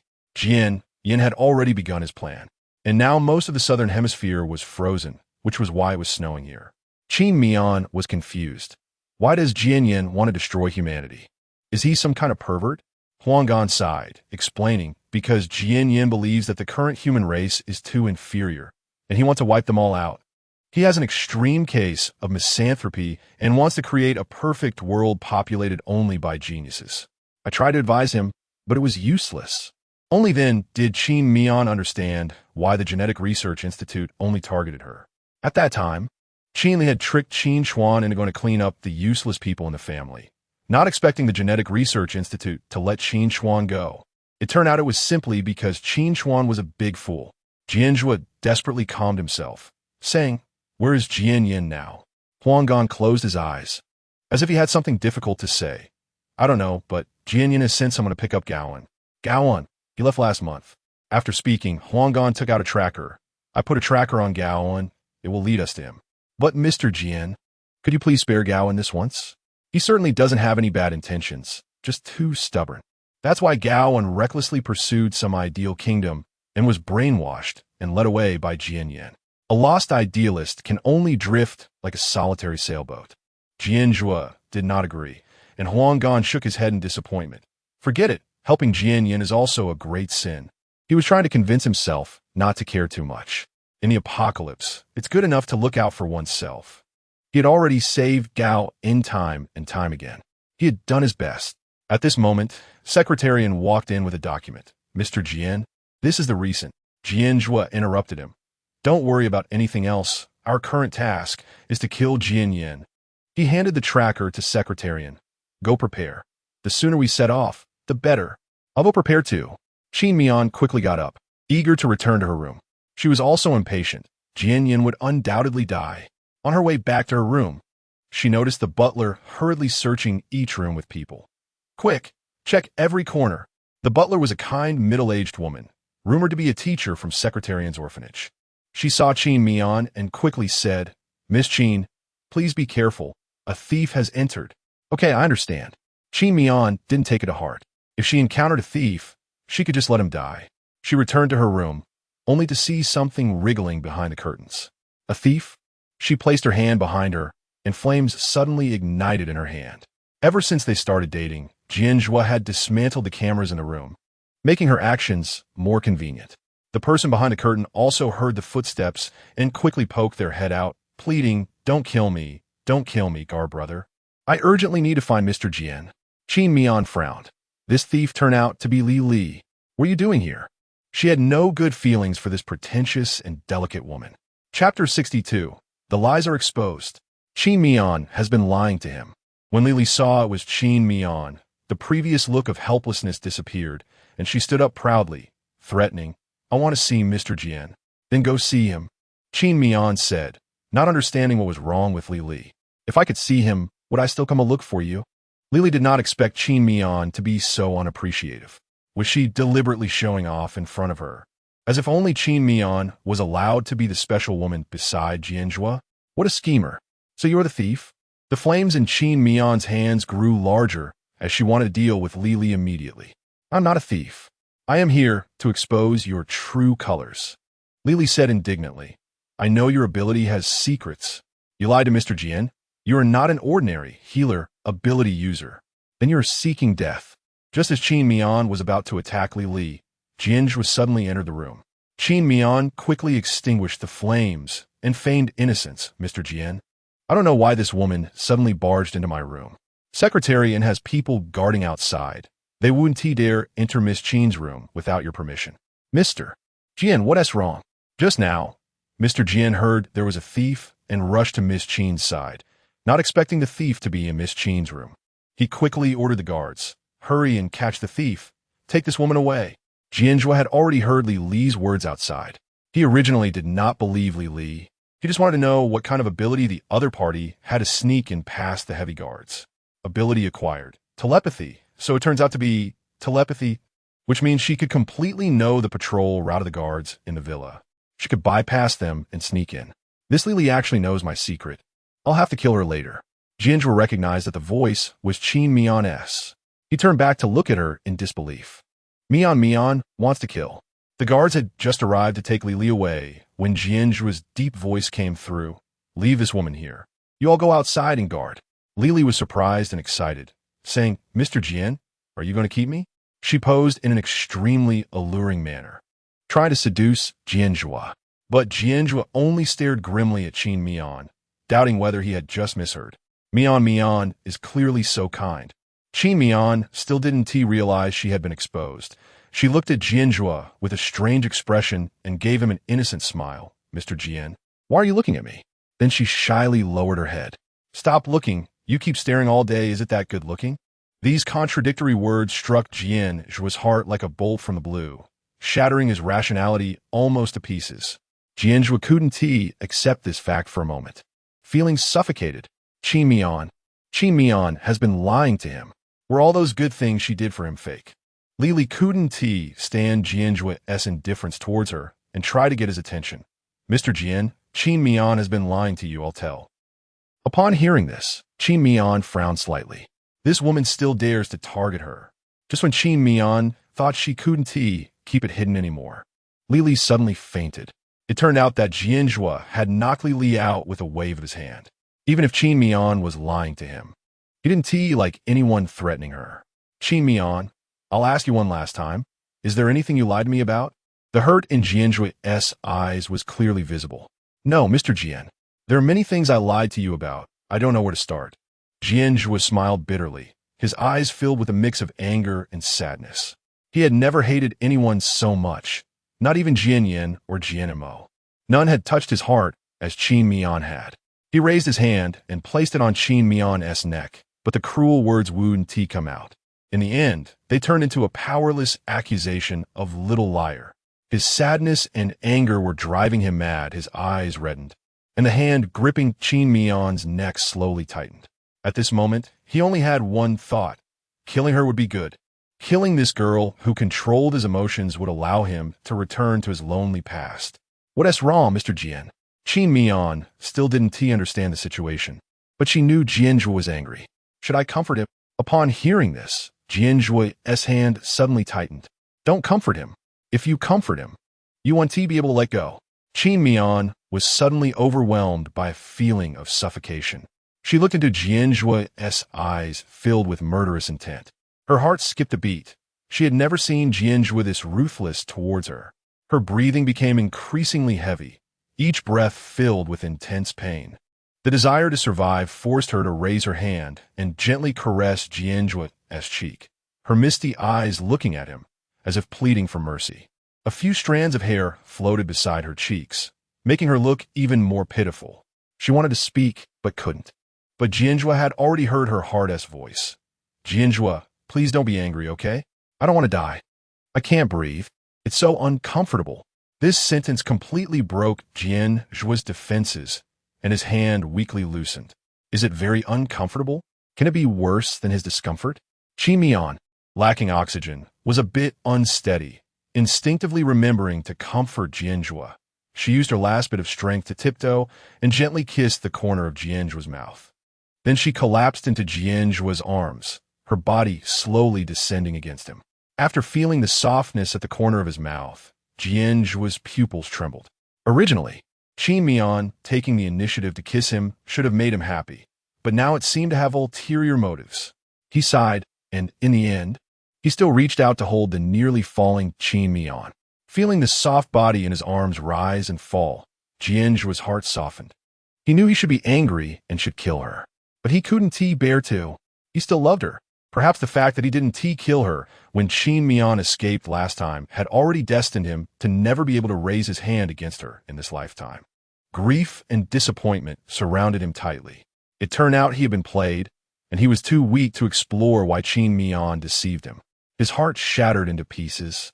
More painful than the day Jian Yin stabbed him.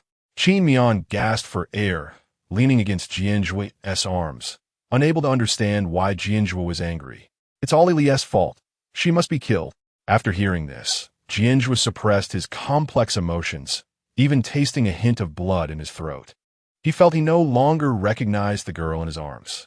His voice was hoarse and filled with bitterness. Secretarian immediately came in. What's wrong, Mr. Jian? Why does your voice sound strange? Chapter 63. Has Jian Zhuo moved on? Jian Zhuo pointed at Li beside him. Ensure this woman's safety. His little liar wouldn't tell him the truth, so he had to use other means to find out what kind of person she really was and what else she had lied to him about. Secretarian didn't dare delay and quickly sent a few guards to protect Li. He asked, Mr. Jian, shall I take Miss Li back to her residence to rest? He was puzzled by Jian Zhuo's behavior, but did as instructed. Unexpectedly, Jian Zhuo's next words left him even more confused. No need. This woman will stay by my side from now on. Mr. Jian, what do you mean? This was the first time Qin Miao had seen someone offend her, and Jian Zhuo actually let her go. Moreover, he was willing to keep Li by his side. This position had always been hers before. Could it be that Jian Zhuo had moved on? Jian Zhuo, you scumbag. Jian Zhuo was furious at this accusation, unable to hold back his retort. How dare you say that about me? His tone was impatient, tinged with a hint of unnoticeable grievance. Who is the real scumbag? Who is the one playing with others' feelings? In a fit of rage, Jian Zhuo coughed twice and spat out a mouthful of blood. The bright red blood splattered against the pure white wall, shocking everyone. Mr. Jian, what's wrong? Qin Miao was a bit anxious. Jian Zhuo was still useful. He couldn't get hurt. She reached out to try to heal Jian Zhuo, but the moment she touched him, she was puzzled. Jian Zhuo isn't injured? Jian Zhuo turned his head away, unwilling to look at her. Of course, he wasn't injured. The heartache couldn't be cured. As long as he isn't injured, otherwise, there will be no one to help Jian Yin. Qin Miao, you? Jian Zhuo turned back and glared at Qin Miao. On his cold and noble face, a rare moment of vulnerability appeared. He forced a bitter smile, his eyes devoid of any light. Just a tool, huh? His heart sank into despair. She didn't love him. Well done, Qin Miao. Treating people like dogs. Jian Zhuo shook off Qin Miao's hand, and she stumbled and fell onto the carpeted floor. He had taken care to lay it out piece by piece, fearing she would catch a cold. Now it looked glaringly out of place. Mr. Jian? Confusion appeared in Qin Miao's eyes, like a child who didn't know they had done something wrong. Jian Zhuo suppressed the urge to help Qin Miao, staggering out of her room, leaving in a daze. He used to wish for them to be together day and night, but now he was somewhat avoiding her. He didn't want to see her again. Secretary and had also sent someone to follow Li behind Jian Zhuo. He quickly suggested to Qin Miao, Miss Qin, I don't know what misunderstanding you two have, but Mr. Jian has a temper. He responds better to softness than to hardness. You just need to coax him for a few days. Qin Mian was filled with countless doubts, but hasn't he already moved on? Otherwise, she really couldn't understand why Jian Zhuo would choke her and protect Li Li. In the end, she agreed. Okay, I understand. Once everyone left, everything returned to calm. Qin Mian stood in front of the mirror at the wash basin, stroking the red, swollen marks on her neck. Jian Zhuo had indeed gone too far. Had he also become like her family, enjoying the thrill of hurting her? Hatred flashed in her eyes. Those who hurt her would pay 100-fold, but she still needed Jian Zhuo now. Since he had moved on, she would have to make him fall in love with her again. She recalled the good times Jian Zhuo had treated her well, feeling a rare sense of regret. She didn't understand why, as it was her first time feeling another emotion mixed with hatred. Human emotions are truly complicated. At night, Jian Zhuo's room was lit only by a dim light, the open window creaking under the cold wind. A snowy night was always exceptionally cold, yet he didn't turn on the heating. He sat on the sofa, letting the cold wind blow across his face, his beautiful eyes sunken, showing a bluish-gray hue beneath. Exhausted and helpless, he fell into chaos. Secretarian, standing nearby, wrapped his cotton coat tighter, wanting to encourage Jian Zhuo to cheer up. But he didn't dare, mister. Jian was truly frightening, especially now, just before an eruption. He could only shiver from the cold while reporting work. Mr. Jian, we found Jianyan's base on a glacier in the southern hemisphere. The preparations for traveling in such severe cold will take a long time, so you may have to wait a bit longer. We still need to shovel ice for the vehicle, install anti-slip chains, and get clothes and fuel. Jian Zhuo replied weakly. Secretarian fell silent. It seemed Mr. Jian wanted him to take full responsibility without further reporting. Moreover, it was so late and Mr. Jian still sat in his room, unwilling to go to Miss Qin's room to say goodnight. Was he sulking? A heartbroken man is truly terrifying. Moreover, Mr. Jian was still a first love. Wasn't it said that men never forget their first love? This made things even more complicated. Jian Zhuo stared blankly at a shadow on the wall. Secretarian said, Mr. Jian, that Miss Li has been arranged to stay in the room next to yours. Miss Li? Who? Jian Zhuo was still lost in thought. The one you instructed me to take care of today. Secretary, and was even more confused. He couldn't even remember her name? If he didn't care about her, why did he specifically instruct him to take care of her? Then just arrange for her to stay in the next room, Jian Zhuo said. This would also make it convenient for him to use mind reading. Secretarian felt something was off and suddenly had a flash of insight. Could it be that Mr. Jian was pretending to care about Li Li to make Miss Qin jealous? Although secretary and had never been in a relationship, he had received a pile of romance novels from Yuan before. He believed that while he lacked practical experience, he was rich in theory. He needed to take some action. He couldn't let the pillar of base remain so gloomy. Secretarian walked out of Jian Zhuo's room, and in an instant, the room fell silent again. Jian Zhuo massaged his painfully throbbing head. Without Qin Mian's companionship, he never felt lonely. Now, after having experienced those beautiful moments and then losing them, he found it hard to bear. Loneliness enveloped him once more, and he turned back into the monster no one dared to approach. Secretarian knocked on the door of Qin Mian's room across from Jian Zhuo's. Qin Mian opened the door and asked, Secretarian, what's the matter? Secretarian looked worried. Miss Qin, Mr. Jian is particularly vulnerable right now. It would be great if someone could be by his side to take care of him. Although Qin Mian was emotionally slow, her understanding was top-notch, and she immediately realized Secretary and was hinting at her. Indeed, being by someone's side during their most vulnerable moments is a good way to build rapport. Okay, I will. Qin Mian agreed and returned to her room, planning to tidy up her appearance before going to find Jian Zhuo. Chapter 64. In her eyes, he is not an outlier. Secretarian smiled with satisfaction. Young couples always quarrel, but as long as there is love, all conflict can be resolved. When he was about to leave, he glanced at Li Li's room. This Li Li didn't seem like a good person. He was afraid Li Li would cause trouble, so he locked her door with a key. This way, no one would interfere with Mr. Jian and Miss Qin's budding romance. Qin Miao was in her room, all dressed up and ready to go out. But when she reached the door, she hesitated. How should she coax him? Qin Miao frowned and thought for a while, then opened a TV show and looked for some romantic films to watch. If she didn't understand, she had to learn. She wanted to see what couples in the dramas did after they got angry. After watching countless sweet words and various kisses, pure love scenes, and some inappropriate segments, she sighed, so that's how it is. Sticky and mushy. The sunlight streamed in through the window, and Qin Miao realized it was already bright outside. After studying all night, Qin Miao felt confident and stood up, ready to put her plan into action. Stepping out again, Qin Miao had changed into a white spaghetti strap dress, which nicely revealed the bruise on her neck. She wanted Jian Zhuo to see the consequences of his actions. This should be called domestic violence in the dramas. He should feel guilty. In his room, Jian Zhuo, who had not slept all night, was still feeling very disoriented and couldn't sleep. Whenever he thought of Qin Miao, it felt like a sharp pain in his heart. Knock, knock, knock. The door was knocked on. Who is it? Mr. Jian, it's me. Hearing Qin Miao's voice made Jian Zhuo's heart skip a beat involuntarily. A hint of joy surged in his heart. Was she here to show weakness? He muttered to himself. Jian Zhuo, how can you be so pathetic? Mr. Jian, are you in? Jian Zhuo gritted his teeth and refused. Get lost. I don't want to see you. It's been so long, and now you've come after 24 hours. Only when you've eaten and drunk enough do you remember me, right? After his angry outburst, there was suddenly silence outside the door. Jian Zhuo's lips trembled slightly, and he lowered his eyes to hide his disappointment.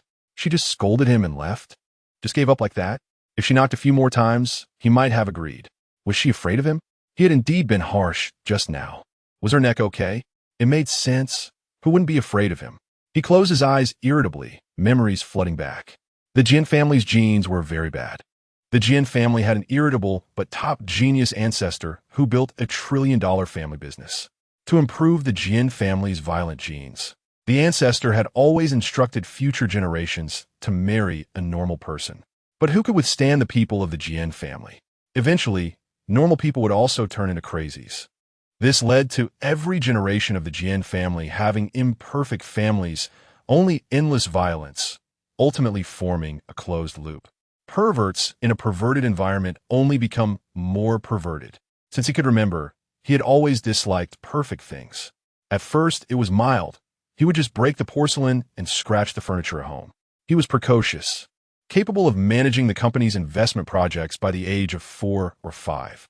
Jian Miao valued him highly, letting him sit at the desk in front of the computer every day to work. Zhuo, you're the smartest kid.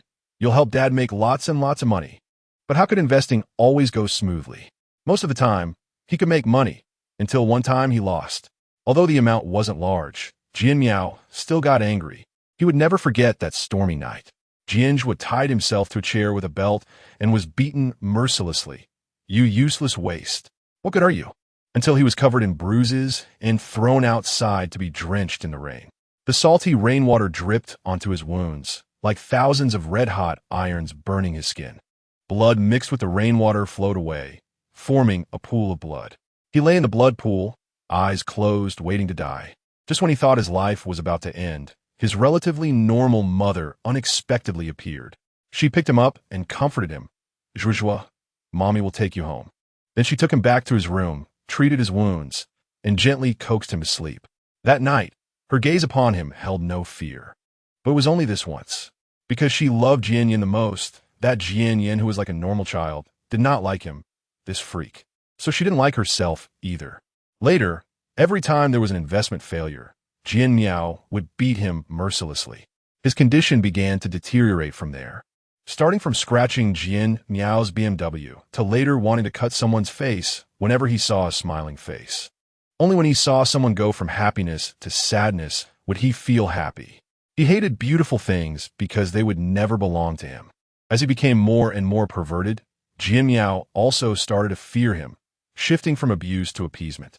Jian Miao even discovered his murderous intent towards Jian Yin. So Jian Miao's target shifted and began to abuse Jian Yin.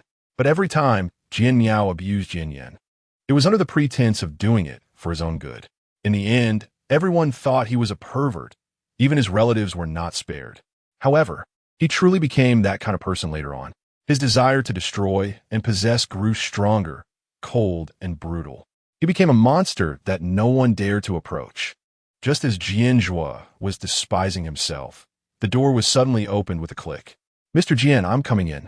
Qin Miao had thought for a long time at the door and concluded that when a man says no, he actually means yes. People in love often say things contrary to their feelings, and being a bit pretentious is normal. So she needed to be direct and proactive. Jian Zhuo looked up, and what met his eyes was Qin Miao's radiant smile and her clear, bottomless gaze. No strangenis, no panique. Just as if nothing had happened. Jian Zhuo's breath caught. Was she really not afraid of him? As soon as Qin Miao entered, she felt a chill, making her hair stand on end. On such a cold day, leaving the window open at night, is it because someone just got killed and needs to air out the smell?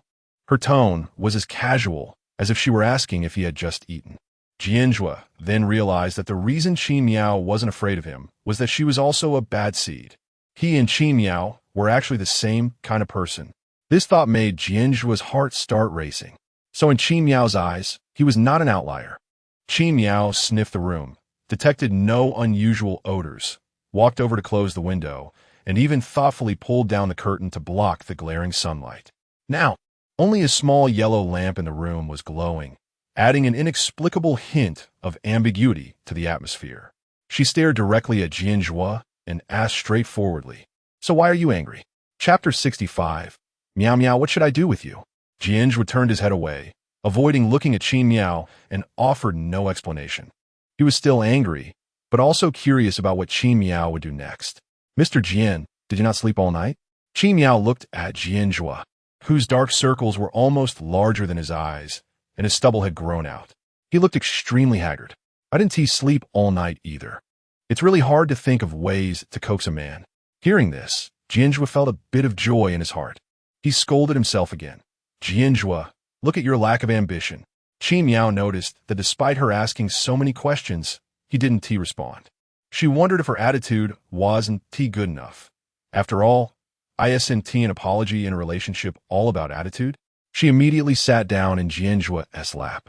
Jian Zhuo felt a warm object burrow into his arms, and the unique fragrance of the girl blossomed at his nose. He stiffened for a moment. Qin Miao actually came into his lap. Qin Miao felt a chill and gasped. So cold, is this person made of ice? After being exposed to the cold wind all night, Jian Zhuo's body temperature was terrifyingly low. Qin Miao reached for a blanket and covered herself up, also draping it over Jian Zhuo. The two were very close, and Jian Zhuo's ears unconsciously turned red, his body temperature quickly rising. Qin Miao's hands climbed up Jian Zhuo's neck. She just binge-watched many idol dramas, and they all had similar scenes. Her tone became soft and sweet, as if she were acting cute. Mr. Jian, why are you angry? Her voice twisted melodically like she was singing. Those two round eyes blinked innocently at Jian Zhuo, looking pure and naive. The dark circles under her eyes, a result of staying up for him, were even more prominent against her fair skin. Such clumsy attempts to please him made Jian Zhuo's heart race. No matter how hard he tried to be tough, he couldn't help but think Qin Miao was really adorable, clumsy but with her eyes full of him. His body's reaction couldn't lie. He wasn't that angry anymore, but he was still very sad. The pain of heartbreak wouldn't ease so quickly. You stepped on the blanket I laid out without taking off your shoes. Jian Zhuo found a reason to give himself an out. The Cold War was too painful. Qin Miao's expression was starting to crack, but she still looked guilty. I'm sorry, Mr. Jian. I didn't mean to. Is that it? The heart of a man is like a needle at the bottom of the sea. Seeing Qin Miao in trouble cheered Jian Zhuo up a bit. He tucked the hair scattered around her cheeks behind her ears, his eyes filled with a sickly obsession.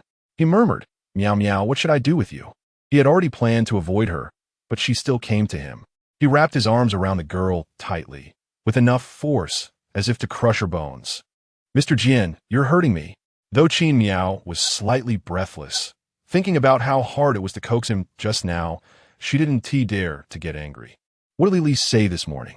Jian Zhuo still wanted to give Qin Miao a chance to explain herself, but he was disappointed again. It's nothing. Lily was just threatening me on purpose. Jian Zhuo lowered his eyes, hiding his disappointment. Since the little liar didn't want to tell the truth, he would trust her anymore. I want to tell you that my special ability only works when I do good deeds. I also want to tell you that my special ability has upgraded to healing level 6 and luck level 6. This series of revelations left Jian Zhuo confused, but he completely understood what Qin Miao's abilities were. That meant Qin Miao could stand in for 7 people. And his little liar was such a chatterbox? She must have cursed him a lot in her heart. Mute in public, a chatterbox behind his back. Interesting. He realized that he was slowly starting to understand Qin Miao, and her image in his mind became more vivid, real, and adorable. He couldn't help but chuckle, causing Qin Miao to stop her thoughts and look at him in confusion. Jian Zhuo's mood was as changeable as the weather. Seeing Jian Zhuo's mood improve, she yawned. Mr. Jian, I'm a bit tired. I want to go back to sleep. Don't go back, stay here, stay. He had to even finish the words, keep me company. Qin Miao was already brainstorming. So what they say in dramas is true. When the feelings are deep, it becomes like this. Hearing this, Jian Zhuo's playful side sparked. Go take a shower. I'll wait for you. What drama? He also wanted to watch it later. Qin Miao heard this and felt like she had been struck by lightning. Boom! Jian Zhuo was startled by the sound. How did Qin Miao manage to create her own background music? Qin Miao looked at Jian Zhuo. Good looks, good figure, a top-notch person, no regrets. But that stubble is annoying. All right, you wait for me. After saying that, Qin Miao headed straight for the bathroom without looking back, leaving Jian Zhuo shocked and speechless, his face burning. Qin Miao moved quickly. After showering and putting on a bathrobe, she lay down in bed and patted the spot beside her. Mr. Jian, I'm waiting for you. Jian Zhuo's movement to get up was a bit stiff. What on earth did Qin Miao watch? Was it serious? When Jian Zhuo entered the bathroom, he realized his face was red enough to bleed. Fortunately, the room wasn't well lit, so it wasn't too noticeable. He calmed his breathing, splashed cold water on his face to cool down. Jian Zhuo, you can't be so unambitious. Then he remembered that Qin Miao didn't like his stubble, so he picked up a razor and shaved it all off. After showering, he wrapped a towel around himself and stepped out of the bathroom. His expression returned to its usual aloofness, but the sadness in his eyes still added a touch of fragility. Qin Miao, lying in bed, saw Jian Zhuo, who was steaming hot. He was only wrapped in a towel around his waist, showcasing his chest muscles, abs, and V-line. Not bad. Qin Miao internally rated him. Jian Zhuo got onto the bed, pulled up the blanket, and gradually moved closer to Qin Miao. Qin Miao felt Jian Zhuo's dominant scent enveloping her. It was different from the usual sandalwood of his suit. This time, it was a crisp mint scent. Jian Zhuo reached out his hand, and, for the first time, Qin Miao felt a bit nervous. She noticed that her emotions began to fluctuate in front of Jian Zhuo. Jian Zhuo's south body was close to Qin Miao, and his hand finally rested above her body as he turned off the bedside lamp. Let us sleep. He thought Qin Miao must be tired after staying up all night and should get a good rest. Her dark circles were no less than his. The unique fragrance of the girl made him drowsy, just as he was about to fall asleep. The girl's confusion woke him up. Qin Miao thought for a second and finally reached a conclusion. Does Jian Zhuo have something he can't say?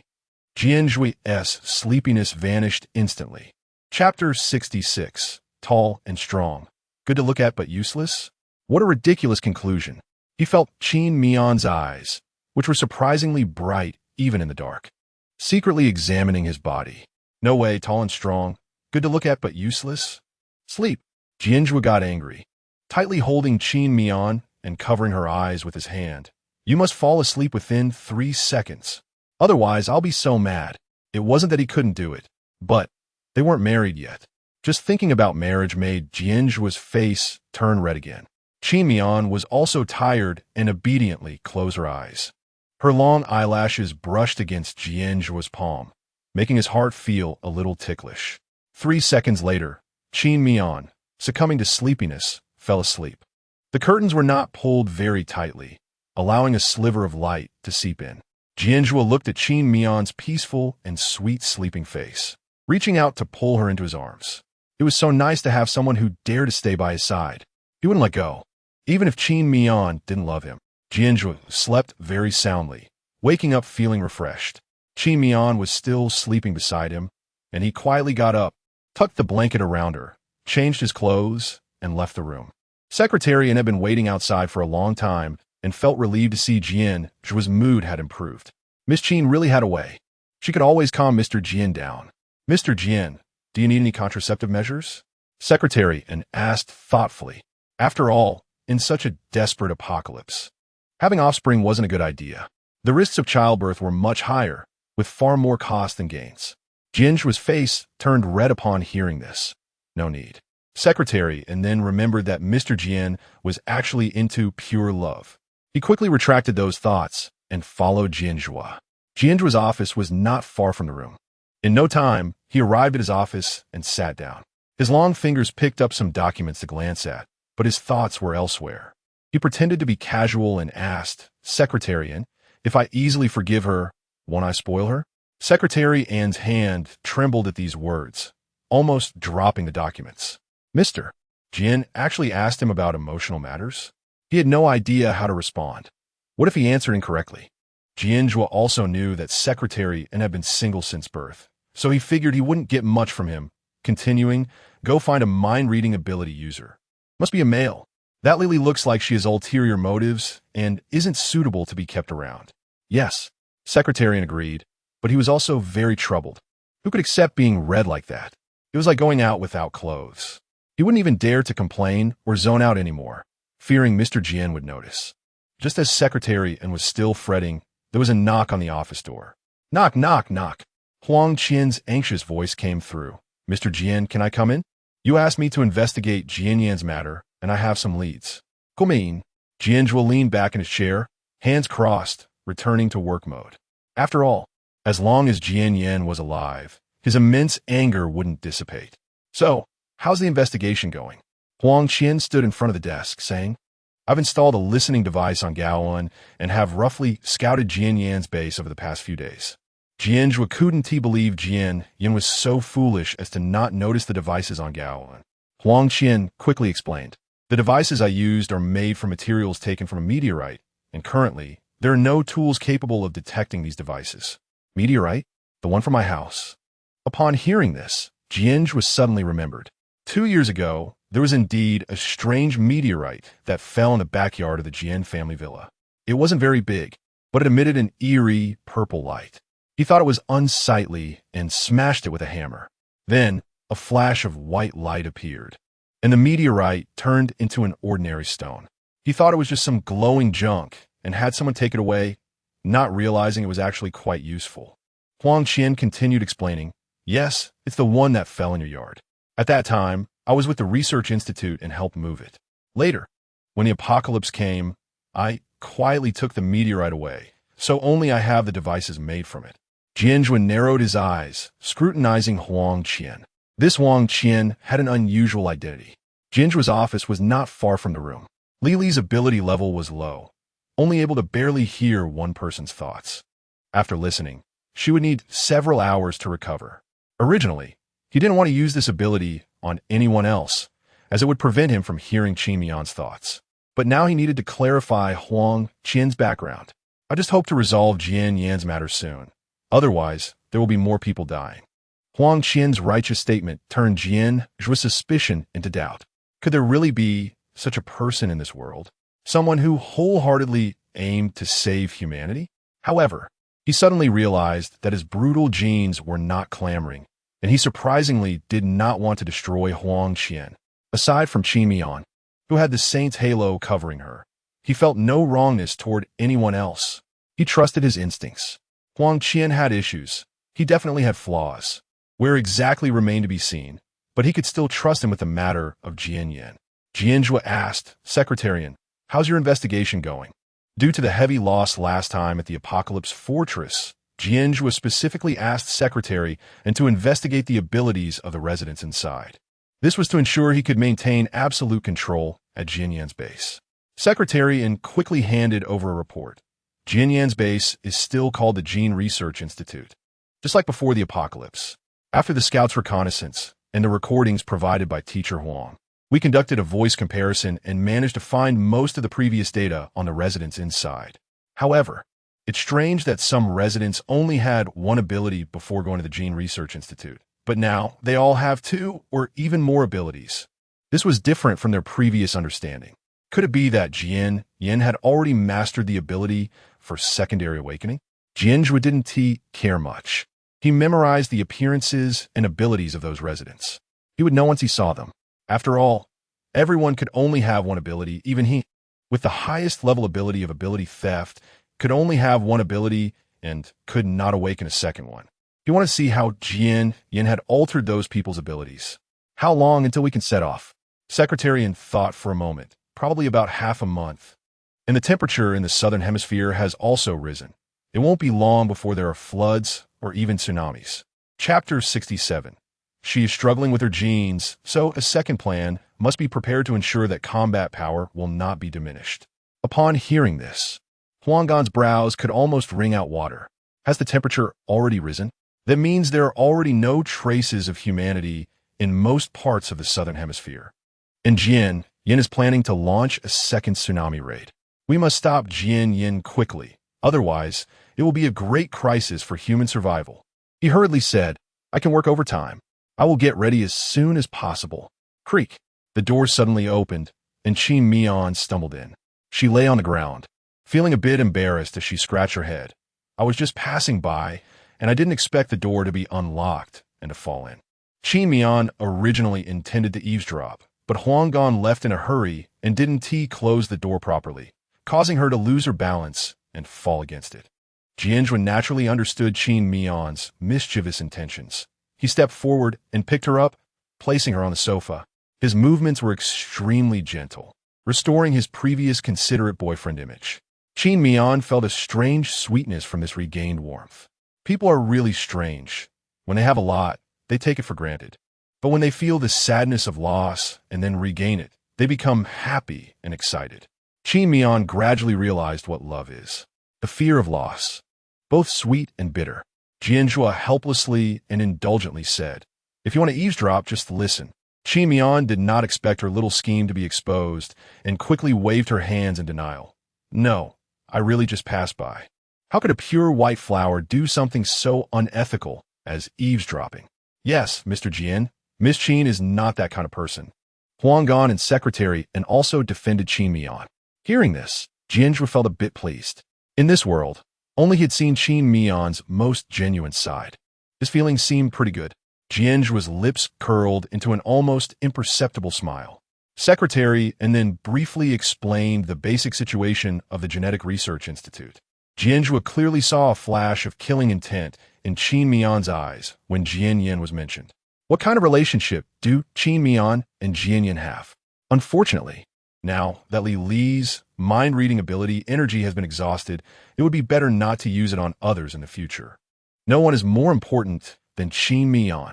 After the meeting ended, everyone dispersed to their respective rooms to rest. Miao went to the kitchen to get a cup of mango sago and was on her way back to her room. Unexpectedly, she heard Li arguing with the guard at the door. Why can't I go out? Did Miao say bad things about me in front of Mr. Jian? Li was still distressed that Jian Zhuo ignored her. Clearly, she lived right next to him but couldn't even go out. Although she was also afraid of Jian Zhuo. Fortune favors the bold. If she could get close to Jian Zhuo, she could live a worry-free life. Seeing Miao arrive, she placed her hands on her hips and questioned, Did you say bad things about me to Mr. Jian, which is why he... I didn't. Miao interrupted her words and quickly denied. Suddenly, a flash of cunning appeared in Li Li's eyes as she said deliberately, I don't believe you unless you give me that cup of mango sago as an apology. Okay. Miao agreed readily. She didn't want to be entangled with such an unreasonable woman. Unexpectedly, the moment her hand touched Li Li's, she was yanked into the room. Li slammed the door shut and locked it. She took out a small knife from her sleeve and viciously stabbed at Miao's carotid artery. Mr. Jian didn't kill her yesterday. He must have taken a liking to her. As long as Miao is dead, she could take Miao's place. Miao luckily dodged, but was still scratched by the knife on her arm, causing even the red agate bracelet Jian Zhuo gave her to break. The beads fell to the ground with a tinkling sound. Miao's arm bled profusely, but she only stared at the red agate beads on the floor. She felt a bit sad inside. This was her favorite gift. Seeing Miao dazed, Li raised the knife and waved it wildly. Miao, I'm going to kill you.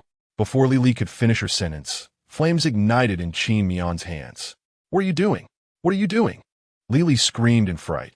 How could Qin Mian still have these abilities? She was so scared that she kept retreating and fell to the ground. Meanwhile, in the adjacent room, Jian Zhuo also received a warning. Mind-reading ability user is under threat. Abilities are about to disappear. Jian Zhuo immediately realized it was Qin Mian's actions. He snapped his fingers and flicked the pen in his hand. In an instant, the wall was broken. Lily saw Jian Zhuo's dark expression and quickly shouted, "Mr. Jian, save me quickly. Qin Mian is going to kill me." Qin Mian did not expect Jian Zhuo to discover her actions so quickly. Did he install a camera in Li's room? Detection: no cameras present. That was strange. The VILLAINESS soundproofing was excellent. Screams shouldn't be heard.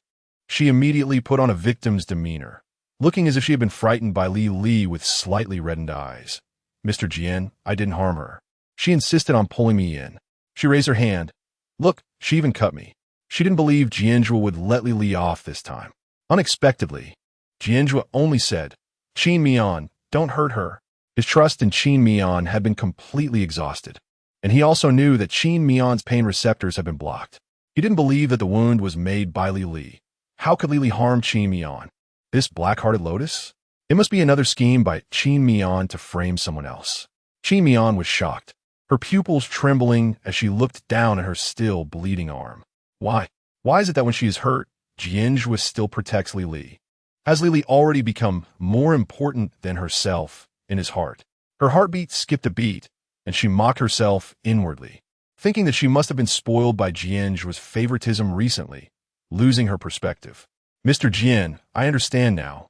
I will take care of the wound myself." Her tone carried a sense of loss. She herself could not understand where this feeling of loss came from. It was normal for no one to like her, right? Shouldn't she have been used to it by now?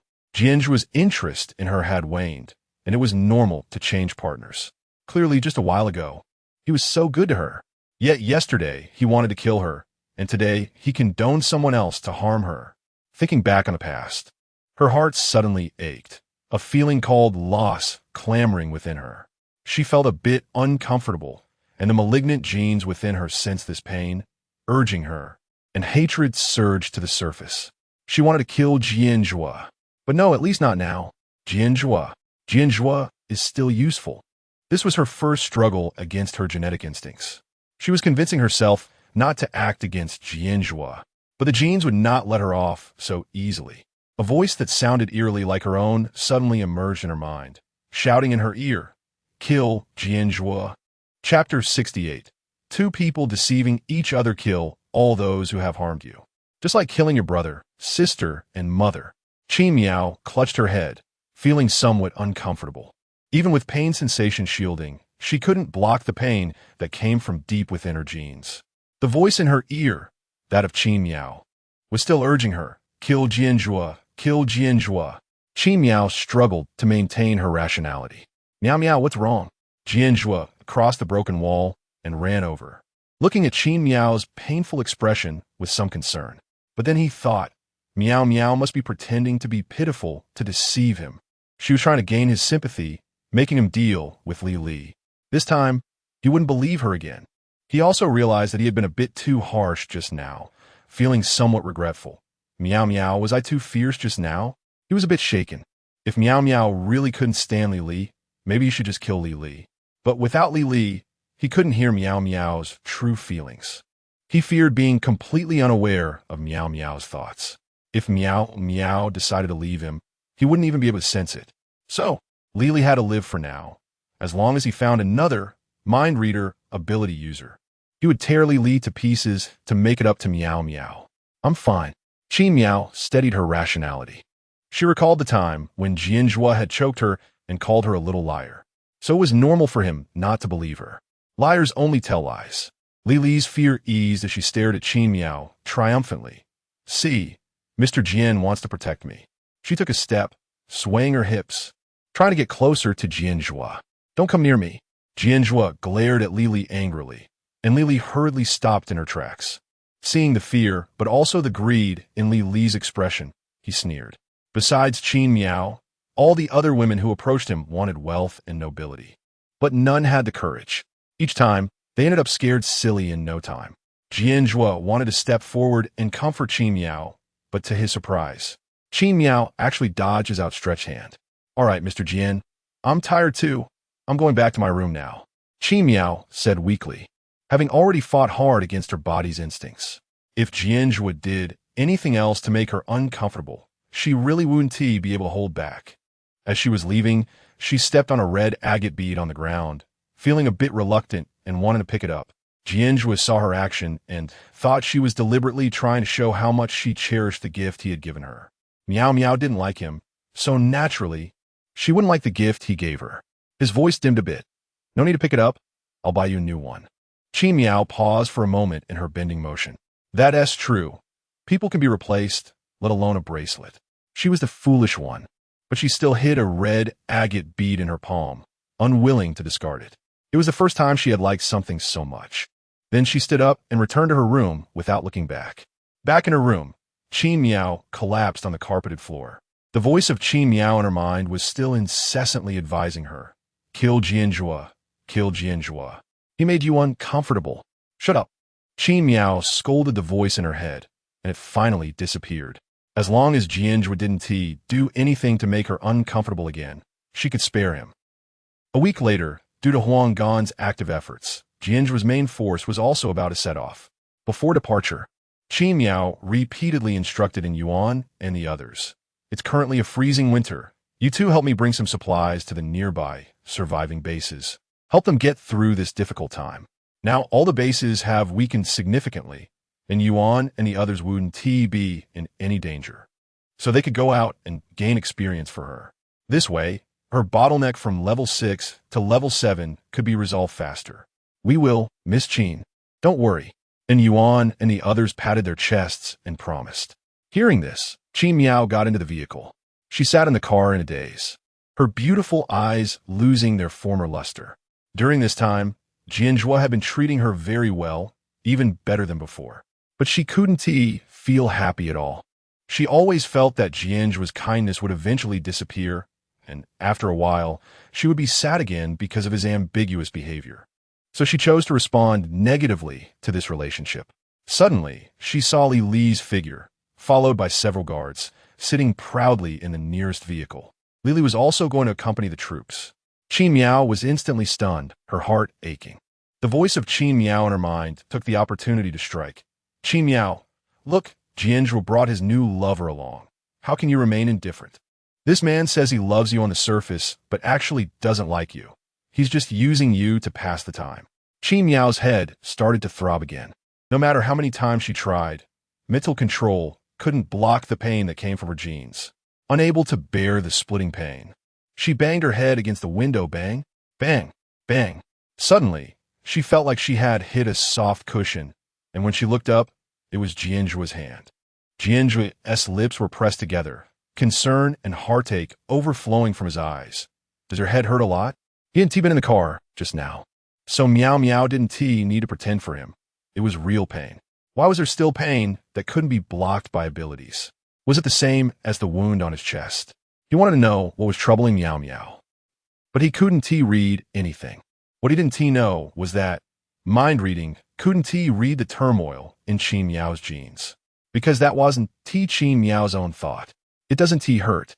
I'll give my seat to Miss Li, Qin Miao said as if in a fit of pique, wanting to get out of the car. But Jian Zhuo pulled her back.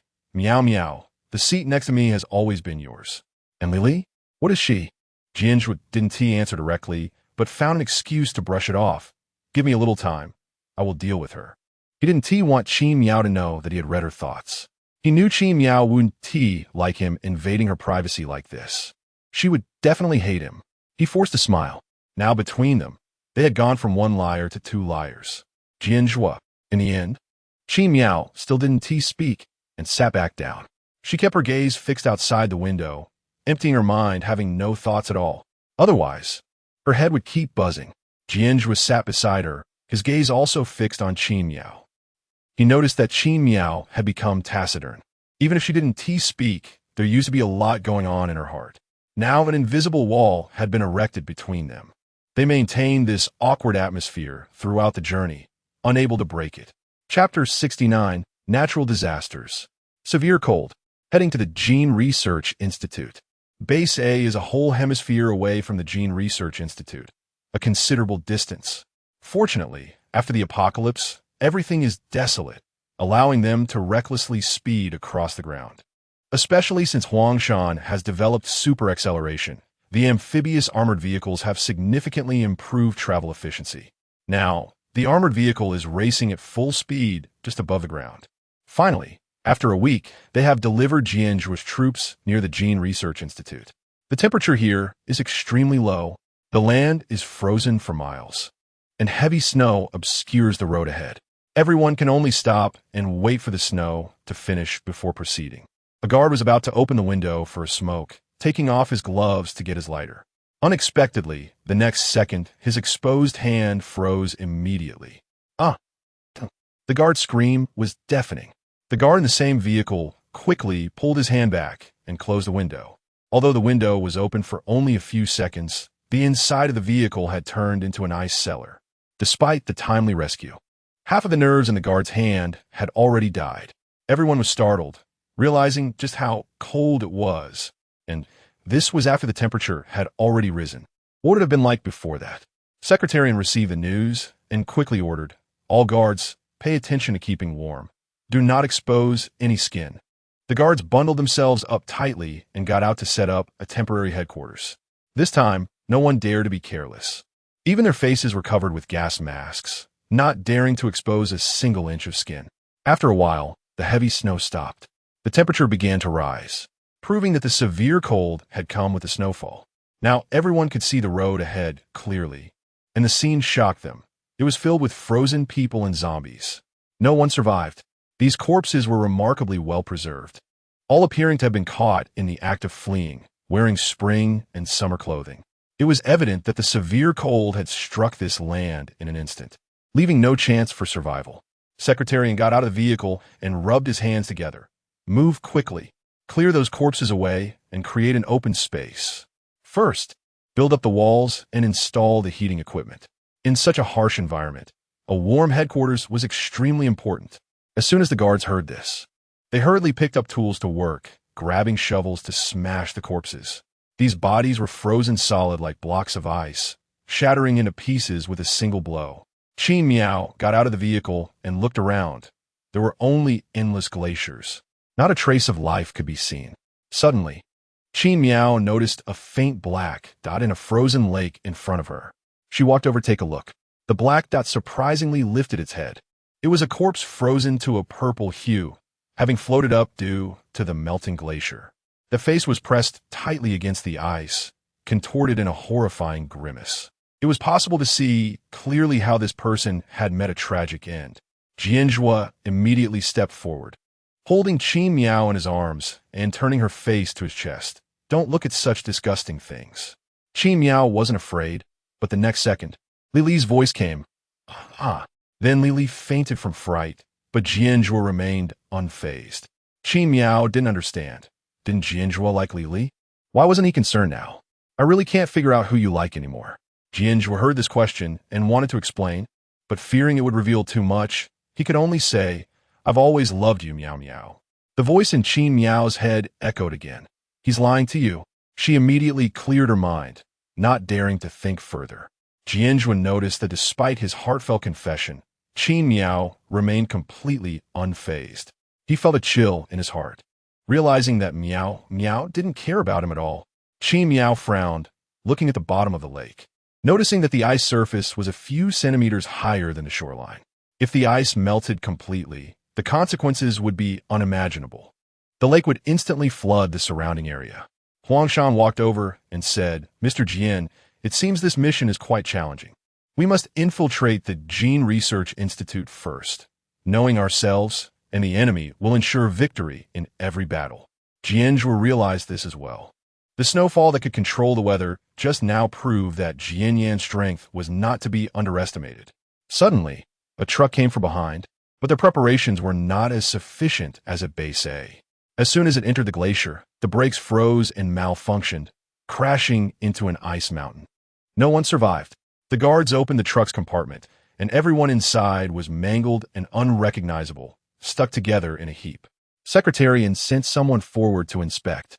finding a document among their belongings. The guard wiped off the blood and flesh from the document and handed it to Secretarian. Upon opening it, Secretarian saw recruitment information, seeking experienced scientists, weekends off, meals and accommodation provided, materials distributed based on labor. Seeing this, the long-term worker's secretary and felt a stir in his DNA. Even in the apocalypse, they were still doing this? It gave him a sense that capitalists are impossible to kill. Mr. Jian, this is a recruitment document from the Gene Research Institute. The people in the truck were scientists. This is their resume. They must have come to apply after receiving this recruitment information. Jian Zhuo took a look at the recruitment information. What timely information. Find a few clever ones to go with me into the Gene Research Institute.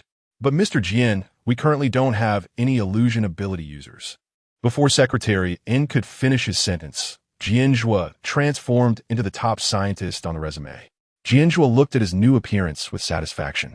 Miao's ability level is high, and the effect of illusion lasts long, allowing for transformations over 3 days. There's also enough energy to change into many people. Indeed, his Miao is the best. Qin Miao was shocked. How did Jian Zhuo now possess the illusion ability? Clearly, her abilities were painstakingly earned. But Jian Zhuo seemed to have done nothing to gain it. Could it be that Jian Zhuo's ability is to kill? Killing more allows him to level up? Jian Zhuo was delighted to finally hear Qin Miao speak, and his mood lifted. He took the scientist's resumes and asked, Miao, who do you want to transform into? Qin Miao randomly pointed at one. An hour later, a truck arrived at the outskirts of the Gene Research Institute. Though called the outskirts, the equipment was very rudimentary, lacking even a wall, just a few fences. This truck was the same one as the scientist's truck. Huangshan had spent an hour restoring it to its original state and made a few minor modifications. Now it was being used by Jian Zhuo and his team.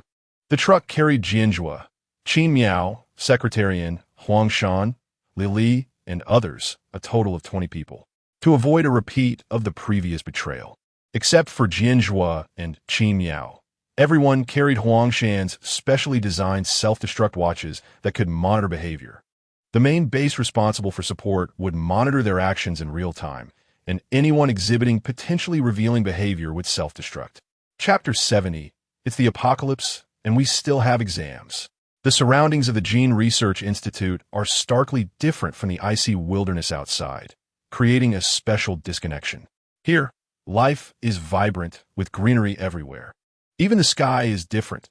Outside, it is a dark blood-red sky, but inside it immediately transforms into a sunny day, reminiscent of the time before the apocalypse. Qin Miao immediately speculated that this apocalypse might not be related to Jian, right? However, before the truck could reach the Gene Research Institute, it was stopped by a group of ragged beggars. Run them over, just consider an accident. Jian Zhuo's voice was cold and devoid of emotion. Yes, Mr. Jian. After hearing Jian Zhuo's command, the guard slammed on the gas and sped forward. Bang! The beggar in front was smashed into a bloody pulp.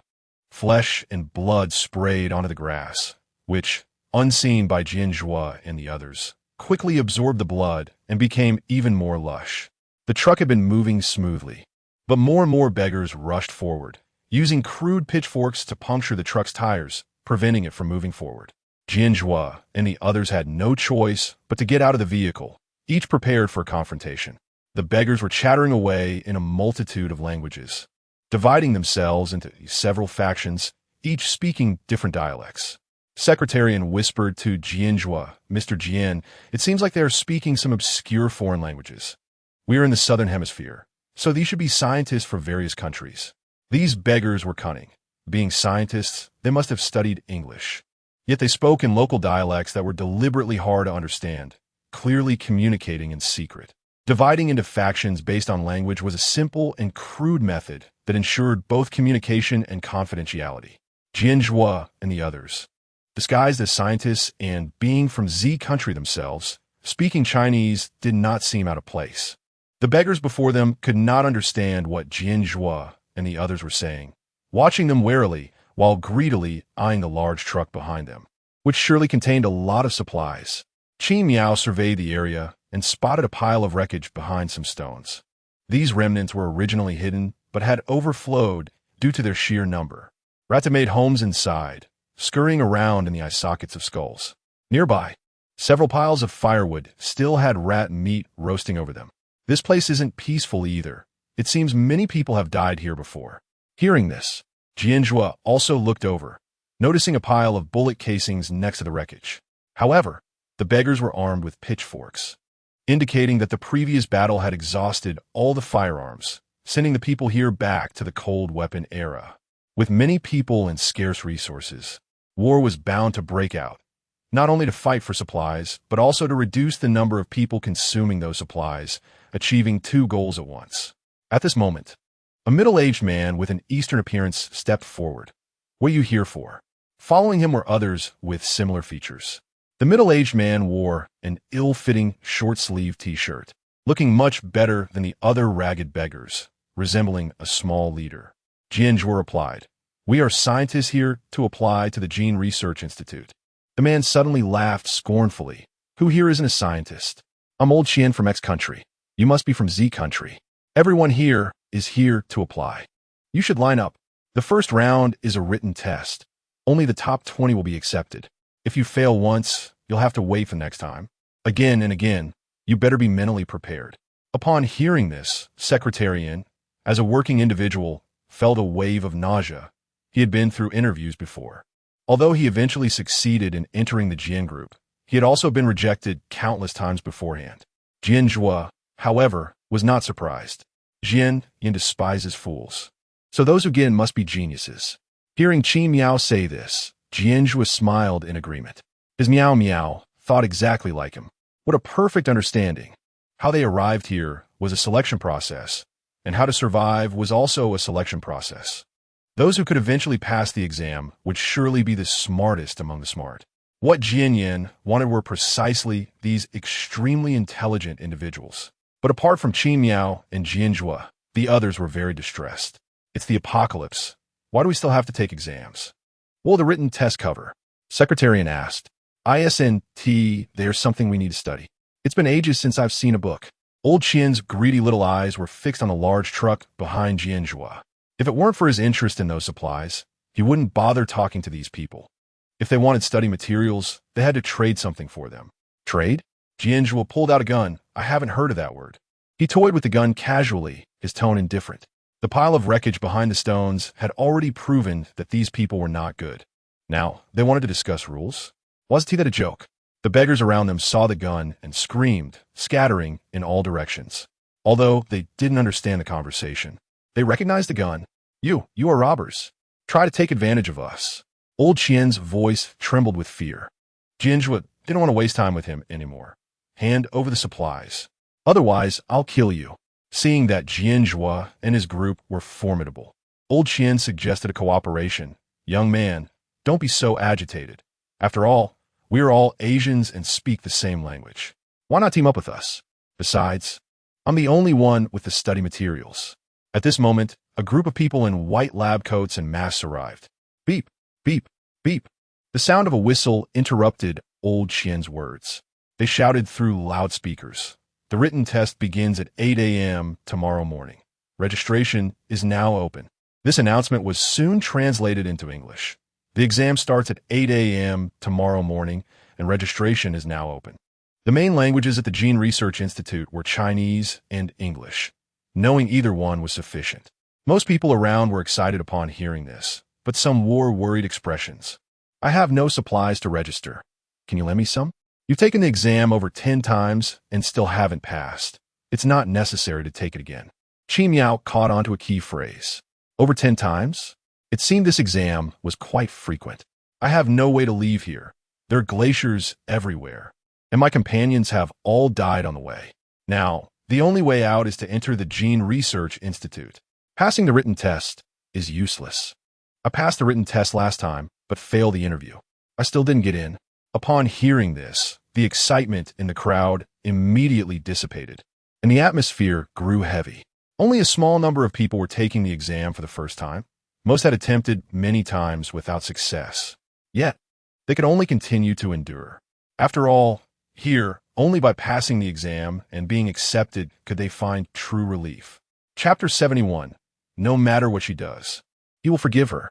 Jian Zhuo said, "Let's sign up first."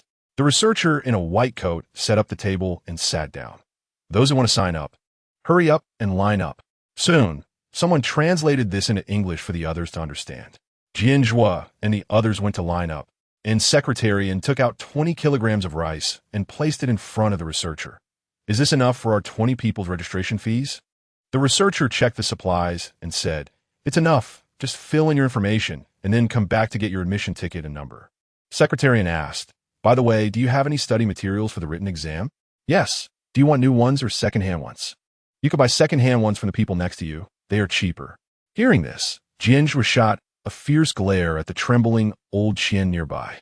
The materials were clearly public, yet old Qian had just tried to deceive them into a transaction. He was trying to cheat them out of their supplies. Secretarian, being generous, took out another 20 kilograms of rice. "We want new ones, 20 sets." Consequently, everyone from Base A received a copy of the study materials, leaving the nearby beggars wide-eyed. Each of their camps only had one book, which was already worn out, and some words were hard to read.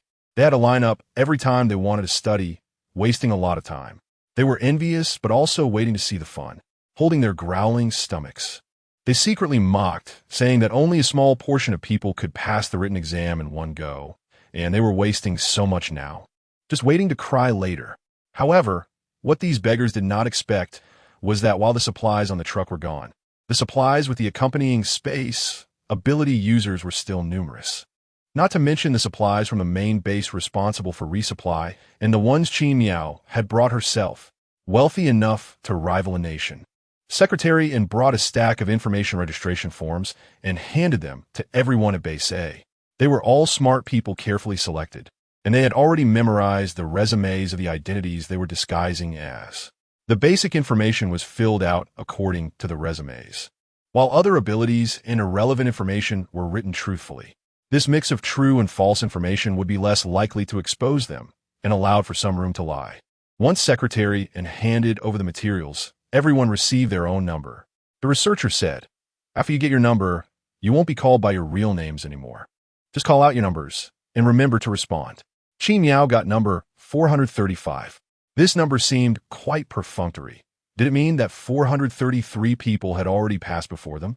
Jian Zhuo was 434. Secretarian was 436, Huang San was 437, Lili was 438, and the others were numbered from 439 to 454. Lili's face turned red and pale upon receiving this number. It was really unpleasant. The registration ended quickly, and everyone returned to the truck. Huang San flipped the switch, and although the exterior still looked like an ordinary truck, the interior had transformed into an RV-like arrangement. There were even single rooms for resting. Everyone looked at the 20-centimeter thick books in their hands with worry. Huang San tried to lighten the mood and comforted them. "There's no need to be so nervous. The exam opportunities are so frequent. If you don't pass this time, there will be next time." Jian Zhuo, however, dismissed this idea. "Do you really think Jian Yin will give a second chance? If you don't pass once, you're no longer the smart person he wants." As soon as this was said, the atmosphere became even more depressing. But soon after, Jian Zhuo added, "If we pass, the supplies will double every month." Now everyone was motivated.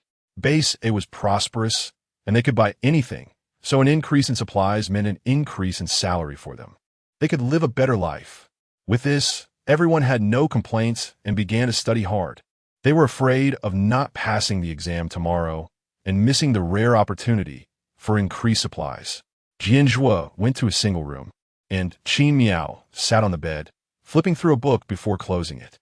Almost all of it was content studied at the Gene Research Institute before. No need to study again. Jian Zhuo was startled. No wonder Miao hated Jian Yin so much. She had been persecuted by those inside before. It was no wonder that when he asked secretary and to investigate Miao, he got no information. It had all been hidden by Jian Yin.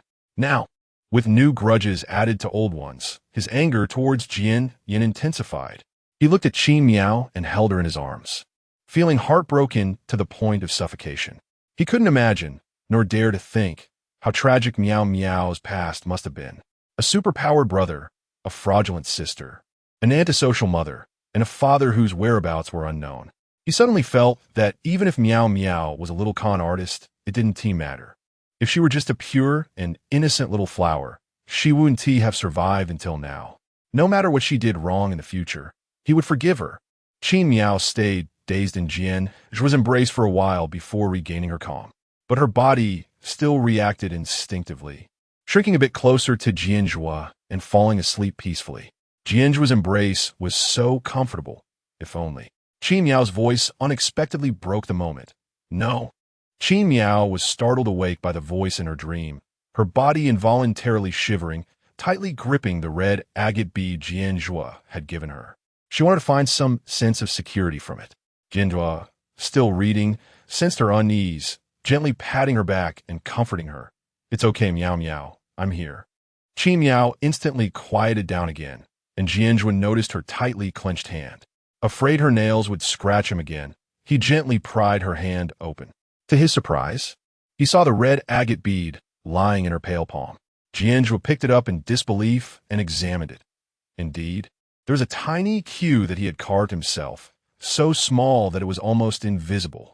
It was the bead from the necklace he had given her. That day, Miao Miao had really liked the necklace, which was why she wanted to pick it up. Then he had told her not to pick it up. Now he wanted to slap himself. Jian Zhuo was filled with regret, thinking that after this mission was completed, he would collect all the red agate beads left in Li Li's room, clean them, and re-gift them to Qin Miao. But he never expected that after this mission was completed, he would no longer be able to return alive. Early the next morning, except for Jian Zhuo, who had an excellent memory, and Li Li, who planned to read Secretary An's mind for an advantage, everyone else had huge dark circles under their eyes. Jian Zhuo glanced at Li Li and knew she definitely hadn't studied yesterday. He decided not to take her abilities temporarily today and let her pass the written exam first. As they got off the truck, they found that the beggars around were looking at them with envy. After all, this truck was already the best resting place outside the Gene Research Institute for the beggars who had to sleep outdoors. Chapter 72 Teacher. Someone jumped off a building. Can we have a day off? Some people were even planning to seize the truck after Jian Zhuo and the others left. However, this truck, after undergoing multiple modifications by Huang Xian, was not so easily taken.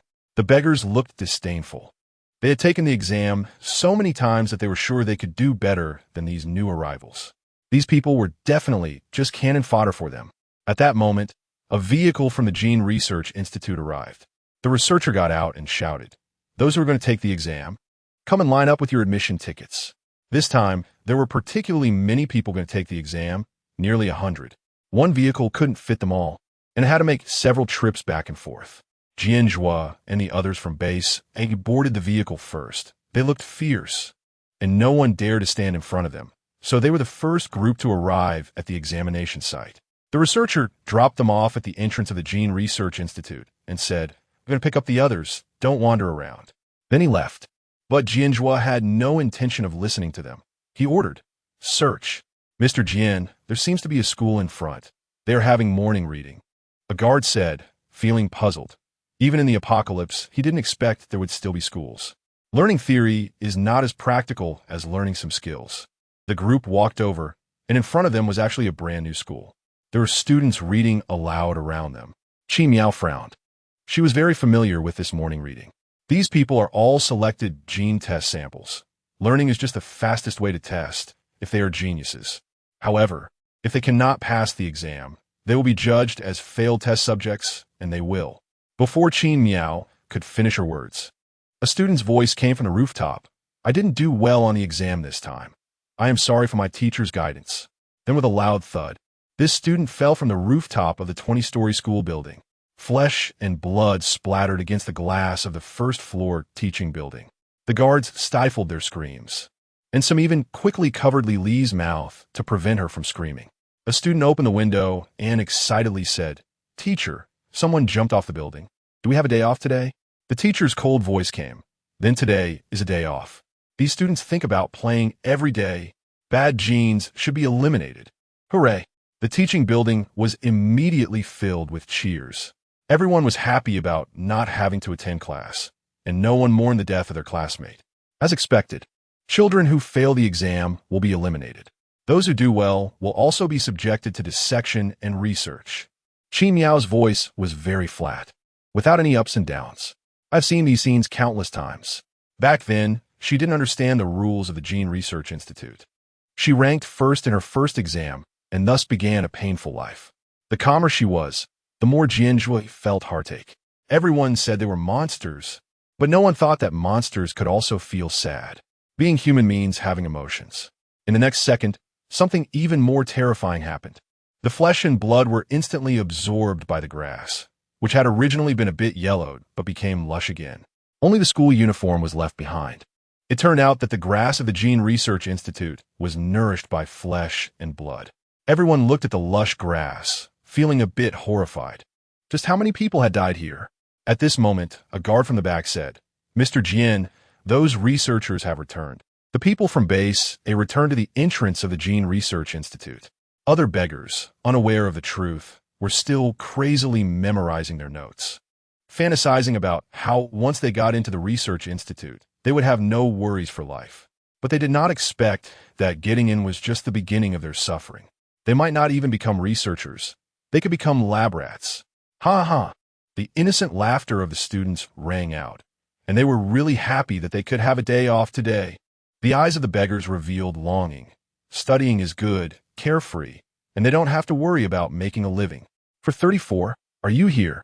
The researcher began to call the roll, all the way to 484. These 50 people were in one examination room. The researcher took them to the teaching building where the student had just jumped.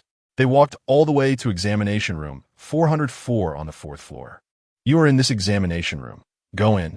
Jian Zhuo entered the examination room, first with his admission ticket, followed by all the examinees one after another. The examination room was just like the classrooms they had attended before, with the same square tables and chairs. However, the seats were particularly close together, making it easy to glance at someone else's exam paper. There was actually no invigilator or camera in the examination room. The researcher flashed a strange smile. "No matter how you do on the written exam, just make sure not to get caught cheating by the invigilator, okay?" After saying that, the researcher left. Suddenly, there was a commotion around. Many people had taken the exam many times without passing and were tempted to take shortcuts. Lao Qian said that the chance of getting caught cheating was very small. He had cheated countless times without getting caught. Last time, Aya passed the written exam without even reading the book, so she must have copied. I think this time we shouldn't be too honest. Brother Wan, didn't you pass the written exam last time? Let me copy from you. The only one who had passed the written exam on site, Chen Wan, became the center of attention. But Chen Wan looked terrified, desperately covering his exam paper. "Zhou Liu, you write it yourself?" Last time he passed the written exam by copying others, and he was lucky not to be discovered, but others had died. The chance of getting caught cheating was very small, but once caught, there was no doubt they would die. Just thinking about that scene made him afraid to cheat again. Stingy. Zhou Li, who was rejected, looked at others again. "Qi Ge. Let me take a look. I didn't review this question. I know you didn't see the back of the book. If you encounter questions from the back, I'll teach you." "Okay." Fei Qi gritted his teeth and agreed. They decided the order of reading the book by drawing lots yesterday, and he had bad luck being the last one. With no time left to read, Zhou Li began a copy. He originally thought it would be fine to copy just one question. But unexpectedly, a burst of eerie laughter suddenly came from the corridor's window. The invigilator laughed strangely, with his mouth turned up, but there was no smile in his eyes. His tone was cheerful. "Someone is cheating. 467 and 468 are permanently disqualified from the exam." "Damn, how unlucky. Just copying one question got me caught." Zhou Li angrily threw his pen aside and gave up answering. Fei Qi stood up and shouted at him furiously. "It's all your fault for being careless. How could you get caught so easily?" He covered his face and cried, "It's all your fault." Their arguing got louder, and the invigilator became impatient, banging on the door with a stick, his eyes turning cold. "Please do not disturb the order of the examination room." Fei Qi was still immersed in his sadness. Woo-woo. The invigilator took out an electric baton, and the baton made a crackling sound. He angrily walked over quickly. Chapter 73, The Use of Corpse Fragments. Fei Qi screamed a few times before fainting, and Zhou Li was also scared, obediently following the invigilator out. But shortly after, the rooftop echoed with the simultaneous confessions of Fei Qi and Zhou Li. "I did not respect the exam rules. I have let myself and the invigilator down." Then, Two figures suddenly fell from the high place, with a loud bang, followed by a sticky explosion sound that was nauseating to hear. Someone was so scared they started to tremble. Wasn't Zhou Li just acting tough? How did he jump off the building in an instant, having their exam qualifications permanently revoked? Living seemed meaningless. Indeed, with no hope left in this life, it would be better for these two to die. These people arranged a reasonable cause of death for Zhou Li and Fei Qi. However, Qin Mian had sharp eyes. Sitting by the window, she locked eyes with Zhou Li just as he fell. His eyes were filled with panic and cries for help. Moreover, she noticed that the mouths of the two had been tightly sewn shut with coarse thread. It was sewn so densely that it must have taken time. It was impossible for them to suddenly leap to their deaths right after finishing their confessions. The student from before the exam might have also, so the test subjects she saw jumping off the building were all man-made demolitions. Qin Mian steadied her mind and continued to write the exam paper. The urgent task was to enter the Gene Research Institute to proceed with the next plan.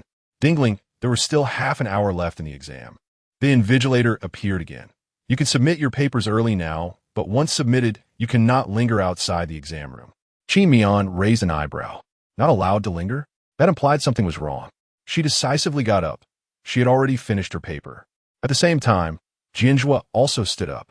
They both saw the same meaning in each other's eyes. Upon exiting the exam room, Qin Mian looked at the place where Zhou Li and Fei Qi had fallen.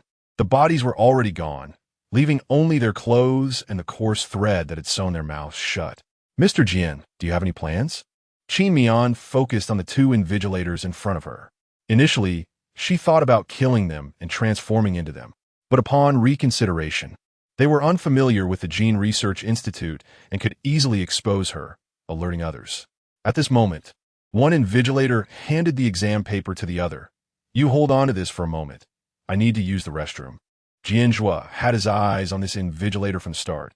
He recognized from memory that this person's ability was invisibility, just right for facilitating his actions. Miao Miao, find a place to wait for me. Jian Zhuo gently patted Qin Mian's head with his large hand and said softly, just leave it to me.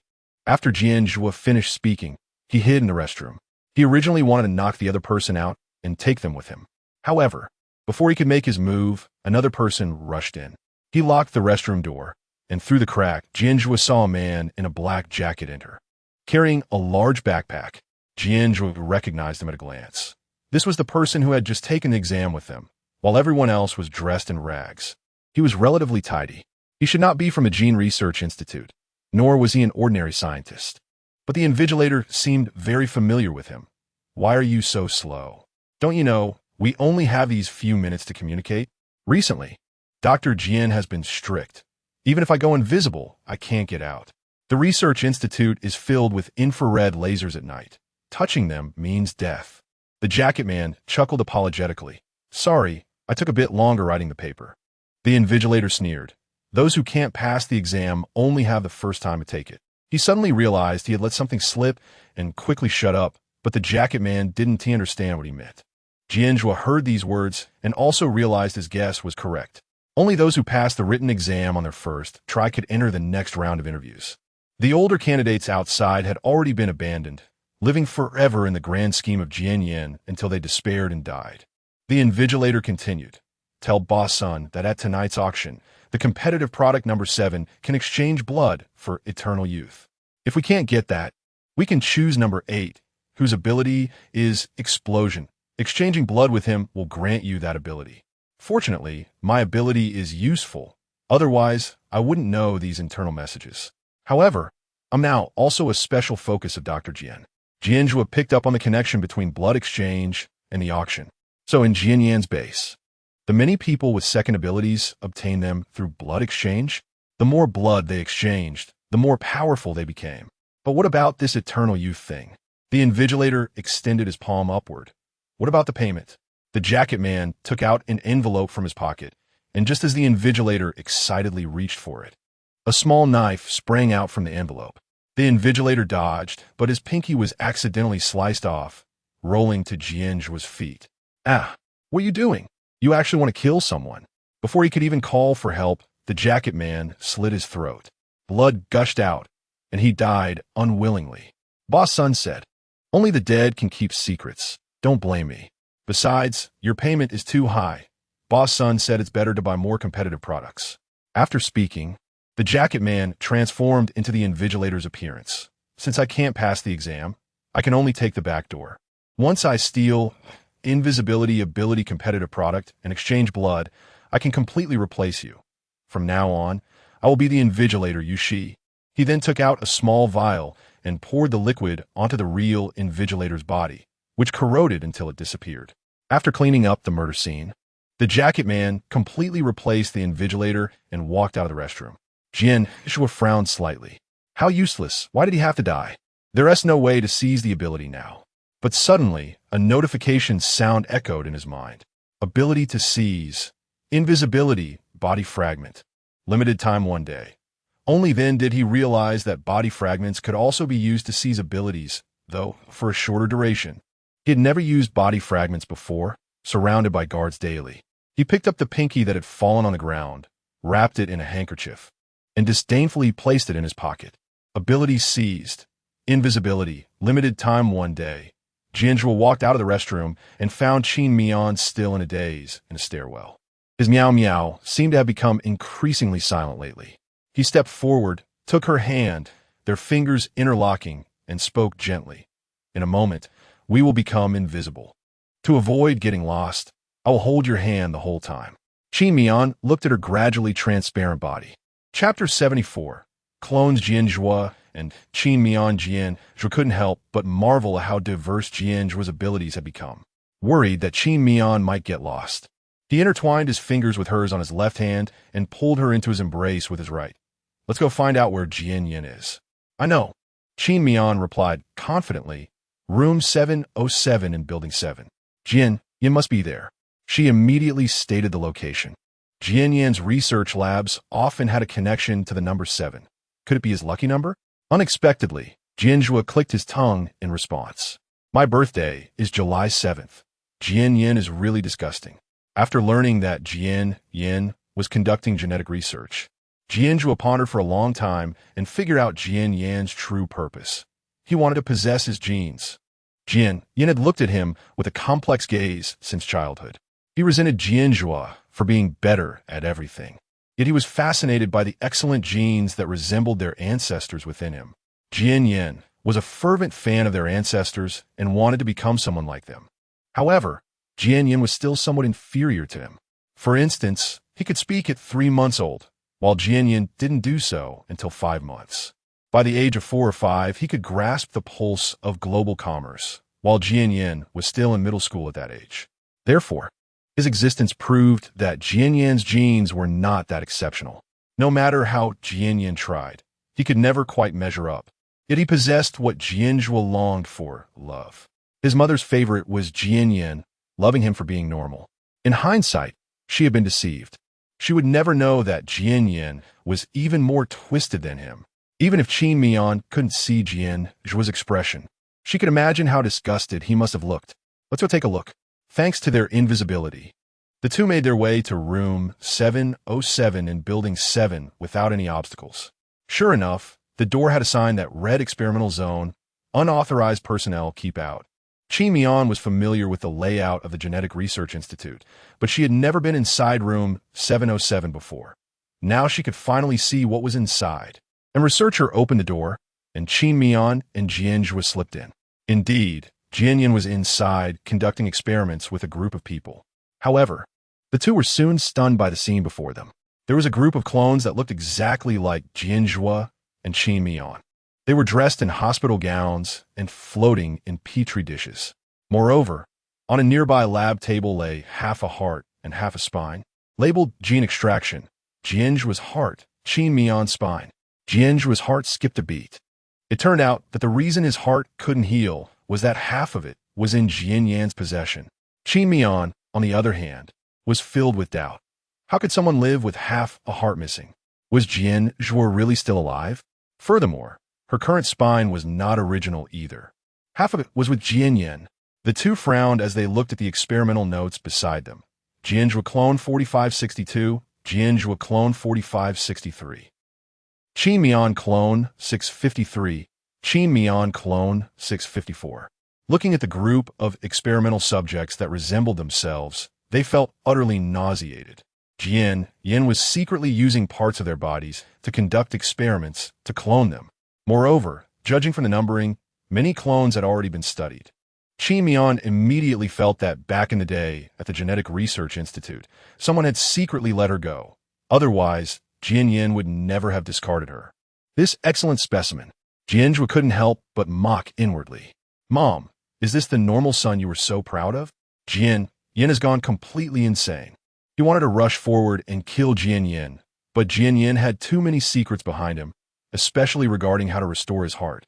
Perhaps only Jian knew the answer.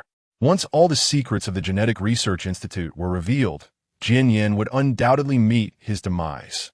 At that moment, Jian spoke.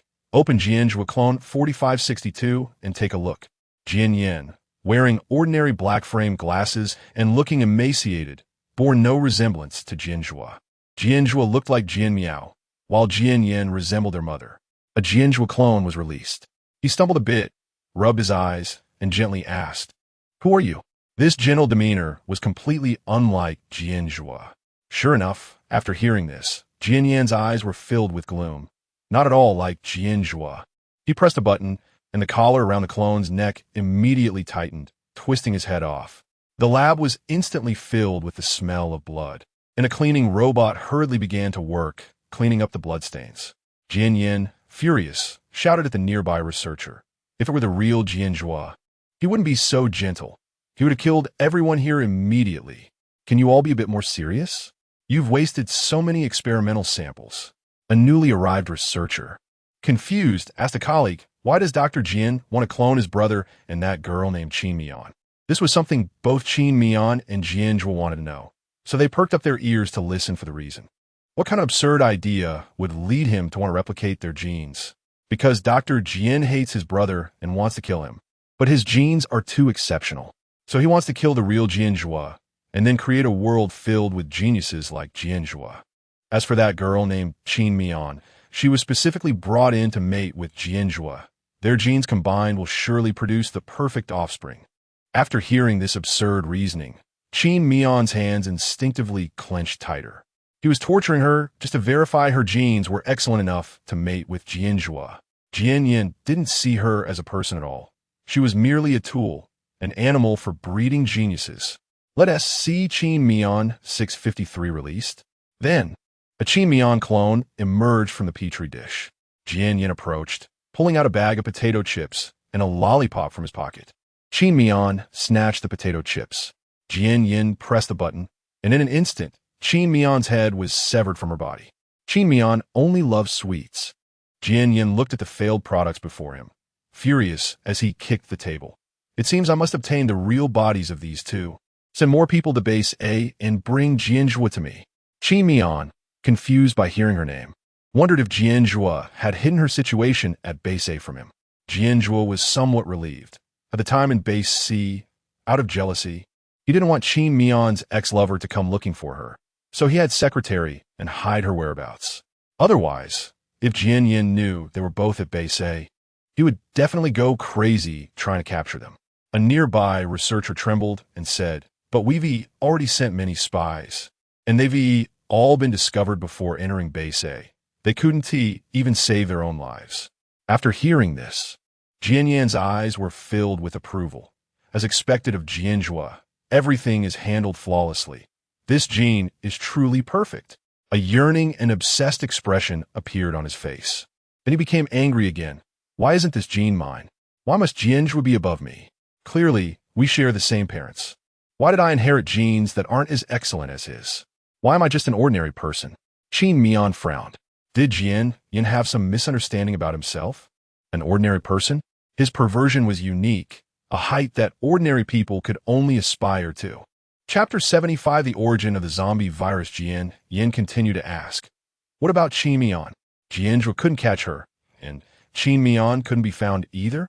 Qin Mian had been able to discover some traces before, but those sent to capture her had all died, and now she had completely disappeared. Jian slammed his hand on the table in anger.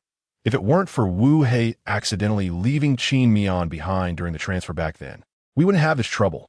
Qin Mian didn't expect to hear the name Wu Hei again.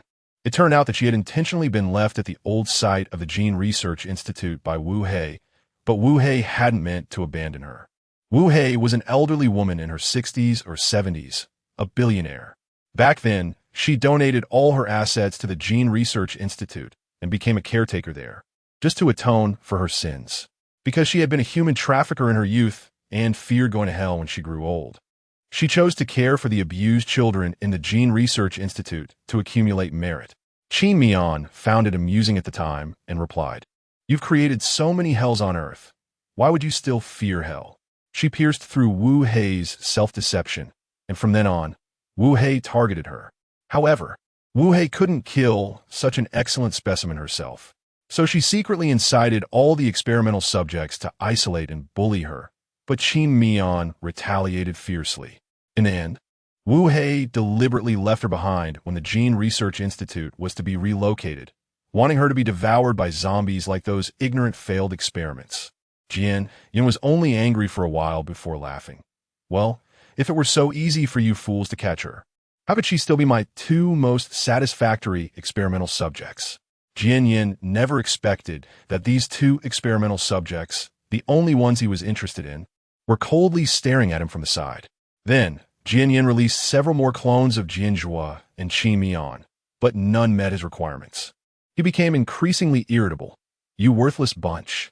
The researchers had no choice but to persuade him in a flurry. "Dr. Jian, the genetic composition is very complex, and besides, the genes of these two are mutated and incomplete, which is different from normal people. Even identical genes can lead to different personalities. Perhaps it's just their personalities that are different. Everything else is the same. Even twins are not the same. Don't give me excuses. I want identical Jian Zhuo and Qin Mian." Jian stubbornly believed that the original Jian and Qin Mian were the best gifts from the Creator. Clones that were different from them were a failure. He looked at the other clones, but the results were the same. Jian still killed several Qin Mian and Jian Zhuo. Qin Mian and Jian Zhuo went from shock to numbness, and one of the Qin Mian's heads even rolled to Qin Mian's feet. Qin Mian looked at her head, unmoved. Time passed slowly, and night fell. The mountain of corpses began to emit a foul odor, and the cleaning robot's wheels were smoking, unable to finish the cleaning. At this moment, a researcher walked in. "Dr. Jian, the auction is about to start. You should go to the venue." "Got it," Jian replied impatiently, heading to bargain with the rich old men on Rich Man Island, over 100 years old and still chattering. Upon hearing this, Qin Mian thought for a moment. Old men over 100 years old? She immediately wondered if those people had been funding Jian's research just to stay alive. Sure enough, Qin Mian's guess was soon validated. The researchers urged, "Dr. Jian, please bear with it. 80% of the world's resources are in the hands of these rich people. Without their funding, we can't conduct experiments normally. Right? These bosses just want to change the aging genes in their bodies to achieve immortality. You could just give them those competing products with side effects to placate them, and no one will know." Jian's face turned grim. If it weren't for me warning them about the zombies, how could they have transferred their assets so quickly? Now they're using resources to pressure me. A bunch of greedy old fools. Sooner or later, I will claim all the resources of Rich Man Island. Jian suppressed his annoyance and quickly walked out. Qin Mian and Jian Zhuo followed Jian to the auction house. The auction house was luxurious, and the people inside were either rich or noble. Qin Mian and Jian Zhuo sat in the guest seats, eavesdropping on the conversations of the attending bosses. In the guest area, there was a large group of elderly individuals with gray hair and murky eyes. Qin Mian immediately recognized their identities because they had all been in the news before the apocalypse. They were all among the top 50 billionaires in the world. The more good days a person has, the less they want to die. They want to live long and enjoy wealth. This is why they funded Jian to conduct gene research, hoping for eternal youth. They must have transferred their resources to the Rich Man Island that Jian mentioned. To completely destroy Rich Man Island would be to cut off the supply chain that keeps the Gene Research Institute operational, leading to its downfall. Jian Zhuo also realized what the proctor had meant before dying when he spoke of eternal youth. It seemed that product number 7 was worth a look. Moreover, Jian Yin had previously mentioned that these people were all from Rich Man Island, so there must be plenty of resources there. Since he knew about this, those resources would naturally all belong to him. Although Qin Mian and Jian Zhuo had not discussed it, their goals had surprisingly aligned, to destroy Rich Man Island. Among this group of lifeless old men, only one young man was smug. "Old son, you're still alive?" Although he looked young on the outside, his eyes were murkier than those of the other old men. Boss Sun was furious and coughed a few times. "Old Wong, don't be so smug. Today I will definitely bid on the right product and regain my youth." He had spent a huge amount on information and was determined to get his money back. Boss Wong, however, was disdainful. "You were in real estate before the apocalypse, and your wealth has dropped significantly since then. How can you compare to me? Luckily, I got news from Dr. Jian and transferred everything from my chain supermarket. Otherwise, how could I still have such a good life?" Upon hearing this, Boss Sun became furious. Jian Yin is also a fool. He was supposed to research methods for immortality, but accidentally created the zombie virus through genetic modification. If the apocalypse hadn't come, he would still be the world's richest man. Qin Mian and Jian Zhuo were not particularly surprised by this. They had long suspected that the apocalypse was somehow related to Jian Yin, and now it was merely a validation of their hypothesis. Chapter 76, Blood Transfusion. Boss Sun sighed. If only his genius brother Jian Zhuo were here to conduct this experiment, perhaps it wouldn't have gone so wrong. Suddenly, Boss Sun felt a chill run through his body and quickly shut his mouth. Qin Miao also noticed Jian Yin secretly observing the situation behind the curtain. He stared coldly at Boss Sun, his gaze like that of a venomous snake. He had heard everything Boss Sun just said, and given Jian Yan's vengeful nature, it was highly likely that Boss Sun would not end well. Then, Jian Yin appeared on the auction stage, wearing a smile that was more frightening than friendly, making people feel uneasy. "Thank you all for your strong support of my gene research experiment. The auction is now starting, and there is only one competing product's blood that can restore your youth. However, purchasing other competing products can also grant you special abilities, which is a guaranteed profit. To be fair, we do not know the functions of these competing products. It's all up to your luck." The elderly present were not interested in special abilities. All they wanted was eternal youth. They began to grow impatient. Every time it's the same old tricks, just to swindle resources. Jian Yin sneered inwardly. Indeed, it was a scam. These competing product ability users already had strong regenerative cells in their bodies.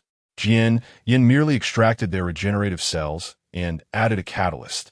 Those regenerative cells sprouted like bamboo shoots after rain, creating the illusion of eternal youth. However, in reality, 3 years after the blood transfusion, all cells would die simultaneously. Without a continuous supply of fresh blood from competing products to prolong their lifespan, they would perish. Originally, these competing products were designed to maintain eternal youth, but the failure rate was also high. To minimize losses, Jian Yin started blind box sales, allowing him to sell other failed products for greater profit. The money he dug from these people was all invested in cloning research. He had no time to deal with these half-dead old folks or the zombies howling outside. His goal was always to create a world filled only with perfect geniuses. As long as he successfully cloned Jian Zhuo and Qin Miao, all inferior humans on Earth would have to die. The auction quickly concluded, and as expected, Boss Sun bought the number 7 competing product. He couldn't hide his excitement and said, "I want to check the product now." A glint of malice flashed in Jian Yan's eyes. He feared that this old man wouldn't dare to check it. "Sure, Boss Sun, please come this way." Boss Sun happily followed Jian Yin into a small lab. Jian Yin smiled and pointed to a bed, saying, "Please lie down." Boss Sun saw a syringe as thick as a tree trunk, with a needle hole as wide as half an arm. He gulped in fear. "This is terrifying." Jian Yin patiently coaxed. If it weren't for this type of syringe, it would be impossible to complete the blood transfusion in one go. Boss Sun wouldn't want to endure too many blood draws, right? If you don't want to, we can cancel this transaction. "Em willing. Em willing." Boss Sun gritted his teeth and lay down. After spending so many resources, it would be a huge loss not to resolve this. However, when the syringe started operating, making a hissing sound, Boss Sun got scared. Wait. I need to go to the bathroom." After saying that, Boss Sun got off the bed and hurriedly walked to the restroom outside, leaving the lab door open. Soon, Jian Zhuo saw the proctor Yushi stealthily following Boss Sun through the crack in the door. He wanted to signal Qi Miao to wait, but unexpectedly, the keen Qi Miao had already sensed something was off and quickly pulled him into the men's restroom. Sure enough, the moment they entered, Yushi locked the door behind them, nearly colliding with Qi Miao and Jian Zhuo as he passed by. A murder was about to unfold in the men's restroom. Since Qi Miao gained followers, she no longer performed small acts of kindness. Those tiny bits of energy no longer satisfied her. Moreover, seeing Jian Zhuo not suspecting her actions, she stood still and observed coldly. Yushi, I spent resources to have you do this, and you dare to kill me. Boss Sun was so frightened that he collapsed on the floor. He hadn't expected that the assassin he sent out hadn't killed Yushi yet. He was unaware that the Yushi before him had already been replaced by the assassin he had sent. Yushi initially thought there would be countless competing products for blood transfusion at the Gene Research Institute. However, he later discovered that the research on products that could maintain eternal youth was disappointingly superficial. There were hardly any competing products, let alone a invisibility ability user to provide him with a blood transfusion. Additionally, since the Institute conducted ability tests every night, his lack of the invisibility ability would be exposed. So he decided to transform into Boss Sun to escape. Boss, people strive for higher ground. Water flows downward. You can't blame me. Yushi picked up a golden ornament from the wash basin and, with killing intent, headed toward Boss Sunday. You're not Yushi. You refer to yourself as I. You are. Before Boss Sun could finish his sentence, Yushi smashed the golden ornament hard against Boss Sun's head. And in an instant, the restroom was filled with the smell of blood. Boss Sun's head was split open. Yushi then transformed into Boss Sun. Boss Sun, from now on, all your wealth and women will be mine. After dealing with Boss Sun's corpse, he swaggered out. Having changed his identity, Boss Sun naturally wasn't afraid of the large syringe. He calmly lay down and said, "Go ahead." Jian didn't think much of it and activated the machine next to him, which began to operate with a clatter. Boss Sun felt the blood in his body rapidly draining, but realized there was no blood being input. He looked around, and there were no competing products in sight. Panic-stricken, he shouted several times, "What is going on? Where's the blood?" His dream of wealth shattered in just a few minutes. His screams made Jian laugh. "Ha! Serves you right for talking nonsense." Before long, Boss Sun was drained to a desiccated husk, staring blankly at the ceiling with lifeless fish-like eyes. Jian Yan's eyes were filled with the pleasure of revenge. I hate it the most when others speak ill of me, especially when they say I'm not as good as Jian Zhuo. But he suddenly noticed that Boss Sun's corpse was growing larger. From a frail, old corpse, it transformed into a strong, young corpse. Jian realized that Boss Sun had been swapped.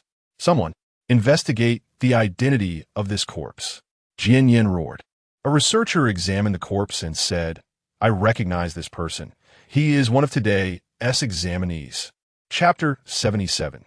Transforming into children and sneaking into school. Jian let out a cold laugh. There are actually traitors among the candidates. He immediately ordered, "Go and capture those candidates who ranked in the top 20 from the periphery. Those not in the periphery can be ignored. Those who are staying safely outside must be spies, and we don't even know where they are running around, gathering information." Qi Miao and Jian Zhuo were taken aback. This was bad. Their efforts had been in vain. When they arrived at the entrance of the Gene Research Institute, the vehicle sent to capture the candidates had already left. Now, without their candidate identities, they could only find a way to change their identities. Jian Zhuo glanced at his watch and said, "The invisibility ability lasts for 24 hours, and half of that time has already passed. We need to find other identities quickly to stay at the Gene Research Institute." Qi Miao hadn't expected that abilities could also have a time limit, just when things seemed to be at a standstill. The two suddenly heard a commotion coming from the hillside. "I'll kill you, sneaky little brat," a childish voice shouted. Qi Miao and Jian Zhuo walked over to the sound and saw two boys, around 7 or 8 years old, beating up a girl who looked to be about the same age. They were punching and kicking her, and one of the boys said, "Break her hand. If she can't write the exam tomorrow, she'll come in last, and we want to be punished." Such vicious words came from such innocent voices. Avoiding punishment was the most important thing for them. The line between good and evil had become blurred. Right, we can't come in last. The other boy immediately agreed with the suggestion. Then one boy pinned the girl down while the other twisted her right wrist, breaking it. Whoa! The girl's cries were particularly pitiful in the silent night. At that moment, a kind voice came over. What are you doing? The girl quickly cried for help. Granny Wu, please save me. It was the dormitory supervisor Granny Wu who had arrived. Let's go. The two boys felt guilty and quickly fled, but accidentally tripped over stone. They rolled down the slope, hitting their heads on the rocks. In an instant, their heads were bloodied, and they lost consciousness, swallowed by the grass. Granny Wu was unaware of this incident and shouted, "You two bad boys, hurry up and apologize to the girl." She held the girl in her arms, her eyes full of concern. Her current identity was that of a caring dormitory supervisor. Qin Miao suddenly had a flash of inspiration. These two boys were the perfect identities. She whispered to Jian Zhuo, "Mr. Jian, let us turn into these two boys." Fighting in the Gene Research Institute 1T lead to punishment. Jian Yin believed that using any means necessary was also a form of intelligence, so only those who failed the exam would face death. However, most students were timid and committed wrongdoings in secret, afraid of being discovered, so few knew this rule. That's why those two boys had fled in panic, thinking they'd be punished for bullying a classmate. After hearing this, Jian Zhuo retracted the invisibility, ability acquired, illusion. In an instant, the two transformed into the two boys. Qin Miao noticed two wristbands on the ground, picked them up, and found they contained the identity information of the two boys. She handed one to Jian Zhuo, and they both put the wristbands on their wrists. Qin Miao's wristband identified her as A Long, 7 years old, Class 1-7, Dormitory 503, no abilities. Jian Zhuang's identified him as A Hu, 7 years old, Class 1-7, Dormitory 503, no abilities. Most kids in the Gene Research Institute had skipped grades, so it was normal for them to be younger but in a higher grade. These two boys being in the same class and dormitory made it convenient for them to act together. Additionally, Qin Miao noticed that none of the kids here had awakened any abilities. Qin Miao took Jian Zhuang's hand and walked up to Granny Wu. Jian Zhuang looked at the small hand in his palm, feeling delighted. Miao was finally willing to touch him again. Moreover, this time, he and Miao were on the same mission together. Wasn't this a world for just the two of them? While Jian Zhuang was lost in thought, Qin Miao remained composed. She spoke in a cute, sincere tone. Granny Wu, we were wrong. We want to do it again. This adorable, childlike appearance of Qin Miao was something Jian Zhuang had never seen before. In his eyes, the person in front of him was not A Long, but the little Qin Miao from his childhood. He could even imagine her pretending to be well-behaved and cute when she was young. If it weren't for Granny Wu being present, he would have wanted to reach out and pat Qin Miao on the head. As expected, Granny Wu did not punish them, only smiling as she said, "Knowing wrong and correcting it makes you a good child. Let's go back." Okay. Qin Miao took Jian Zhuang's hand and followed Granny Wu. Granny Wu led them back to the dormitory building, kindly saying, "You'll come with me to the dormitory supervisor's lounge to apologize to the girl." Qin Miao, unconcerned, pulled Jian Zhuang's hand to the supervisor's lounge. She was very familiar with the Gene Research Institute. It felt just like returning home. Granny Wu invited them into the lounge on the first floor and was about to leave. "Wait here. I'll go get some medicine to treat your wounds." Her tone was gentle, but the moment she turned to leave, it became cold. The girl obediently responded, "Okay, Granny Wu." As soon as Granny Wu stepped out, the girl's demeanor changed instantly. Her small face twisted with rage. She pointed at Jian Zhuang and Qin Miao, shouting, "You better apologize to me, or I'll have Granny Wu punish you." The girl was too young. It seemed she hadn't grasped the rules of the Gene Research Institute, thinking it was an ordinary school where those who fought would be punished. Qin Miao stayed still, and Jian Zhuang wouldn't move either. They weren't the ones who hit her, so why should they apologize? The girl got angry and then said something even more explosive. "If you don't apologize, I'll frame you just like I did with A Zhu for cheating, and you'll die just like her."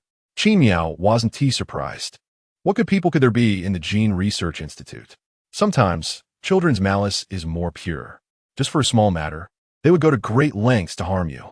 Seeing that the two weren't afraid, the girl, in a fit of rage, stood up and raised her intact left hand to slap Qin Miao, saying, "How dare you ignore me?" Just as the slap was about to land on Qin Miao's small face, Jian Zhuo stood up, blocking the slap and knocking the girl down to the ground. "Try touching her." Jian Zhuo had no moral compass, so he felt no discomfort bullying the weak. Moreover, it was this weakling who had attacked first. Qin Miao saw bloodstains appearing on the girl's clothes. She pulled Jian Zhuo's hand and looked at the wound on it, which seemed to be from her own nails. Chapter 78. Sending her to hell when she was nervous, she always liked to clench her fists, so Jian Zhuo, who had been holding her hand, ended up getting poked. She frowned tightly. "Doesn't it hurt? You won't let go, huh? Is it really stupid to just hold hands like this?" Jian Zhuo didn't take it to heart and just smiled. Was Miao actually concerned about him? Even if it was fake, he was still very happy. "I don't mind getting hurt, but I would feel pain if he got hurt." Even though he knew Qin Miao could block out pain, just thinking about how she had bumped into the glass in the car last time made his heart ache uncontrollably. Plus, he didn't dare let go. What if Miao got lost? "You." Qin Miao sighed, helplessly saying, "Big fool." But since getting to know him, he had indeed done quite a few silly things for her. Jian Zhuo smiled even more happily. Miao actually scolded him. This real Miao was also very cute.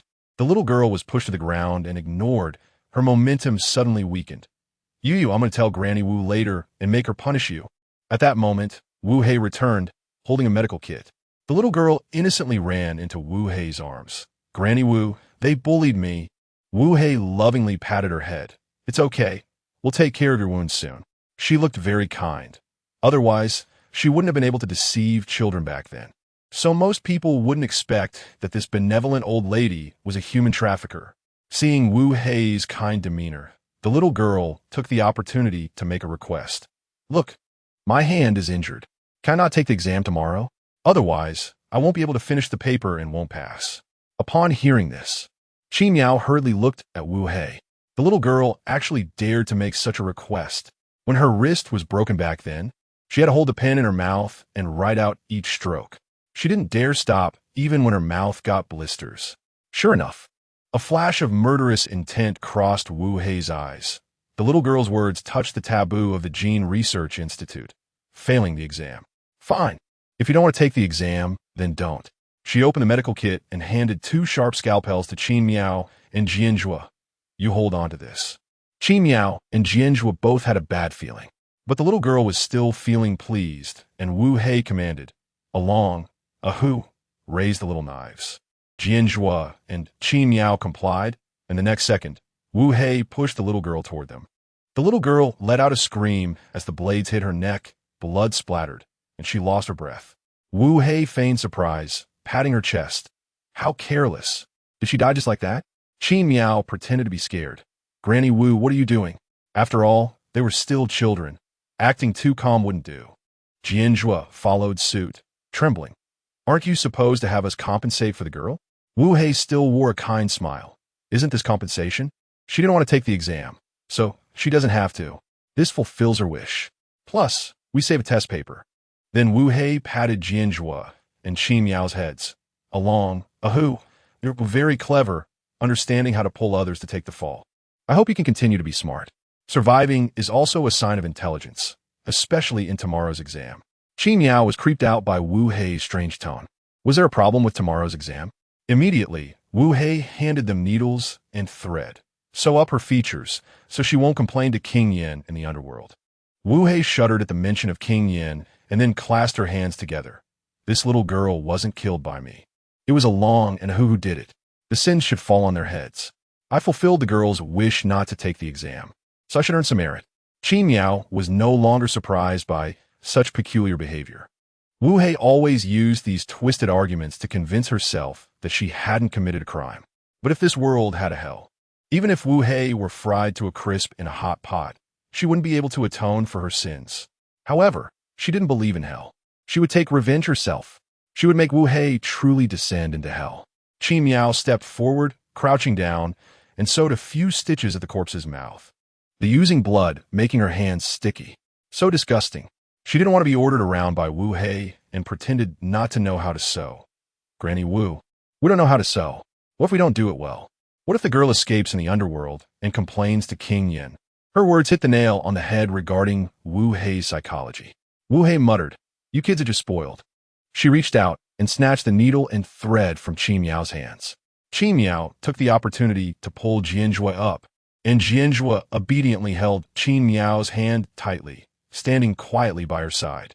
Seeing that it was getting late, Wu Hei said, "You should go to sleep. You have an exam tomorrow." As students, the most important thing was the exam. "Yes, Granny Wu." Qi Miao pulled Jian Zhuo away. Qi Miao and Jian Zhuo washed the blood off their hands in the restroom and then headed back to the dormitory. The two of them held hands as they walked down the quiet staircase. Qi Miao felt a bit dazed. For a moment, she thought she had returned to those dark days. The days of being dissected, ostracized, and exploited. She felt a little nervous. Her hand clenched again. But she thought it might hurt Jian Zhuo, so she let go. However, Jian Zhuo still noticed her brief clenching. "What's wrong?" "Miao Miao. Is it uncomfortable here in the dormitory? Do you not want to stay?" "Not really, because I've never been in a dormitory, so I don't know what it's like." Qi Miao sighed, stabilizing her emotions and calmly saying, "I used to sleep in the corridor." She always ranked first, already a thorn in the eyes of all students. And with Wu Hei's instigation, she ended up targeted by her roommates and had to sleep in the corridor. Even though she had killed those roommates who treated her poorly each time, the waves of new roommates made her feel exhausted, living every day amidst endless scheming, filled with worries. In the end, she could only numb herself to sleep in the corridor. Upon hearing this, Jian Zhuo's heart felt like it was being gripped by something. The more he understood Qi Miao, the more painful his feelings became. How much suffering had his Miao Miao endured before? Since the past was in the past, all he could do now was treat her better, covering the bitterness of the past with the sweetness of the present. "Miao Miao, it's okay. I will always stand by your side."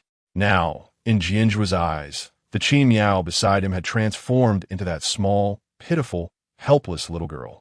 He would always protect her. Qi Miao shook her head. "It's been a long time. If we go to the dormitory later, there will definitely be similar things happening. We should be careful." Chapter 79. The grass is a conscious monster. Jian Zhuo said, "Since those people are hard to get along with, let's take the initiative and directly exclude them. I never wanted you to sleep in the same room with a bunch of boys. Not even as a child." His possessiveness was already strong, and now he couldn't stand it any longer. Everyone must stay far away from her. Miao Miao. Not even glance. "So what do you want to do?" "Take over the dormitory." Jian Zhuo's tone was not joking. He opened the dormitory door and found it noisy and chaotic inside. Jian Zhuo was very satisfied. In a world without rules, he was the king. There were 12 children in one dormitory, and now the remaining 9 were gathered around a chubby boy with a big head and ears. The top 10 must cut off their hands. The chubby boy said, "That way we won't have to review. I can't even look at those ghost books for a second." He saw Qi Miao and the others, and his eyes lit up with surprise. "How's the task I gave you? Where's Wan?" Qi Miao glanced at the boy's wristband. This chubby boy was named Adi. She sighed. Wan is dead." "Dead?" Adi stood up. "What are you doing?" "If she's dead, how can we have her as a cushion for the exam?" After saying that, he picked up a whip beside him to lash out. But Jian Zhuo quickly snatched it away, and with a crack, he lashed it at Adi. He was originally thinking of some excuse to take over the dormitory, but now he had a ready-made one. This was not him deliberately picking a fight. It was just self-defense. He wanted to beat these people into submission. "You dare hit me." Adi was furious. He was tall and strong, and had never been bullied by others. He immediately charged at Jian Zhuo, but Jian Zhuo sidestepped, causing him to fall flat on his face. He knocked out a tooth, blood filling his mouth, making it hard for him to speak. Seeing that Jian Zhuo was not easy to mess with, he tried to pick on Qi Miao, but was beaten up again by Jian Zhuo. Jian Zhuo scolded, "Don't touch Miao." "Along." Adi could only dodge left and right, humiliated, and shouted at the surrounding boys, "Are you just going to watch? Come help me." But those kids dared not approach, looking at Jian Zhuo's fierce demeanor. They were just children and didn't have that much courage. After taking a few more lashes, Adi had to beg for mercy. "I was wrong, Master Tiger, I was wrong." The other children were also frightened and quickly backed away. "Master Tiger, don't hit us. Who is the boss here from now on?" Jian Zhuo asked fiercely. You are Master Tiger. The children quickly replied. Wrong. Jian Zhuo pointed at Qin Miao and said, This is the boss. Yes, yes, yes, Master Long, Master Tiger. All right, get out and sleep on the balcony. Jian Zhuo coldly ordered. He didn't want Miao Miao to stay in the same room with this group. A little boy trembled and said, And Master Tiger, it's already 12 o'clock. After 12, the balcony is a forbidden area. We can't go out. Jian Zhuo didn't expect this rule, and Qin Miao was also puzzled. There was no such regulation at the Gene Research Institute before. Something's wrong. Jian Zhuo continued, Then go to the corridor. The little boys hesitated, and Jian Zhuo directly lashed the whip on the bed, causing it to split in half. The loud crash startled all the children.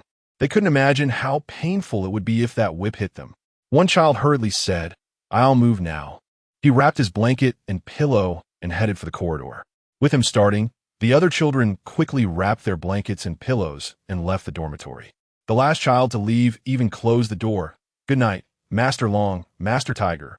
The dormitory instantly fell silent, leaving only Jian Zhuo and Qin Miao. Qin Miao curiously walked to the balcony and looked down. The balcony was unlit, so no one could see her. She saw that many researchers were already patrolling. It seemed the curfew had started, and they could only act tomorrow. Suddenly, Qin Miao saw the grass move. She whispered, Mr. Jian, come and take a look. Jian Zhuo came to the balcony upon hearing this, and saw a patch of grass growing rapidly below, then engulfing a researcher. The grass seemed to be conscious and even burped. Then it returned to tranquility as if nothing had happened. Jian Zhuo and Qin Miao exchanged glances, both having a guess. This grass might be some kind of conscious creature. Jian Zhuo took a new blanket from the wardrobe. Miao Miao, do you want the upper or lower bunk? Qin Miao looked at the bunk beds with a sense of novelty. I don't know. I've never slept in one, so I'm not sure which is more comfortable. She had only peeked through the door and seen others sleeping in the room, thinking that at least it would be more comfortable than the floor. Let's try both. Jian Zhuo made the bed on the upper bunk and the lower bunk as well. Disliking that it was someone else's bed, he made it very tidy. Qin Miao took off her shoes, climbed to the upper bunk, and lay down. She moved a bit, and the bed creaked. What if I fall down? It looks like such poor quality. Hearing such innocent words, Jian Zhuo chuckled. Miao Miao is really cute tonight. He deliberately teased her. Maybe I used to sleep on the upper bunk in the school dormitory and fell down once. In fact, he had never been to school, but Qin Miao believed him. She had indeed seen a top bunk collapse and crush someone in the bottom bunk. However, she didn't know that it was a deliberate murder in general student dormitories. The bed quality might not be great, but it wasn't that bad. She asked curiously, Really? Of course it's true. Jian Zhuo laughed and climbed up too, so tonight, let me cushion the edge of the bed for you. That way, if you fall, I'll be there to break your fall. Now, they were two children, and sleeping on the bed wasn't cramped. Jian Zhuo picked up a toy from the adjacent bed and threw it at the switch, turning off the light. He embraced Qin Miao and fell asleep. Qin Miao thought that since she returned to a familiar place, she would be mentally exhausted and unable to sleep. However, she surprisingly fell asleep quickly. Jian Zhuo's embrace was just too warm. In the morning, as soon as the wake-up bell rang, Qin Miao opened her eyes and found herself on the lower bunk. She sleepily glanced at Jian Zhuo, who was always very disciplined and had already woken up. Staring at her, she wondered, did I fall? Jian Zhuo couldn't help but laugh. Miao Miao really believed his nonsense. No, didn't you say you want to sleep on both? I brought you down to the lower bunk in the middle of the night. Chapter 80. The Terrifying Cafeteria. How is it? Is the upper bunk comfortable or the lower bunk? Qin Miao rubbed her eyes, trying to wake herself up. Actually, it's all the same. Aren't they just wooden beds? Hard as a rock, almost like the floor. It can't compare to her soft king-size bed back at Base A. Did her former roommates go through all that trouble just to fight over this? However, she soon noticed another issue. In the middle of the night, Jian Zhuo moved, and she didn't even wake up. How deeply was she sleeping? She had always been very alert, and her sleep was light, but ever since being around Jian Zhuo, falling asleep had become easier. Her body instinctively couldn't deceive her. She realized something. She was starting to rely on Jian Zhuo, but there was still a thorn in her heart. Did Jian Zhuo really like Li Li? She had always been a person with very little sense of security. As long as something fell off, she would feel uneasy. Li Li was like a time bomb between them. ready to explode at any moment. There was a knock on the door from the corridor, and the person outside was shivering as they said, "Grandpa Long, Grandpa, who? Are you up? We have exams in the morning. We can't be late." Jian Zhuo and Qin Miao quickly got up, washed up, and then opened the door. The people outside immediately rushed in. "Hurry, hurry, go brush your teeth, go eat breakfast. We have exams today. We can't be late." Qin Miao noticed that among these people, there was no sign of Adi. "Let us go eat breakfast first and check on Secretary In and the others," she suggested. The two of them arrived at the cafeteria and immediately smelled the aroma of meat outside. Once they entered, they heard students discussing, "The cafeteria actually has braised pork today? We usually don't get this treatment. Dr. Jian is a vegetarian, so the Genetic Research Institute doesn't have a breeding farm." Their mouths were practically watering. No matter how delicious vegetarian dishes were, they couldn't compare to meat. Jian Zhuo found it strange and whispered to Qin Miao, "I didn't realize Jian Yin had ever eaten vegetarian." He had lived with Jian Yin for 22 years and had never seen him eat vegetarian. Qin Miao didn't know Jian Yin, but she knew the previous Genetic Research Institute also served meat, and the current one was somewhat different from what she was familiar with. This change must be related to the grass outside.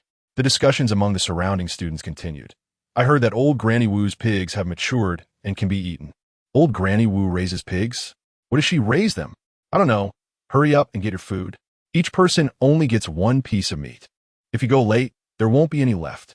Qin Miao and Jian Zhuo exchanged glances and both instinctively avoided that pork. This pork was suspicious.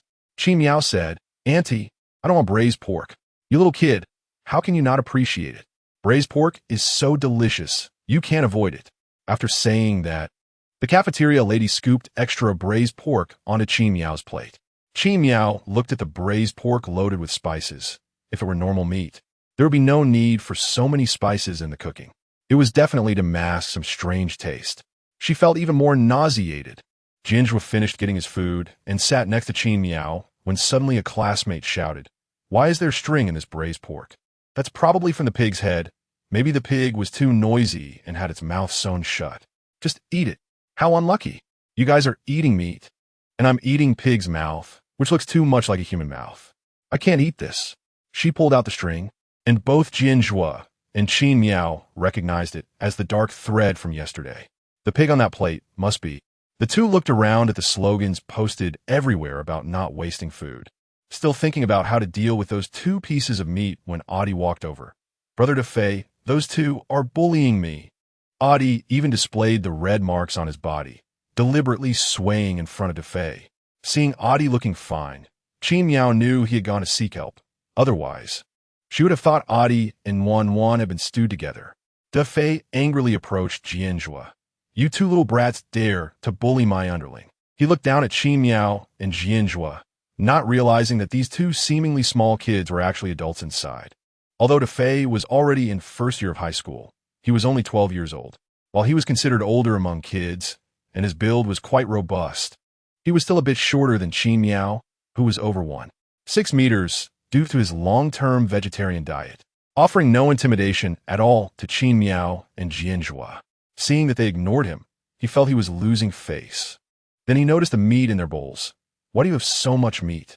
Didn't we say each person only gets one piece?" His mouth watered at the sight. In a fit of anger, he grabbed his chopsticks and took the meat from their bowls. "This will be your compensation. I'll accept it. Brother DeFei, you're really amazing." The surrounding little brothers praised him in chorus. DeFei smugly put the braised pork in his mouth, chewing a few times as the rich fat filled his mouth. Qin Miao couldn't help but turn her head and gag. She had seen people eat before. When Qin Chuan was starving and had nothing to eat, he had eaten, and fortunately, Qin Chuan never thought of sharing with her. She felt nauseous just recalling Qin Chuan's cooking methods. Too disgusting. Hollowing out, peeling, frying. Jian Zhuo patted Qin Miao's back to comfort her, then turned and scolded DeFei and the others. "Finish eating and get lost." DeFei initially wanted to throw a tantrum, but when he saw Jian Zhuo's fierce demeanor, he immediately cowered. Who has eyes like a vicious wolf? It seemed like he could tear someone apart at any moment. DeFei didn't want his little brothers to see him being cowardly, so he blustered. "This time, I'll let you off. Next time, I'll definitely make you pick up your teeth." After saying that, he left with his crew. However, Adi was relentless. Brother Defei, why did you let them go? He used to be the boss of Dorm 503, commanding respect. Now he could only curl up in the corridor. It was too embarrassing.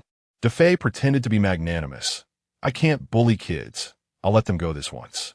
No way, Brother Defei. I've helped you deal with so many people. You should help your little brothers just this once. Defei was annoyed by his persistence and took out a pack of potent rat poison from his pocket. You handle it yourself. Adi took the poison and finally shut his mouth.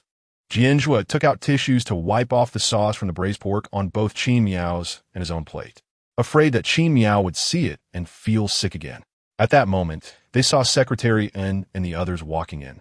There were a total of 15 people, and 3 guards had passed the exam. Secretary N and the others had been urgently brought to the Genetic Research Institute last night and had been unable to sleep well all night. 435. Is there something wrong with this cafeteria? One guard asked. They all followed the rules and stopped using names, instead calling each other by numbers. Let's take it step by step. Chapter 81. The Bloody Exam. Secretarian felt uncertain. With Mr. Jian not present, he was the backbone. No need to panic. Stay calm. Compared to the worried expressions of Secretary Un and the others, the 3 beggars who had entered the Gene Research Institute were in high spirits. They had finally made it in. They thought it would be much harder, but they got in on their first try after working hard for a month. Getting in is great. There's braised pork to eat. Let us go get in line. The researcher responsible for welcoming these individuals sneered and said, Candidates, go have breakfast first. You will be notified of your interview via the broadcast. With that, the researcher left. Qin Miao, who was secretly observing, noticed that the numbers of these 3 people had moved up a few spots, replacing the guards who had not passed. This confirmed that the numbers indeed represented those who had entered the Gene Research Institute. A total of 433 people had passed, but Qin Miao noted that there weren't nearly that many researchers, perhaps not even half. Did these people all die? Qin Miao said. Secretary N and the others are supposed to have interviews today, but why are they appearing in the cafeteria with the students? Could it be that today's exam is for everyone together, without distinguishing between students and adults? Jian Zhuo also thought it was possible. Let us wash our plates first. As he passed by Secretarian with his finished plate, he tapped out a message in Morse code on him. Secretary and immediately recognized it. The boss was now a small child who only reached his waist. That little boy next to Mr. Jian must be Miss Qin. His heart settled. He saw that in Mr. Jian and Miss Qin's plates, where there should have been braised pork, there wasn't even any sauce. He realized they couldn't eat the braised pork. Secretary and led everyone to get food. Auntie, I don't like meat. Let the kids have it. The aunt smiled. You're such a good person. These ribs were meant for the students anyway. It's fine if these tall adults don't eat them. So she didn't insist. Hearing Secretarian say this, the guards immediately declined the braised pork. The 3 beggars nearby laughed at them. Not eating braised pork? What fools. Just as Secretary N and the others sat down, the cafeteria's broadcast announced, today's exam will have students participating along with those who passed the written test. The exam officially begins. Upon hearing this, the scene erupted into chaos. How can it start? There are no exam papers? The broadcast continued. Silence, silence. This exam has no theory, only practice. There are only 50 keys on site. Anyone who cannot find a key will be considered to have failed. A friendly reminder, there are no keys in the cafeteria. Surviving is also a sign of intelligence. 50 keys? There are hundreds of people present.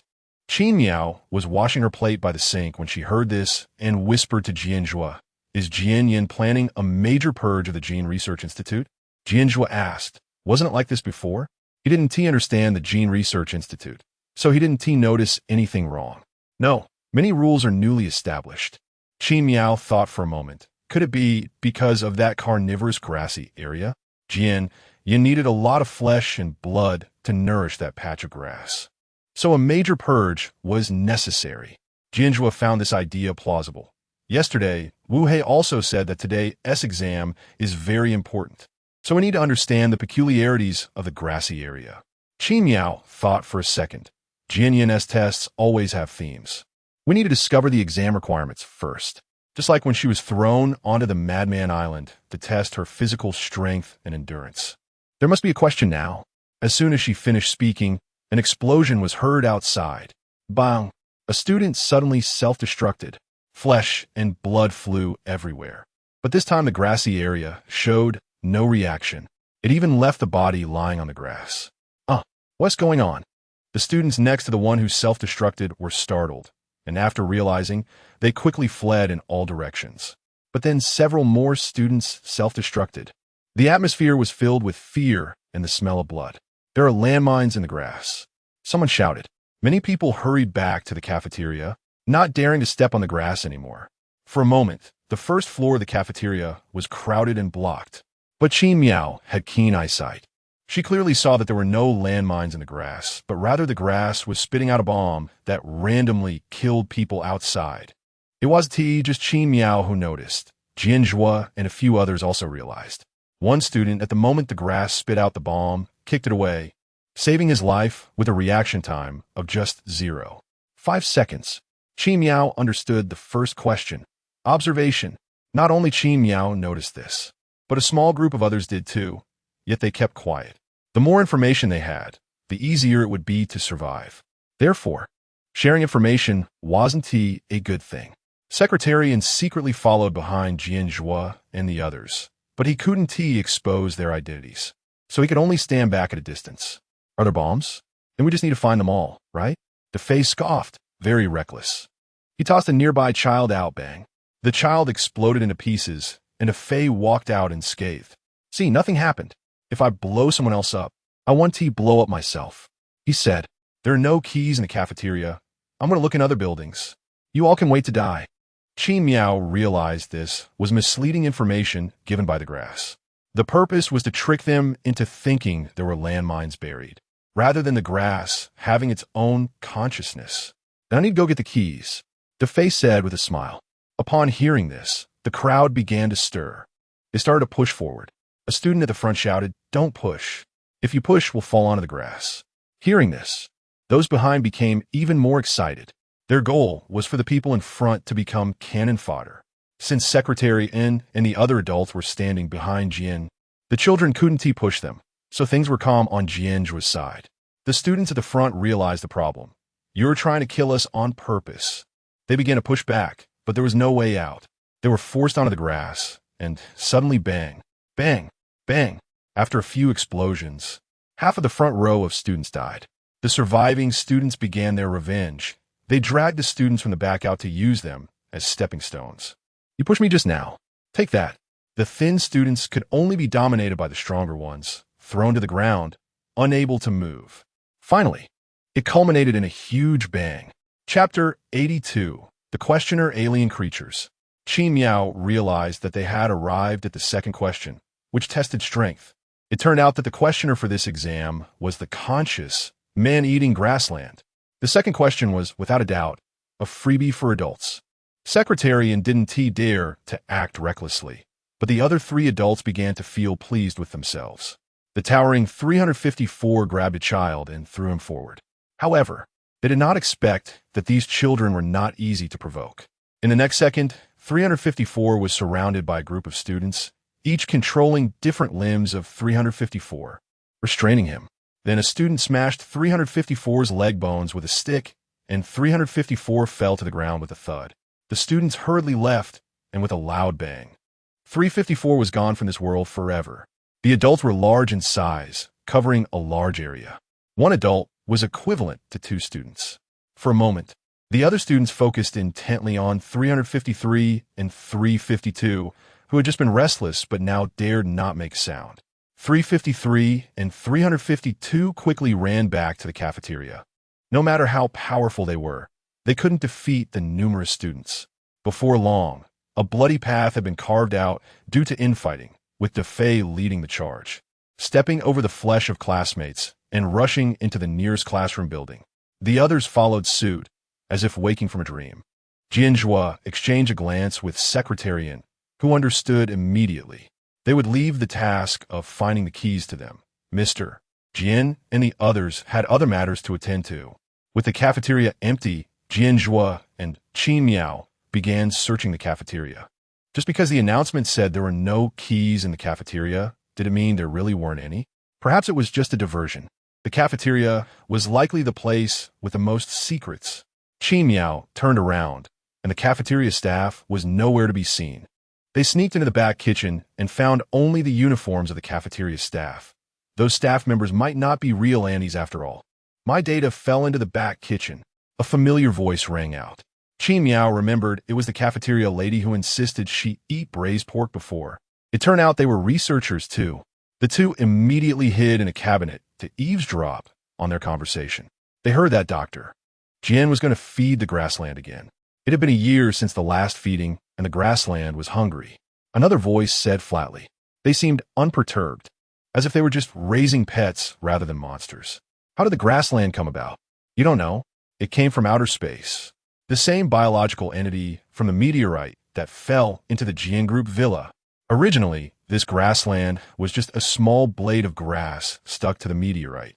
And now it had grown to occupy an area of 1 million square meters. Thanks to Dr. Jian, this grass was also powerful. Ground into powder and added to a potion, cells could immediately regenerate wildly. Dr. Jian relied on this grass to conduct experiments. And even the zombie virus mutated into a virus because the dosage was too high. Those people would never guess that a large portion of those 50 keys was in the cafeteria. Going elsewhere would be a waste of effort. All right, let us go quickly. Those meats contain substances that can drive people mad. By the time that group and the zombies are similar, it'll be very dangerous.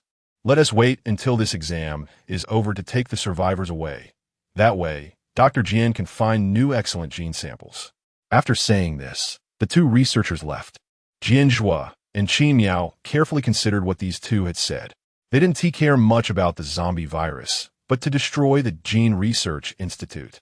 They had to destroy this grassland.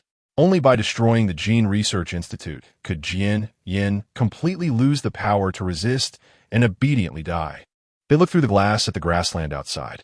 A small blade of grass had grown into an endless expanse of grassland, revealing just how deranged Jian Yin had become. A clattering sound came from the nearby cabinet, and Jian Zhuo realized they were not the only ones eavesdropping. They approached and opened the cabinet. "Don't kill me! Don't kill me!" A small boy inside cried out. Miao recognized him as the boy who had just discovered the grassland could throw landmines and had managed to avoid it. He looked to be around 10 years old, but was already quite clever. The boy sighed in relief upon seeing that the people in front of him were classmates, not researchers, and crawled out of the cabinet. He looked at the two, his eyes shining. "You've also figured out the problem. You must be very smart. Let us form an alliance." His strength as a child was too small. He needed companions to help.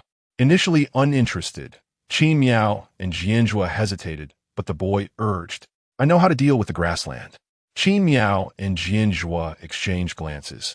They were not fully convinced, but wanted to extract more information. They pretended to be indifferent and attempted to leave, but the boy grew anxious. "You can't not believe me. My father is the scientist Qishir. You should have heard of his name.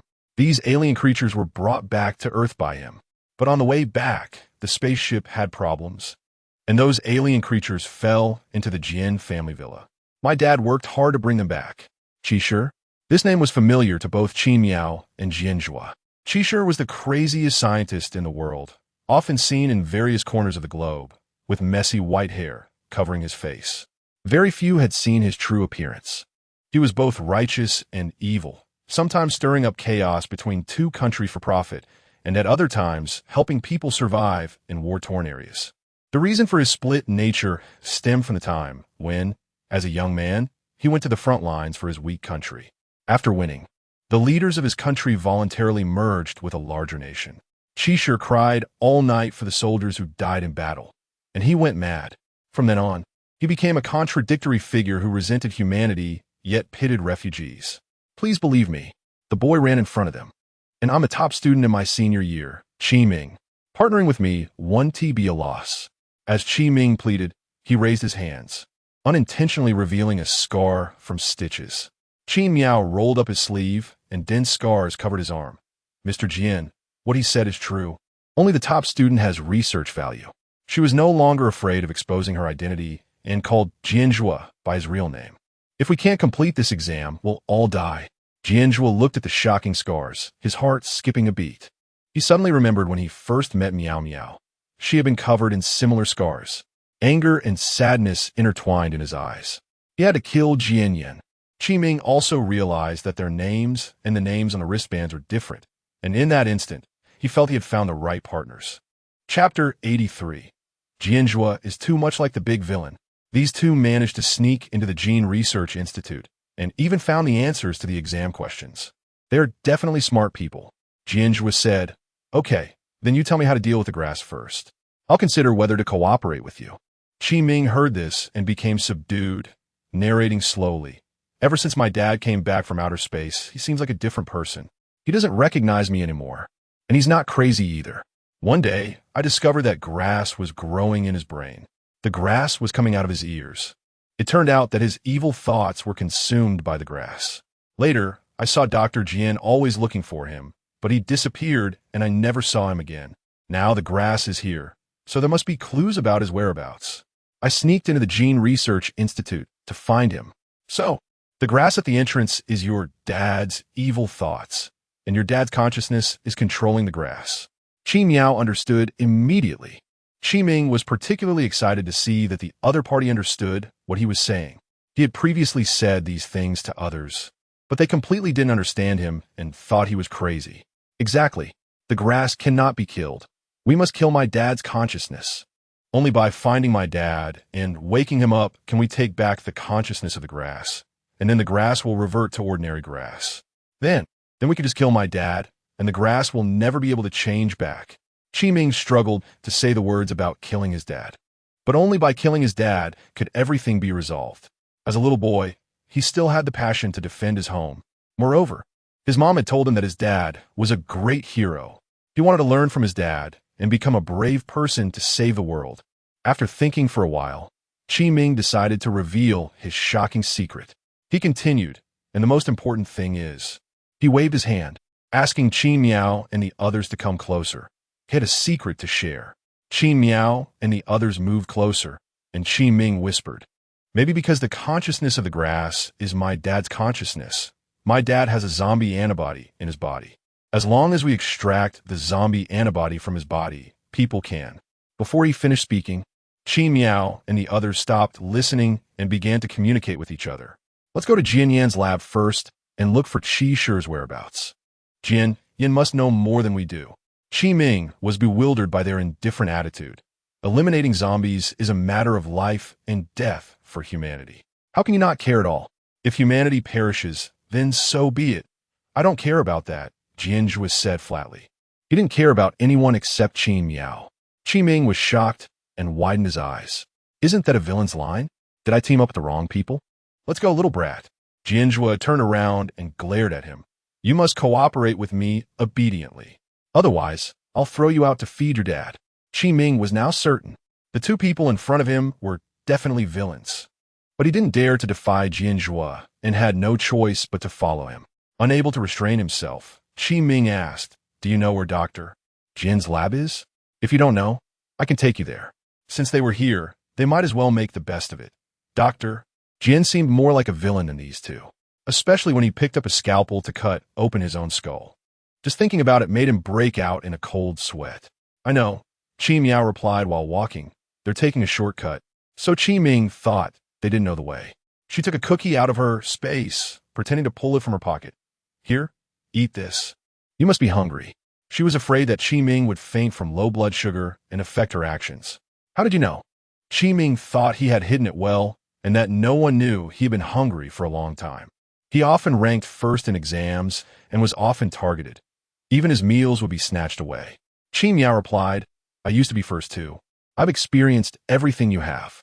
Upon hearing this, Qiming's eyes turned red, and he pouted. "Really?" Finally, someone understood his grievances. Jian Zhuo noticed this behavior, and his face darkened significantly. He curled his lips into a cold smile. Sure enough, Miao Miao is very nice to those who are useful. Otherwise, how could she be so attentive and caring? Once he was no longer useful, she would definitely cast him aside without mercy.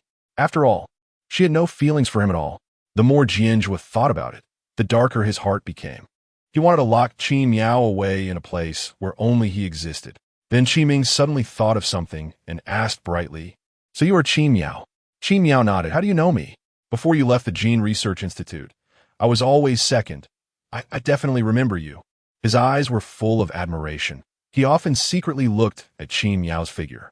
Smart and beautiful, she was simply a gift from the Creator to the world. Although he didn't know why that beautiful sister had turned into the little brat in front of him. But she must have her reasons for doing so. "Sister Qi Miao. That means we're the same kind of people, smart and—" "Shut up. What same kind of people? Do you deserve it?" Jian Zhuo was furious upon hearing this. Miao Miao could only be his. This brat Qi Ming, shamelessly trying to get close, was just asking for death.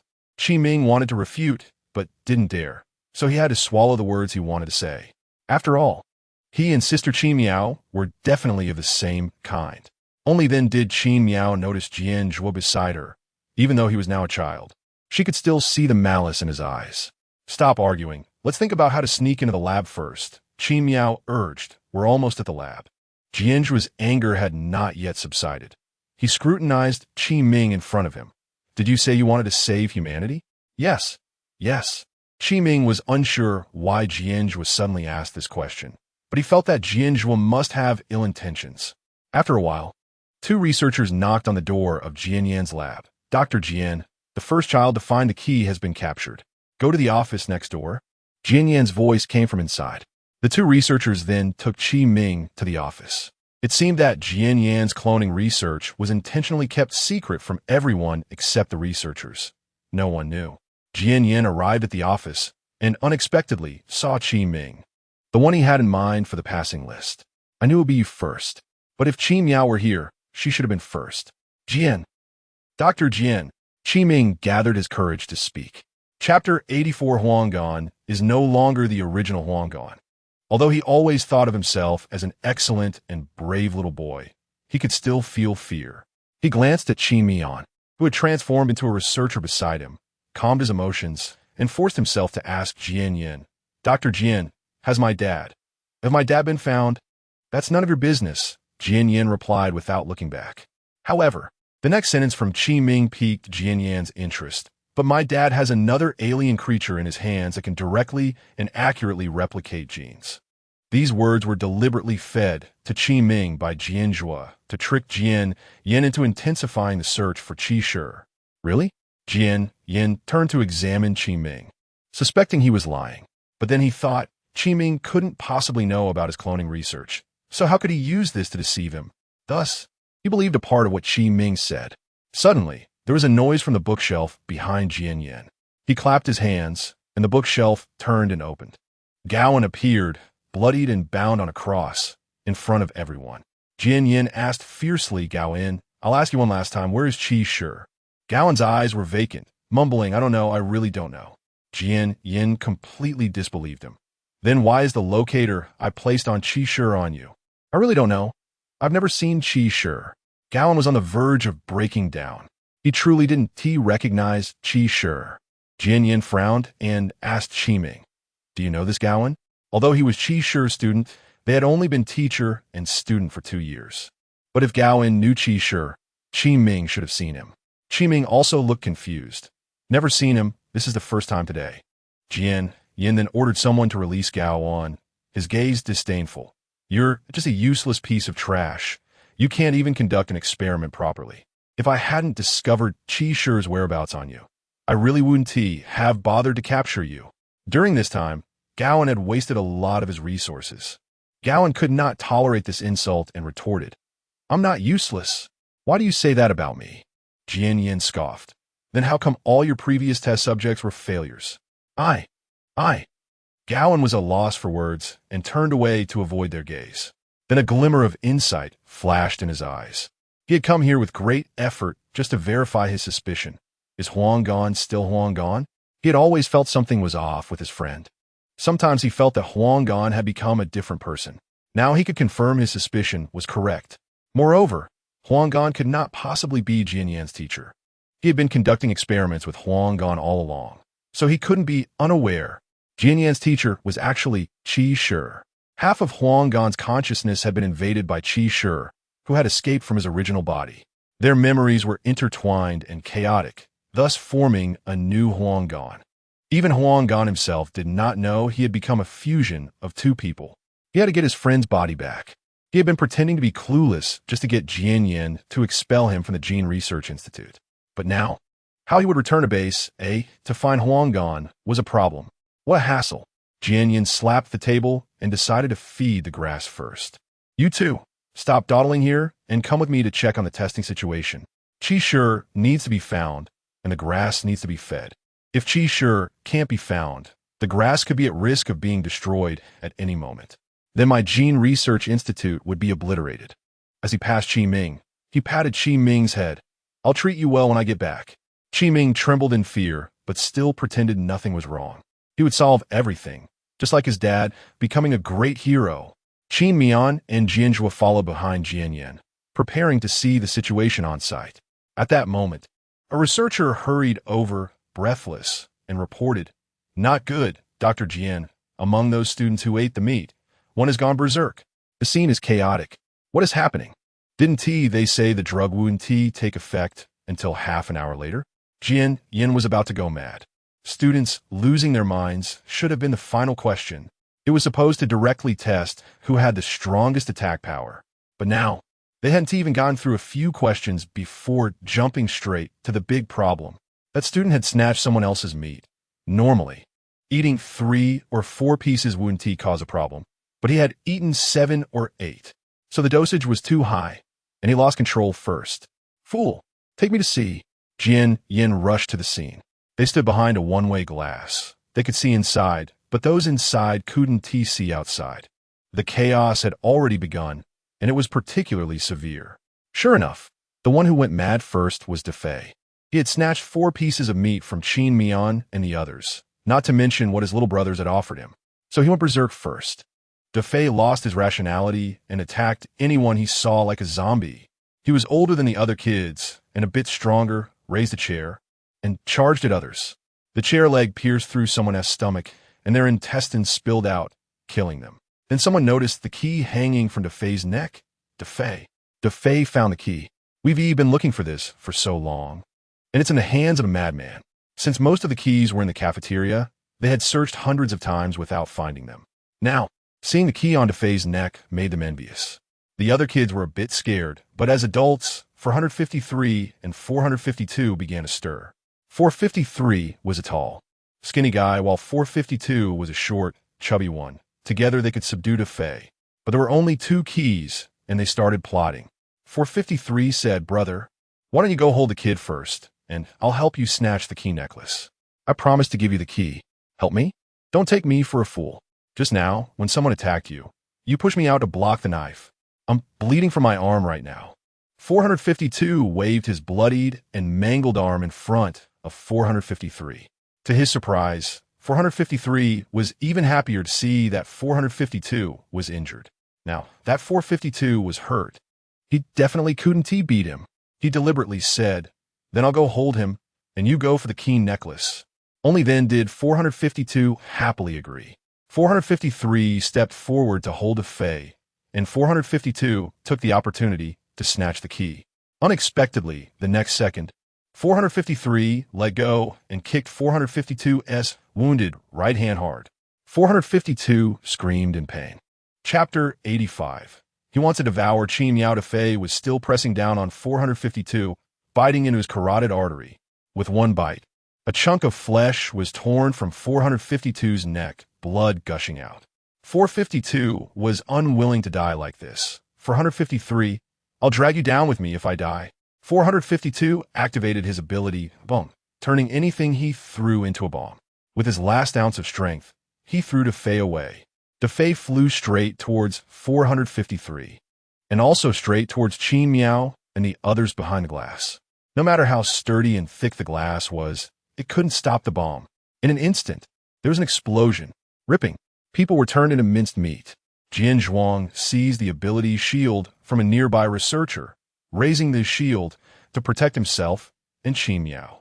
The researcher who originally had this ability turned to ashes since he could no longer use it. After a loud crash of collapsing buildings, the structure was reduced to ruins. Only a few people survived: Qin Miao, Jian Zhuo, and Jian Yin, who was wrapped in grass. Jian Yin was tightly surrounded and protected by the grass, making it impossible to harm him. Miao was taken aback. It turned out the grass was monitoring Jian Yin in real time and protecting him. Suddenly, the grass began to wither, and Jian Yin shouted in panic, "My grass!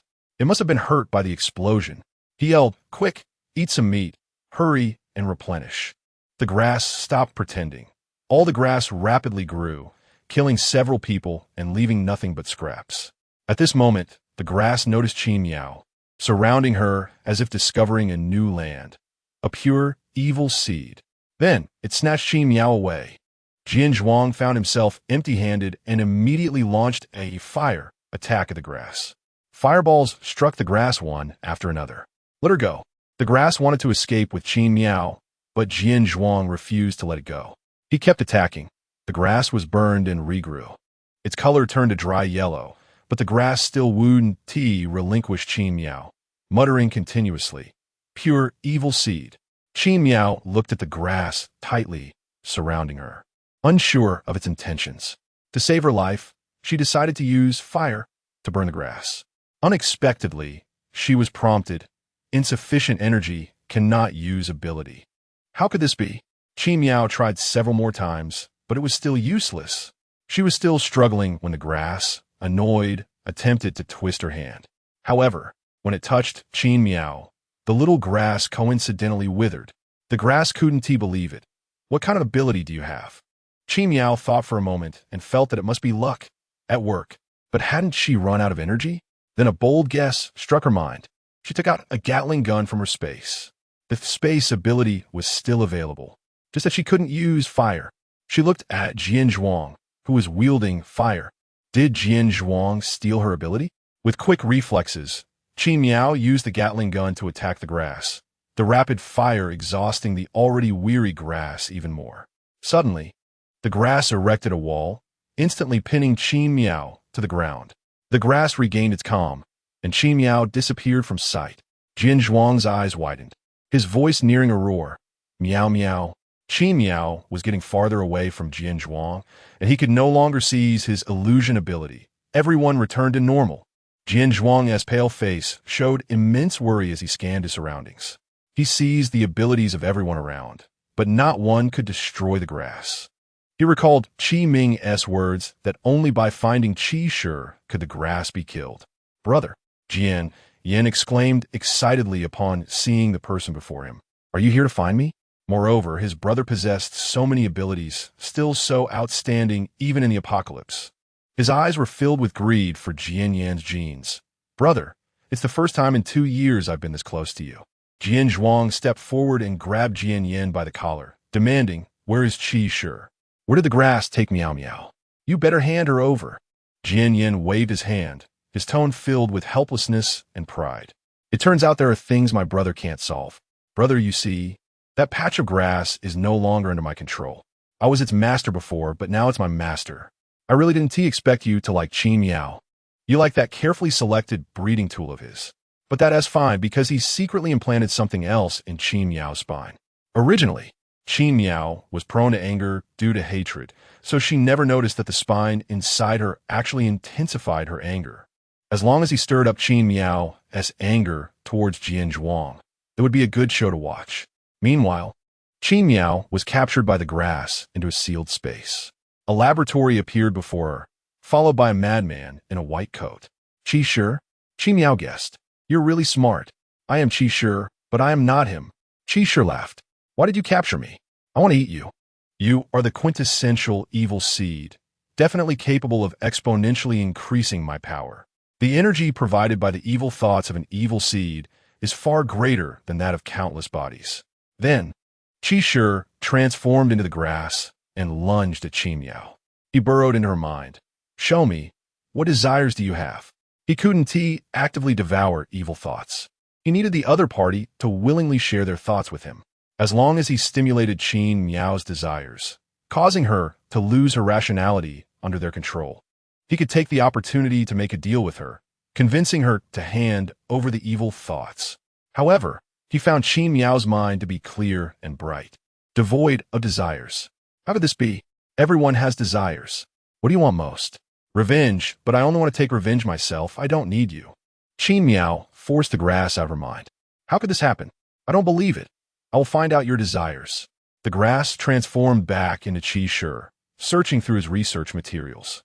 Qin Miao's sharp eyes caught sight of a book titled Complete Guide to Abilities. Qi Shi didn't have time to pay attention to Qin Miao, and she picked it up to take a look. The book was covered in dust, long untouched. It was something Qi Shi had researched before, which later split into 2 copies, causing him to forget about this one. Qin Miao opened the book, and the first page clearly stated, highest level ability, ability seizure, can seize the abilities of all individuals within a limited range, 1,000 centimeters. Number of holders, 1. Seeing this line, Qin Miao confirmed her guess. Jian Zhuo's fire just now was indeed stolen from her. And Li Li's mind reading. Chapter 86. Jian Zhuo is deceiving her. A suspicious person like Jian Zhuo would definitely seize Li Li's mind-reading ability. He would surely read her thoughts secretly. So Jian Zhuo knows everything. He has been deceiving himself all along, watching her act mad and silly in front of him, yet not saying a word. This made Qin Miao feel immense humiliation. Jian Zhuo, how could you deceive me? Qin Miao shouted this out in desperation. Although she also deceived Jian Zhuo. She is not a normal person. She is evil. In her mind, she would not reflect on what she did wrong. The genes in her body and her instincts only make her angry about the deception she suffered. She has no ability to control her emotions. She took out the red agate bead from space and crushed it on the ground. He should have known that she was injured by Li Li when he read her thoughts, but he actually helped Li Li. Did he want to see her make a fool of herself? She was so angry that her hands trembled, and the documents in her hands slipped and fell to the ground. Qi Shi turned around at the sound. His eyes brightened. Qin Miao is angry. His black smoke immediately enveloped Qin Miao. He actually saw Jian Zhuo's gentle, loving gaze looking at Qin Miao in her mind. Qi Shi looked at this sweet scene and said disgustedly, "Stinky couple. Your desire actually wants Jian Zhuo to love you." "I don't," Qin Miao denied. But Qi Shi was right. She wanted Jian Zhuo's love, all of it, without hidden feelings. Qi Shi smiled and sent his little grass to find Jian Zhuo, to explore what kind of feelings Jian Zhuo has for Qin Miao. The fine little grass was embedded in Jian Zhuo's shoe sole, and the black smoke drilled into Jian Zhuo's pants. Qi Shi discovered that Jian Zhuo's mind was actually full of Qin Miao. When Qin Miao got angry at him, he was happy. When Qin Miao smiled at him, he was happy. When Qin Miao glared at him, he was happy. Qi Shi immediately retracted the little grass. Feeling a bit angry, he inexplicably tasted a mouthful of dog food. Since the two are mutually affectionate, he couldn't create discord between them. Nor could he use this to make a deal with Qin Miao. If Qin Miao doesn't lose her rationality, he won't be able to take advantage of her. He had always deceived others like this. Qi Shi's idea was that the world is filled with wars, just like his previous country, wanting others to taste his pain. So he stirred up discord, causing the heads of various countries to fall out, leading to wars. For greater satisfaction, Qi Shi was willing to contribute his evil thoughts to him. But Qi Shi actually has a split personality. The other personality hopes for world peace. He cannot swallow the other personality, so he let the other half run away, not even knowing where it went. Therefore, he desperately wants to find the other personality and then destroy it. This way, Qi Shi's body will not be retrieved by the other personality, and he can completely possess Qi Shi's body. He would then have a human body instead of living in a half-mist, half-grass form. Jian Yan is Qi Shi's proud disciple, but the two later parted ways due to differences in opinion. Before the apocalypse, Jian Yan went to Qi Shi's laboratory and took him away. Jian Yan's idea is even simpler, to destroy humanity and rebuild a world of geniuses. He gave Jian Yan the little grass that can catalyze cell growth, making it easier for him to complete experiments faster. With Jian Yan's strong support, he became powerful. Later, Jian Yan accidentally created a zombie virus, and the apocalypse began. But the evil of these people is not as pure as Qin Miao's. Their evil is purposeful. Qin Miao's is not. She has no purpose, just pure evil. with emotions of only hatred towards anyone and anything. But can even such a person have love? It seems that Jian Zhuo has put in a lot of effort to let this desolate land sprout seeds of love. To fulfill his goal of devouring Qin Miao, Qi Shi began to brainwash Qin Miao. The goal was to make her give up on Jian Zhuo's love for her, which has already been fulfilled. He pretended to shake his head. Why want anything else?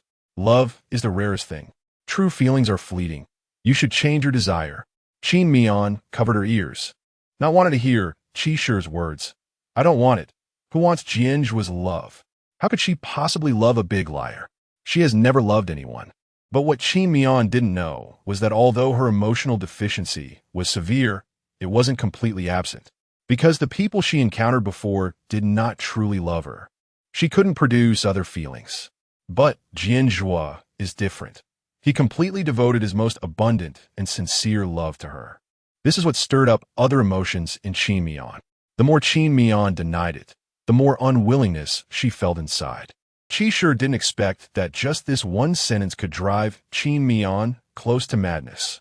Qin Miao's voice, long absent, appeared in her mind. You have so many abilities. How convenient for Jian Zhuo to take you. So he doesn't love you. He just uses you. You're just a useful tool. That's why he brings you everywhere, not letting you leave his side. He keeps you dangling, being nice to you, making you depend on him. And in the end, you become his attached tool. Just when Qin Miao's head was about to split, another voice sounded in her mind. Ability fully upgraded. Space, level 7. Luck, level 7. Healing, level 7. Mental control, level 6. Fire, level 5. Illusion, level 3. Number of followers increased to 100. Gaining 10 seconds of holy light. Cooldown, 3 months. Can purify all negative influences. Qin Miao didn't expect Yuan and the others to act so quickly. Already having 100 followers? She wanted to rid herself of the clamoring voices, looked around, and activated holy light. Suddenly, a dazzling white light erupted from her body, and Qi Shi screamed and disappeared. Even the clamoring voices vanished. In the moment Qin Miao's voice disappeared, she felt that the sound came from her spine. Then she realized she was standing in a grave. It was dark and should be underground. In the middle of the grave was a coffin, inside which lay a mummy. Qin Miao stepped forward and used a small knife to cut open the bandages on the mummy's face. From the shriveled corpse, she vaguely recognized that this mummy was Qi Shi. It turned out that Qi Shi's body was here. She reached out to check Qi Shi's breath.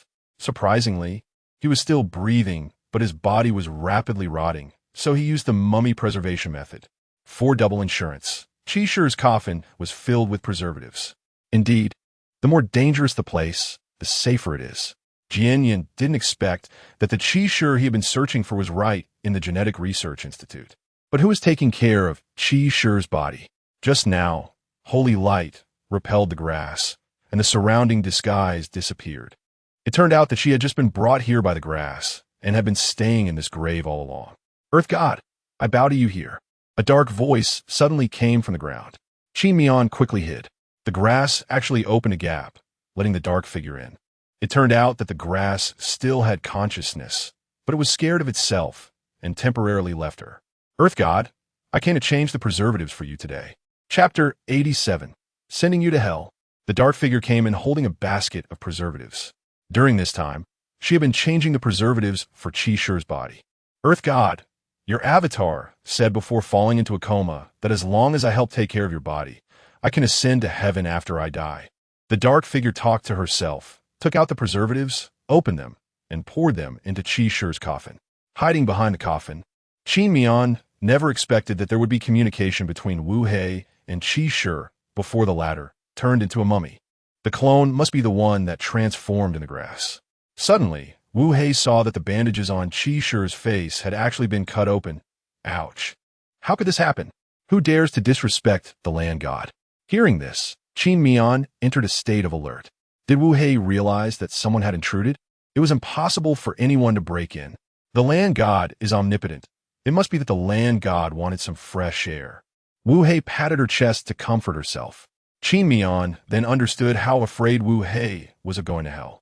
Even such an obvious situation as someone breaking in could be twisted into something impossible in her mind. She couldn't miss this weakness of Wu Hei. She immediately used illusion to turn Wu Hei's basket into stone. Wu Hei had just poured a pack of preservative and was about to grab another pack when she found the basket was gone. "Where's the basket?" Wu Hei exclaimed in shock, looking around, but there was no one. Suddenly, the ground shook violently. It was Jian Zhuo attacking the grass on the ground again. Wu Hei quickly found an excuse. Could it be that the land god was resisting the attack and consuming too much energy, getting too hungry, and eating the preservative? It could only be this possibility. As she spoke, Wu Hei convinced herself. "Land god, please wait a moment. I'll go get you a new batch of preservative." She dared not let the land god rot. Wu Hei ran off, and Qin Mian moved Qi Shi onto the coffin, securing him to sit atop it. To make Qi Shi look scarier, she smeared ketchup on all his orifices. Originally, Qi Shi's corpse was already horrifyingly decayed, and now, with blood flowing from his 7 orifices, it was even more terrifying. After doing all this, she hid in the offerings cabinet, waiting for Wu Hei to return to stage a good show. Wu Hei quickly came back, and unsurprisingly, she was startled. A thunderbolt seemed to flash above her head, and her heart raced. How could the sleeping land god wake up bleeding from the 7 orifices? She clutched her pounding heart. "Land god, how did you wake up?" Then, she knelt down very reverently. "Land god, I have taken care of you for so long. Even if there are no merits, there are hardships. I hope you could speak to King Yin and not let me fall into hell." Just then, Qin Mian quietly approached from behind and knocked Wu Hei unconscious. Wu Hei didn't stay unconscious for long before waking up, only to find in horror that her surroundings had changed. Flames were howling around her, and there was a large iron pot with oil sizzling and bubbling inside. A group of little ghost soldiers were punishing the souls sent to the underworld. Wu Hei was frightened. This can't be hell, can it? In fact, the flames were Qin Mian's supernatural power, and the large iron pot was taken from space. Even the little ghost soldiers and the souls of the underworld were made by Qin Mian using holographic projection. Qin Mian loved watching horror movies, so these terrifying holographic effects were meticulously crafted by the special effects team that Jian Zhuo had robbed. So realistic, it was terrifying. Qin Mian transformed into King Yin, standing before the kneeling Wu Hei. "Wu Hei, you just died of fright. You are now in the underworld." "What?" Wu Hei never expected that she would die from being startled by Qi Shi. She was still in shock, but the next scene made her even more terrified. A ghost was being cut into pieces by the little ghost soldiers and then doused in salt water. Where the salt water touched, the pain doubled. The screams of hell echoed endlessly. As one voice stopped, another began. Another ghost was thrown into a mountain of knives, stabbed with dozens of bloody holes. Wu Hei looked around in panic, cold sweat soaking her body. "King Yin, I have clearly reformed. Why do I still have to go to hell?" Qin Mian scolded angrily. "Do you think I'm a fool? You have countless lives on your hands, and you want to brush it off so easily? But I have changed." Wu Hei was still deceiving herself, as if denying her crimes could absolve her. Qin Mian stroked her beard. "Indeed, but you still haven't paid off all your sins. There's still a bit left. Originally, you were supposed to be fried in the oil for 300 years, but since you have reformed, 1 fry will suffice." Upon hearing this, Wu Hei rolled her eyes and nearly fainted. "What did you say?" Qin Mian pointed threateningly at the boiling oil pot beside her. "I'll give you 3 minutes. If you don't jump in, it will be considered that you have no remorse, and you'll be sentenced to 300 years of deep frying." Wu Hei dared not argue any longer.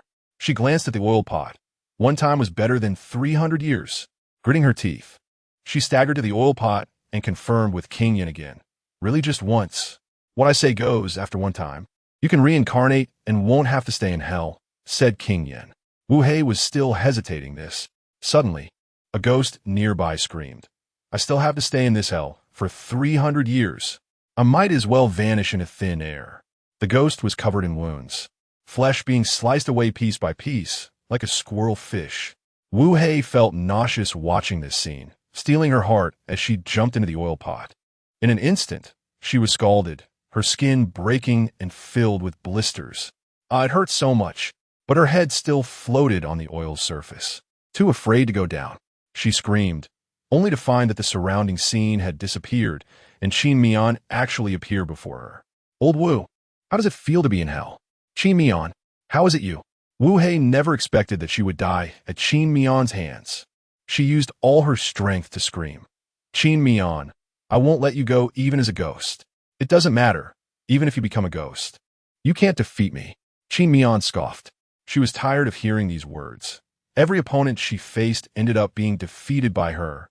Watching Wu Hei still try and struggle, she picked up the pot lid and forcefully pressed her down, instantly causing Wu Hei to scream a few times before being submerged in the oil pot. After a while, there was no sound. After being repeatedly fried, she became a charred corpse. Qin Mian looked at the scene before her with satisfaction and tried to use flames to burn the grass, looking for a way out. Chapter 88. A Body, Two Minds. But the grassland remained indifferent. Qin Miao frowned slightly. The inside of this grassland was more troublesome than the outside. How was she supposed to get out now? Meanwhile, Jian Zhuo was also searching for clues to destroy the grassland. He punched Jian Yan's face again and again. If you don't speak, I will kill you. Jian Yan, however, was very happy, like a masochist. The more Jian Zhuo hit him, the more excited he became. Brother, you're finally being honest like you were when we were kids, not listening to that stupid woman mom-ass words, and being so hypocritical to me. What he hated the most was that before his mother died, she actually asked Jian Zhuo to take care of him. Didn't that prove that in her eyes? He was weaker than Jian Zhuo, only able to be cared for? What was even more infuriating was that Jian Zhuo actually complied. They went from competitors to good brothers. Even Jian Miao was torturing herself to please Jian Zhuo. Everyone felt that Jian Zhuo was better than him. He hated it. It felt as if his dignity was trampled and crushed. His blood dripped onto the grassland, and the grassland sensed he was in danger, rolling him away. Jian Yan originally thought he would leave like Qin Miao, but unexpectedly, in the next moment, Jian Zhuo used vines to tightly lock Jian Yan's neck. Jian Yan instantly gasped for breath, struggling, his veins bulging. Jian Zhuo, you. Just a moment ago, the grassland had taken Qin Miao. Jian Zhuo didn't dare to act, fearing it would hurt her. But now it was Jian Yan. It didn't matter if he died. Jian Zhuo continued to tug at Jian Yan, fighting the grassland for him. He was about to tear Jian Yan in half. Jian Yan felt like his head was about to be ripped off by Jian Zhuo. He hurriedly patted the grassland, signaling it to let him down. The grassland sensed something was wrong and released Jian Yan. If Jian Yan died, no one would provide him with a pile of flesh and blood. Jian Yan was choked by the vines, his throat hoarse, desperately shouting, Brother, you could have brought Qin Miao back just now, but you couldn't bear to. You're afraid of hurting that woman. He was heartbroken. How can you be so indecisive for a woman? Have your excellent genes been destroyed by her? Jian Zhuo kicked Jian Yan down, stepping on his head. His leather shoe ground against Jian Yan's face. Stop talking. Since hurting you can make the grassland appear, then you might as well die. He never felt that he became imperfect because of love. To gain something, one must lose something. He wanted Qin Miao. So no matter whether she brought him joy or sorrow, he would accept it all, as long as she was by his side. But Qin Miao will not love you. She is a monster with emotional deficiencies. This sentence struck Jian Zhuo's sore spot, and he frowned. Jian Yan noticed Jian Zhuo's movement, paused for a moment, and laughed. Ah, brother, you will pay the price for your love. Falling in love with Qin Miao leads only to death. Qin Miao's spine is your excellent invention. The spine will enhance her genetic defects, constantly increasing her anger. Jian Zhuo, furious, punched Jian Yan a few more times, but this time the grassland did not act. Jian Zhuo also realized that the grassland was not a fool. It figured he wouldn't kill Jian Yan for the time being, so it didn't act. At this moment, Secretary Un and the others arrived late. Mr. Jian, how are you? They had just been fighting with students who had gone mad in another teaching building and had just managed to escape. Secretary Un was surprised to find that Miss Qin had gone missing again. Why was Miss Qin always the hot topic of being captured everywhere? Let's go to Jian Yan's laboratory first and see if there are any clues. Jian Zhuo ordered coldly. He had regained his rationality. Now was not the time to bicker with Jian Yan. Miao was still in danger. He then dragged Jian Yan across the ground with the vines. completely ignoring the bloody mess on Jian Yan's back. Jian Yan cried out in pain. Secretary and brought the guards to Jian Yan's laboratory. They were immediately stunned by the densely packed Jian Zhuo and Qin Miao inside. But soon, he regained his composure. After following Mr. Jian for so many years, what kind of bizarre things had he seen? Search first. At this moment, a voice came from behind. Lao Huang. Huanggan turned back to see the battered Gao in, his emotions complex, first concerned, "How are you?" Then scolding, "You were actually tricked into the Gene Research Institute." How stupid. In fact, he didn't even know why his emotions were so changeable. Gowan shut his mouth, his eyes filled with sorrow, looking at Huanggan. They had been friends for decades. He couldn't possibly not know that he wasn't the kind of fool who could be easily deceived. A few days after Huanggan moved the stone from Jian's villa, a mysterious person came to their laboratory. Now that he thought about it, that mysterious person should be Qi Shi. He wasn't in a lab at that time. He only saw on the camera as Qi Shi angrily shouted, "Give me back my things." Then, Qi Shi saw the meteorite and trembled with rage. "Where's the energy in the meteorite? How come it's gone? Did you steal it?" Huanggan quickly shook his head. In the end, Qi Shi didn't want the meteorite and took away the small grass on it. What Qi Shi didn't expect was that Huanggan had secretly hidden a sample of the small grass. A few months later, Huanggan changed. Perhaps it was at that time that Qi Shi's evil thoughts were devoured, and another persona's thoughts entered Huanggan's brain through the small grass sample. At first, Huanggan anxiously told him, "Lao Gao, I feel like I might have a bit of split personality." But later, Huanggan no longer realized there was another thought within him. Qi Shi's and Huanggan's thoughts merged, forming the current Huanggan. Gowan would never give up on Huanggan, but his own strength was too insignificant. He looked at Jian Zhuo in front of him. "Mr. Jian, can I have a word? It's about the grassland. I can help you save Miss Qin." Jian Zhuo was skeptical, but Gowan immediately pointed to the office behind him. "That kid, I asked him some questions." Only then did Jian Zhuo follow him into the office. Qiming saw the fierce Jian Zhuo in front of him and was a bit scared, quickly hiding behind a chair. It was simply because Jian Zhuo looked too much like a villain, with a pale face and those peach blossom eyes full of coldness. He looked so devilishly handsome. "Mr. Jian, I just asked Qiming some questions. Huanggan actually has two people inside him, and the other person is Qi Shi." Qiming glanced at the door outside upon hearing this. It turned out his other half-s father was outside. But he couldn't go out to acknowledge him now, because he couldn't let Huanggan regain his consciousness yet. What? Jian Zhuo suddenly remembered that his genetic instinct had sensed Huanggan's incompleteness, which was why he didn't want to destroy him. He didn't expect Huanggan to be mentally incomplete. From Huanggan's description, Jian Zhuo also understood the timeline before the apocalypse. More than 2 years ago, Qi Shi brought the meteorite and the small grass back from outer space. But due to a spaceship malfunction, the meteorite fell into Jian's villa. By a twist of fate, the energy from the meteorite was absorbed by him, but he still didn't know what that energy was for. Later, Huanggan took the meteorite away, and a few days later, Qi Shi took the small grass. Since the meteorite no longer had energy, it was useless, so Qi Shi didn't want it. Huanggan secretly saved a portion of the small grass sample. A few months later, the small grass devoured Qi Shi's evil persona, and the righteous persona took the opportunity to enter Huanggan's brain and merged with Huanggan's original thoughts, forming the new Huanggan. After Qi Shi split, Jian Yin stole the small grass and subsequently nurtured it into the large grassland with flesh and blood. Jian Yin used the catalyst provided by the grassland to create the zombie virus. The apocalypse began. Jian Zhuo, who had sorted everything out, asked, "So, how do we solve this now?" Seeing that Jian Zhuo believed him, Gao and also breathed a sigh of relief and continued speaking. Chapter 89. He is no longer useful. So Miao is going to abandon him.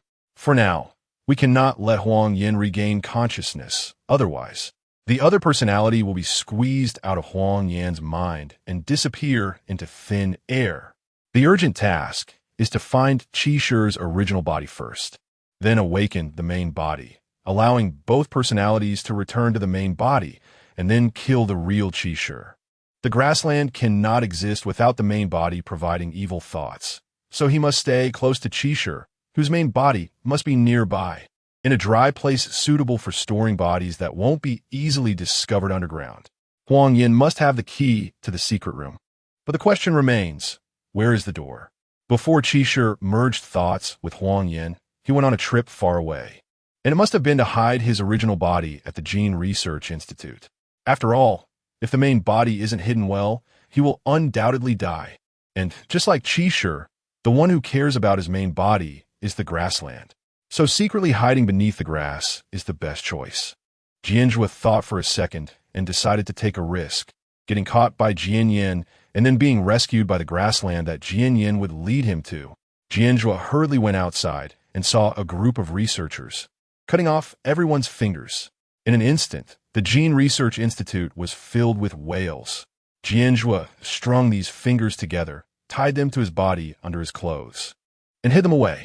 Gao and also found the key to the grassland from Huang Yin, which was a transparent token. Then, with the key in hand, Jian Zhuo ordered the guards to quietly release Jian Yin. The guards brought Jian Yin to a corner of the laboratory, where he was tied to a chair, and the guard accidentally untied Jian Yin's ropes on purpose. Jian Yin suddenly felt the bindings loosen and was excited, just as Jian Zhuo walked in. Jian Yin quickly seized an ability suppressor and put it on Jian Zhuo's hand, then aimed a gun at his neck. "Brother, if you move again, I'll kill you."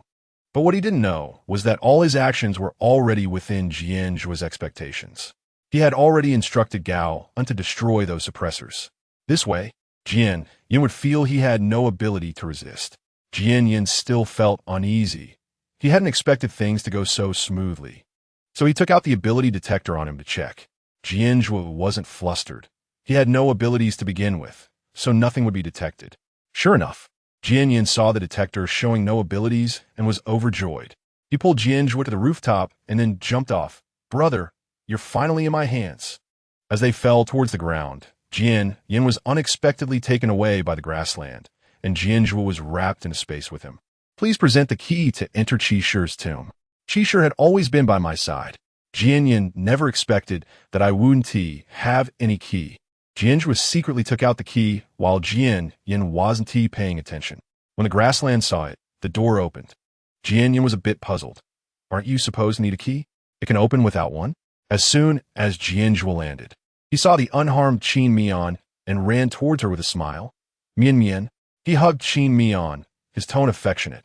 "Mian Mian, it's good that you're okay." Unexpectedly, Qin Mian just pushed him away. "Mr. Jian, what are you doing here?" She was still angry about Jian Zhuo deceiving her. Looking at Qin Mian's cold gaze, Jian Zhuo's heart ached. He thought Qin Mian saw the ability suppressor on his hand and believed he was indeed captured and no longer useful. So she wanted to abandon him. In fact, Qin Mian hadn't even noticed Jian Zhuo's hand. She was still upset and didn't want to look at him at all, let alone pay attention to his hand. Both deceivers were unable to communicate genuinely, each guessing the other's thoughts. The misunderstanding deepened. With preconceived stereotypes, it was naturally impossible to understand each other's true feelings. Jian Yin couldn't stand seeing the two of them being so affectionate and interrupted their complicated thoughts. "Qin Mian, you really live up to my selection. Even the grassland has taken a liking to you." He raised his gun at Jian Zhuo. "Qin Mian, you and brother can only live one. Choose." He didn't believe that Qin Mian, such a vile person, would sacrifice herself to save her brother.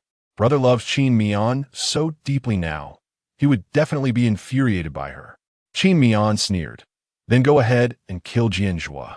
She knew Jian Zhuo had abilities and would definitely survive.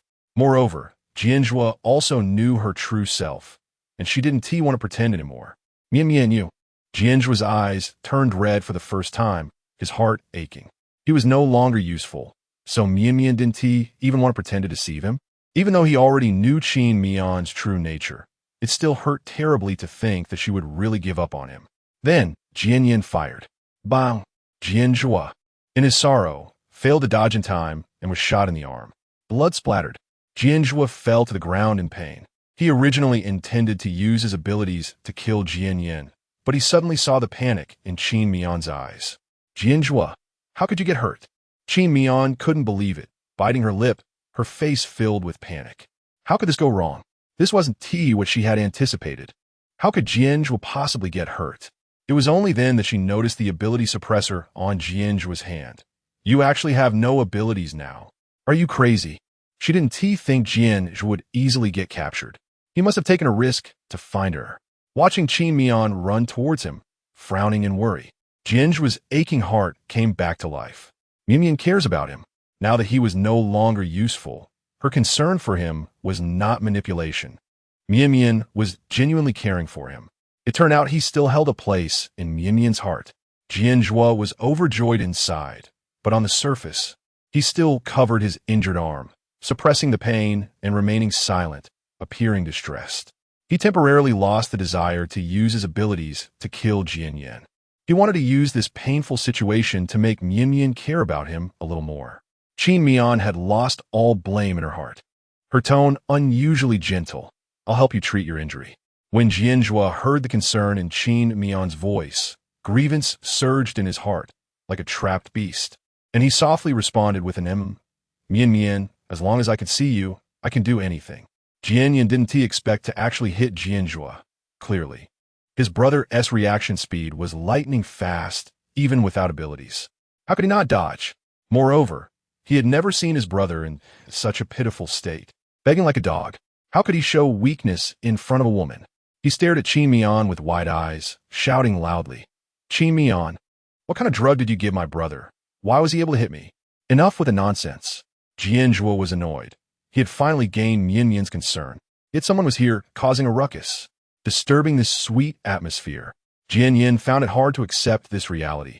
His faith was shattered. The originally invincible brother had not only been captured by him, but had also been so easily hit. Chapter 90, when she realized she loved Jian Zhuo. He died, it's all for this woman.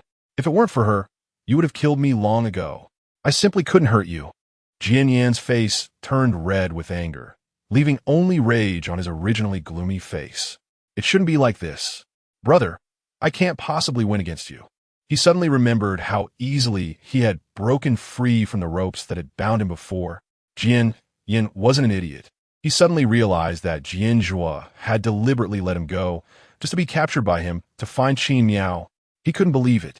How could the usually heartless Jian Zhuo turn into this person who only had Qin Miao in his mind? You were just trying to find her. That's why you let me catch you, right? Jian Zhuo. Qin Miao used healing to treat Jian Zhuo. She heard Jian Yan's questioning and felt a mix of emotions. So it was like this, he really is a big fool. She looked at Jian Zhuo, who was trying to endure, and asked with concern, does it hurt? Not hurt.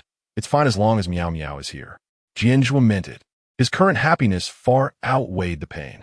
Their ambiguous feelings intertwined, completely disregarding Jian Yan, who was beside them. Jian Yan watched the two gazing at each other, completely unconcerned about him, and became even angrier. Scoundrels! He then aimed to shoot again, but Jian Zhuo still didn't use his powers to kill Jian Yan. He wanted Qin Miao to feel sorry for him, to give him a bit more concern. Bang! Another gunshot. Jian Zhuo deliberately dodged to avoid being seriously injured. Then, he was shot again in the waist. Jian Zhuo. Qin Miao covered Jian Zhuo's injured waist, and hot blood seeped through her fingers. Jian Zhuo was sweating profusely from the pain, with streaks of blood on his pale face, rarely showing a disheveled appearance. Qin Miao's delicate face was filled with anger as she stretched out her hand and used flame to attack Jian Yan. You scoundrel! Don't you dare touch Jian Zhuo! Jian Zhuo lay in Qin Miao's arms, happily watching her take revenge for him. He even deliberately groaned. It hurts so much. It was Jian Zhuo's first time seeing Qin Miao kill, and his obsession grew even stronger. Miao looks so good when she kills, just as he had imagined. It was beautiful, ruthless, vicious, and swift. Those fair, long hands looked even more beautiful against the backdrop of flames. Jian Yan never expected that Qin Miao actually had other powers. Qin Miao, you really hide deep. But before he could curse a few more times, a burning sensation nearly consumed him. Ah! Flames crawled all over Jian Yan's body, causing him excruciating pain, his skin burned and peeling off. The grass hurriedly went to fetch water to extinguish the fire.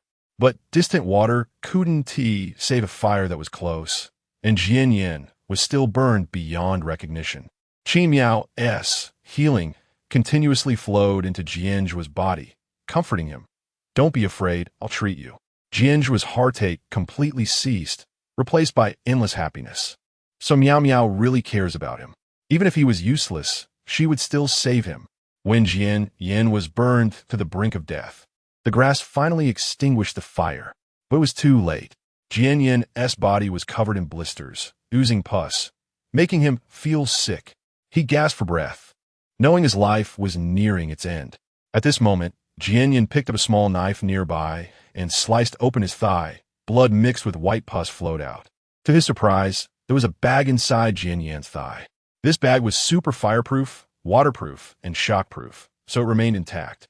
He pulled out half a heart from it. Brother, what happens if a person loses their heart?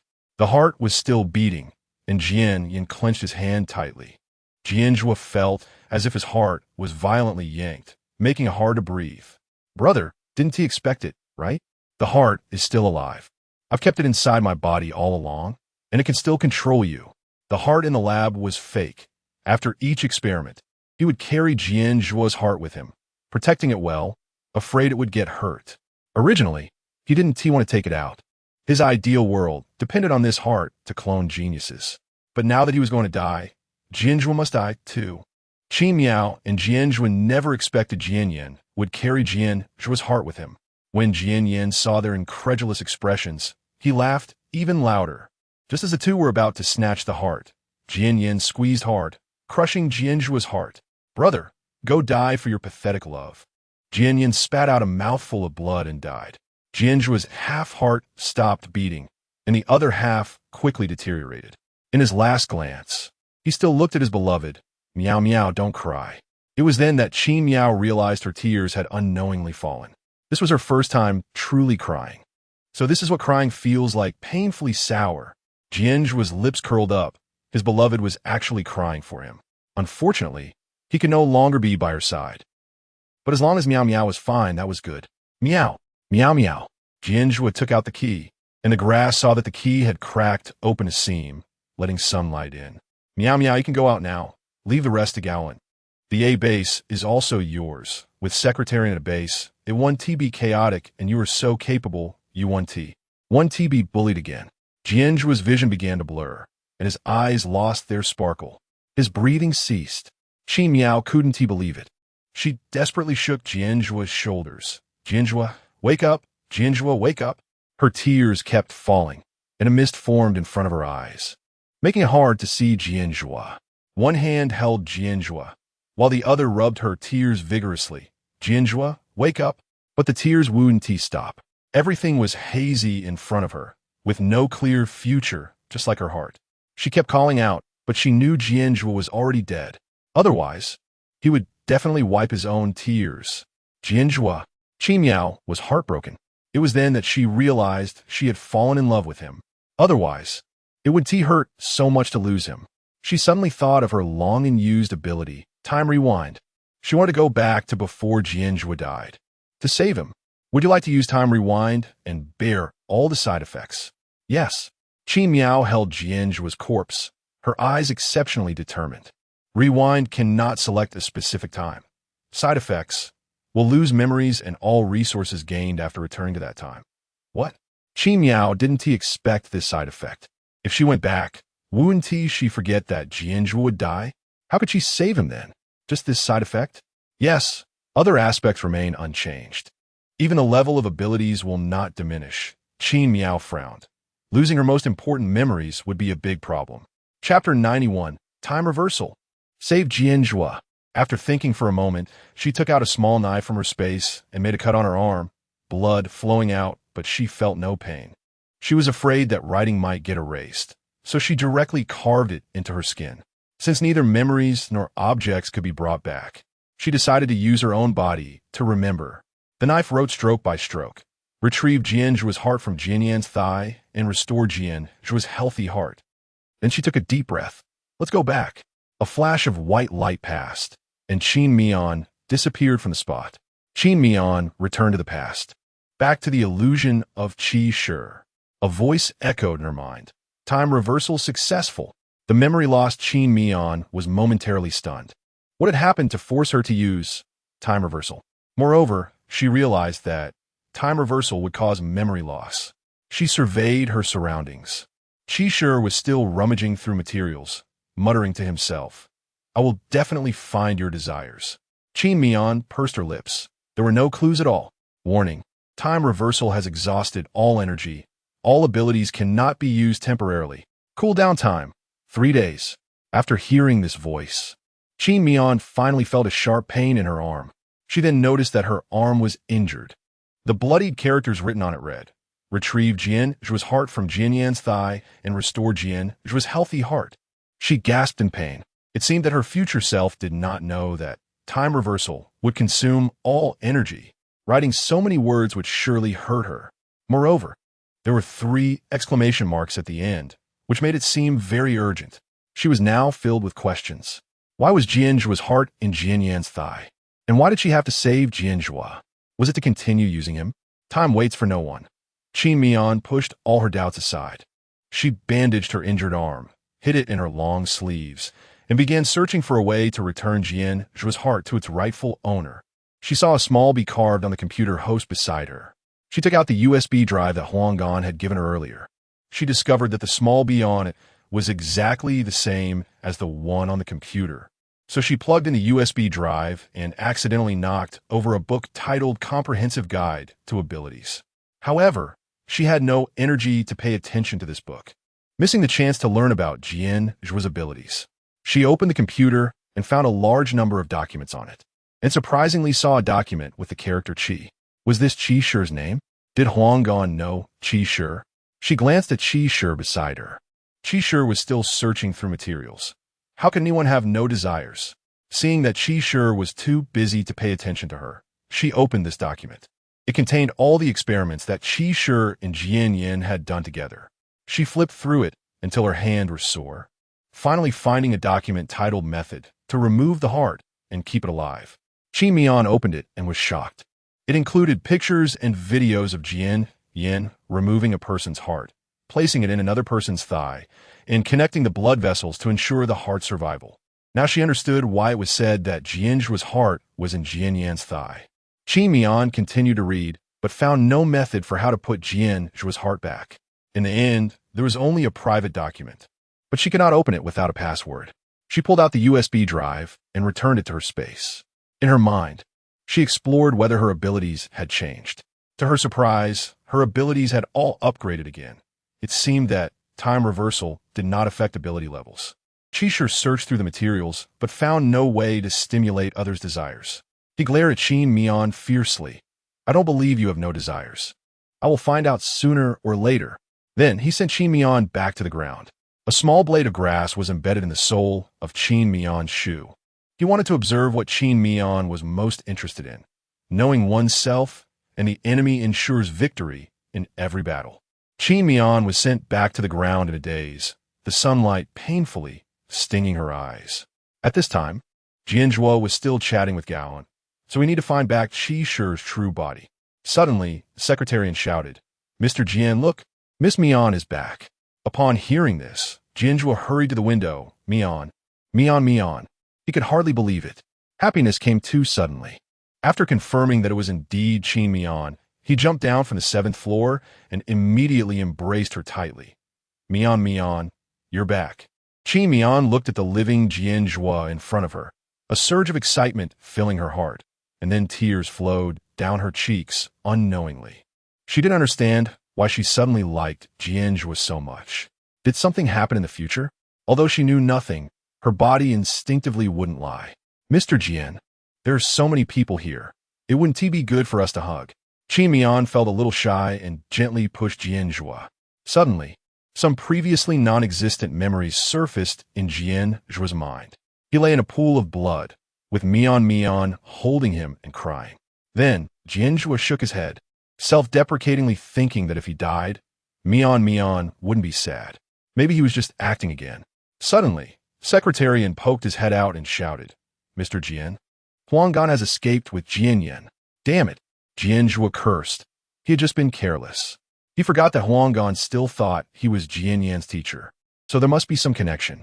The Qi inside Huanggan had a righteous personality and definitely couldn't bear to see Jian suffer, so he let him go. However, now that Miao was back, he wasn't as anxious. Find him for me. Miao also hadn't forgotten her mission. She needed to act quickly and find Jian Zhuo's heart. Mr. Jian, I'm a bit tired. Can I go to the research institute to rest for a while? Now that Huanggan had been captured, she couldn't ask for the password anymore. She could only see if there were any private files about Qi in Jian research room. Meanwhile, Huanggan had dragged Jian away to a corner.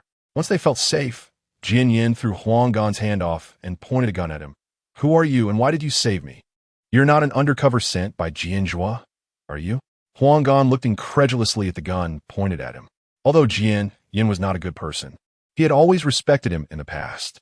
I am your teacher. I could never watch you suffer. Are you crazy? I've never seen you before.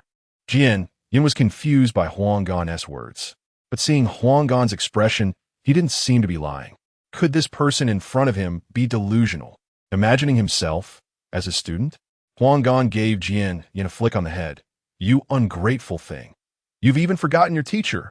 You had previously sent me an invitation to come help you. In fact, all scientists had received Jian's invitation, but Huanggan mistakenly thought it was specifically sent to him. Chapter 92. The Revenge of the Grassland. Jian was in so much pain that he almost fired his gun, but Huangyan's movement was too familiar to him. His teacher used to hit him on the head like that.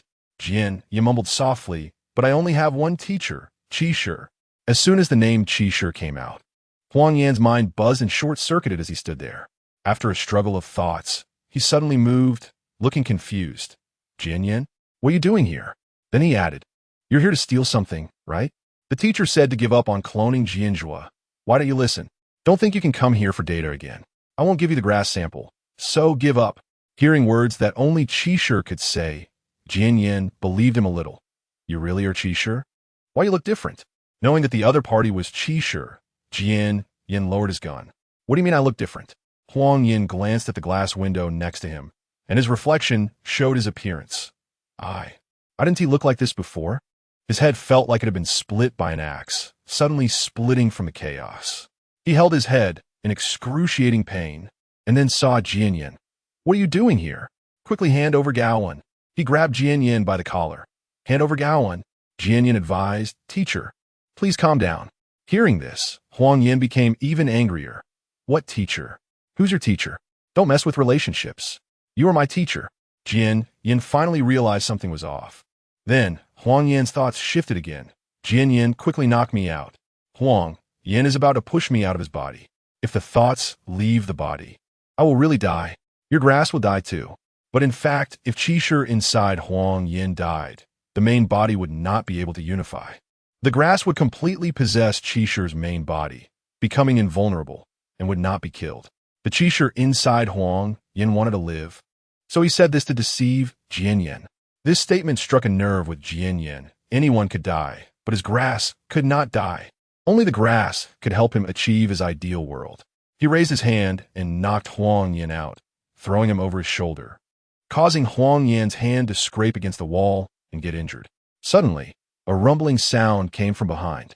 Jian Zhuo was leading people to blow up the Gene Research Institute. Watching his hard work being destroyed, Jian felt heartbroken and wanted Jian Zhuo to feel his pain. Huang's injured hand bled and dripped onto the grass. Suddenly, the grass surrounded Jian and said to Huang on Jian's shoulder, Master, welcome home. Then it opened the door to the Qi laboratory.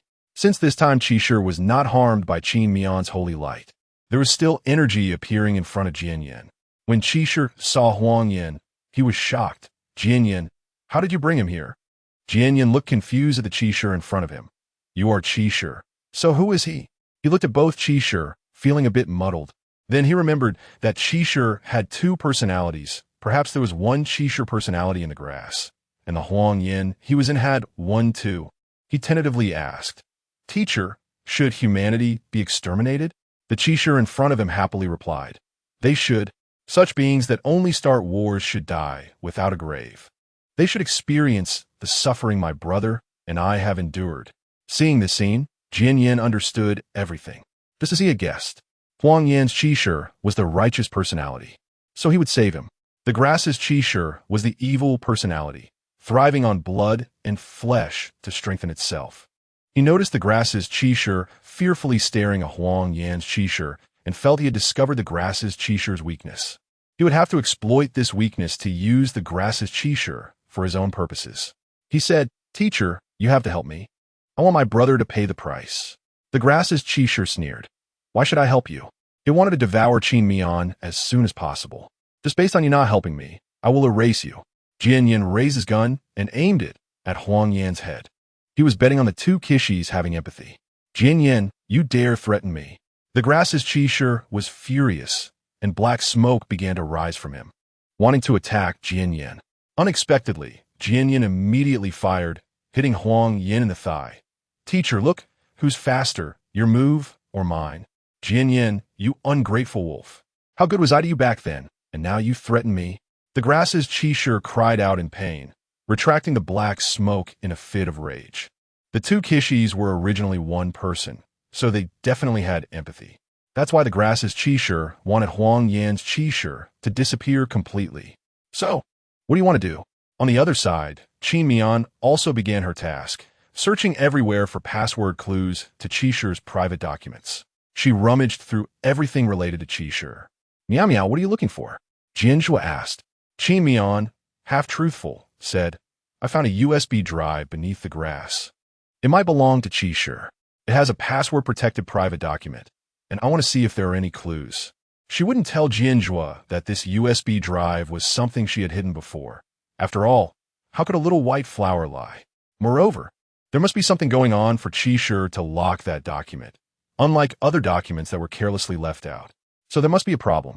"Miao Miao, let me see that USB drive." Qin Mian, without suspicion, handed the USB drive to Jian Zhuo. Jian Zhuo sniffed it under his nose, and his expression darkened. Everything that had been in Miao Miao's space would be infused with her natural fragrance. This USB drive was filled with Miao Miao's scent, and he didn't know how long it had been there. Miao Miao was deceiving him again. Suddenly, Qin Mian seemed to think of something and went to Jian Yan's office, asking the day's Qiming. "Qiming, when is your birthday?" Qiming looked up to find it was Qin Mian, his eyes brightening. He hadn't seen Qin Mian for 2 years. Qin Mian was treated well at Base A and had shed the emaciated look from the Gene Research Institute. She had grown even more beautiful, especially that pair of lifeless eyes, which now sparkled with vitality. "Quickly say it, you little brat." Jian Zhuo naturally knew how charming a pretty and smart sister was to a little boy. Even if Qiming only admired Qin Mian, it still made Jian Zhuo feel very uncomfortable. Chapter 93. Obtaining the body of Qi Shi. He increasingly wanted to lock Miao Miao away, to a place only he could see. Jian Zhuo clenched his fists. Such thoughts had been appearing more frequently. He didn't know when he would lose control and completely cut off this little trickster's freedom. Qiming rolled his eyes at Jian Zhuo in his heart. "What a petty man." He said, "Sister Qin Miao, my birthday is August 15th. Qin Miao sat down, plugged the USB drive into the nearby computer, found a private document, and entered 0815, which indeed opened the document. As expected, this document also contained many bloody scenes related to human experiments. It was not until later that Qin Miao saw several screenshots of messages. These were messages that Jian Yin had sent to Qi Shi 2 years ago, before the apocalypse. It seemed they would still have messages exchanged, even if they didn't meet. The content of the messages was as follows. Jian Yin, "Teacher, I pierced Jian Zhuo's heart and was planning to dig it out. But I had only dug halfway when a layer of purple light emitted from Jian Zhuo's body and pushed me away. Later, Jian Zhuo came back to life." This message was already very strange, but the next one was even more shocking. Jian Yin. After Jian Zhuo revived, his chest cavity closed up, but his heartbeat stopped for an hour before it started again. Is he still a living person? This is just abnormal. Upon seeing this message, Qin Miao had countless thoughts in her mind. She had previously suspected whether Jian Zhuo was a living person, and now it seemed there was indeed something strange about it. She looked up and asked the person involved, "Mr. Jian, what does this mean?" Jian Zhuo was also puzzled. He didn't know. "I was already unconscious at that time, but suddenly woke up. I didn't expect these things would happen while I was unconscious." He also had a guess in his heart. Could it be the energy from that meteorite? After he woke up, he only felt a sharp pain in his heart, and soon after, the apocalypse came. He had survived until now, relying on his healing ability. Seeing that Jian Zhuo also didn't remember what happened, Qin Miao continued to scroll the mouse and search further. Qi Shi took several days to reply to Jian Yan. There's indeed something strange about Jian Zhuo. Bring him over for me to study. Jian Yan, that's unnecessary. Only I can study my brother's genes. Qi Shi, Jian Yan, human nature is complex. It is unrealistic to rely on changing genes to change the world. If this world were full of geniuses, then geniuses would no longer be geniuses but ordinary people. You should give up. Jian Yan, I will not give up. In the end, Qin Miao and the others discovered what they wanted to know. At that time, Qi Shi, out of compassion, still reminded Jian Yan, you must be careful and hide Jian Zhuo's heart well. Don't let him find out. If it gets taken back, a healer can put Jian Zhuo's heart along with the energy back in his chest. So that's how it is. Jian Zhuo couldn't wait to call someone to bring his heart over. He wouldn't be troubled by the occasional heart pain anymore. Mr. Jian, the heart on the research table is fake. Qin Miao stopped him. Then where's the real one? Jian Zhuo asked. The real one is in Jian Yan's thigh. Qin Miao's words stunned everyone. What? Who would put their own brother's heart in their thigh? If they didn't know that Qin Miao wouldn't joke, they would have thought she was crazy. Qin Miao showed Jian Zhuo the video she had seen before about how to keep a heart alive. Jian Zhuo took a long time to emit an incredulous sound. My heart is really in Jian Yan's thigh? If it weren't for the fact that he couldn't live without his heart, he might not even want that heart. How disgusting. Qin Miao noticed his disgust and comforted him. It's okay. You share the same parents, so you naturally have the same blood flowing in your bodies. There is no difference. Even the degree of abnormality is quite consistent. Jian Zhuo clicked his tongue and said irritably, Then let us catch Jian Yan back. At this moment, Secretarian came to report. Mr. Jian, Miss Qin, we've discovered that the dormitory manager Wu Hei has secretly hoarded a lot of preservatives, which seems suspicious. The guards brought large boxes of preservatives. Secretarian continued. They have been tested by Teacher Gao, and these are all ordinary preservatives. Qin Miao was a bit confused. What does Wu Hei need so many preservatives for? She doesn't keep corpses after killing people. They are directly handed over to the cafeteria to be made into braised meat. Hearing this, Secretarian almost vomited. Fortunately, he hadn't eaten before. Jian Zhuo let Qin Miao rest in the office. He and Secretarian would investigate. After a while, Gao In walked up to Jian Zhuo. Those preservatives should be for preserving Qi Shi's body. Now, Qi Shi belongs to both the grassland and Huanggang. Qi Shi's original body can't withstand it and will definitely accelerate decay. So Wu Hei must know where Qi Shi's original body is. Right now, we can't alert the enemy. We must have Wu Hei take us to find Qi Shi's body. Okay. However, Gaoan's next sentence made Jian Zhuo's expression change. Qi Shi still has a book called Encyclopedia of Abilities, which contains information about all abilities and is definitely of great research value. Compared to Gaoan's excitement, Jian Zhuo was more worried. If Miao Miao knew what his ability was, then the matter of him eavesdropping on Miao Miao's thoughts would be exposed. However, they didn't know that their conversation had already been monitored by the little grass embedded in Jian Zhuo's shoe sole. In the research room, Jian Yin asked Grassland Qi Shi, Where is your body? Grassland Qi Shi shook his head. I don't know either. You have to ask the one on your shoulder. He pointed to Huanggang, who was unconscious on Qi Shi's body. He actually knew where the body was. At that time, Huanggang Qi Shi had specially come to settle his body before merging with Huanggang's consciousness, before completely disappearing.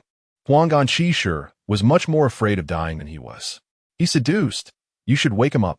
As long as Huanggang regains consciousness, Qi Shi's righteous personality will be destroyed. He won't be afraid of both personalities returning to the body, and he won't get killed. But Jian Yin had already seen through the other party's thoughts. Previously, Huanggang Qi Shi had said before falling unconscious that if Huanggang regained consciousness, Huanggang Qi Shi would die. Grassland had no more weaknesses. At that time, he wouldn't be able to control Grassland Qi Shi to take revenge for him. Now that the Genetic Research Institute was gone, he couldn't afford to be without Grassland Qi Shi as assistants. Jian Yin said perfunctorily, Let's talk about it later. You're crazy. If Jian Zhuo takes my body, I'm finished. Then why won't you tell me where your body is? Grassland Chi sure stammered for a long time without saying a word. Chapter 94. Jian Zhuo is hiding something from her. He can't let another personality stay with the main body, otherwise they could easily merge. By then, if Chi sure wakes up and becomes an ordinary person, it would be easy for him to be killed. It's better to keep them separated, with Jian holding one personality and Jian Zhuo holding the main body. These two people would definitely not cooperate. The more dangerous the place, the safer it is. As night fell, the faint moonlight illuminated the glowing green grass. Qin Miao and Jian Zhuo quietly followed behind Wu Hei with the guards. Wu Hei knelt on the grass and said, "Earth God, I'm here to change your preservative." Suddenly, the grass opened up an entrance, and the guards rushed forward to prop up the opening with steel bars. "Everyone, charge." Wu Hei was startled by the huge commotion and trembled, asking, Who are you?" Her legs went weak, and she slumped to the ground, then saw the familiar figure of Qin Miao. "Qin Miao, what are you doing here?" Qin Miao just shot her a glare. She had already thought of how to deal with Wu Hei, but now she didn't have time to care about her. She would deal with it later. The guards moved forward and shouted upon seeing the coffin. "Mr. Jian, there's a mummy in the coffin." Gowan stepped forward to unwrap the bandages from the mummy's face and exclaimed, "That's right, this must be Qi Shi. I investigated him before and know what he looks like. It's easy to wake up the main body. Now that the main body is here, all they need to do is find his two personalities." Qin Miao, who had been captured earlier, hadn't heard Jian Zhuo's previous conversation with Gowan, so she didn't know who the other personality was. She asked curiously, "Mr. Jian, where is the other personality?" Jian Zhuo's gaze flickered. He didn't want Qin Miao to know. He even wanted to secretly deal with Qi Shi. He was afraid that if Qi Shi woke up, he would leak some information that would let Qin Miao know about his abilities, and then Miao would find out that he had secretly read her thoughts. He knew very well that Miao would never forgive him for his deceit. "I don't know either." Gowan was about to explain, but Jian Zhuo's words cut him off. Since Mr. Jian wasn't saying anything, he wouldn't either. Qin Miao keenly noticed that Jian Zhuo's usual gaze, which was always glued to her, was suddenly not daring to look at her. Jian Zhuo is hiding something from her. Why is he not telling her?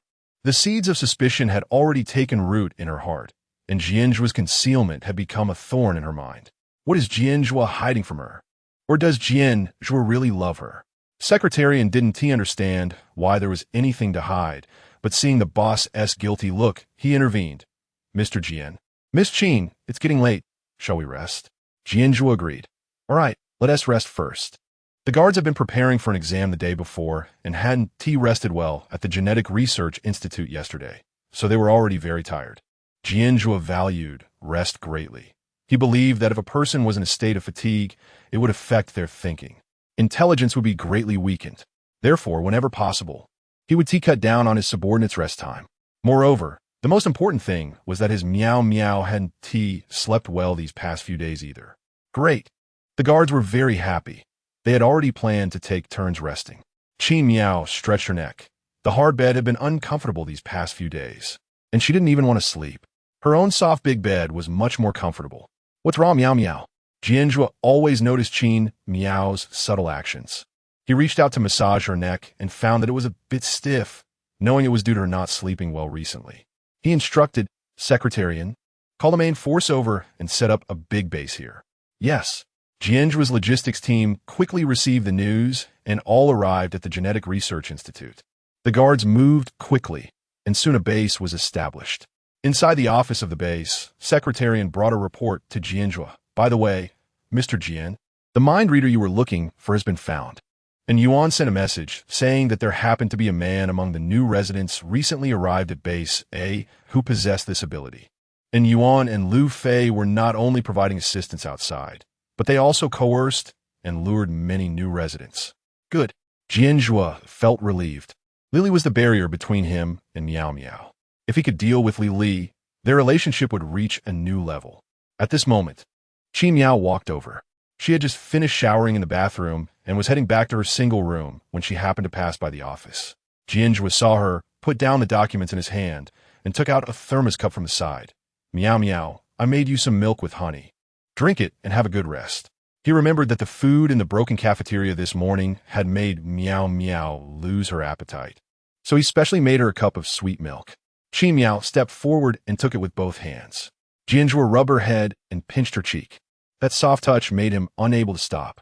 Miao, you should go rest first. I'll discuss the next actions with Secretarian.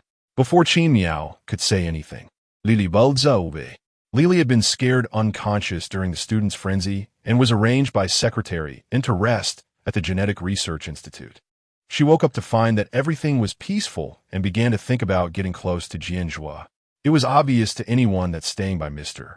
Jian's side was the safest. She saw Miao and her jealousy flared up again. This woman was relying on Mr. Jian's care to be safe and sound. She stirred up discord, saying, Miao, you do nothing all day and dare to rest so early while Mr. Jian is still busy with work. Aren't you embarrassed? Then, she pretentiously turned to Jian Zhuo and said, Mr. Jian, you should rest early too. You've been tired all day. Miao already disliked Li, but Jian Zhuo had to protect this woman. She glared at Jian Zhuo in anger and sarcastically said, Mr. Jian, Miss Li is concerned about you. Shouldn't you hurry and rest? Her tone carried a hint of jealousy she didn't even notice.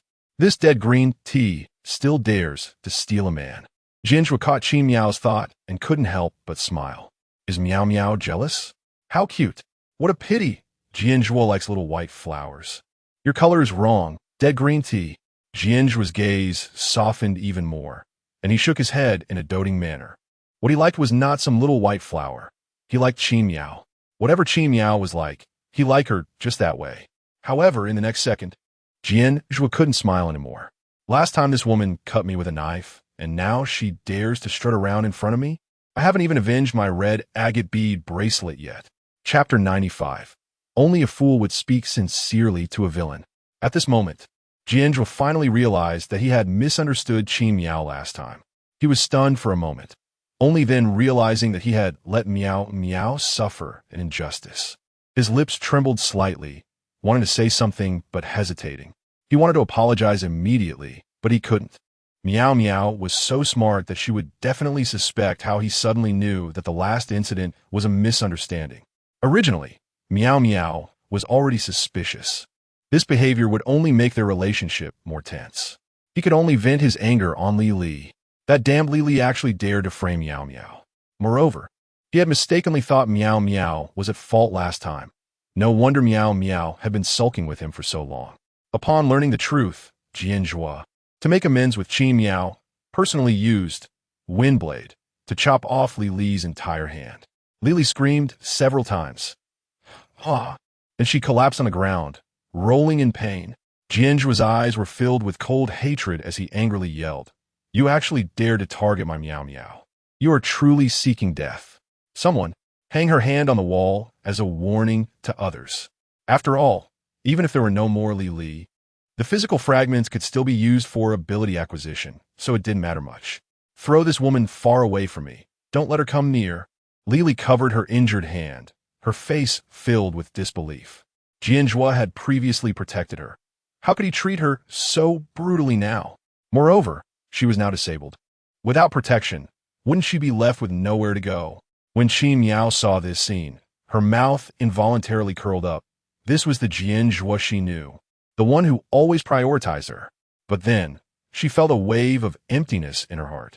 Just when Jian Zhuo thought Miao's anger might have subsided, he found that she remained expressionless. So boring, it's more fun to take action myself than to watch Jian Zhuo do it.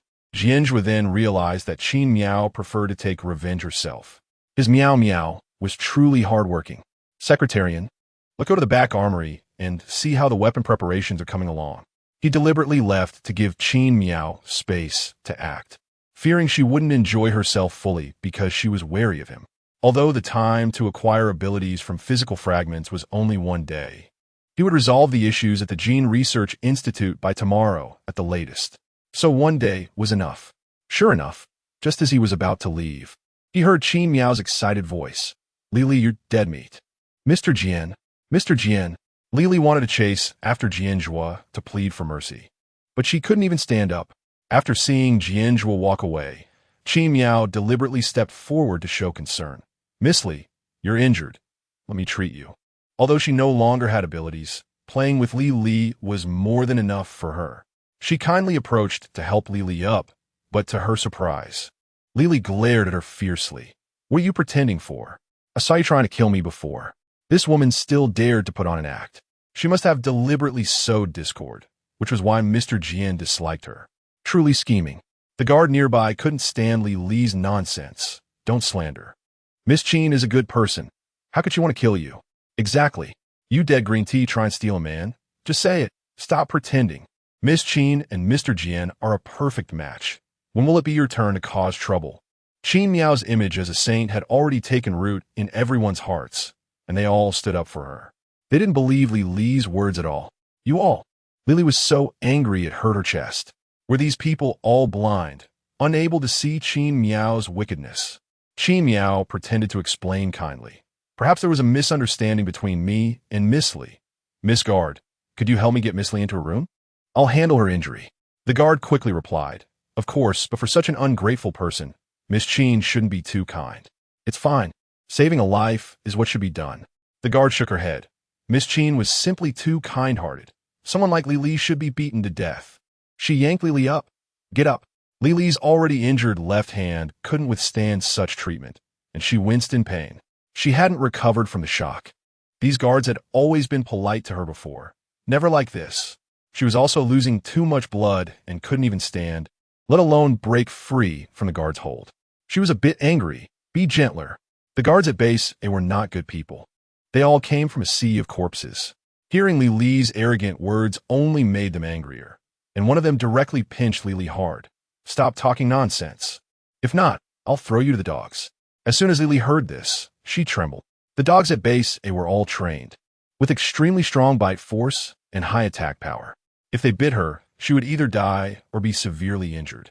This statement gave Qin Miao, who was standing aside, some inspiration. She often took care of the vicious dogs at base A in the past, so she knew the gestures to command those vicious dogs. Just in time, it spared her from getting her hands dirty. The guard pulled Li into a nearby room. Be quiet, and don't cause trouble for Miss Qin. You should be polite to me. Mr. Jian said before that he would protect me. Li was still struggling desperately. She never expected Jian Zhuo to turn on her so quickly. He had scolded Qin Miao for her before, but now he was so ruthless. The guard sneered. Don't use Mr. Jian to pressure me. Mr. Jian only likes Miss Qin. He only kept you around because you were useful before. Now that you're of no use, you can go die. Just like Huang Gan, he let Jian Yin go, offended Mr. Jian, but he was still useful, so Mr. Jian hadn't planned to kill him yet. Instead, he intended to capture him alive. Li quickly seized on this flaw in the guard's words. How do you know Mr. Jian isn't using Qin Miao? What if she's kept around just because she is useful to Mr. Jian? This statement struck at the deepest defenses of Qin Miao as hard, and for a moment, she began to have a mental storm. If what Li said was true, then why was Jian Zhuo using her? Healing abilities? That couldn't be.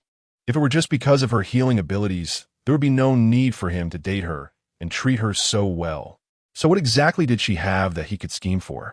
If one day she was no longer useful, she would be discarded by Jian Zhuo, just as she would discard Jian Zhuo. After realizing this issue, Qin Miao suddenly felt deflated, sitting aside with a bitter smile. She was truly going crazy. She actually wanted to date a villain. She could deceive Jian Zhuo, and Jian Zhuo could naturally deceive her. In a game of two deceivers, the one who falls in love first is bound to lose. Chapter 96. Mr. Jian can only be with Miss Qin. She has no idea who fell in love first. Li noticed that Qin Miao was actually listening to her words, and she felt even more pleased. Qin Miao, a man's words are deceitful. You don't really think their love is genuine, do you? The guard angrily shouted, Shut up. She is definitely on Miss Qin's side. She entered Base A at the same time as Miss Qin. Back then, they were mining at the mine. Oh, she injured her hand while mining, and blood was flowing everywhere. At that moment, Miss Qin appeared in front of her, smiling and using healing to stop the bleeding. I'll give you my mine. You should rest for a few days. That kind of warmth was something she hadn't felt since the apocalypse began. And Miss Qin's smile was as brilliant and captivating as fireworks in the night. Moreover, Miss Qin was so kind.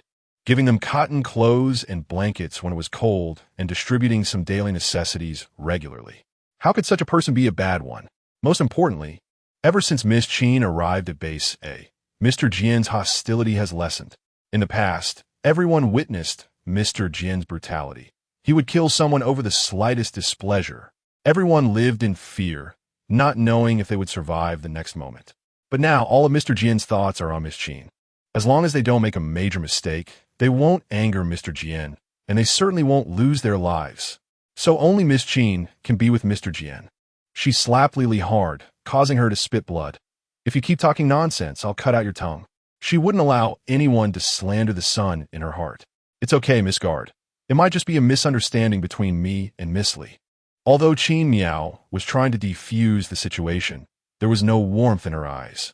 At this moment, her heart was stung by Li Li's words. But the genes within her quickly urged her to take revenge first. Her primary task now was to kill Li Li, to kill this chattering green tea bitch. Without her abilities, she found an excuse.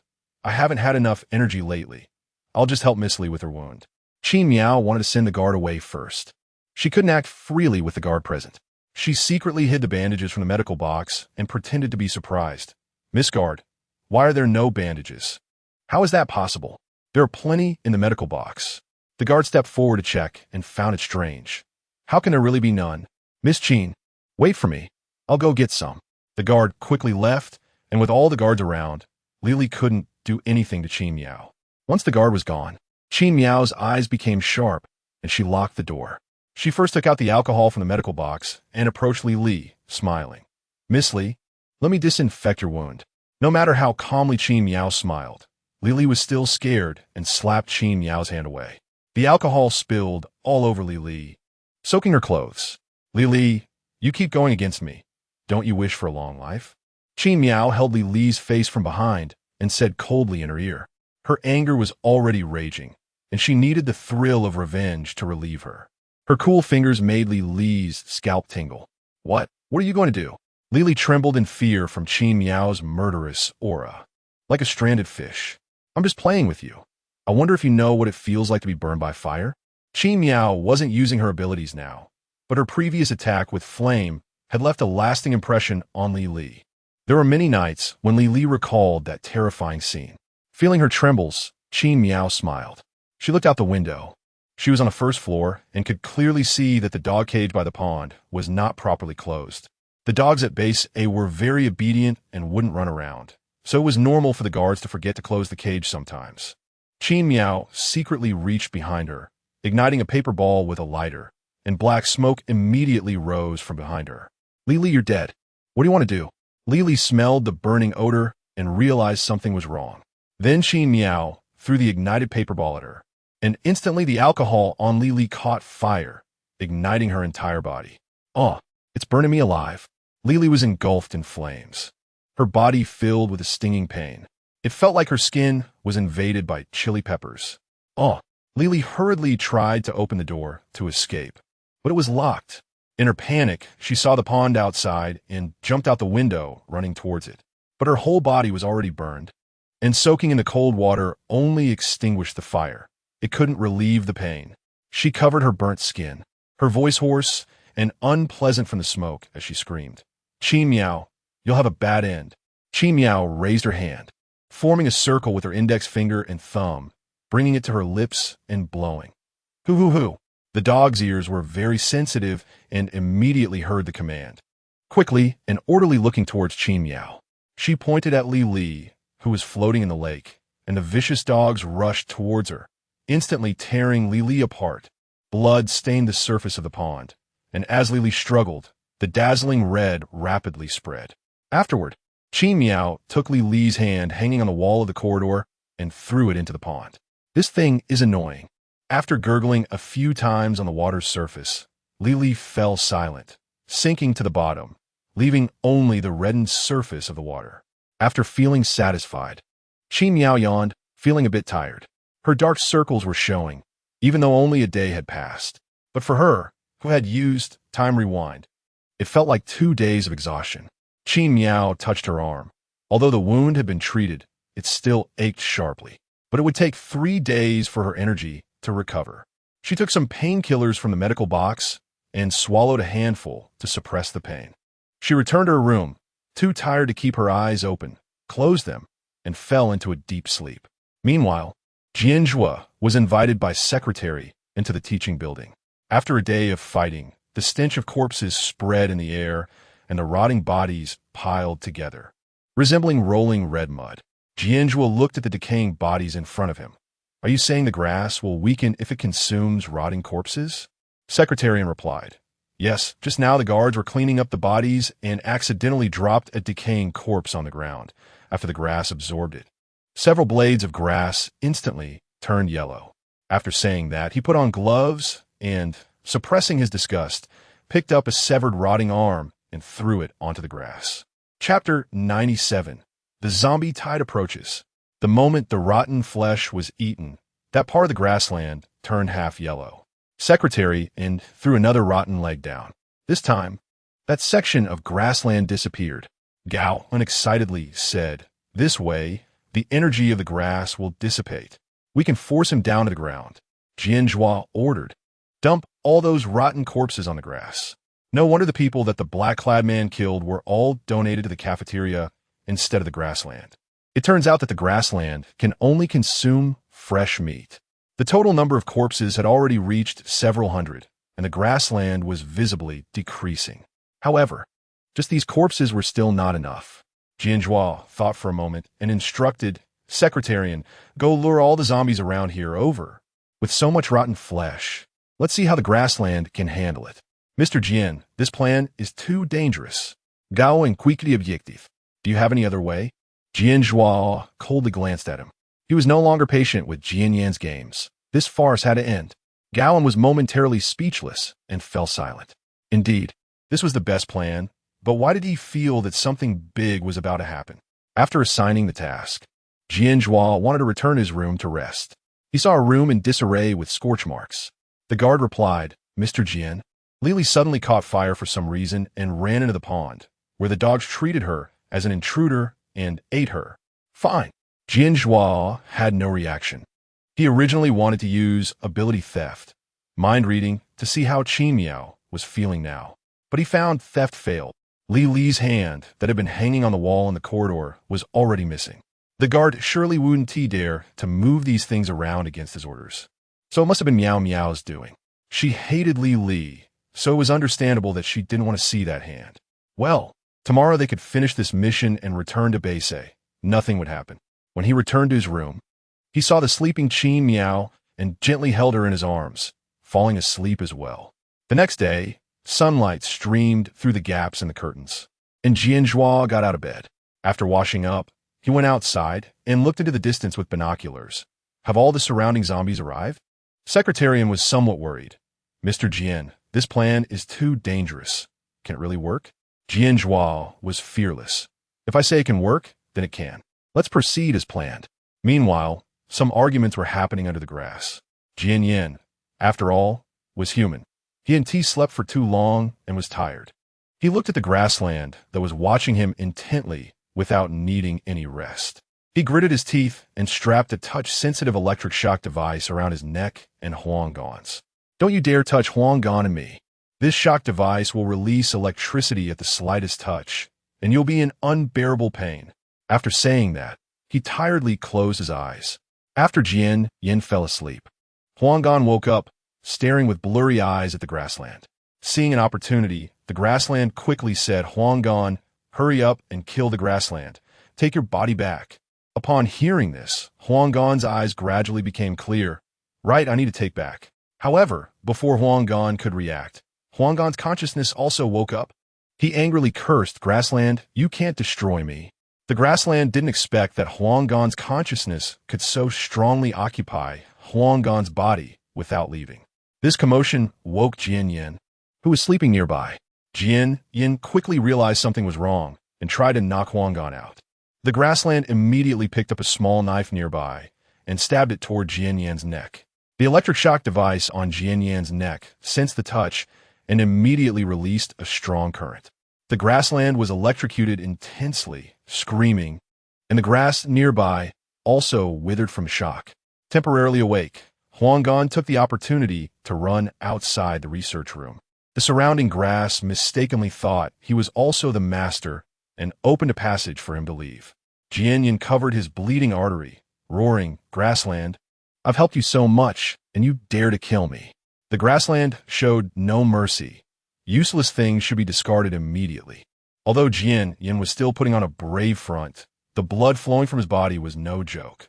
He lay on the ground, gradually feeling powerless, possibly nearing death. Since it was like this, he would go find his brother for a burial. He injected himself with a catalyst, mobilizing all the cells in his body. The catalyst drained all the energy in his body, and before long, he would explode and die. Before that, he had to bring Jian Zhuo down to hell with him. The exit Huanggan had just run out of was still open, and he followed Huanggan out. At the base, in her room, Miao woke up to find the bed next to her empty, knowing that Jian Zhuo was busy again. Suddenly, she saw Huanggan sneak past the guards and reach a small corner. Huanggan was injured and stumbled as he ran. He suddenly stopped, holding his head in pain, shouting, "Huanggan, you dare to escape. Come back to Jian." The window was closed, so Miao couldn't hear what Huanggan was saying. Confused, she opened the window and jumped out onto the ledge, reaching the corner. "Uncle Huang, what's wrong?" Due to the concealment by Jian Zhuo and the others, Miao still didn't know that Huanggan was another personality of Qi, so she trusted him. Huanggan was stunned for a moment, but Qi gained the upper hand. Ignoring Miao and rushing to find Jian, he was losing control over Huanggan and needed Jian's help. Miao followed him.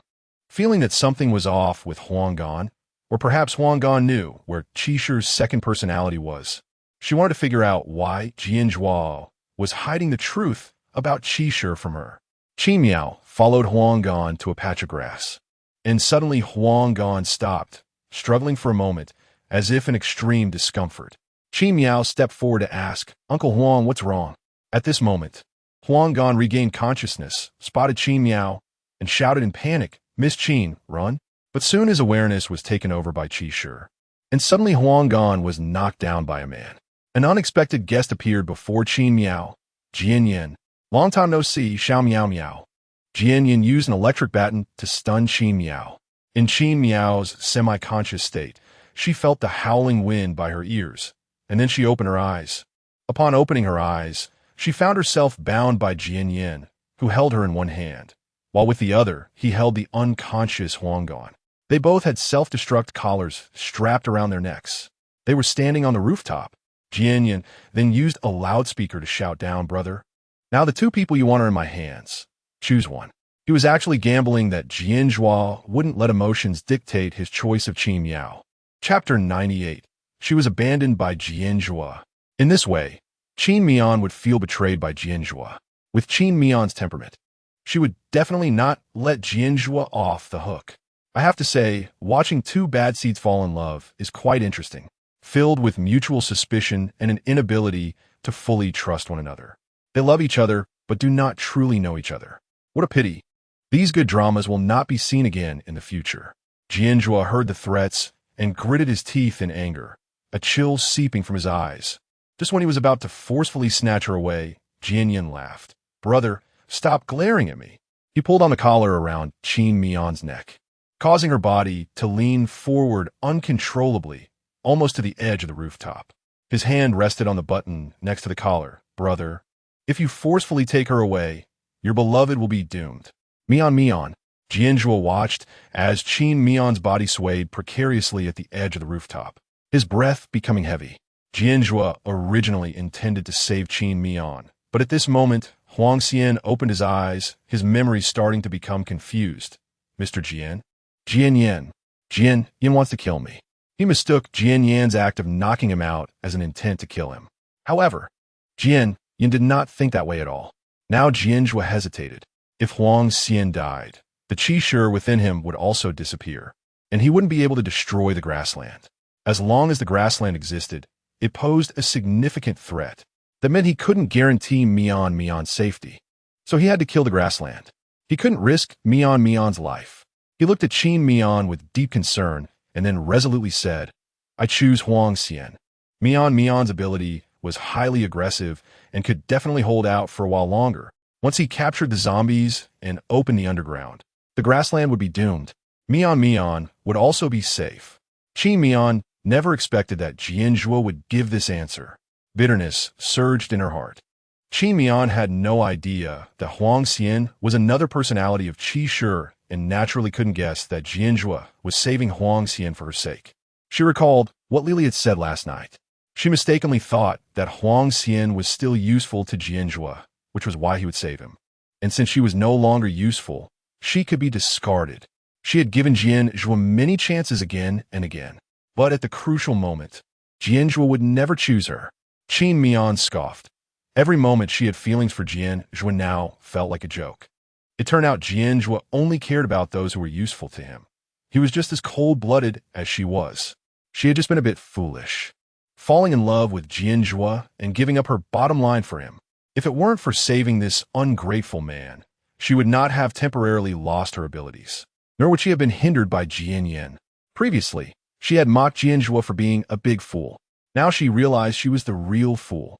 Qin Miao clenched her fists, the bright red blood dripping from her fingers onto the ground. But even when her nails pierced her flesh, she felt no pain. For her heart hurt even more. She had lost. From the moment she believed Jian Zhuo would love her, she had lost. Jian Yan thought he had guessed correctly. Indeed, brother would not love a woman that much.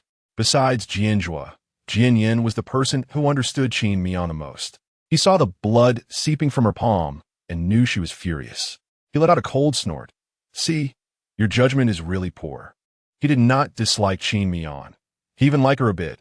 After all, this girl was the excellent Jean he had chosen after much deliberation. What a pity that everything about Qin Miao was good, except her poor judgment. She actually believed in love, such an elusive thing. Qin Miao's tears fell unconsciously down her cheeks, like pearls that had broken loose, her heart suddenly aching terribly, to the point of being unable to extricate herself. It felt like a sharp knife twisting in her heart. Even breathing was painful. Jian Zhuo saw Qin Miao crying and felt even worse. Miao, don't worry. I'll be able to save you soon. But Qin Miao no longer believed his words. If she couldn't be his first priority, then she didn't want anything else. Qin Miao turned her head, deciding not to look at Jian Zhuo anymore, her eyes filled with sorrow and hatred. It turned out that the intertwining of love and hate was even more painful than pure hatred. Jian Yan raised his hand, using his sleeve to wipe Qin Miao's tears. Little Miao, it's okay. Once we kill Jian Zhuo, you can return to how you were before. Upon hearing this, Qin Miao's pupils trembled, her heart racing wildly. Jian Yan's words were undoubtedly the fuse that awakened the deepest thoughts within Qin Miao. Yes, killing Jian Zhuo would be great. Killing this man who had always made her suffer. Jian Yan saw the hatred flash through Qin Miao's eyes and smiled. He threw Huang Xian down, handing him over to Jian Zhuo. He had already severed ties with the grassland. Even if Jian Zhuo destroyed the grassland, he wouldn't care. What was most important now was to entice and enrage Qin Miao to attack Jian Zhuo. If Qin Miao had no intent to kill Jian Zhuo, then his spine would have no use. But now Qin Miao was starting to get angry. The spine could read Qin Miao's instinctual thoughts and then amplify her hatred a million times. Back then, Jian Yan had installed it to test how far Qin Miao's resentment could reach. He had not expected it to be so effective. The spine absorbed Qin Miao's hatred, transforming it into her voice in her mind. Qin Miao's words echoed her mind. Do you still dare to love him? It's this foolish love that made you give up everything to save him. If it weren't for saving him, your energy would be enough to kill everyone in the Gene Research Institute right now. Just as Jian Yan was about to take Qin Miao away, the small grass embedded in her shoe sole turned into black smoke, forcefully pushing Jian Yan from behind. Jian Yan was caught off guard and fell from the rooftop. Damn it, too late. Jian Zhuo actually got another personality. The grassland was very irritated. Jian Yan was dead set on destroying him. Jian Zhuo did not want Jian Yan to die just yet. His heart was still in Jian Yan's body. He used his plant abilities to ensnare Jian Yan in vines and pull him back. But Qin Miao was still captured by the grassland. Secretarian watched the almost insane Jian Zhuo and comforted him. Mr. Jian, Just wait a little longer. The zombie horde is about to arrive. Jian Yan, tightly bound by Jian Zhuo, could hardly believe it.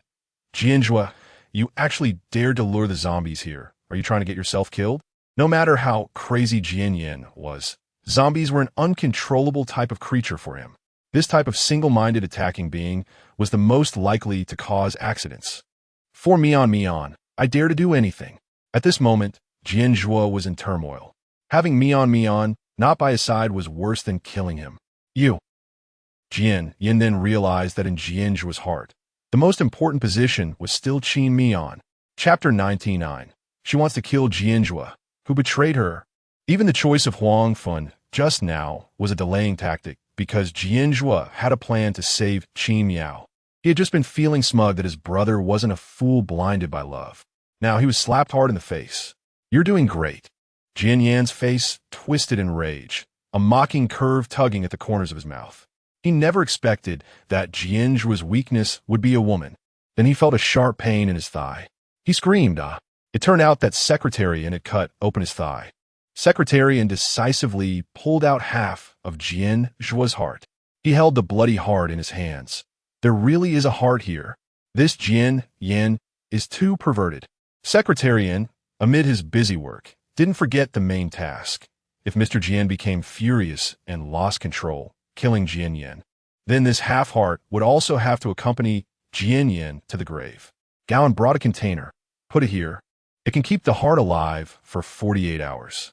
By the time Miss Qin is rescued, the heart can be returned to its owner. Back in the underground grass, it transformed into black smoke, swirling around Qin Miao. Qin Miao was still caught up in a rage, her face twisted, muttering, "Kill Jian Zhuo. What are you saying?"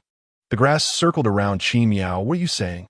He noticed Qin Miao's emotions fluctuating wildly, completely different from her usual calm demeanor. He was as excited as if he had discovered a new continent. Qin Miao, what are you angry about? Qin Miao just stood there blankly, repeating one phrase, "Kill Jian Zhuo." But the next second, her eyes turned slightly red. I don't want Jian Zhuo to die. The Qin Miao in her mind started to go insane. Kill him. Kill everyone who has hurt you. Your pain was caused by them. They cannot get away unscathed. Qin Miao clutched her head, which was pounding. She didn't want to kill him. Why couldn't she control her own thoughts? The grass was extremely excited. It sensed Qin Miao's desire. I can help you, Qin Miao. The grass couldn't wait to devour Qin Miao's evil thoughts. It had been severely weakened by yesterday's corpse, and devouring Qin Miao would restore it immediately, even enhancing it significantly.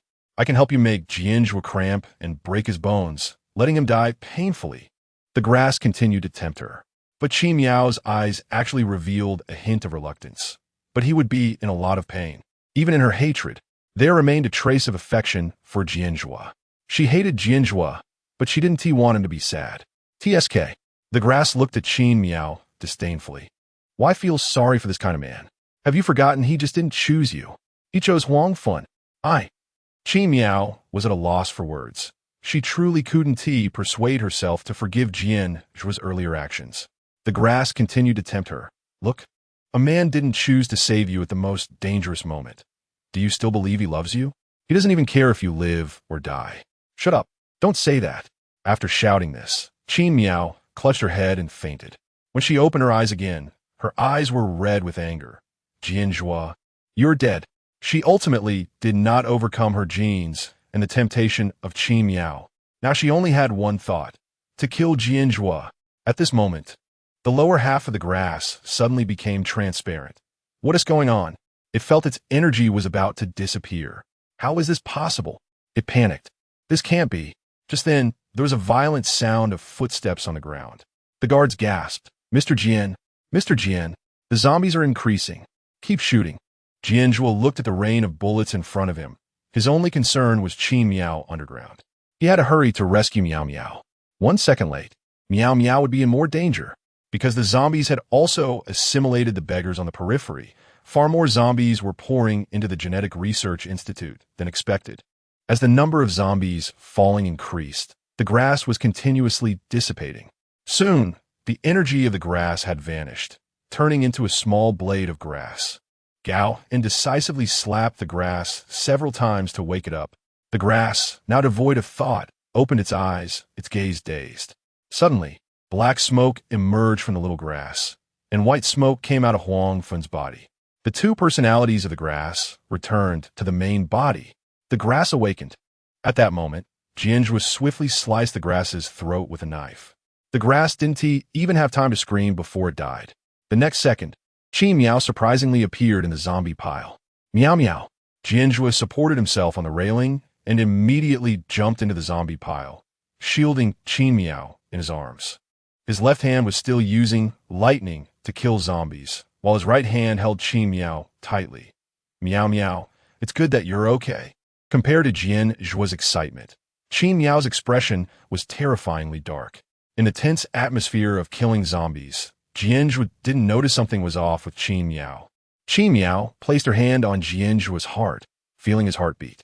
She said softly, Jian Zhuo, your existence makes me feel too uncomfortable, surrounded by the roars of zombies. Jian Zhuo didn't hear her words clearly. What are you saying? Miao Miao.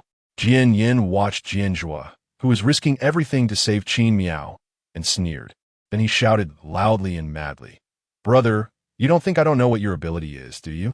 He had learned some things from the grass's research room last night.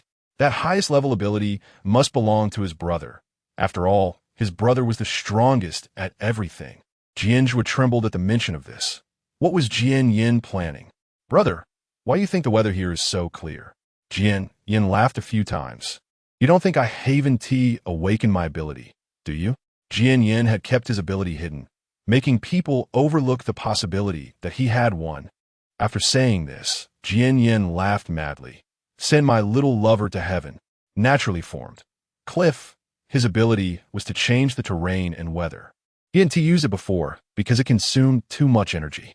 But now he was about to die, so it was useless to keep the energy. Then the land around Jian Zhuo began to crack. It suddenly shot straight up, reaching the sky. It formed a cliff 10,000 meters high.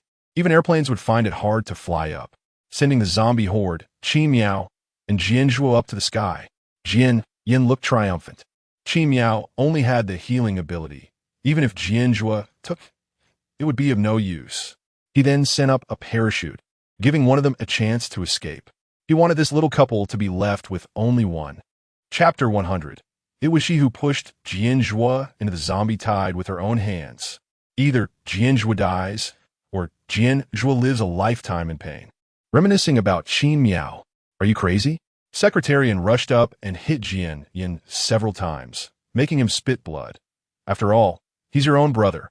Secretarian valued family ties above all else and simply couldn't understand such fratricidal behavior. What brotherhood is there? Isn't Jian Zhuo also trying to kill me? Jian Yin showed impatience on his face. What fake feelings? He didn't need them. Secretary and was angered by his counterattack. Didn't you also want to kill Mr. Jian first? Before the apocalypse, he had witnessed Mr. Jian being cold to this brother, yet still sending people to take care of him. Otherwise, Jian Yin would have been tortured to death by Jian Miao long ago. Jian Yin scoffed. If I'm good to him, he won't cherish it. Have you ever tried? Just saying, he won't cherish it. Secretarian, having spent a lot of time with Jian Zhuo, understood what kind of person he was. Based on Mr.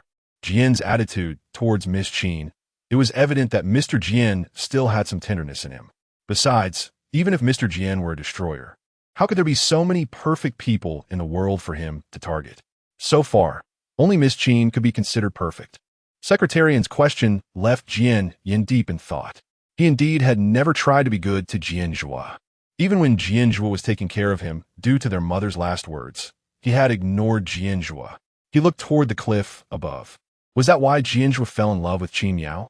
Although Jian Yin didn't know how Miao and Jian Zhuo interacted, he could see it. He loved her, and she loved him. Cough, cough. Jian Yin coughed up a large mouthful of blood, and his body temperature was rapidly dropping. He had already been stabbed in the carotid artery by Qi Shi, and now he'd been beaten half to death by Secretarian. His body's energy was almost gone, and he was about to die.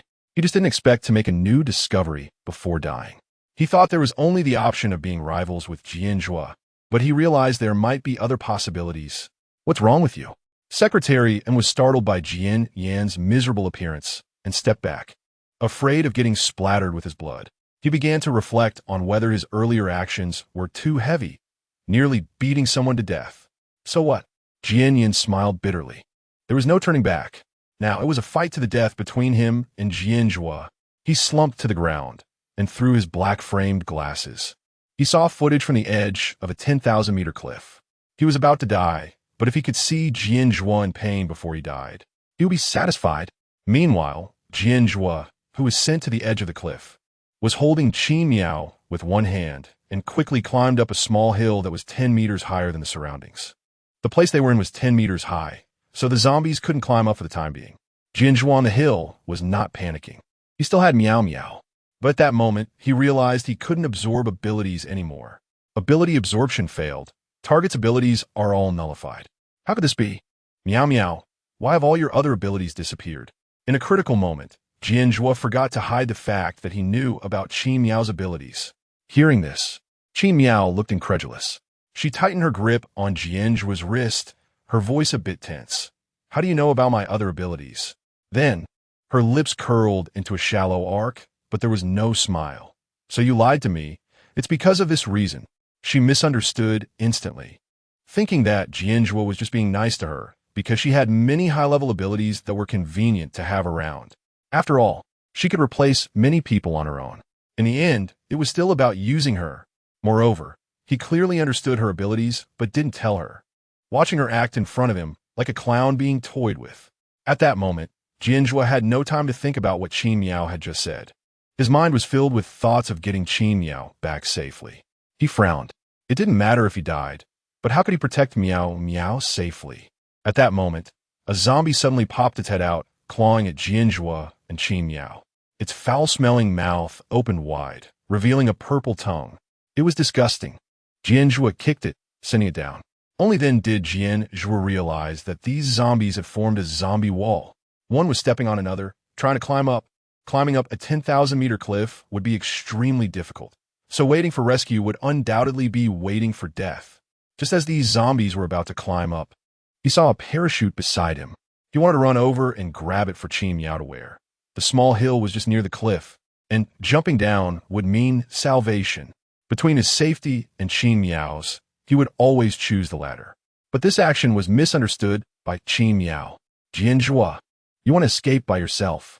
She thought Jian Zhuo was trying to grab the only parachute to escape, not believing he would value his life less than hers.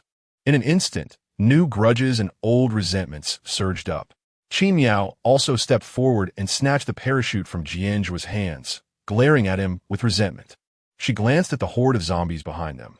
With so many abilities, Jian Zhuo could definitely hold on for a while. Right now, she had no abilities and had to escape. Jian Zhuo didn't take the parachute back.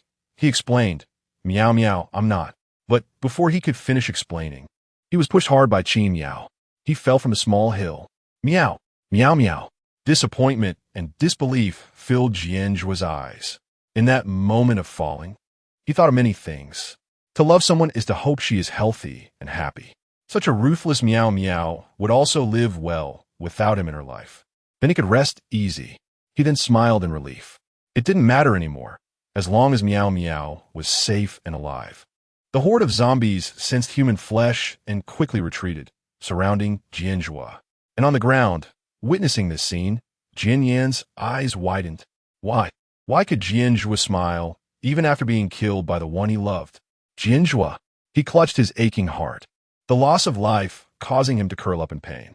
Finally, he opened his eyes wide, dying with regret. Qin Miao hurriedly strapped on the parachute. But she noticed a big problem. Why hadn't the fighting started at the bottom of the hill yet? Could it be that Jian Zhuo didn't have enough energy to use his abilities? Qin Miao wanted to investigate but didn't dare to look at this scene. In the past, after taking revenge, she would always admire her handiwork. But this time, she was actually scared. She was afraid to see Jian Zhuo die. Afraid that in the days to come, there would be no more Jian Zhuo. Qin Miao was suddenly at a loss. She just wanted to leave this place. Chapter 101. The new leader of Beisei, Qin Miao. She was trying to numb herself. Jian Zhuo was so powerful, nothing would happen to him. She hurriedly put on her parachute to jump down. At that moment, a familiar voice reached her ears with the wind. Miao, I love you. The voice was weak, like it was struggling in its final moments. This was Jian Zhuo's last words, his dying confession through the pain. A monster hated by many at the brink of death was filled with love. Miao doubted if she had heard it wrong. The people she had killed before only cursed her. Miao, you won't die a good death. But why? Why was Jian Zhuo different? Jian Zhuo. Miao gathered her courage and looked down the slope, staring at the endless sea of zombies. The zombies had completely covered Jian Zhuo's figure.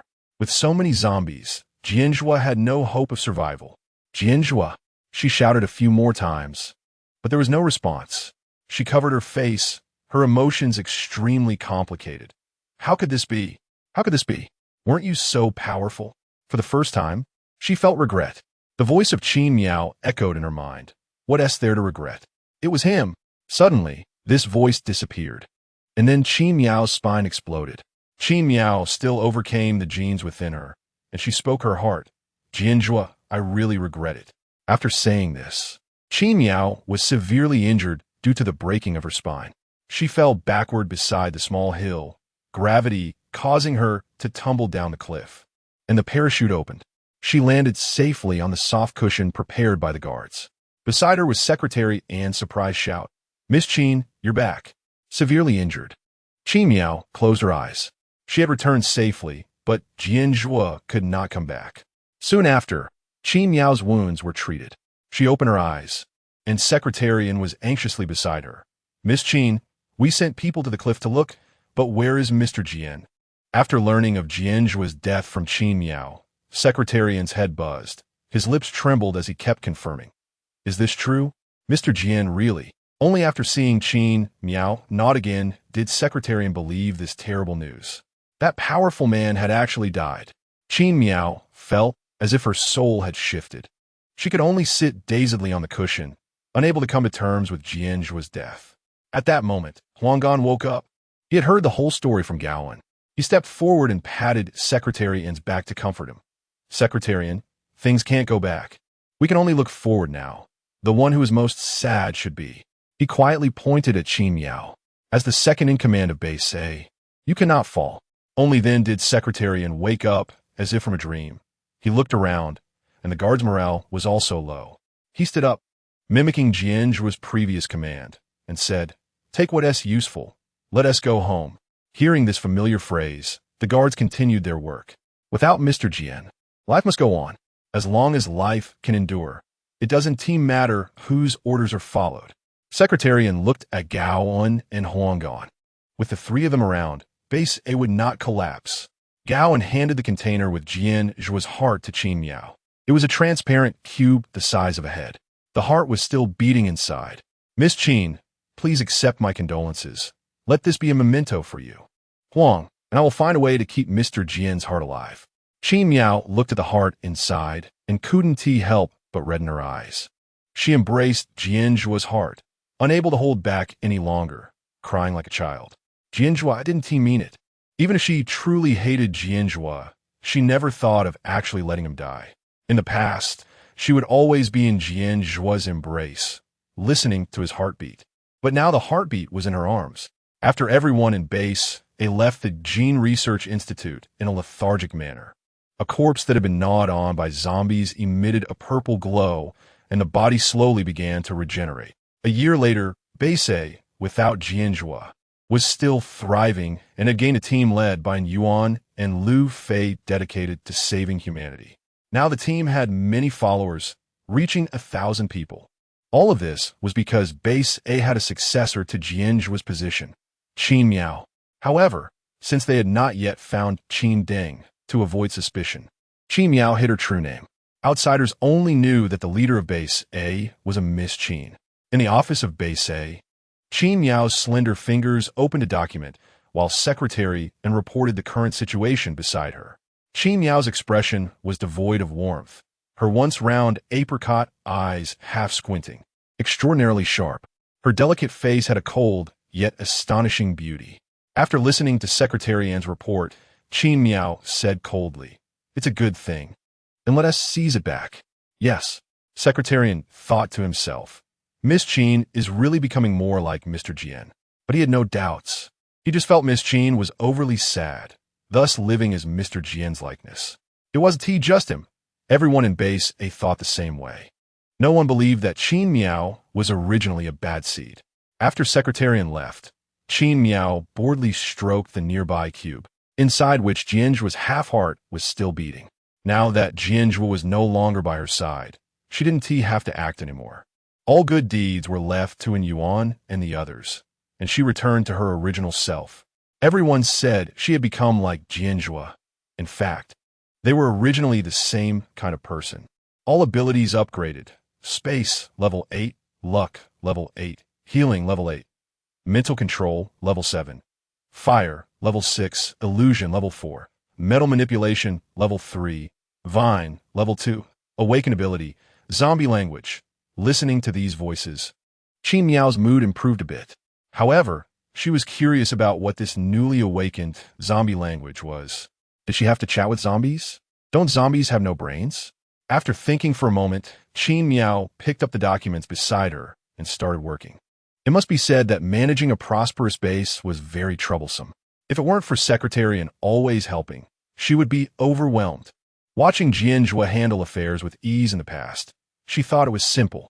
Now it seemed that indeed, she didn't know the difficulties of managing when she wasn't in charge. The plundering, distribution, and development of resources were all major issues.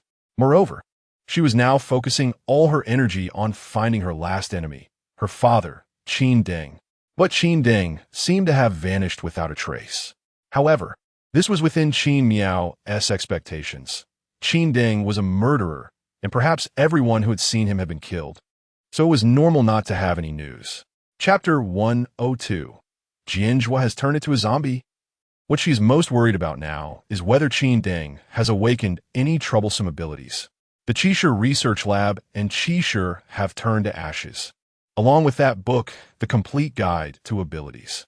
Qin Miao frowned. There are still many strange abilities in this world that are unknown. Even after Jian Zhuo's death, she still didn't know what his ability was. Just thinking about Jian Zhuo made Qin Miao feel like a part of her heart was empty. While Qin Miao was still pondering, some noises came from the next room, the one where Lily had lived a long time ago. The sound was not loud, like a pet moving around. The butler's voice came from outside the door. Could it be a mouse? The maid was a bit scared, but Mr. Jian didn't allow us to clean this room while he was alive, afraid we would sweep away the red agate beads on the floor. Upon hearing the familiar red agate beads, Qin Miao's expression stiffened. A scene flashed through her mind of Jian Zhuo placing the red agate beads in front of her to please her. It had been a long time since anyone had given her a gift. The butler hesitated. But what if a mouse eats the red agate beads? Those are Mr. Jian's precious things. Let's ask Miss Qin. As soon as he finished speaking, Qin Miao opened the office door and walked out, instructing, clean it up. Just pick up the red agate beads. The maid was frightened by the cold air emanating from Qin Miao. Miss Qin seemed even colder than the previous Mr. Jian.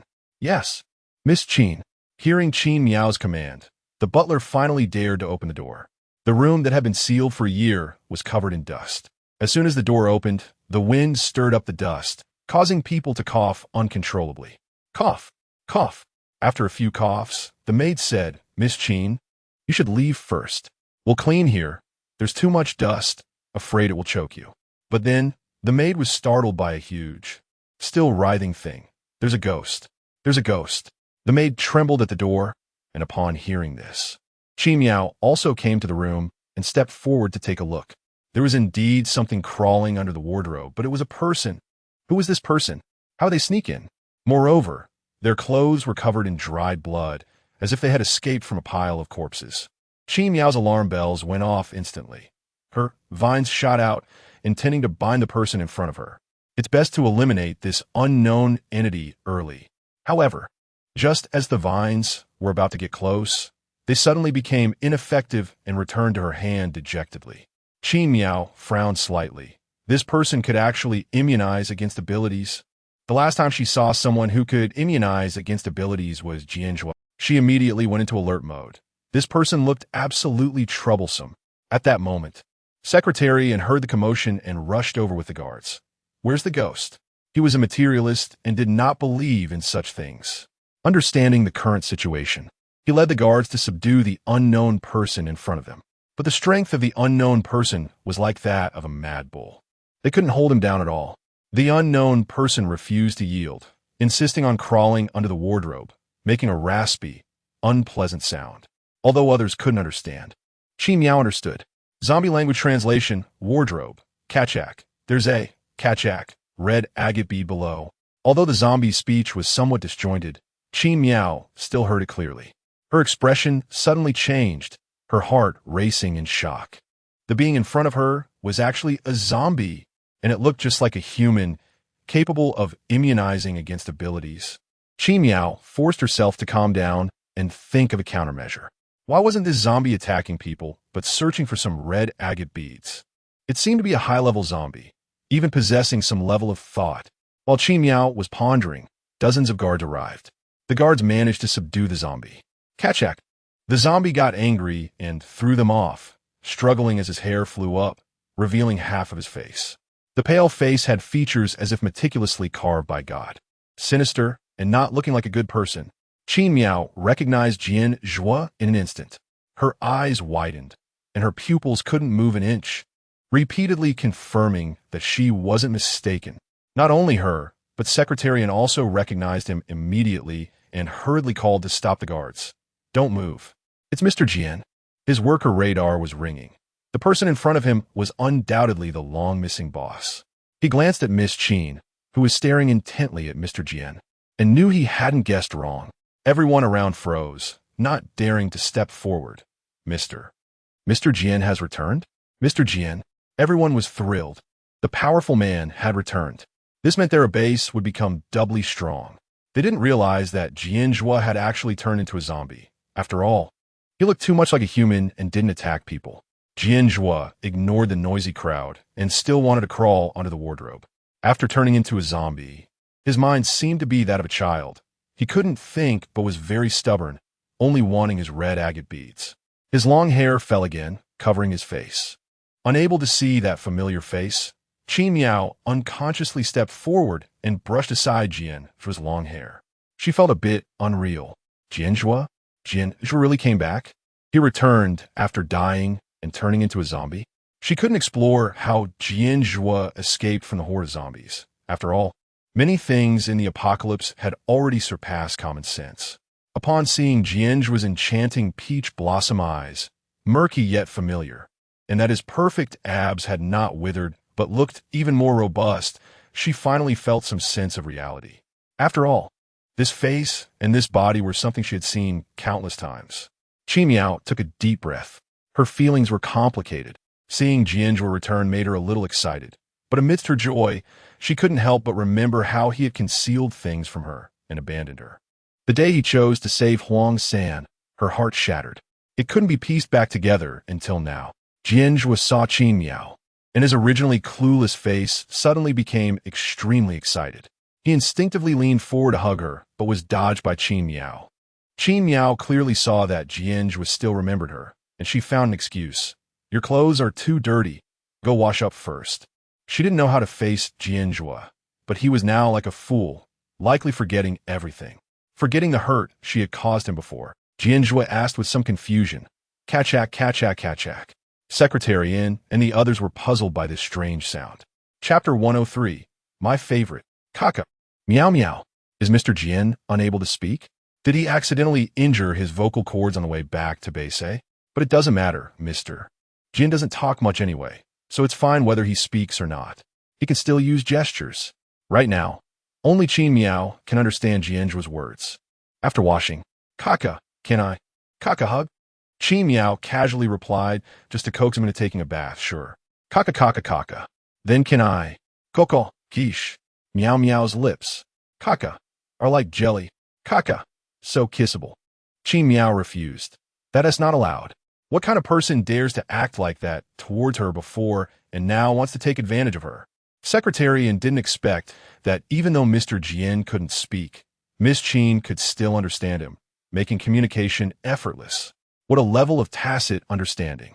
The people around also expressed their agreement. They really are a perfect match. Jian Zhuo felt wronged after being rejected, his expression sulking. His eyebrows furrowed like a little dog that didn't get its bone. He thought he wasn't good enough, so Miao Miao wouldn't let him kiss her. If he treated Miao Miao really well, would she let him kiss her? Then he would kiss her a few more times. After Qin Miao discovered that Jian Zhuo had turned into a zombie, his expressions became more varied and his emotions more apparent. "Butler, go run a bath for Mr. Jian," Qin Miao said, and she was about to pull Jian Zhuo away. Jian Zhuo looked so disheveled, like a stray dog. He should get a good wash. Unexpectedly, Jian Zhuo still didn't leave, wanted to crawl under the wardrobe. "Kaka, kaka kaka, the bracelet that Miao Miao likes. Kaka, I haven't given. Kaka, it's a Miao Miao yet." Qin Miao was stunned for a moment. The first thing Jian Zhuo did upon returning to base, was to pick up red agate beads for her, so he knew what she liked. Secretarian, seeing this, said, "What are you still doing? Hurry and move the wardrobe. There must be something Mr. Jian wants under there."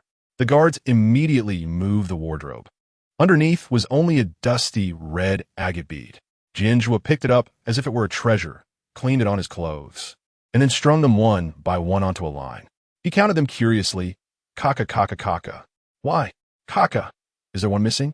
Qin Miao took out a red agate bead from her space, which she had almost forgotten about, and placed it in Jian Zhuo's palm. Jian Zhuo returned the last red agate bead to its place, clumsily tied a few knots. He looked up at Qin Miao with a radiant smile, and then presented the bracelet to her. "Kaka, kaka, kaka.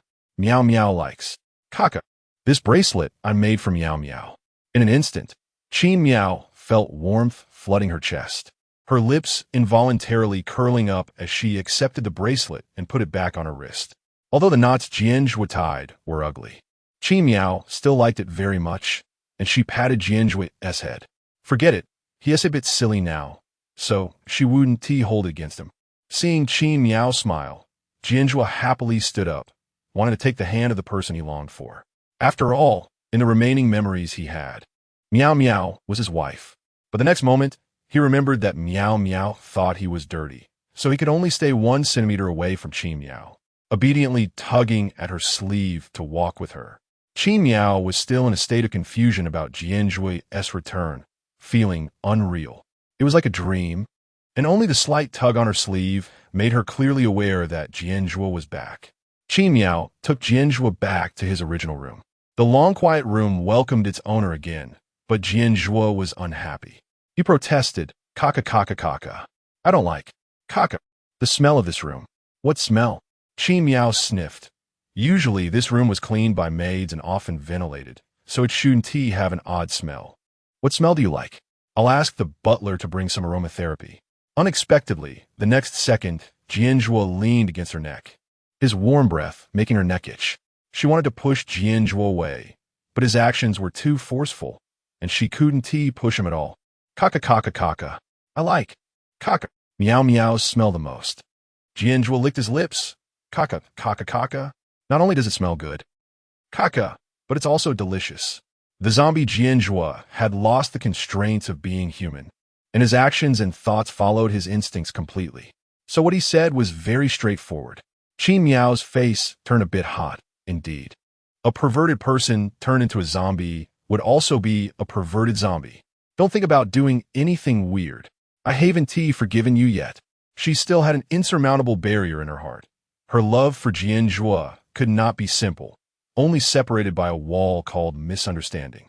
Jian Zhuo, having turned into a zombie, didn't understand why Qin Miao rejected his closeness. He clearly liked to be close to her. Did he make his wife angry? He became a little anxious. "Kaka, kaka, kaka. Miao Miao. Kaka, don't be angry." Qin Miao didn't expect that Jian Zhuo, as a zombie, could still so keenly sense her emotional changes. "Stop messing around. Go take a bath first." She pointed to the bathtub in the bathroom. Unexpectedly, Jian Zhuo tilted his head. "Kaka, kaka, kaka. I can't. Kaka, take a bath." "Huh?" This was a heartfelt question from Qin Miao. She stared at Jian Zhuo's face, trying to determine if he was joking. Had he really turned into a big fool? Unexpectedly, Jian Zhuo just looked at her with an innocent expression. "All right, I'll find someone to wash you."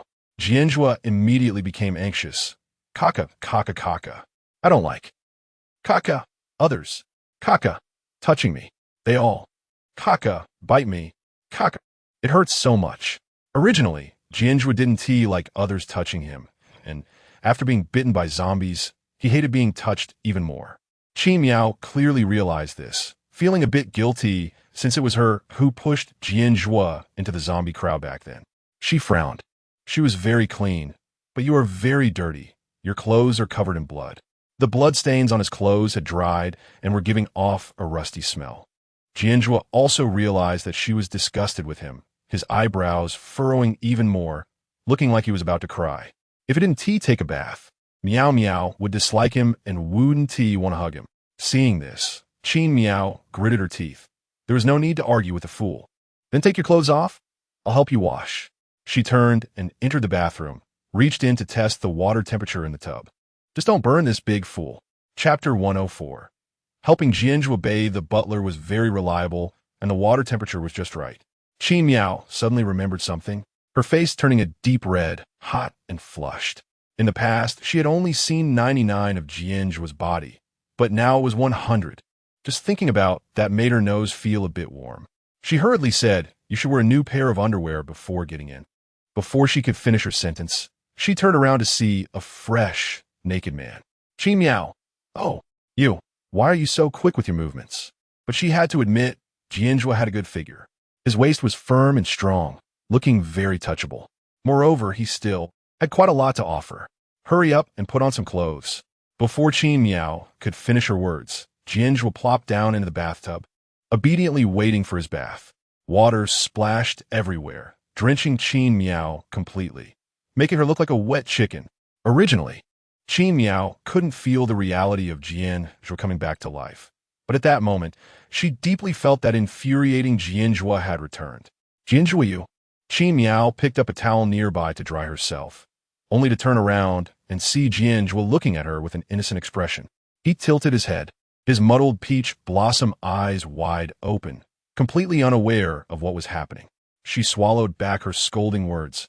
Forget it. I won't get angry with a fool." Miao never thought she would have such a good temper. If it were before, she would have punched Jian Zhuo hundreds of times. It was only later that she realized why she always compromised with Jian Zhuo. It turned out this emotion was pity. Pity for a proud child of heaven turning into a big fool. Guilt for the fact that a situation was caused by her. Miao impatiently wiped the water off herself, and, after drying off, she picked up the towel and started vigorously rubbing Jian Zhuo's body. It felt like venting her anger, turning his pale skin red. In fact, Jian Zhuo was quite clean. It was just his clothes that were a bit dirty.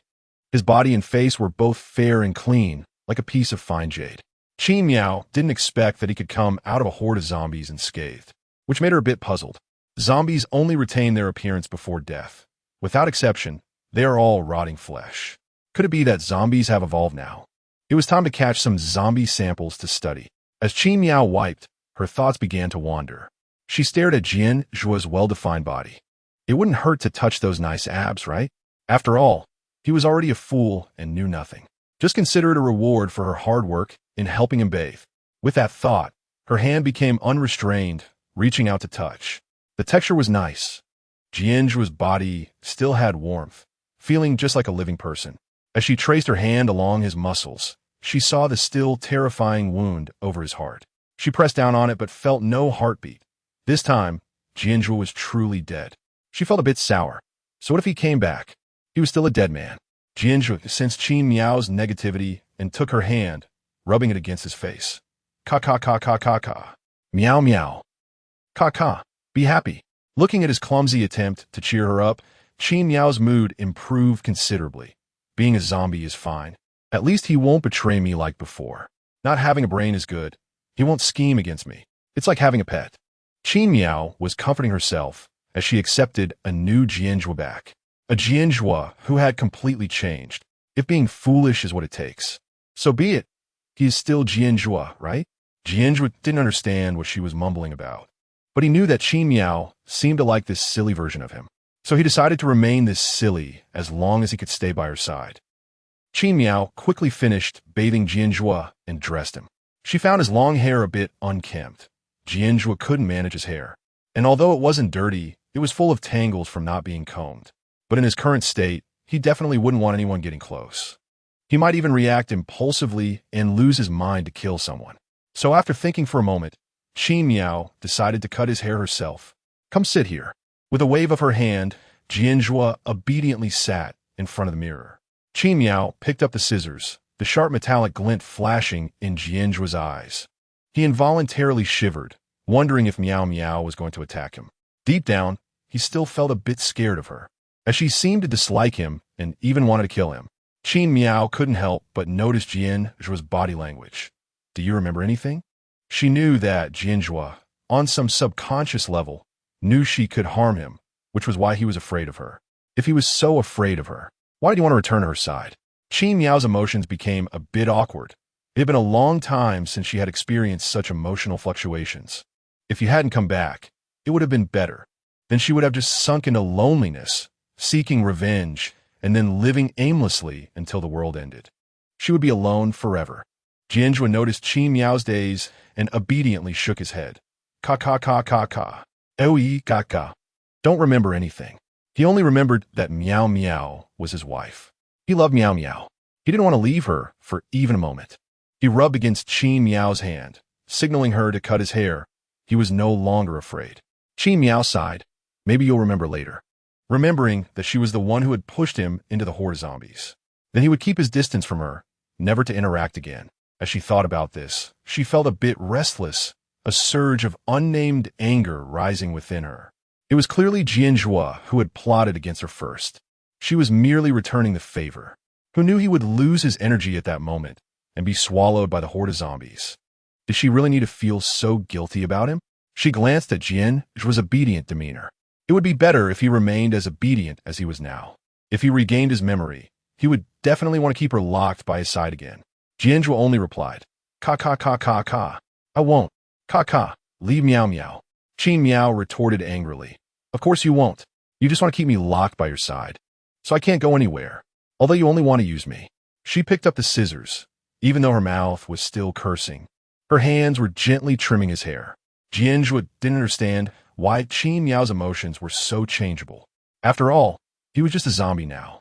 However, compared to the chaotic state he was in when he first awoke, Jian Zhuo could at least think of some simple questions now.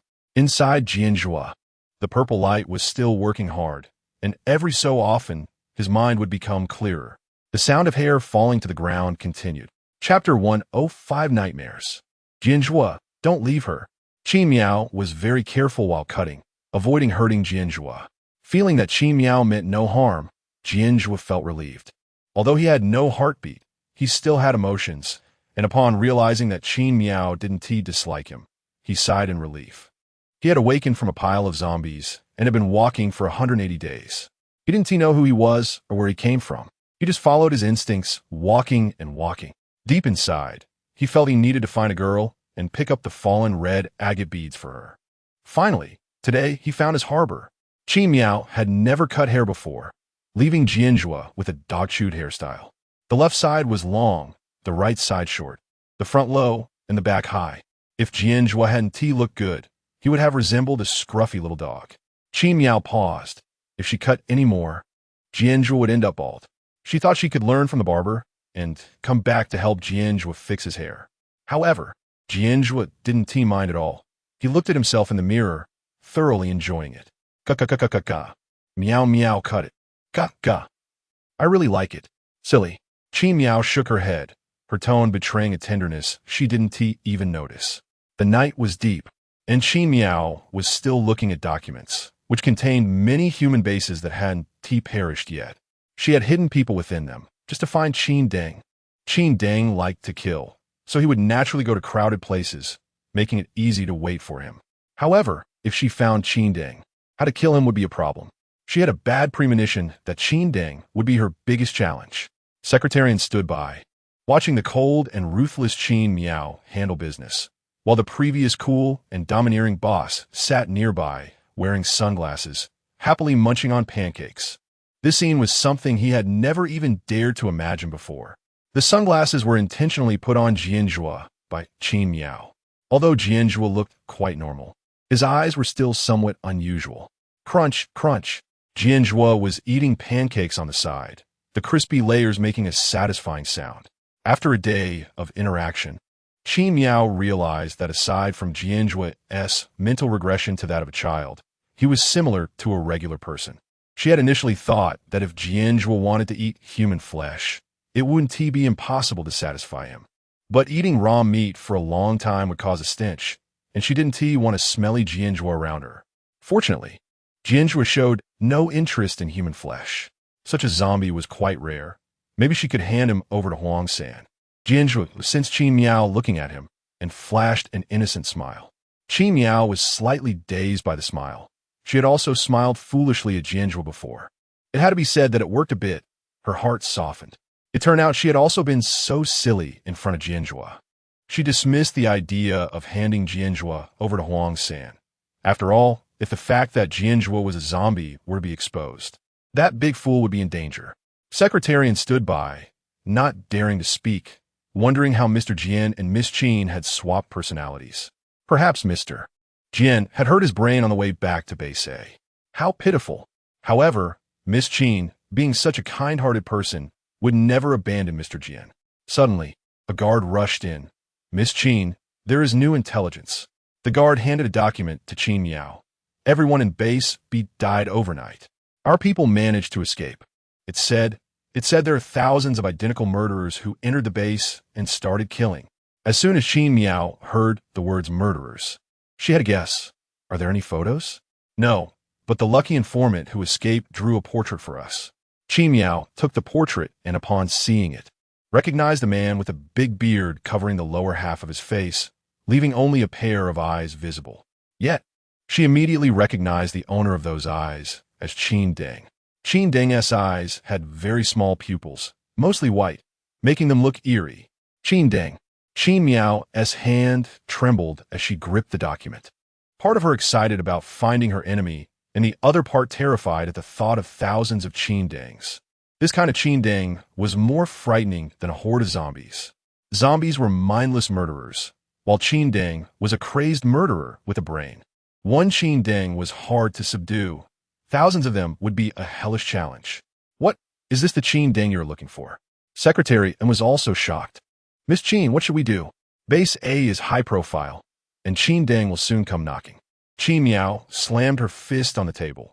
Tell everyone to be on guard. Secretly investigate Qin Deng's abilities, and find out the trigger conditions for his powers to eliminate the problem at its source. Yes. Secretary immediately left after receiving the order. Miao felt a bit tired from overthinking. She yawned. Glancing at the clock, she realized it was already 3 in the morning.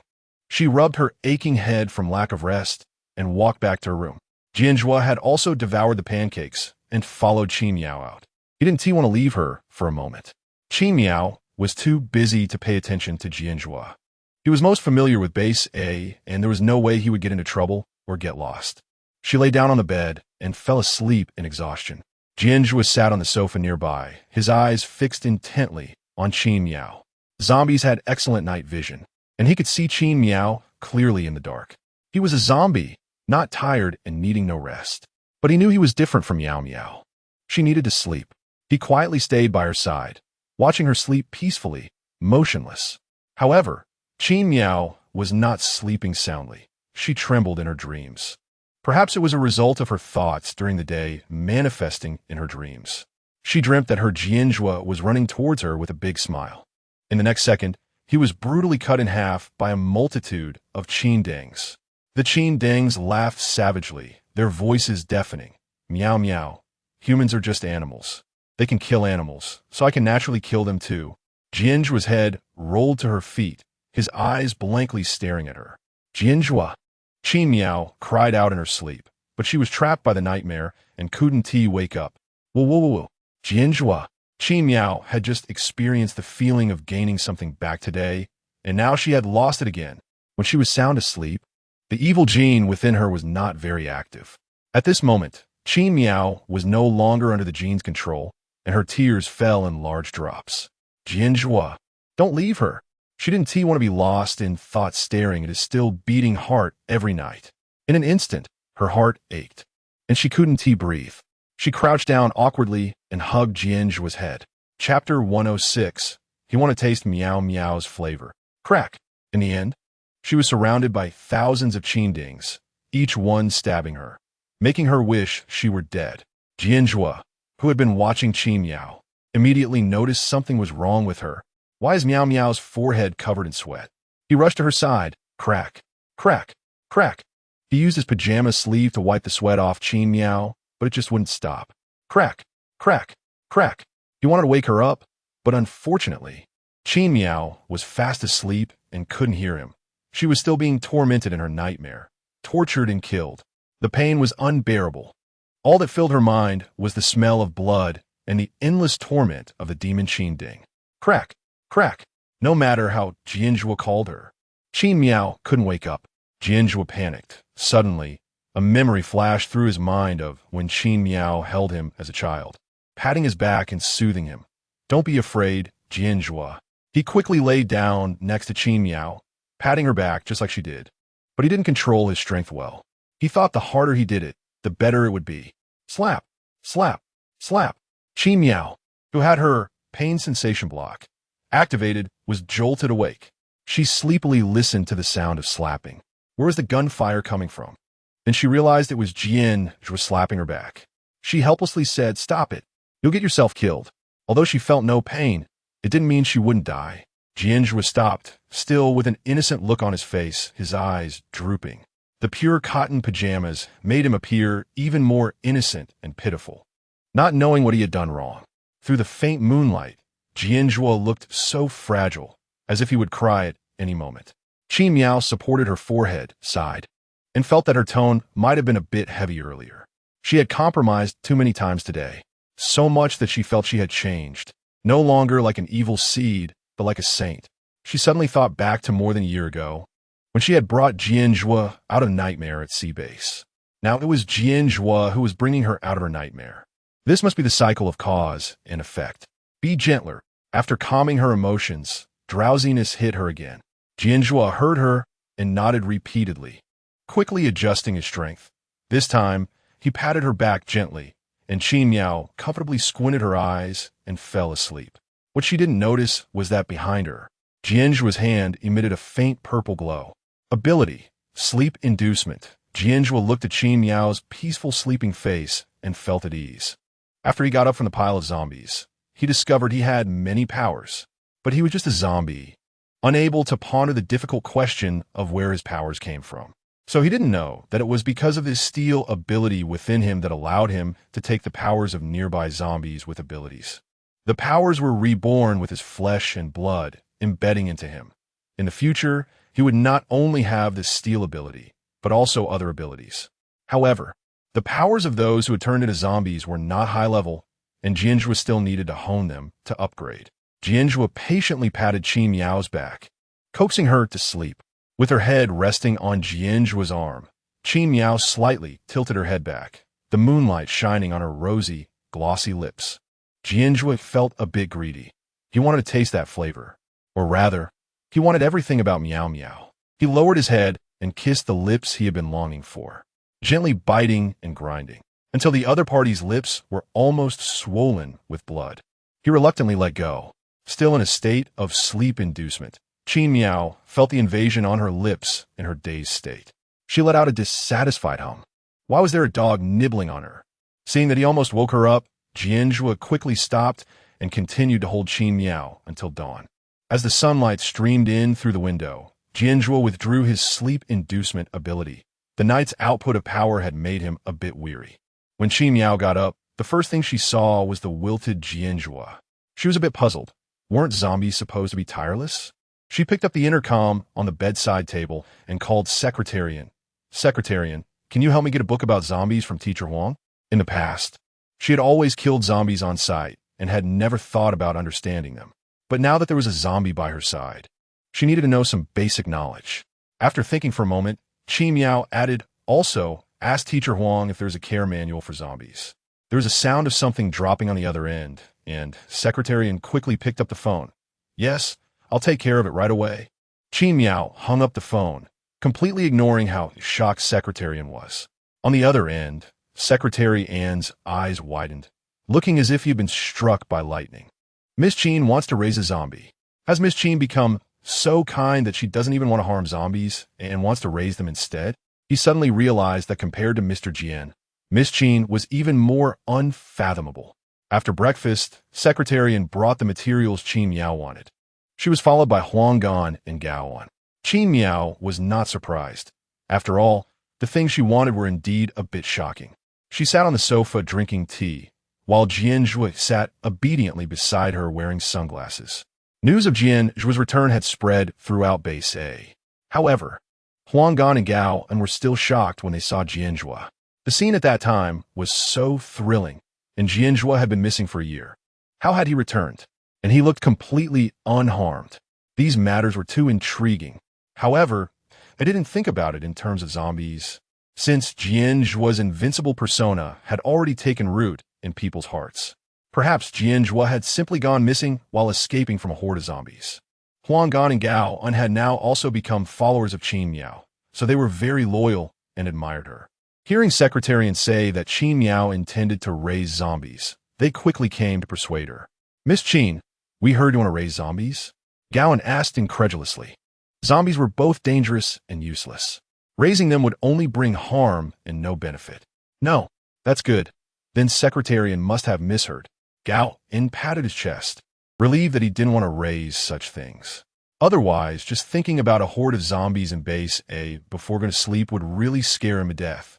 Qin Miao continued, I just want to create an environment where zombies can live comfortably. She wasn't trying to raise zombies. She was trying to raise Jian Zhuo, so she wouldn't wake up the next day to see Jian Zhuo wilted and listless again. What? Gaoan's mood swung like a roller coaster. How is this any different from wanting to raise zombies? Huanggan thought for a moment and agreed. That's also a good idea. His agreement also had his own plans behind it. Chapter 107. Is Jian Zhuo the Zombie King? Since we can't eliminate zombies, finding a way to coexist peacefully with them is also a feasible option. It is possible to domesticate zombies into non-aggressive beings. Although Jian Zhuo and Qin Miao are not interested in exterminating zombies, Huanggan and Gaoan are. They secretly moved the corpse of Qishir back to Base A. But after a year of research, they still developed a zombie antibody. Therefore, Huanggan thinks Qin Miao's indirect approach is also good. Miss Qin is indeed smart to come up with such a great idea. Qin Miao was a bit taken aback by the compliment. She hadn't thought that much. She just wanted to keep Jian Zhuo as a pet zombie. However, seeing Huanggan's eager expression, she didn't want to dampen his enthusiasm. After all, if Huanggan really can save the world, she would also share in the credit, which could help her level up quickly. Huanggan said, Miss Qin, please take a look at this information about zombies. If you have any questions, we can clarify them for you. Qin Miao picked up the documents. There wasn't much information on zombies, and she quickly flipped to the last page. Zombie King? What is a zombie king? She had never seen one. Gaoan enthusiastically introduced. Yes, but this zombie king has not appeared yet. It's a hypothesis that Lao Huang and I came up with. Most organisms will evolve, so we do not rule out the possibility that zombies might also evolve. Some zombies that have lived long enough are already capable of thought. Huanggan opened the office display screen and projected the videos and materials he had organized. In the video, a man was firing a machine gun at zombies. Bang, bang, bang. After a series of gunshots, the scene fell silent.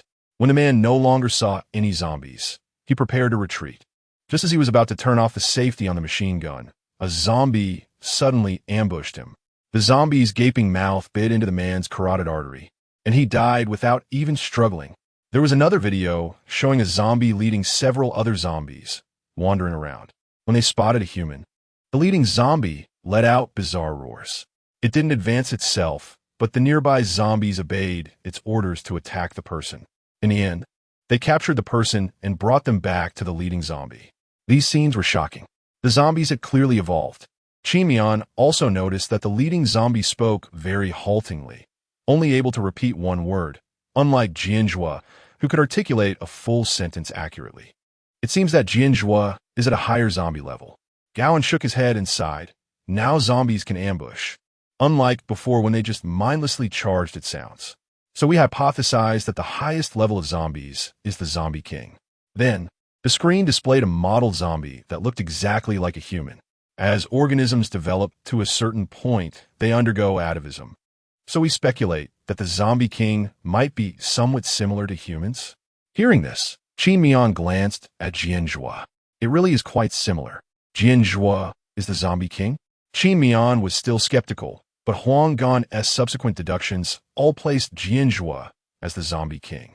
The zombie king should have some independent thoughts, but due to brain damage, it would regress to a childlike state. That also fits. Jian Zhuo was a prodigy when he was human, and now, as a zombie, he is also the zombie king. Always the best among people. We have researched a lot about human evolution and concluded that it is possible for the zombie king to evolve human-like thinking. Huang Gan and the others said a lot. But Qin Mian's attention remained focused on Jian Zhuo. Can Jian Zhuo still evolve to have human thoughts? Would he hate her? Moreover, Miss Qin, we have recently discovered another issue. Zombies actually have abilities, but their intelligence is insufficient to realize them, so they cannot use them. Yes. We studied a zombie last time, and it had a passive ability. When others approached it, it would teleport, which is how we found out about this. Qin Mian suddenly thought of Jian Zhuo's possible abilities still being intact. If she had another Jian Zhuo to help her, her chances of defeating Qin Deng would be greater. But how to evolve? Right now, Qin Mian was only interested in this question. Gowan saw that he had said so much, and Qin Mian only responded with this question, thinking to himself that Miss Qin really intends to raise a zombie. Well, since it has come to this, let it be. Miss Qin will ensure the safety of Base A. Moreover, now Mr. Jian has returned. Huang Gan was very supportive. He even thought to himself that if he could raise a zombie army to combat zombies, it would be more convenient. Huang Gan has always been bold since childhood, doing whatever comes to mind. Gao and continued. However, we believe that even though the zombie king will eventually evolve to have human thoughts, it may lack emotions, cold and heartless. No emotions? Qin Mian pondered these words, feeling a bit uncomfortable. So even if Jian Zhuo evolves back into a human, he still won't have emotions? That would really be raising a white-eyed wolf. Since taking on a role of leader at Base A, Qin Mian had not acted in a long time. She usually had little expression, but now her disappointment was evident. Huang Gan thought she was sad for the peace of the world and advised. The lack of emotions is just a hypothesis. What if the zombie king is just like a human inside and out? How to evolve? Qin Mian pulled back her disappointment. She wasn't someone who valued love over revenge. The urgent matter was still to seek revenge. Huang Gan said, "We have researched for a long time, and many zombies slow down their decay after attacking humans. And the more they attack, the greater their attack power becomes, which also makes them smarter." Qin Mian frowned. So feeding zombies with flesh and blood? She really couldn't imagine Jian Zhuo eating people. Jian Zhuo noticed Qin Mian looking at him and thought she was pondering how to feed him. Kakakakaka. Not eating, kakaka. Flesh and blood. Only then did Qin Mian realize that it turned out zombies didn't like to eat human flesh. That makes sense if zombies loved eating human flesh. Why wouldn't they eat other zombies? Zombies are also human flesh, especially fresh zombies, which are no different from fresh pork. But zombies are transformed from humans, and the human instinct is to do things that benefit themselves. If zombies don't like eating humans, then why do they want to eat them? Qin Mian suddenly thought of something. In fact, the purpose of zombies is not to eat flesh, but to satisfy their desire to attack humans. Only desire is the instinct of humanity. No matter how they change, the existence of desire remains. With desire, there will be development. Chapter 108. Has Miao given up on him? The zombie virus drives the brain into a state of frenzy, which is why they attack people. Attacking others gives them satisfaction and pleasure. It is this pleasure that compels zombies to desperately think of ways to attack humans. And this thinking promotes the evolution of their brains, making zombies stronger. Desire is the driving force of development, and these zombies were created from humanity's desire for immortality. Humans will do anything to satisfy their desires. They are born of desire and die of desire. Hearing these words, Huang San felt enlightened. Yes, that's exactly it. Miss Qin, you are truly brilliant. How could I not have thought of this? Qin Miao just smiled and ignored their compliments. She could think of this only because she was the evil seed, and she understood human nature best. Stupid and greedy, easily blinded by interests. She glanced at Jian Zhuo. who was just looking at her, as if everything around him had nothing to do with him. If he doesn't attack people, then what is his desire? The meeting quickly ended, and the crowd dispersed. Only Qin Miao and Jian Zhuo remained, staring at each other. Knowing that Jian Zhuo was the zombie king and would evolve to be similar to humans, Qin Miao lost the desire to keep him as a pet. What if, after raising him for a while, Jian Zhuo became intelligent and remembered their past? That would be a loss. Jian Zhuo was very petty. Knock, knock, knock. The office door was knocked on. Miss Qin, are you free now? And Yuan stood at the door and said that the peace organization needed to report their recent actions to her. The peace organization was established by Qin Miao's divine messengers and followers. When more people participate in an endeavor, rules and organizations are born. Qin Miao glanced at Jian Zhuo beside her and they took a sip of tea. If Jian Zhuo really regained his human form, he might not necessarily lose his memories. If she ordered the peace organization to do bad things, it would expose her actions. She was unclear how Jian Zhuo knew about her many abilities, but he might not know that her abilities were triggered by doing good deeds. She needed to distract Jian Zhuo. She couldn't expose her secret. The more people knew, the more dangerous it became, especially since she didn't fully trust Jian Zhuo. Qin Miao stood up and walked out of the office, and Jian Zhuo was originally going to follow. Unexpectedly, Qin Miao just turned back to glance at him and meaningfully closed the door. With a click, Jian Zhuo was locked inside the office. Qin Miao initially thought this was a minor issue. After all, Jian Zhuo was just a fool now. But she didn't expect that just a short departure would almost lead to a disaster. Locked in the office, Jian Zhuo initially stared blankly at the door, waiting for Qin Miao to return for him. But after a long wait, Qin Miao still hadn't come back. Suddenly, Jian Zhuo's murky eyes filled with anger. Miao Miao was gone. He became anxious. How could Miao Miao leave him? Where did Miao Miao go? He clutched his head, tangling his hair. He couldn't stand Miao Miao being away for so long. The anxiety was about to consume him. He tried to open the door, placing his hand on the doorknob, but found it wouldn't turn. Crack, crack. The door twisted under Jian Zhuo's force, but still wouldn't open. He was locked in the office by Qin Miao. Bang, bang, bang. He kicked the door, each kick louder than the last, with enough force to nearly topple it.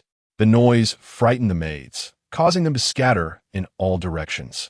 Mr. Jian was angry. They dared not stay near him. The butler heard the commotion and quickly called Secretarian. She was previously a teacher at the orphanage and had taken care of Secretarian and his sister, so she had his private number. And Sue, Mr. Jian is angry for some reason, and we can't understand what he's saying. Come quickly.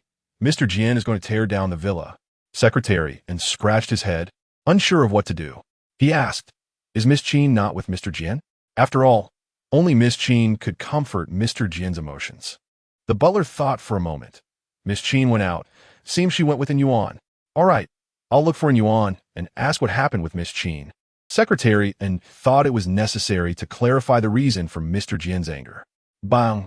With a deafening sound, the door was kicked down by Jian Zhuo, almost sending the wall crashing down. After a loud commotion in the villa, Jian Zhuo walked out of the office. His gaze was dark. All he wanted to know now was where Qin Miao was.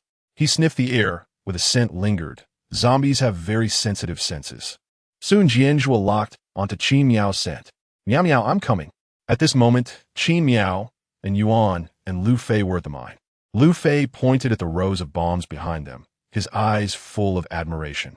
He said to Qin Miao, Miss Qin, I'm going to blow up Base D tomorrow, and then letting Yuan go support them. I guarantee that the people at Base D will see you as a savior. Qin Miao still wore a fake smile.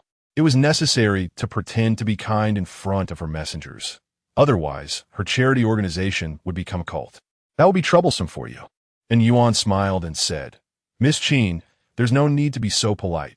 This is also for world peace. And Yuan and the others categorized the act of bombing others' bases as world peace, all because they had been brainwashed by Qin Miao. Qin Miao smiled benevolently. Yes, only when they realize that peace is hard-won will they cherish it and stay at Base A without causing so much trouble. I am thinking of the peaceful coexistence of Base A. It's hard for people's thoughts to align, but it can be forcibly unified. Let them all know that only by living under their own protection can they be safe, and they will obediently follow her arrangements. Just as the three of them were discussing, Qin Miao suddenly felt a chill on her back, as if a fierce wolf was watching her. A familiar gaze made her uneasy, and Yuan was the first to notice the source of the gaze. "Mr. Jian, what are you doing here?" Jian Zhuo approached with heavy, oppressive steps, his whole body radiating a chilling aura. Qin Miao mustered her courage to turn around and found herself face to face with Jian Zhuo. Her head pressed against his chest, and an overwhelming sense of pressure arose. Jian Zhuo reached out to lift Qin Miao's chin, his cold fingertips causing her to shiver involuntarily. Jian Zhuo looked into Qin Miao's eyes. His gaze as cold as a venomous snake. Crack, crack, crack. Chapter 109. The Overbearing Kiss. Miao Miao. Kaka, why do you want to leave? Kaka, me. Qin Miao hurriedly waved her hand, finding an excuse to brush off Jian Zhuo. I just came to chat with Yuan and the others.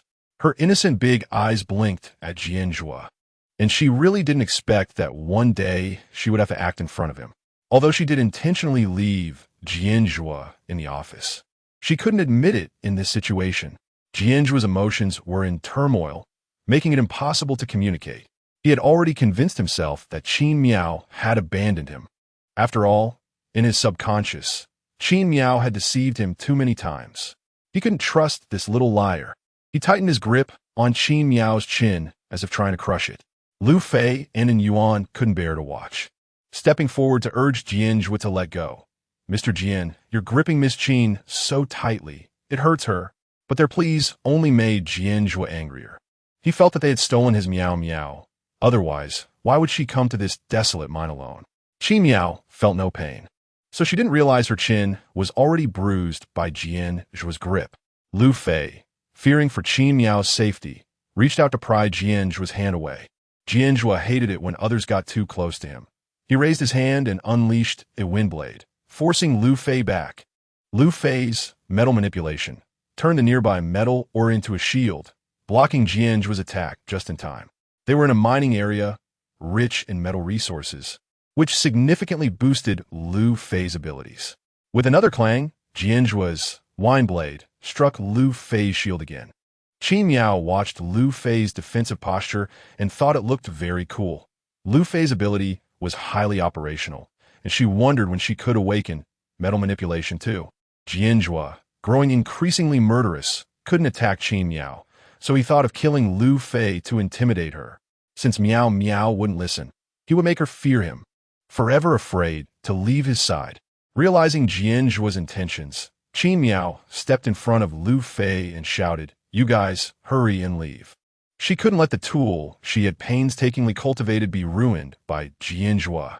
"Miss Qin, how can we leave you behind?" Lu Fei was unwilling to go, saying, "I'd rather die than live in shame." Qin Miao gasped. Lu Fei wanted to die, but she couldn't let Lu Fei die. After all, she was her capable assistant. Jian Zhuo was filled with jealousy at Qin Miao's concern for others, his dark eyes blazing with anger. He tried to reach out to attack Lu Fei again, but was stopped by Qin Miao, who clasped her hands together. Jian Zhuo paused for a moment, seeing their hands linked, and his anger diminished significantly. Qin Miao could only patiently persuade Lu Fei, "Just go. I can handle this. Trust me. You staying here will only add 2 more lives at risk." Seeing Lu Fei's stubborn expression, she knew Lu Fei responded better to softness than toughness. So she had to pull out her trump card. With red-rimmed eyes and a reluctant expression, her voice tinged with a pleading tone, she said, "And I don't want anything to happen to you. You're my best friends, and also my best tools." Hearing this, both Lu Fei and Yuan were moved to the point of tears. Miss Qin truly cared about them. Upon hearing Qin Miao say this, the reluctant Lu Fei was finally pulled away by Yuan. Qin Miao sighed in relief. As long as they didn't hinder her, that was good enough. Jian Zhuo saw Qin Miao's expression and mistakenly thought she was relieved because Lu Fei and the others were safe. Jealousy surged within him, and he exploded in rage. "Kaka, kaka, kaka, kaka. Miao, miao. Kaka, you can only care about me." Jian Zhuo's possessiveness was strong even when he was human, and after becoming a zombie, he thought even less, with fewer scruples, making his expressions more straightforward. Qin Miao knew Jian Zhuo's anger wouldn't dissipate quickly. She stood on her tiptoes and kissed the corner of his mouth. Feeling that softness, Jian Zhuo's fierce expression finally calmed down, but he was still uneasy. Miao Miao was willing to kiss him to save someone. Kaka kaka kaka kaka. Miao Miao. Kaka, you can only be mine. After saying this, Jian Zhuo poked Qin Miao's forehead with his finger. Ability. Qin Miao was not actually controlled by this ability. Her mental control had reached level 8, a very high level, capable of blocking many control-type abilities. But to soothe Jian Zhuo's anger, she pretended to fall into a coma, softly collapsing into his arms. Sure enough, once Jian Zhuo felt the warm body in his embrace, his murderous intent lessened significantly, and his demeanor softened. He gently lifted Qin Miao by the waist and carried her back to the villa. The hurried secretary and only saw Yuan and Lu Fei in a corner of the mining area. They seemed to be discussing something. Approaching, she accidentally overheard them plotting. We need to find a way to make Jian Zhuo leave Miss Qin. We can't let him bully her anymore. Upon hearing this, secretary nearly crushed her phone. These two were reckless. Jian Zhuo carried Qin Miao back to her room. He actually preferred staying in her room because it was filled with her scent. He stroked Qin Miao's silky hair, his eyes filled with obsession. Just when Qin Miao thought about pretending to sleep, Jian Zhuo's next move made it impossible for her to keep up the act. Jian Zhuo actually kissed her. Jian Zhuo's kiss was as overbearing as he was, making Qin Miao feel like the air around her was being stolen. She pressed her hands against Jian Zhuo's chest, trying to push him away, but he was as immovable as a mountain. Jian Zhuo noticed Qin Miao's movement and realized she had not been controlled by his ability. She had just been deceiving herself again. Miao Miao, you're really being naughty. The inability to control his beloved heightened Jian Zhuo's sense of unease. He could only reclaim dominance through more intimate contact. He firmly held the back of the girl's head with one hand while wrapping the other around her waist, pulling them close together. Qin Miao could only tilt her head back to endure his passionate kiss, breathing slowly. Jian Zhuo's kiss was very domineering, nearly melding her into his body. Qin Miao felt her strength drain away, feeling soft and weak. She hated the feeling of being controlled. She bit Jian Zhuo hard, and he winced in pain, the taste of blood filling his mouth. Yet he still refused to let go. He was determined to entangle himself with the girl in his arms, until Qin Miao, in a fit of anger, accidentally kicked him in a sensitive spot. After all, he was a man. Being hit there caused Jian Zhuo to turn pale with pain, giving Qin Miao the chance to escape his grasp. Chapter 110. Jian Zhuo's desire has always been her. Her little face turned red from nearly suffocating, and she glared angrily at Jian Zhuo. Have you gone crazy yet? And no, I haven't. Jian Zhuo stammered these words. For Miao Miao, he could be crazy for a lifetime. His tongue was still bleeding, dripping down to the ground from the corner of his mouth. But he paid no attention to the excruciating pain of the wound. The fact that Miao Miao pushed him away was what he couldn't tolerate the most. Why, you can talk now. Qin Miao was shocked by this discovery. How did Jian Zhuo suddenly evolve? The bloody taste of Jian Zhuo still lingered in her mouth, and the Jian Zhuo in front of her was staring at her with fierce intent, as if he was about to devour her whole. Suddenly, Qin Miao thought, could it be that Jian Zhuo's desire is herself? What Jian Zhuo desires most is her. So in the kiss just now, Jian Zhuo was satisfied and thus evolved. Jian Zhuo. Qin Miao's previous unease dissipated like clouds parting for sunshine. She had always doubted that if Jian Zhuo regained human thought, would he leave her? Or even resent her? It was clearly she who had pushed him into the zombie horde, causing him so much suffering. Even though he returned safely, the time spent being bitten by zombies must have been very painful. In the midnight dreams, she would always think of Jian Zhuo's heartfelt and painful words in the zombie horde. Miao Miao, I love you. So actually, from the moment Jian Zhuo appeared, she was afraid that Jian Zhuo would no longer love her, afraid to see that affectionate gaze turn into one of hatred. But now it seemed that Jian Zhuo still loved her. She had many speculations. She thought Jian Zhuo only returned to Base A because he wanted to go home. He had been with her in life, got used to it, so he kept clinging to her. But now she understood that Jian Zhuo had gone through great hardships to return to Base A for her, and he clung to her because he loved her. She was the source of all Jian Zhuo's actions. If it were the original Jian Zhuo saying I love you 1,000 times, she wouldn't believe it. Humans are the best liars, But now in front of her was Jian Zhuo, who had turned into a zombie. His instinctive reactions were not lies. Her eyes were filled with tears, and she rushed into Jian Zhuo's arms. "When you recover, I'll give you a chance to explain. To explain why you abandoned me at the Gene Research Institute." She felt that there might be some misunderstanding between them. In fact, if she wanted to investigate, she could have found out, but she had been sulking and unwilling to look into it. But now she wanted Jian Zhuo to explain it to her in person.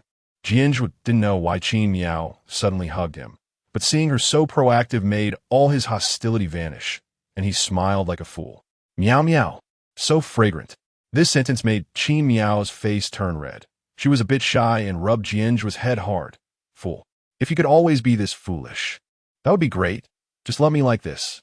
But this sentence took on a different meaning in Jian Zhuo's mind. Miao Miao likes him to be silly, so he might as well be a fool for a lifetime.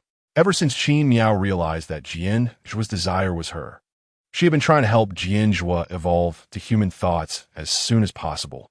For this week, they had been inseparable, and their days were sweet and loving, even more so than when they first fell in love. Except when Qin Miao was taking a shower. The sound of running water echoed in the bathroom, and Jian Zhuo obediently waited by the sofa for Qin Miao. Just now, Qin Miao had helped him trim his hair, and he was happily admiring himself in the mirror. Qin Miao had a strong ability to learn, giving Jian Zhuo a hairstyle that was neither too long nor too short, a wolf tail. The slightly curled ends paired with Jian Zhuo's devilishly handsome face made him even more charming. At this moment, and Yuan, holding Qin Miao, snuck in and hit at the bathroom door. And Yuan's ability level had now reached level 5, allowing her to teleport over 100 meters without hindrance. Qin Miao's room was large, and there were blind spots between the bathroom and the room. Jian Zhuo was sitting on the sofa and couldn't see the bathroom door. And Yuan hid, and Qin Miao, wrapped in a towel, pretended to come out of the bathroom, saying to Jian Zhuo, "We're out of shower gel. Can you help me find the butler?" Because they were too far apart, Jian Zhuo didn't see clearly and didn't think much, nodding. "Okay." He opened the door and went out. Qin Miao opened the door, and after putting on her pajamas, she looked at Yuan and Qin Miao in front of her, asking, "What are you two doing?" She wasn't anxious. After all, she knew Yuan wouldn't harm her. And Yuan hurriedly explained, "Miss Qin, we need to take you away from here. Lu Fei can hold Jian Zhuo off for a while. By the time Jian Zhuo realizes you're missing, you'll already be gone from Base A. Our peace organization outside Base A has also developed to a certain scale. There's no need to toil over Base A anymore. Until now." And Yuan still believed that Qin Miao was reluctant to leave because she cared about the development and safety of Base A's residents. Qin Miao then realized that the Qin Miao in front of her was actually Lu Fei, who they had used illusion to transform into her likeness. Lu Fei also urged, "That's right, Miss Qin, we can be independent once we go out. Now that Jian Zhuo has returned, that man will never delegate power. You will always be oppressed by him. And a person like him is simply a malignant breed, impossible to communicate with." Lu Fei had a lot of grievances against Jian Zhuo. Qin Miao remained indifferent. She didn't want to leave, but she still pretended to be touched. "I know you are doing this for my sake, but I really don't want to leave." Although this was the truth. People who lie too much can turn falsehoods into truths, and truths into falsehoods. So when Yuan and the others clearly didn't believe her, who could live under Jian Zhuo's pressure? Lu Fei took Qin Miao's hand and placed it in Yuan's hand. And Yuan, "Hurry up, otherwise, brother and Sue will find out later, and illusion won't hold up for long." During these days, Secretary N had learned about their plan and had been watching them, which was why they only had time to act now. "Are you crazy?" Qin Miao knew that the two of them were doing this for her good, but she was still a bit surprised. Why would someone selflessly want to save another person? Although Yuan and the others sincerely wanted to save Qin Miao. In Qin Miao's eyes, it only seemed that they were controlled by her divine grace ability. She didn't believe in humanity at all. But now, in Yuan and their eyes, Qin Miao was just a girl being bullied and forced by Jian Zhuo, a great person who still thought of them. Chapter 111. In a mess. Due to the influence of the Holy Mother Halo, these divine messengers and believers blindly believe that Qin Miao is a good person. They would never suspect that Qin Miao actually has ulterior motives. They would only think that the people around them are harming Qin Miao. this pure white lotus that has risen from the mud. At this moment, with a click, the door was opened. Jian Zhuo is back, and Yuan decisively draped a coat over Qin Mian, and, before Qin Mian could agree, she pulled her away with teleportation. In an instant, Qin Mian found herself standing on the lawn outside the villa. Hurry back, and Yuan. Qin Mian knew that Lu Fei couldn't deceive Jian Zhuo. Even if she turned to ash and was buried in the desert, Jian Zhuo would still find her. So Lu Fei's actions would only drive Jian Zhuo to crazily want to kill. Lu Fei is in danger. She didn't want them to die. It's okay, Miss Qin. Lu Fei will sneak out soon. And Yuan still didn't realize the seriousness of the situation. She didn't understand how important Qin Mian was to Jian Zhuo. Impossible. Jian Zhuo can smell it. His nose is more sensitive than a dog's. But we finally, seeing that Yuan was unwilling to cooperate, Qin Mian had no choice but to run back. Sure enough, the moment she reached the villa's entrance, she heard a huge explosion from the second floor. In her room, then a figure fell to the ground. Lu Fei. Qin Mian rushed forward. If she could reach Lu Fei before she died, her healing could still save her. She ran with all her strength. Lu Fei's life was in her hands now. When she reached Lu Fei, she saw that Lu Fei was unharmed and had returned to her original form, while Secretary and was beside her, barely clinging to life. Secretary and was still holding onto Lu Fei tightly, acting as a shield to protect her from harm. When he saw Qin Mian come before him, hope emerged in his desperate eyes, and he stammered, Qin. Miss Qin, please save my two sisters. As long as they are safe, that's enough. After saying this, he fainted.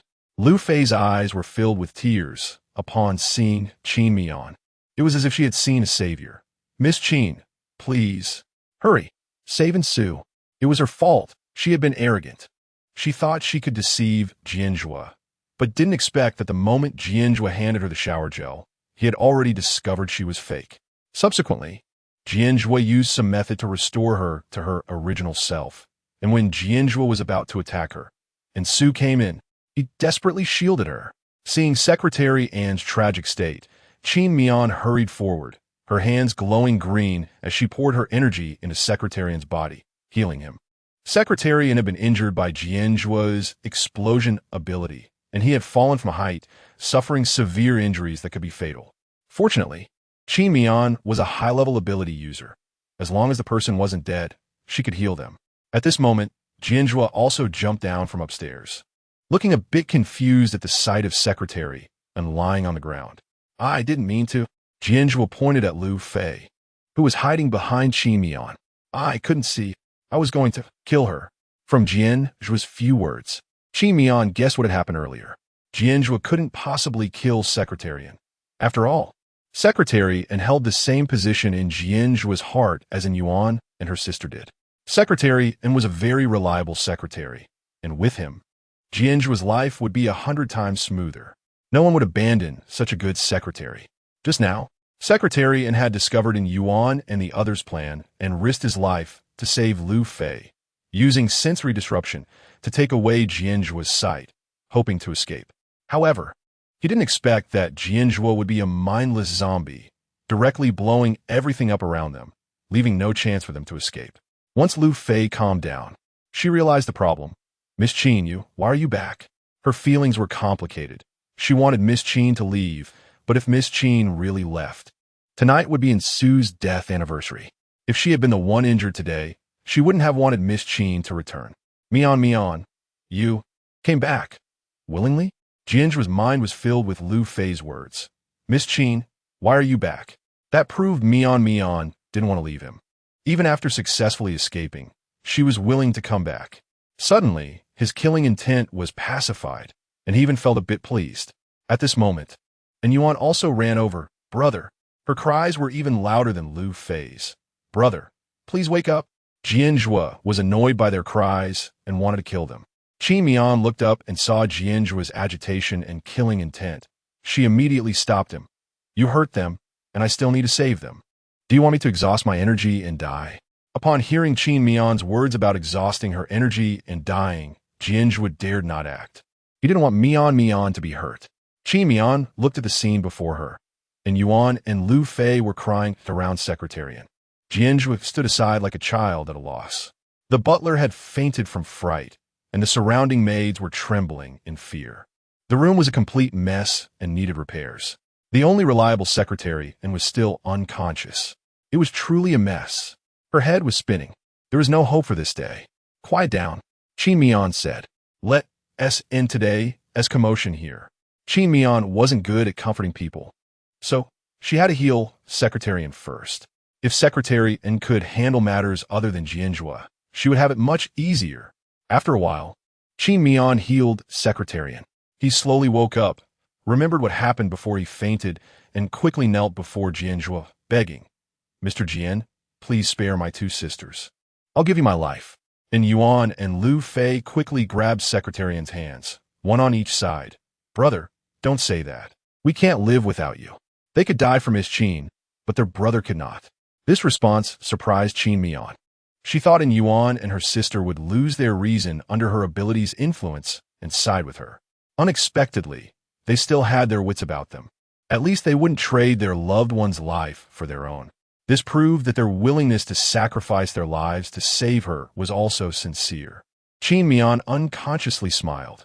Humans are not entirely without merit. Jian Zhuo was just a zombie and had no idea what these people were babbling about in front of him. He glanced at Qin Mian and saw that she seemed to be in a good mood, which made him happy too. Qin Mian also realized that as long as she was by Jian Zhuo's side, he would remain calm. Chapter 112. No one is more suitable than her and Jian Zhuo. But as long as she leaves, even if it's not for long, Jian Zhuo would go mad. Qin Miao said to Secretarian, All right, it's fine now. You all go back and rest. Thank you. Thank you, Miss Qin. Upon hearing Qin Miao's words, Secretarian felt relieved. Secretarian hurriedly took the hands of his two younger sisters and tried to leave, but found that the villa had a huge hole. Being very professional, he chose to fix the villa first. He immediately instructed the trembling maids standing around, still in shock, to get to work. Only being busy could dilute other negative emotions. After all, those working fear nothing. They truly want to die. This was Secretary Anne's experience over the years. You all go to the logistics department and call a few construction workers over. We must fix the wall as quickly as possible. Throw away the burnt furniture and find someone to replicate it one-to-one and send it over. And you? Qin Miao felt reassured watching Secretary and organize everything so efficiently.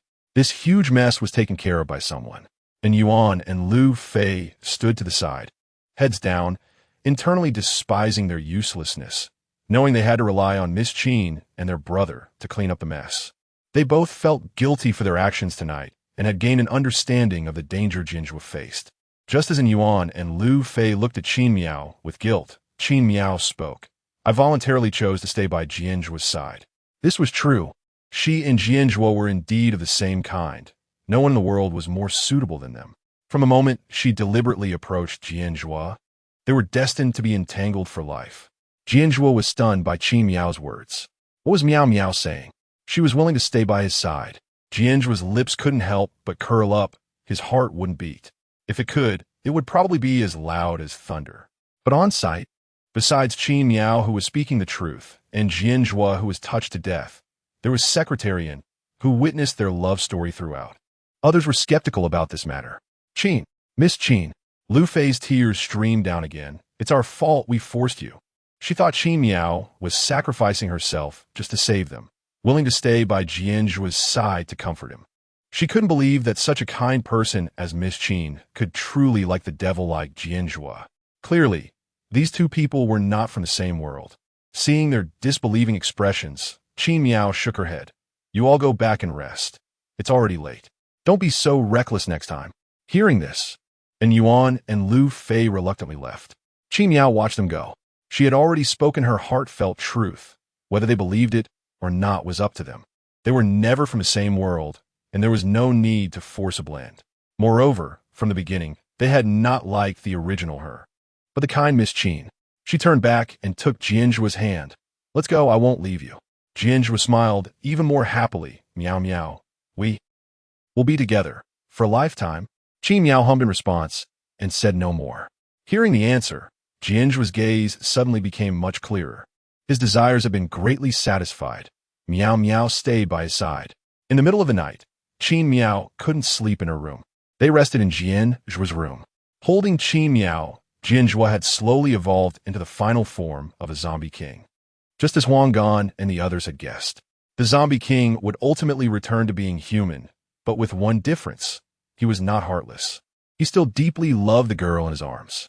He gently rested his chin on the top of the girl's head, the fragrant scent of her making him squint his eyes in satisfaction. He noticed that he had gained many powers and began to sort them out. Although he had a lot of powers, none exceeded level 5. He wanted to see how much Qin Miao's abilities had progressed. After a series of tests, he was very satisfied. His Miao Miao had indeed made rapid progress, clearly having done a lot of good deeds. Until he flipped to Memory Rewind. Higher level ability permissions unlocked. Obtain fragments of Qin Miao's memories before time rewind. Do you want to view? What is this? Jian Zhuo had always known that as the highest level ability user, he would have many permissions. But this was the first time he had seen this. He chose to open it. In an instant, he saw himself being burnt to a crisp, his heart crushed by Jian Yan, lying in Qin Miao's arms as he died. Qin Miao, holding him, cried her heart out. In the end, the girl was willing to use time rewind to save him. Seeing this, Jian Zhuo's pupils trembled violently. It turned out that without him knowing, Miao Miao had done so much for him. No wonder back then, Miao Miao's powers had all failed. All her energy had been used to save him. At that time, he didn't know this and even chose to save Huang Gan, leaving Miao Miao's hand on the grass. If at that time, Miao Miao, who had lost all her powers, got into trouble, it would have been better if he had just died. It was as if he remembered something. He quickly pulled up the sleeve of Qin Miao's nightgown, staring blankly at her smooth arm. Even though the wound was gone now, he could still imagine how much pain Miao Miao must have felt back then. The blood from those wounds still swirled in front of his eyes, shockingly red. He hugged Qin Miao tightly, veins popping, his eyes filled with endless regret. Miao Miao clearly loved him. Why was he so dull? Miao Miao, I'm sorry. Qin Miao was sleeping soundly, but was suddenly hugged so tightly that she couldn't breathe. However, Jian Zhuo's sudden madness was not a one-time occurrence. She just hit Jian Zhuo hard once. Jian Zhuo loosened his grip a little, and she continued to sleep. Holding Qin Miao, Jian Zhuo felt a bit melancholic. He was no longer the silly zombie. Would Miao Miao still want to be with him? During this time, he had forgotten what Miao Miao had said. Being a little silly is good. Being a little silly means you won't scheme against me. It would be nice to just stay silly like this. He didn't dare to tell Miao Miao that he had regained human thought. He was afraid of ruining the beautiful days they had now. Miao Miao trusted zombie Jian Zhuo, not human Jian Zhuo. At that time, Miao Miao would doubt him again and want to distance herself from him. Every time it came to matters concerning Miao Miao, he acted like a coward. Now was no exception. If he could, he would be willing to remain a fool for a lifetime, as long as he could stay by Miao Miao's side. The next day, when Qin Miao got up, the first thing she saw was a Jian Zhuo who was smiling brilliantly with a hint of sweetness. Chapter 113. The Terrifying Abilities of Qin Ding. Since learning last night that Qin Mian liked him, Jian Zhuo's smile hadn't faded. Qin Mian wasn't sure if it was her illusion, but she felt that Jian Zhuo's eyes seemed clearer today, no longer as murky as before. But he still looked silly. He probably hadn't fully regained human thinking yet. Qin Mian didn't realize that Jian Zhuo had already returned to his human mentality, seeing him act foolishly. She thought he hadn't changed back. She held Jian Zhuo's face and examined him closely. His eyes seemed to have improved a lot. Jian Zhuo noticed Qin Mian staring at his eyes and realized she had discovered something. He could pretend to be foolish, but he couldn't disguise his eyes. His eyes would gradually return to their original state. When that time came, he wouldn't even be able to pretend anymore, and would Qin Mian then continue to suspect him. The more he thought about it, the sadder he became. Get up, have breakfast, and then there's a meeting to attend. Qin Mian thought for a moment. The investigators had been out for so long, and today they should be able to get information about Qin Ding's abilities. The matter of eliminating Qin Ding should be put on the agenda. Otherwise, it would remain a huge hidden danger. After breakfast, Secretary and continued to work as if nothing had happened yesterday, standing energetically beside them. Miss Qin, Mr. Jian, please take a look at these documents. He had even printed 2 copies, one for Qin Mian and one for Jian Zhuo. He knew that although Mr. Jian had returned, it was still Miss Qin managing the affairs for the past few days, so she should be in charge now. Qin Mian glanced at Secretarian and, seeing no adverse reactions, felt relieved. Secretarian smiled at Qin Mian. Miss Qin, I can work perfectly well, please rest assured. He was not a fragile person. He had lived in an orphanage with his younger sister since childhood. The teachers in the orphanage had to take care of many people, so most of the time they had to rely on themselves. He also had to take care of his younger sister, so he had developed extraordinary resilience from a young age. Moreover, the despair brought by the apocalypse was no worse than the despair he felt when he heard about his parents' tragic accident when he was 7. Therefore, he couldn't let anything happen to his sister. Secretarian organized and reported all the information. Qin Deng's ability has been clarified. It is replication.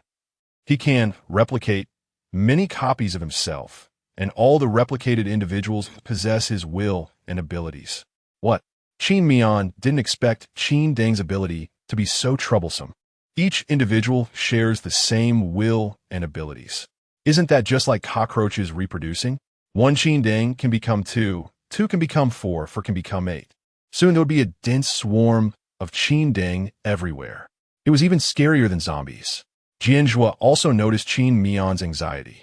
Even he felt the terror of Qin Deng's abilities. And even if he could seize Qin Deng's abilities and replicate a bunch of Jian Zhuo's, he couldn't do that because he knew all the Jian Zhuo's would love Miao. They would all compete with him for her. Miao could only be his. But for now, he could only pretend not to understand.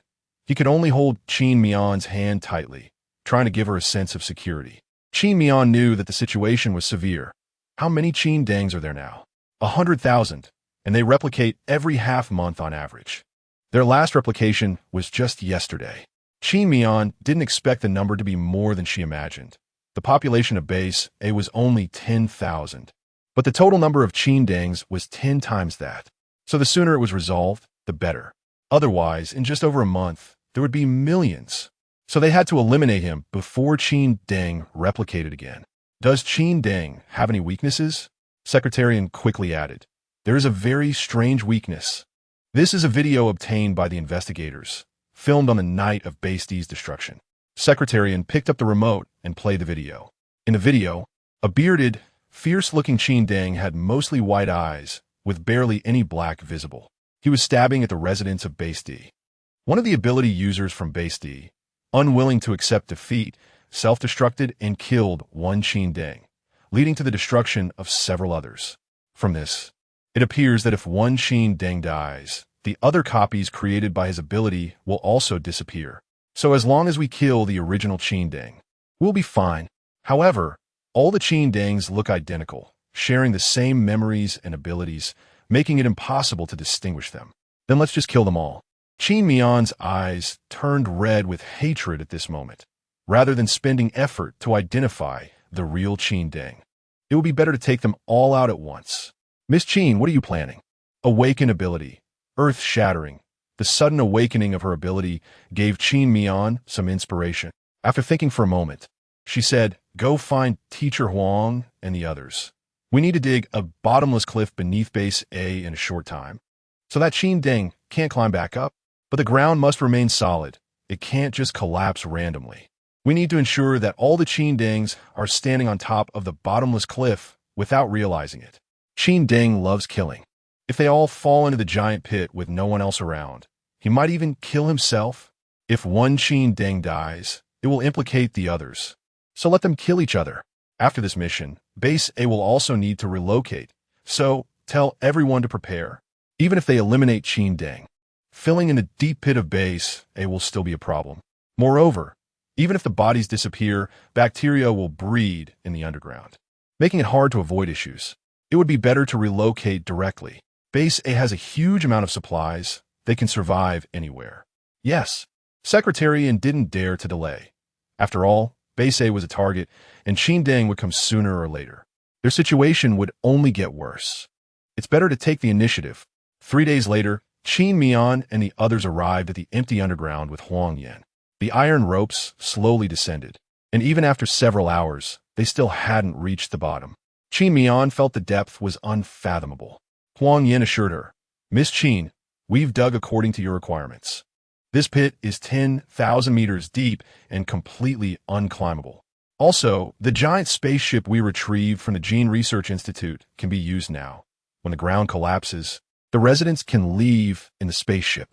The mechanism that causes the ground to collapse has been done as quickly as possible. It can completely collapse in 10 minutes. Qin Mian frowned slightly. 10 minutes was still too long. It would be better for her to use her earth-shattering ability. 1 second would be enough. The longer the delay, the more dangerous it would be, as long as it can deal with Qin Deng. She is willing to be the one to activate the mechanism that reveals the giant pit. Chapter 114. Qin Miao's confession at that time. She could tie a retractable rope around herself, and once the plan succeeded, she could directly pull up the spaceship. That's how it will be. Qin Miao was quite satisfied with these arrangements. She knew that Huang Yin and the others were doing their best, so she didn't want to push them further.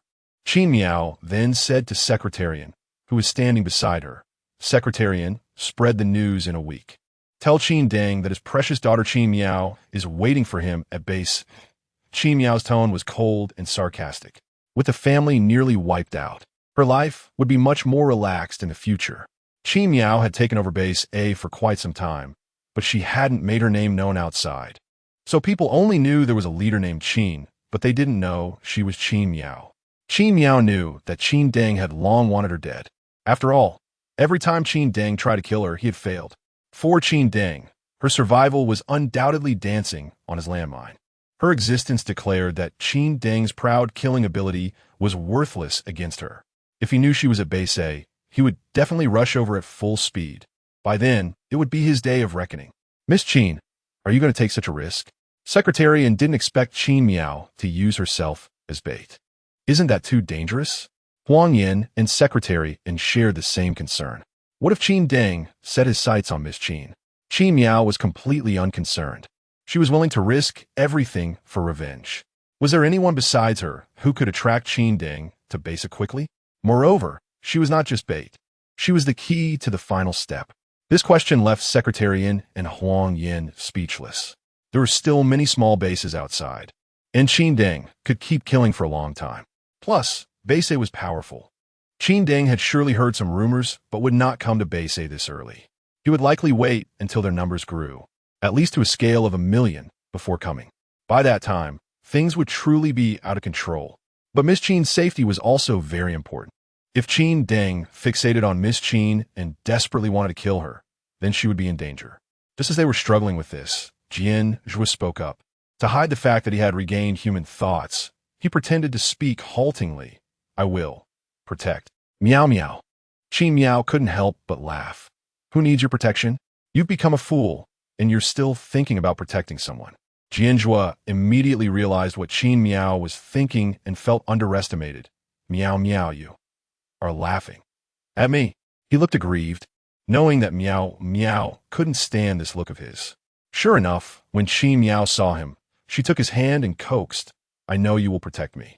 Secretary Un and Huang Yin, who were fed a mouthful of dog food, felt relieved.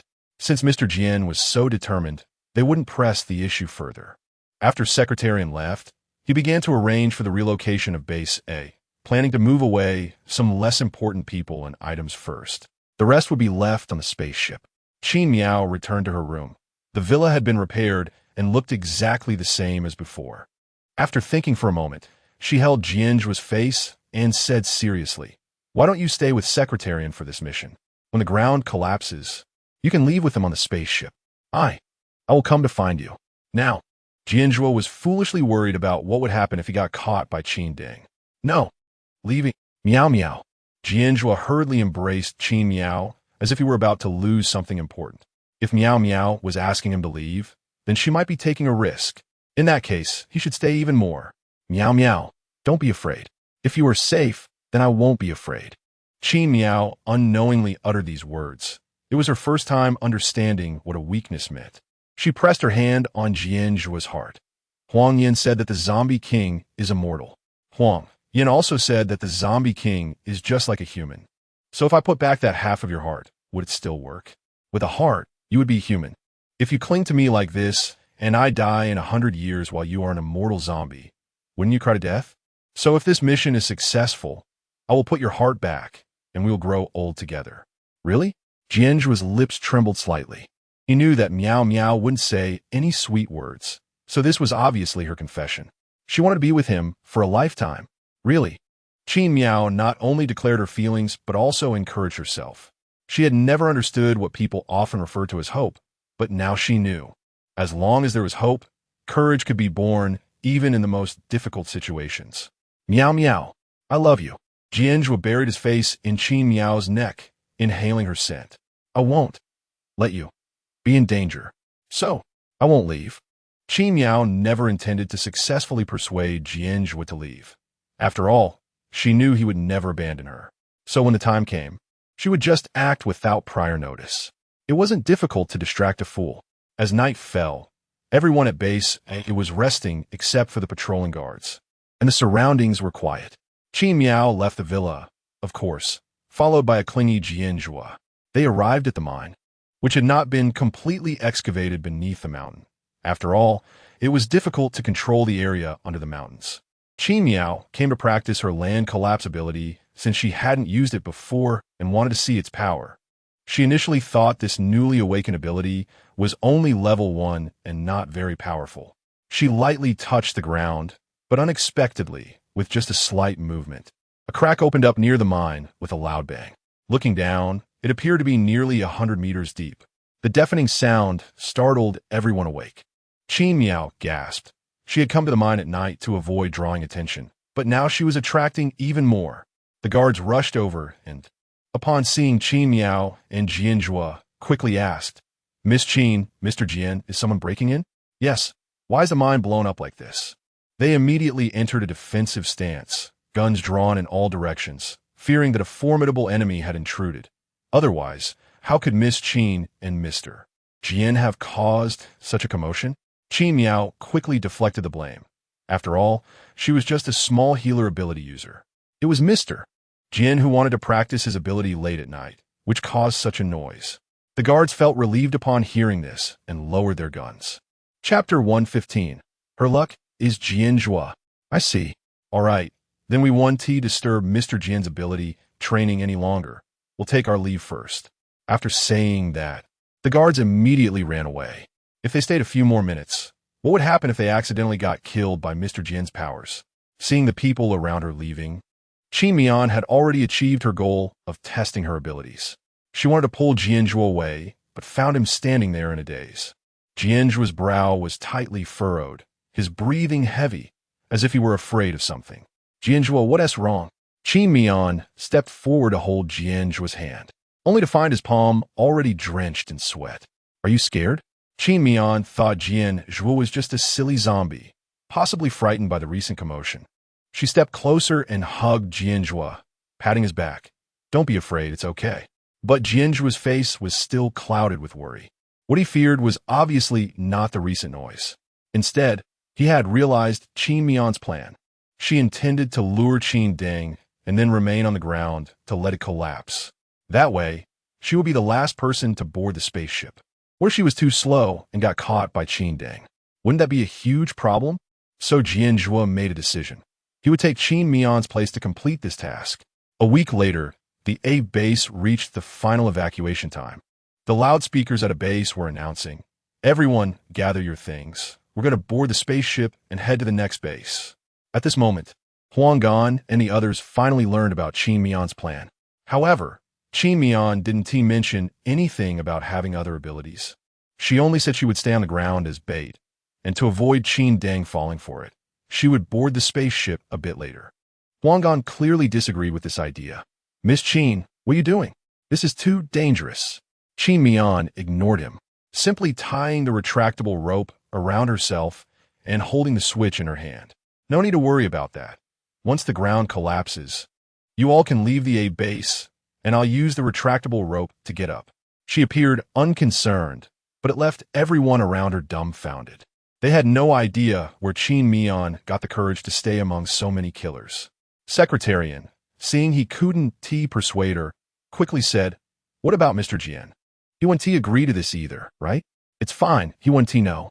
At this moment, Jian Zhuo was in the spaceship single room, watching Qin Mian in the bathroom, his face full of worry. Mian Mian, is this how you plan to distract me? Qin Mian thought as long as Jian Zhuo didn't get close to her, he wouldn't realize she was gone. She didn't expect that he already knew her entire plan. Boom! A deafening sound of footsteps came from a distance, perfectly synchronized like a single person. Qin Deng was coming. Secretarian shouted, and under Qin Mian's urging, he brought everyone onto the spaceship, which then took off. In an instant, Qin Mian turned on a large screen at a base and said, "Dad, I'm waiting for you in the square. Hurry up. Come quickly to the trap I prepared for you." Hearing Qin Mian's voice, the Qin Dengs were even more delighted. "Little rabbit, you can't escape this time." Their thoughts were the same, so they all headed in one direction. Secretarian, seeing he couldn't persuade Qin Mian, hurriedly went to find Jian Zhuo. "Mr. Jian, please talk to her." But when he opened the door, he found an empty room. Mr. Jian was gone too. On the ground, Qin Mian stood firm as a mountain, while the Qin Dengs drew closer, their laughter echoing thunderously. "Mian Mian, little rabbit, you will definitely die today." The voice reverberated throughout a base. The people on the spaceship were anxiously watching Qin Mian. "Miss Qin, hurry up and come up." Meanwhile, on the ground, when Qin Mian truly saw the overwhelming number of Qin Dengs, she felt a bit panicked. 200,000 white eyes were staring at her, looking like a mass of white cell tissue. It was horrifying. Each of them held large cleavers. The blades were chipped and seemed to have already killed many people. The Qin Dengs were getting closer, and Qin Mian saw that they had all entered the trap's range. She originally intended to use her abilities to execute her plan, but suddenly found herself inexplicably electrocuted. Although it didn't hurt, she was still rendered powerless by the intense current, lying on the ground without the strength to use her abilities. One could imagine that this current exceeded 10,000 volts.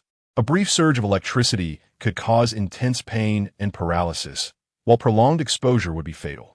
Clearly, Qin Deng knew this, so he only used a brief current to strip Qin Mian of her ability to resist.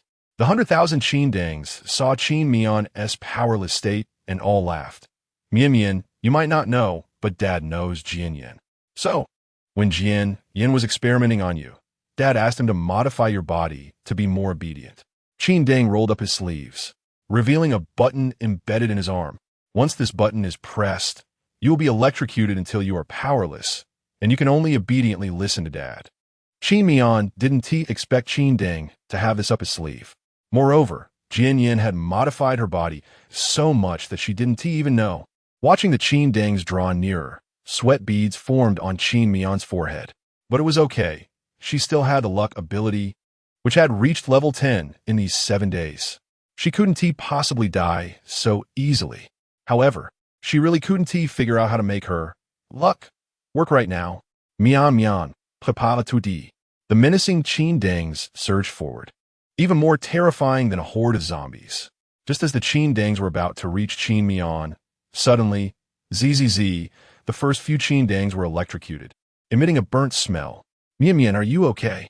Jian Zhuo appeared before her, dangling from the rope.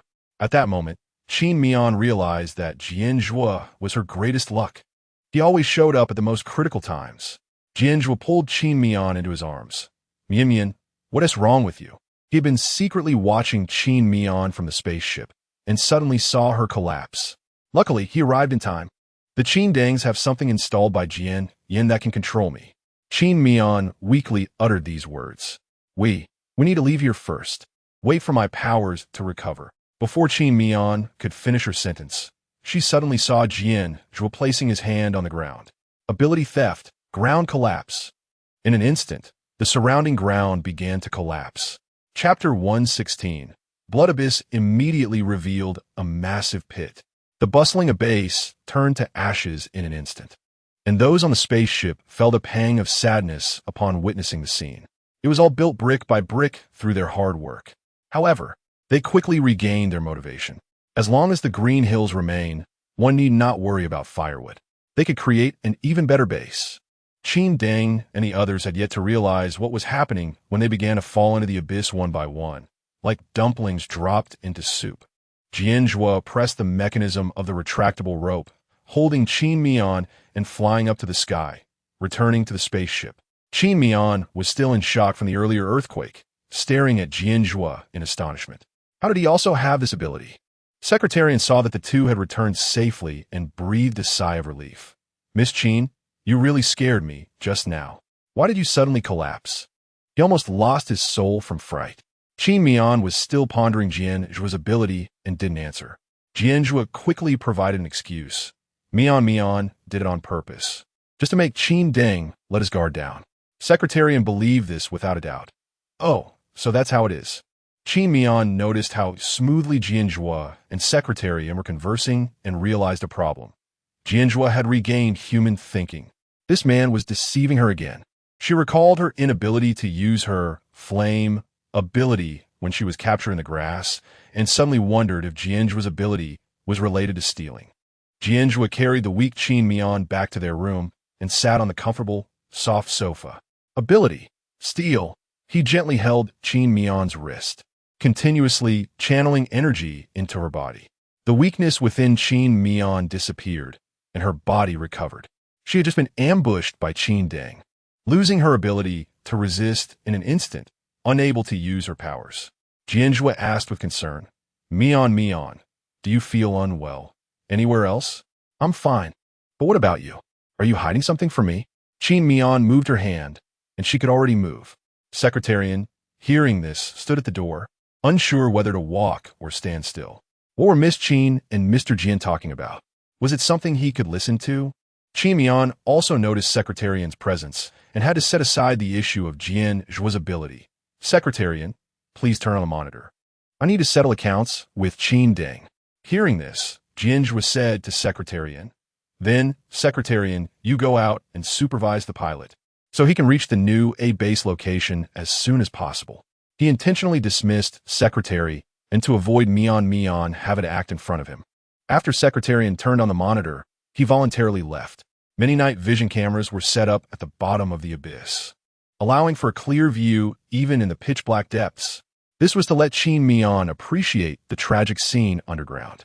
She took off Jian Zhuo's sunglasses and indeed saw that his eyes had returned to their human form, bright and clear, like shining stars, filled with her reflection. She fiddled with Jian Zhuo's sunglasses. So, tell me, when did you regain human thinking? Jian Zhuo answered honestly. A week ago, after the villa was blown up, when you said you were willing to stay by my side. He wanted to clarify everything with Mian now. During these days, he had come to terms with things and didn't want to deceive her anymore. He knew Mian didn't like being lied to, so he didn't want to do things she didn't like.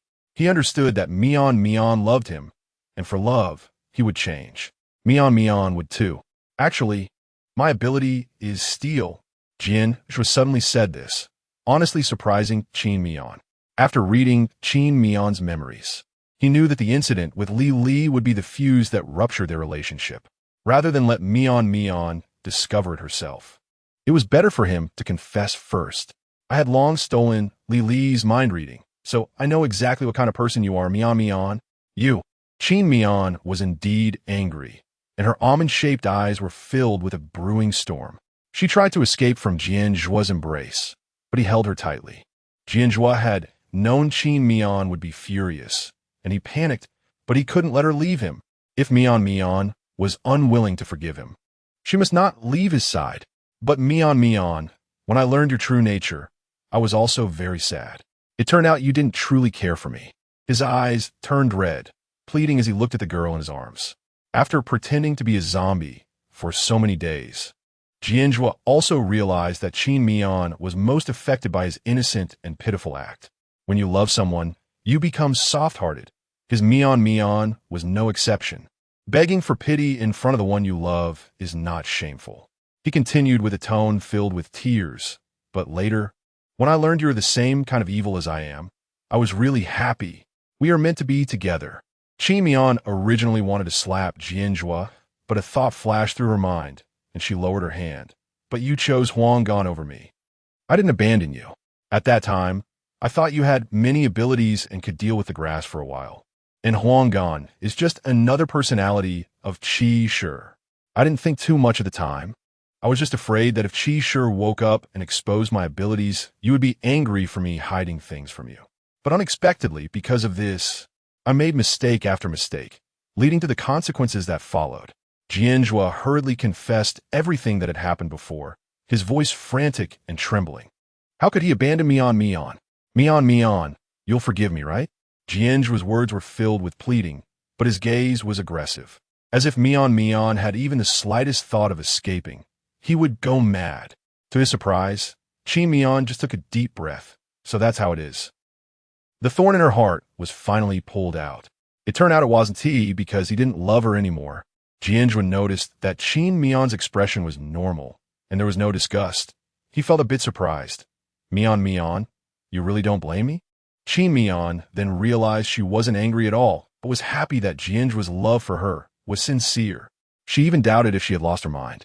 She was now completely different from her former self, who had emotional flaws. But she liked her current self, with her joys and sorrows, feeling complete. However, the next second, the voice from the monitor shattered this moment of tranquility. Qi Miao, you won't have a good death. You actually plotted against me. Qin Deng and the others, realizing they couldn't climb out of the abyss, became agitated and began to curse the instigator, Qi Miao. Chapter 117. The killing begins hearing the frantic voices of Qin Deng and the others. Qi Miao felt very pleased. This is how it should be fun. Jian Zhuo was still delighted that Qi Miao wasn't angry with him. He wanted to say something, but Qi Miao placed her index finger on Jian Zhuo's lips. Sure, a good show is about to start. Let's settle the matter of Jian Zhuo deceiving her later. Right now, she wanted to enjoy the impending misfortune of Qin Deng. Jian Zhuo felt a bit unhappy. The heartfelt words he had finally mustered were being ignored. Did he not matter as much as Qin Deng in Qin Miao's heart? These people deserved to die. Only when they were all gone would Qin Miao's eyes always have him in them. But seeing the joy and excitement shining in Qin Miao's eyes, he knew she was already in high spirits, and he didn't want to dampen her mood. Fine, he would wait. Her happiness was the most important. Qin Miao eagerly watched the display screen. On the screen, Qin Deng and the others were roaring in the cave. Qin Miao, you better save me. Otherwise, I'll electrocute you. Their tone was filled with mockery and threats. You don't want to feel the pain of being electrocuted, so you better listen obediently. They thought they could still threaten Qin Miao. After all, not everyone could endure the pain of electric shocks. But they didn't expect that Qin Miao didn't care at all. Qin Miao just smiled. Naive. She no longer played along. She hooked her arm around Jian Zhuo's neck, her crimson lips curving into an evil arc. This is the first time you've seen me seek revenge, right? Let me show you how bad I can be. She didn't want to act anymore. She wanted to reveal her true self to Jian Zhuo, since she had the idea of being with Jian Zhuo for life. Mutual honesty was the best. They couldn't pretend forever. Let Qin Deng's tragic cries be the background music for their first honest conversation. It wasn't the first time. Jian Zhuo chuckled indulgently. He gently stroked Qin Miao's hair, his gaze focused on her. You killed Jian Yin for me before, and at that moment, I knew how charming you were. Miao, cruel and merciless. Qin Miao expressed confusion. When? Didn't you kill Jian Yin? I saw everything in your mind. Time rewind. Jian Zhuo was blood-boiled at the thought of Qin Miao's pale, slender hand smashing the flame down on Jian Yin. Miao, I really like your bad side. It's so cute. Qin Miao didn't expect Jian Zhuo could read her memories. Things she couldn't even remember were remembered by Jian Zhuo. No wonder she felt Jian Zhuo's gaze on her becoming hotter. He was touched by her bad side. Thinking back to what she had done to save him, Jian Zhuo's eyes were filled with obsession, his face flushed with a sickly hue. I really like that Miao, the one who only has eyes for me. After saying that, Jian Zhuo wanted to kiss her. But at that moment, the sound of Qin Deng, who was being ignored, came from the display screen. Qin Miao, I really pressed the button. Just wait to be electrocuted. Stop. Qin Miao immediately blocked Jian Zhuo's face leaning towards her, insisting on watching the show first. Now is not the time for intimacy. Down in the abyss, Qin Deng noticed that Qin Miao still ignored him. He desperately pressed the button on himself, trying to force Qin Miao to comply. Unfortunately for him, Qin Miao felt no pain at all. Her pain receptors were already blocked. Moreover, Jian Yin was beside her, using his healing ability to input energy into her, So the electric shock and the energy collided and canceled each other out. Qin Miao's eyes sparkled with mischief as she whispered in Jian Zhuo's ear, "Just tell Qin Deng that I've been electrocuted by them. And I don't know which Qin Deng did it." Her goal was to sow discord among these Qin Dengs. Each one would think another Qin Deng had electrocuted them.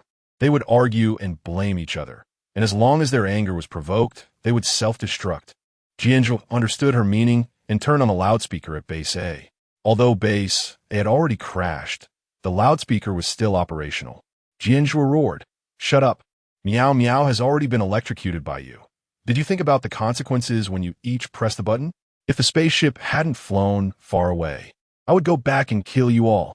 After saying that, Jian Zhuo angrily slammed the microphone down. The microphone broke, producing a crackling noise, echoing through the vast abyss and reverberating around. "Ah, so noisy. It's deafening." The Qin Dengs covered their ears, unwilling to listen to the piercing sound. After a while, the noise finally stopped. They couldn't believe it. Qin Miao is really dead? If Qin Miao is really dead, they can't get up. In this dark abyss, it truly is a dead end. At this moment, they started to blame those next to them, as evil beings only blame others and never reflect on themselves. They didn't think it was their fault, so it was no surprise they began to argue. "I pressed it, so what do you care? Now that she's dead, what do we do? Who are you? Why do you get to command us?" If it weren't for the darkness below, they would have started fighting long ago. Then they heard the broken microphone still making noise. "You all are hilarious. You're just copies of Qin Deng. Of course, you should listen to Qin Deng." Jian Zhuo's provocative words made the already angry Qin Dengs glare at each other even more fiercely. No one wanted to be someone else's copy. They all wanted to prove that they were the original Qin Deng. At this moment, Jian Zhuo pressed a button on the remote control, and below, in the abyss, the camera's spotlight lit up.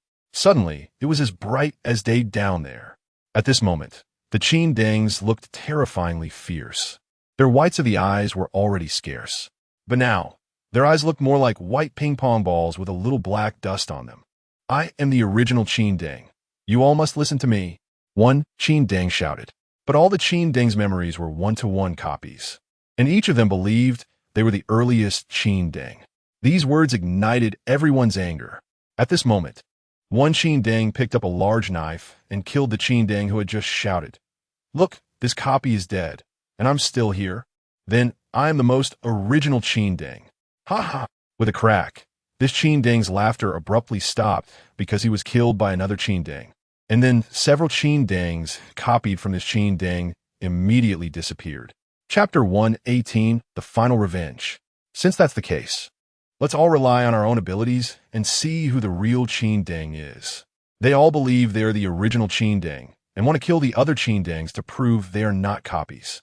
With the stimulation of the recent bloody scenes, the emotions of the Qin Dengs were also ignited. The genes within them were clamoring. Fight! Fight! They wore sinister smiles on their faces. Killing each other seems to be quite fun. "I am the original Qin Deng. You are all my copies." Soon, a bloody melee began. Qin Miao and Jian Zhuo were sitting in the spaceship, watching through the monitors as the Qin Dengs began to blame each other for a while. Unsurprisingly, they started attacking each other. In no time, the bottom of the deep pit was filled with thick blood, and the sounds of screams from the fighting could be heard. There were severed limbs and broken legs everywhere. Even the lower position cameras were stained red with blood, making it impossible to see ahead. Some Qin Dengs even drowned in the blood pit. The stench of blood was overwhelming. "It hurts. I don't want to die." Waves of wails emerged from the bottom of the abyss. Soon, after a fierce battle, the number of Qin Dengs was sharply reduced to 2. Seeing the scene, Qin Miao's eyes flashed with a fierce intent. This Qin Deng really knows how to survive. She originally thought the real Qin Deng would die in the melee, but unexpectedly, he made it to the end. So there must be a most original Qin Deng between these two. She glared at the monitor fiercely. "If the Qin Deng doesn't die, we'll go back and kill him. Whatever you say." Below in the abyss, the two Qin Dengs began their final battle. Both Qin Dengs were on guard, staring at each other. "I am Qin Deng. You let go, I am." These two Qin Dengs were already covered in injuries, with no good flesh left on their bodies. But they were already blinded by rage, adrenaline pumping, and they didn't feel any pain. They only wanted to fight to the death. They continued to fight, and, after a series of clashes, one Qin Deng gained the upper hand, picking up a machete to deliver a fatal blow to the defeated Qin Deng. Qin Miao and Jian Zhuo kept their eyes on the screen, afraid of missing the final outcome. Snap! After a sound, unexpectedly, the last Qin Deng was still alive. Then he must be the most original Qin Deng. Qin Miao was furious and slammed the cup in her hand aside. Damn it, it didn't work. This Qin Deng can survive better than a cockroach. His ability must be cockroach. The original plan was shattered, and Qin Miao felt a bit irritable. Jian Zhuo comforted her. It's okay, Miao Miao. Originally, Jian Zhuo wanted to help Qin Miao kill the Qin Deng. But then he thought that Qin Miao didn't like relying on others for revenge. He asked, Miao Miao, should we go back now? There's only one Qin Deng left. It won't cause much trouble. Qin Miao gritted her teeth. Of course, while there's only one Qin Deng. Let us kill him immediately. Then she wore a sarcastic smile. Killing the Qin Deng with my own hands feels pretty good too. Her eyes were full of mockery, as if she were just killing someone inconsequential. Let us go. Qin Miao and Jian Zhuo went to find Secretary, and Qin Miao instructed Secretary and prepare a few helicopters. Mr. Jian and I are going back to the ruins of Base A. Secretary immediately understood. The Qin Deng hasn't died yet. He thought everything would go smoothly. But luckily, there's only one Qin Deng left. It seems Miss Qin and the others can handle it. Later, I will go down into the abyss with Mr. Jian to take out the last Qin Deng. You bring people to support us, and when you see the signal flare, pull us up. Yes.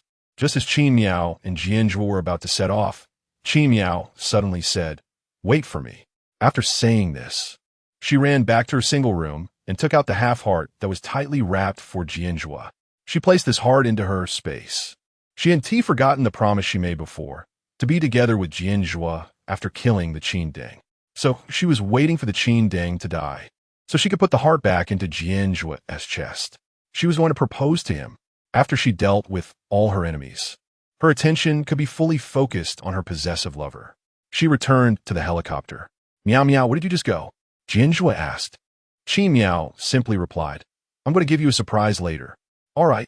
Jian Zhuo also secretly tightened the ring box in his pocket when no one was watching. He remembered that Miao Miao had said they would grow old together after killing the Qin Deng. So he wanted to propose to Miao Miao the moment the Qin Deng took its last breath. He couldn't wait any longer.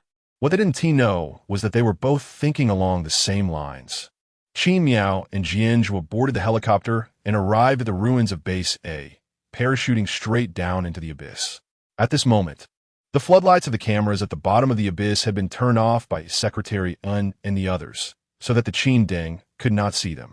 They wanted the Qin Deng to have no ability to resist and die in despair.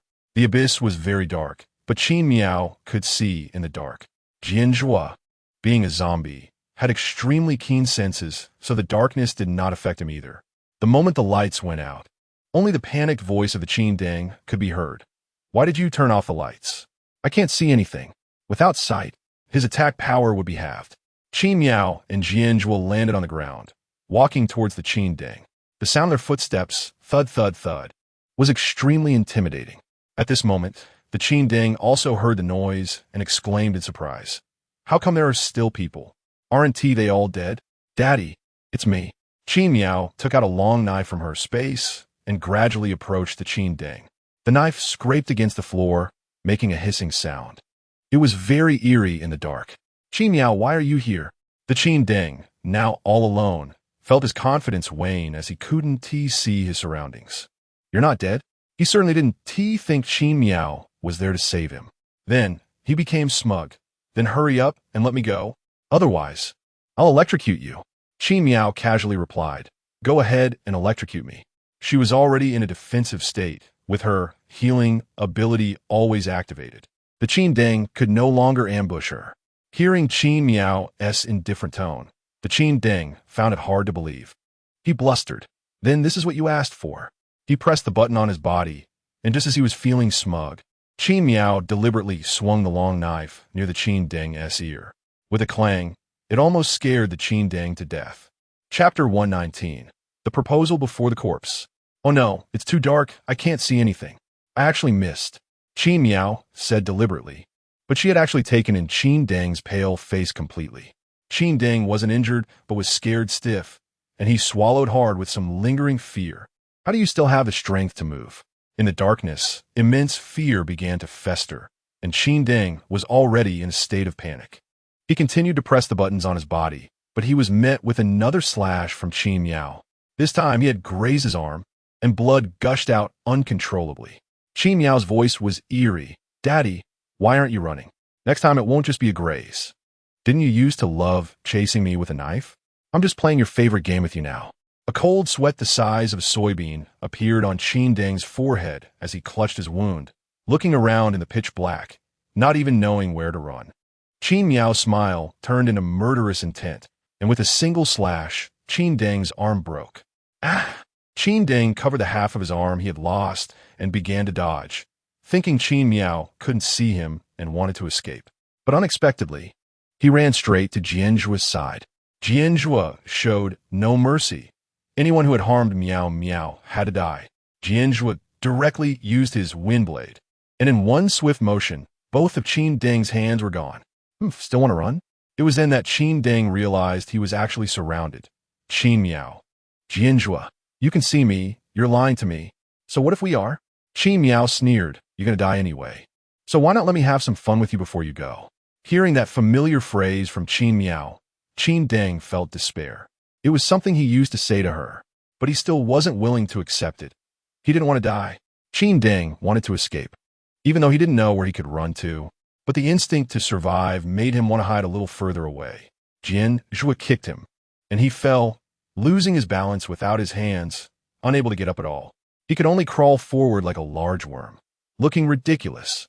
Qin Miao laughed for a while and then lost interest. Playing with a worthless person was no fun at all. She directly slashed at Qin Deng's carotid artery. In an instant, blood flowed out from his neck like a tap, running endlessly. Qin Deng could only clutch his neck and wail in pain. At that moment, Jian Zhuo sent a message to Secretary and on the spaceship, and surprisingly, the spotlight from the camera below the abyss turned on. Qin Miao was momentarily blinded by the spotlight, and when she blinked and opened her eyes again, she was astonished by the scene before her. Jian Zhuo was kneeling on one knee, pulling out a ring box from his pocket, and inside was a ring made of red agate. Under the light, it gleamed a dazzling red. He earnestly said to Qin Miao, Miao Miao, you said that once Qin Deng is dead, we would grow old together. So I want to formally propose to you now. Let's get married today, on the day your family is gone. Are you all crazy? Qin Deng, who was lying on the ground and still had a breath left, weakly roared in protest. Who proposes on the day their father-in-law is about to die? I am willing. Qin Miao was also emotionally stirred, her eyes reddening at the scene. Getting married on the day her family was gone. What a joyous day. It was simply a double happiness. Really? Jian Zhuo heard Qin Miao's affirmative answer and quickly got up to embrace her. I'm so happy. The still clutching his neck Qin Deng was shaking with anger at this lovey-dovey couple. But beneath him, his blood had soaked the ground, and he could only weakly struggle and whimper. It was as if he were cursing, but Qin Miao and Jian Zhuo were lost in their love, and Qin Deng's wails were merely a pleasant background music for them. Qin Deng could only helplessly keep his eyes open as he died. Suddenly, Jian Zhuo, holding Qin Miao, felt a warm sensation in his heart. He looked down and saw that Qin Miao was using her healing ability to return his heart to his chest. In the next moment, his heart emitted a purple light, and the left half and right half began to fuse. His heart started beating again. Qin Miao looked at Jian Zhuo's complexion gradually turning rosy and was excited as well. Indeed, Jian Zhuo had turned back into a human. You thought you were the only one who wanted to propose? I did too, just that you got ahead of me. Now that you've turned back into a human, we can grow old together and live and die together. Good. Jian Zhuo felt that today was the happiest day of his 27 years. They had both made mutual strides towards each other. The two were now formally open with each other and would always be together from now on. Qin Deng's corpse lay nearby, like a witness to it all. Jian Zhuo confirmed that Qin Deng was dead, and to prevent any future troubles, he set Qin Deng ablaze. He fired a signal flare and wrapped Qin Miao in his arms, directly being pulled onto the helicopter by Secretary and Miss Qin. Mr. Jian, is it all settled now? Yes. Qin Miao was still gazing at her red agate ring. She liked it so much. Secretarian, noticing the happiness on Qin Miao's face and glancing at the ring on her middle finger, his eyes instantly widened in shock. Just now, at the bottom of the abyss, in front of Miss Qin's father's corpse, Mr. Jian actually proposed. Truly, Mr. Jian, even proposals are so refreshingly unconventional, but he couldn't critique it, so he could only congratulate them. Miss Qin, Mr. Jian, congratulations. What is the wedding planned for? Qin Miao looked confused. She hadn't really thought about those things. She had always been a lone wolf and had never attended any large gatherings, so she didn't know what a wedding entailed. What wedding? There are no relatives left. They all died. She said this with a radiant expression. Secretarian was momentarily taken aback, unsure whether Qin Miao was happy or sad. In the end, he felt that Miss Qin was so kind. She must be putting on a brave face. So he decided not to ask more, lest he bring up something that would upset her. Qin Miao had no thoughts about the wedding, but Jian Zhuo did. Jian Zhuo was a person who valued rituals. He believed that happy moments should be celebrated. A sense of ceremony could show the importance of love and make an ordinary day special. When they were old, they could reminisce about the joy of their wedding day. He patted Qin Miao's head and said, "Once we reach the new base, we will have a wedding. It doesn't matter if there are no relatives. As long as it's us, that's enough. As long as the two of them were there, it would be the best wedding." Good. The end.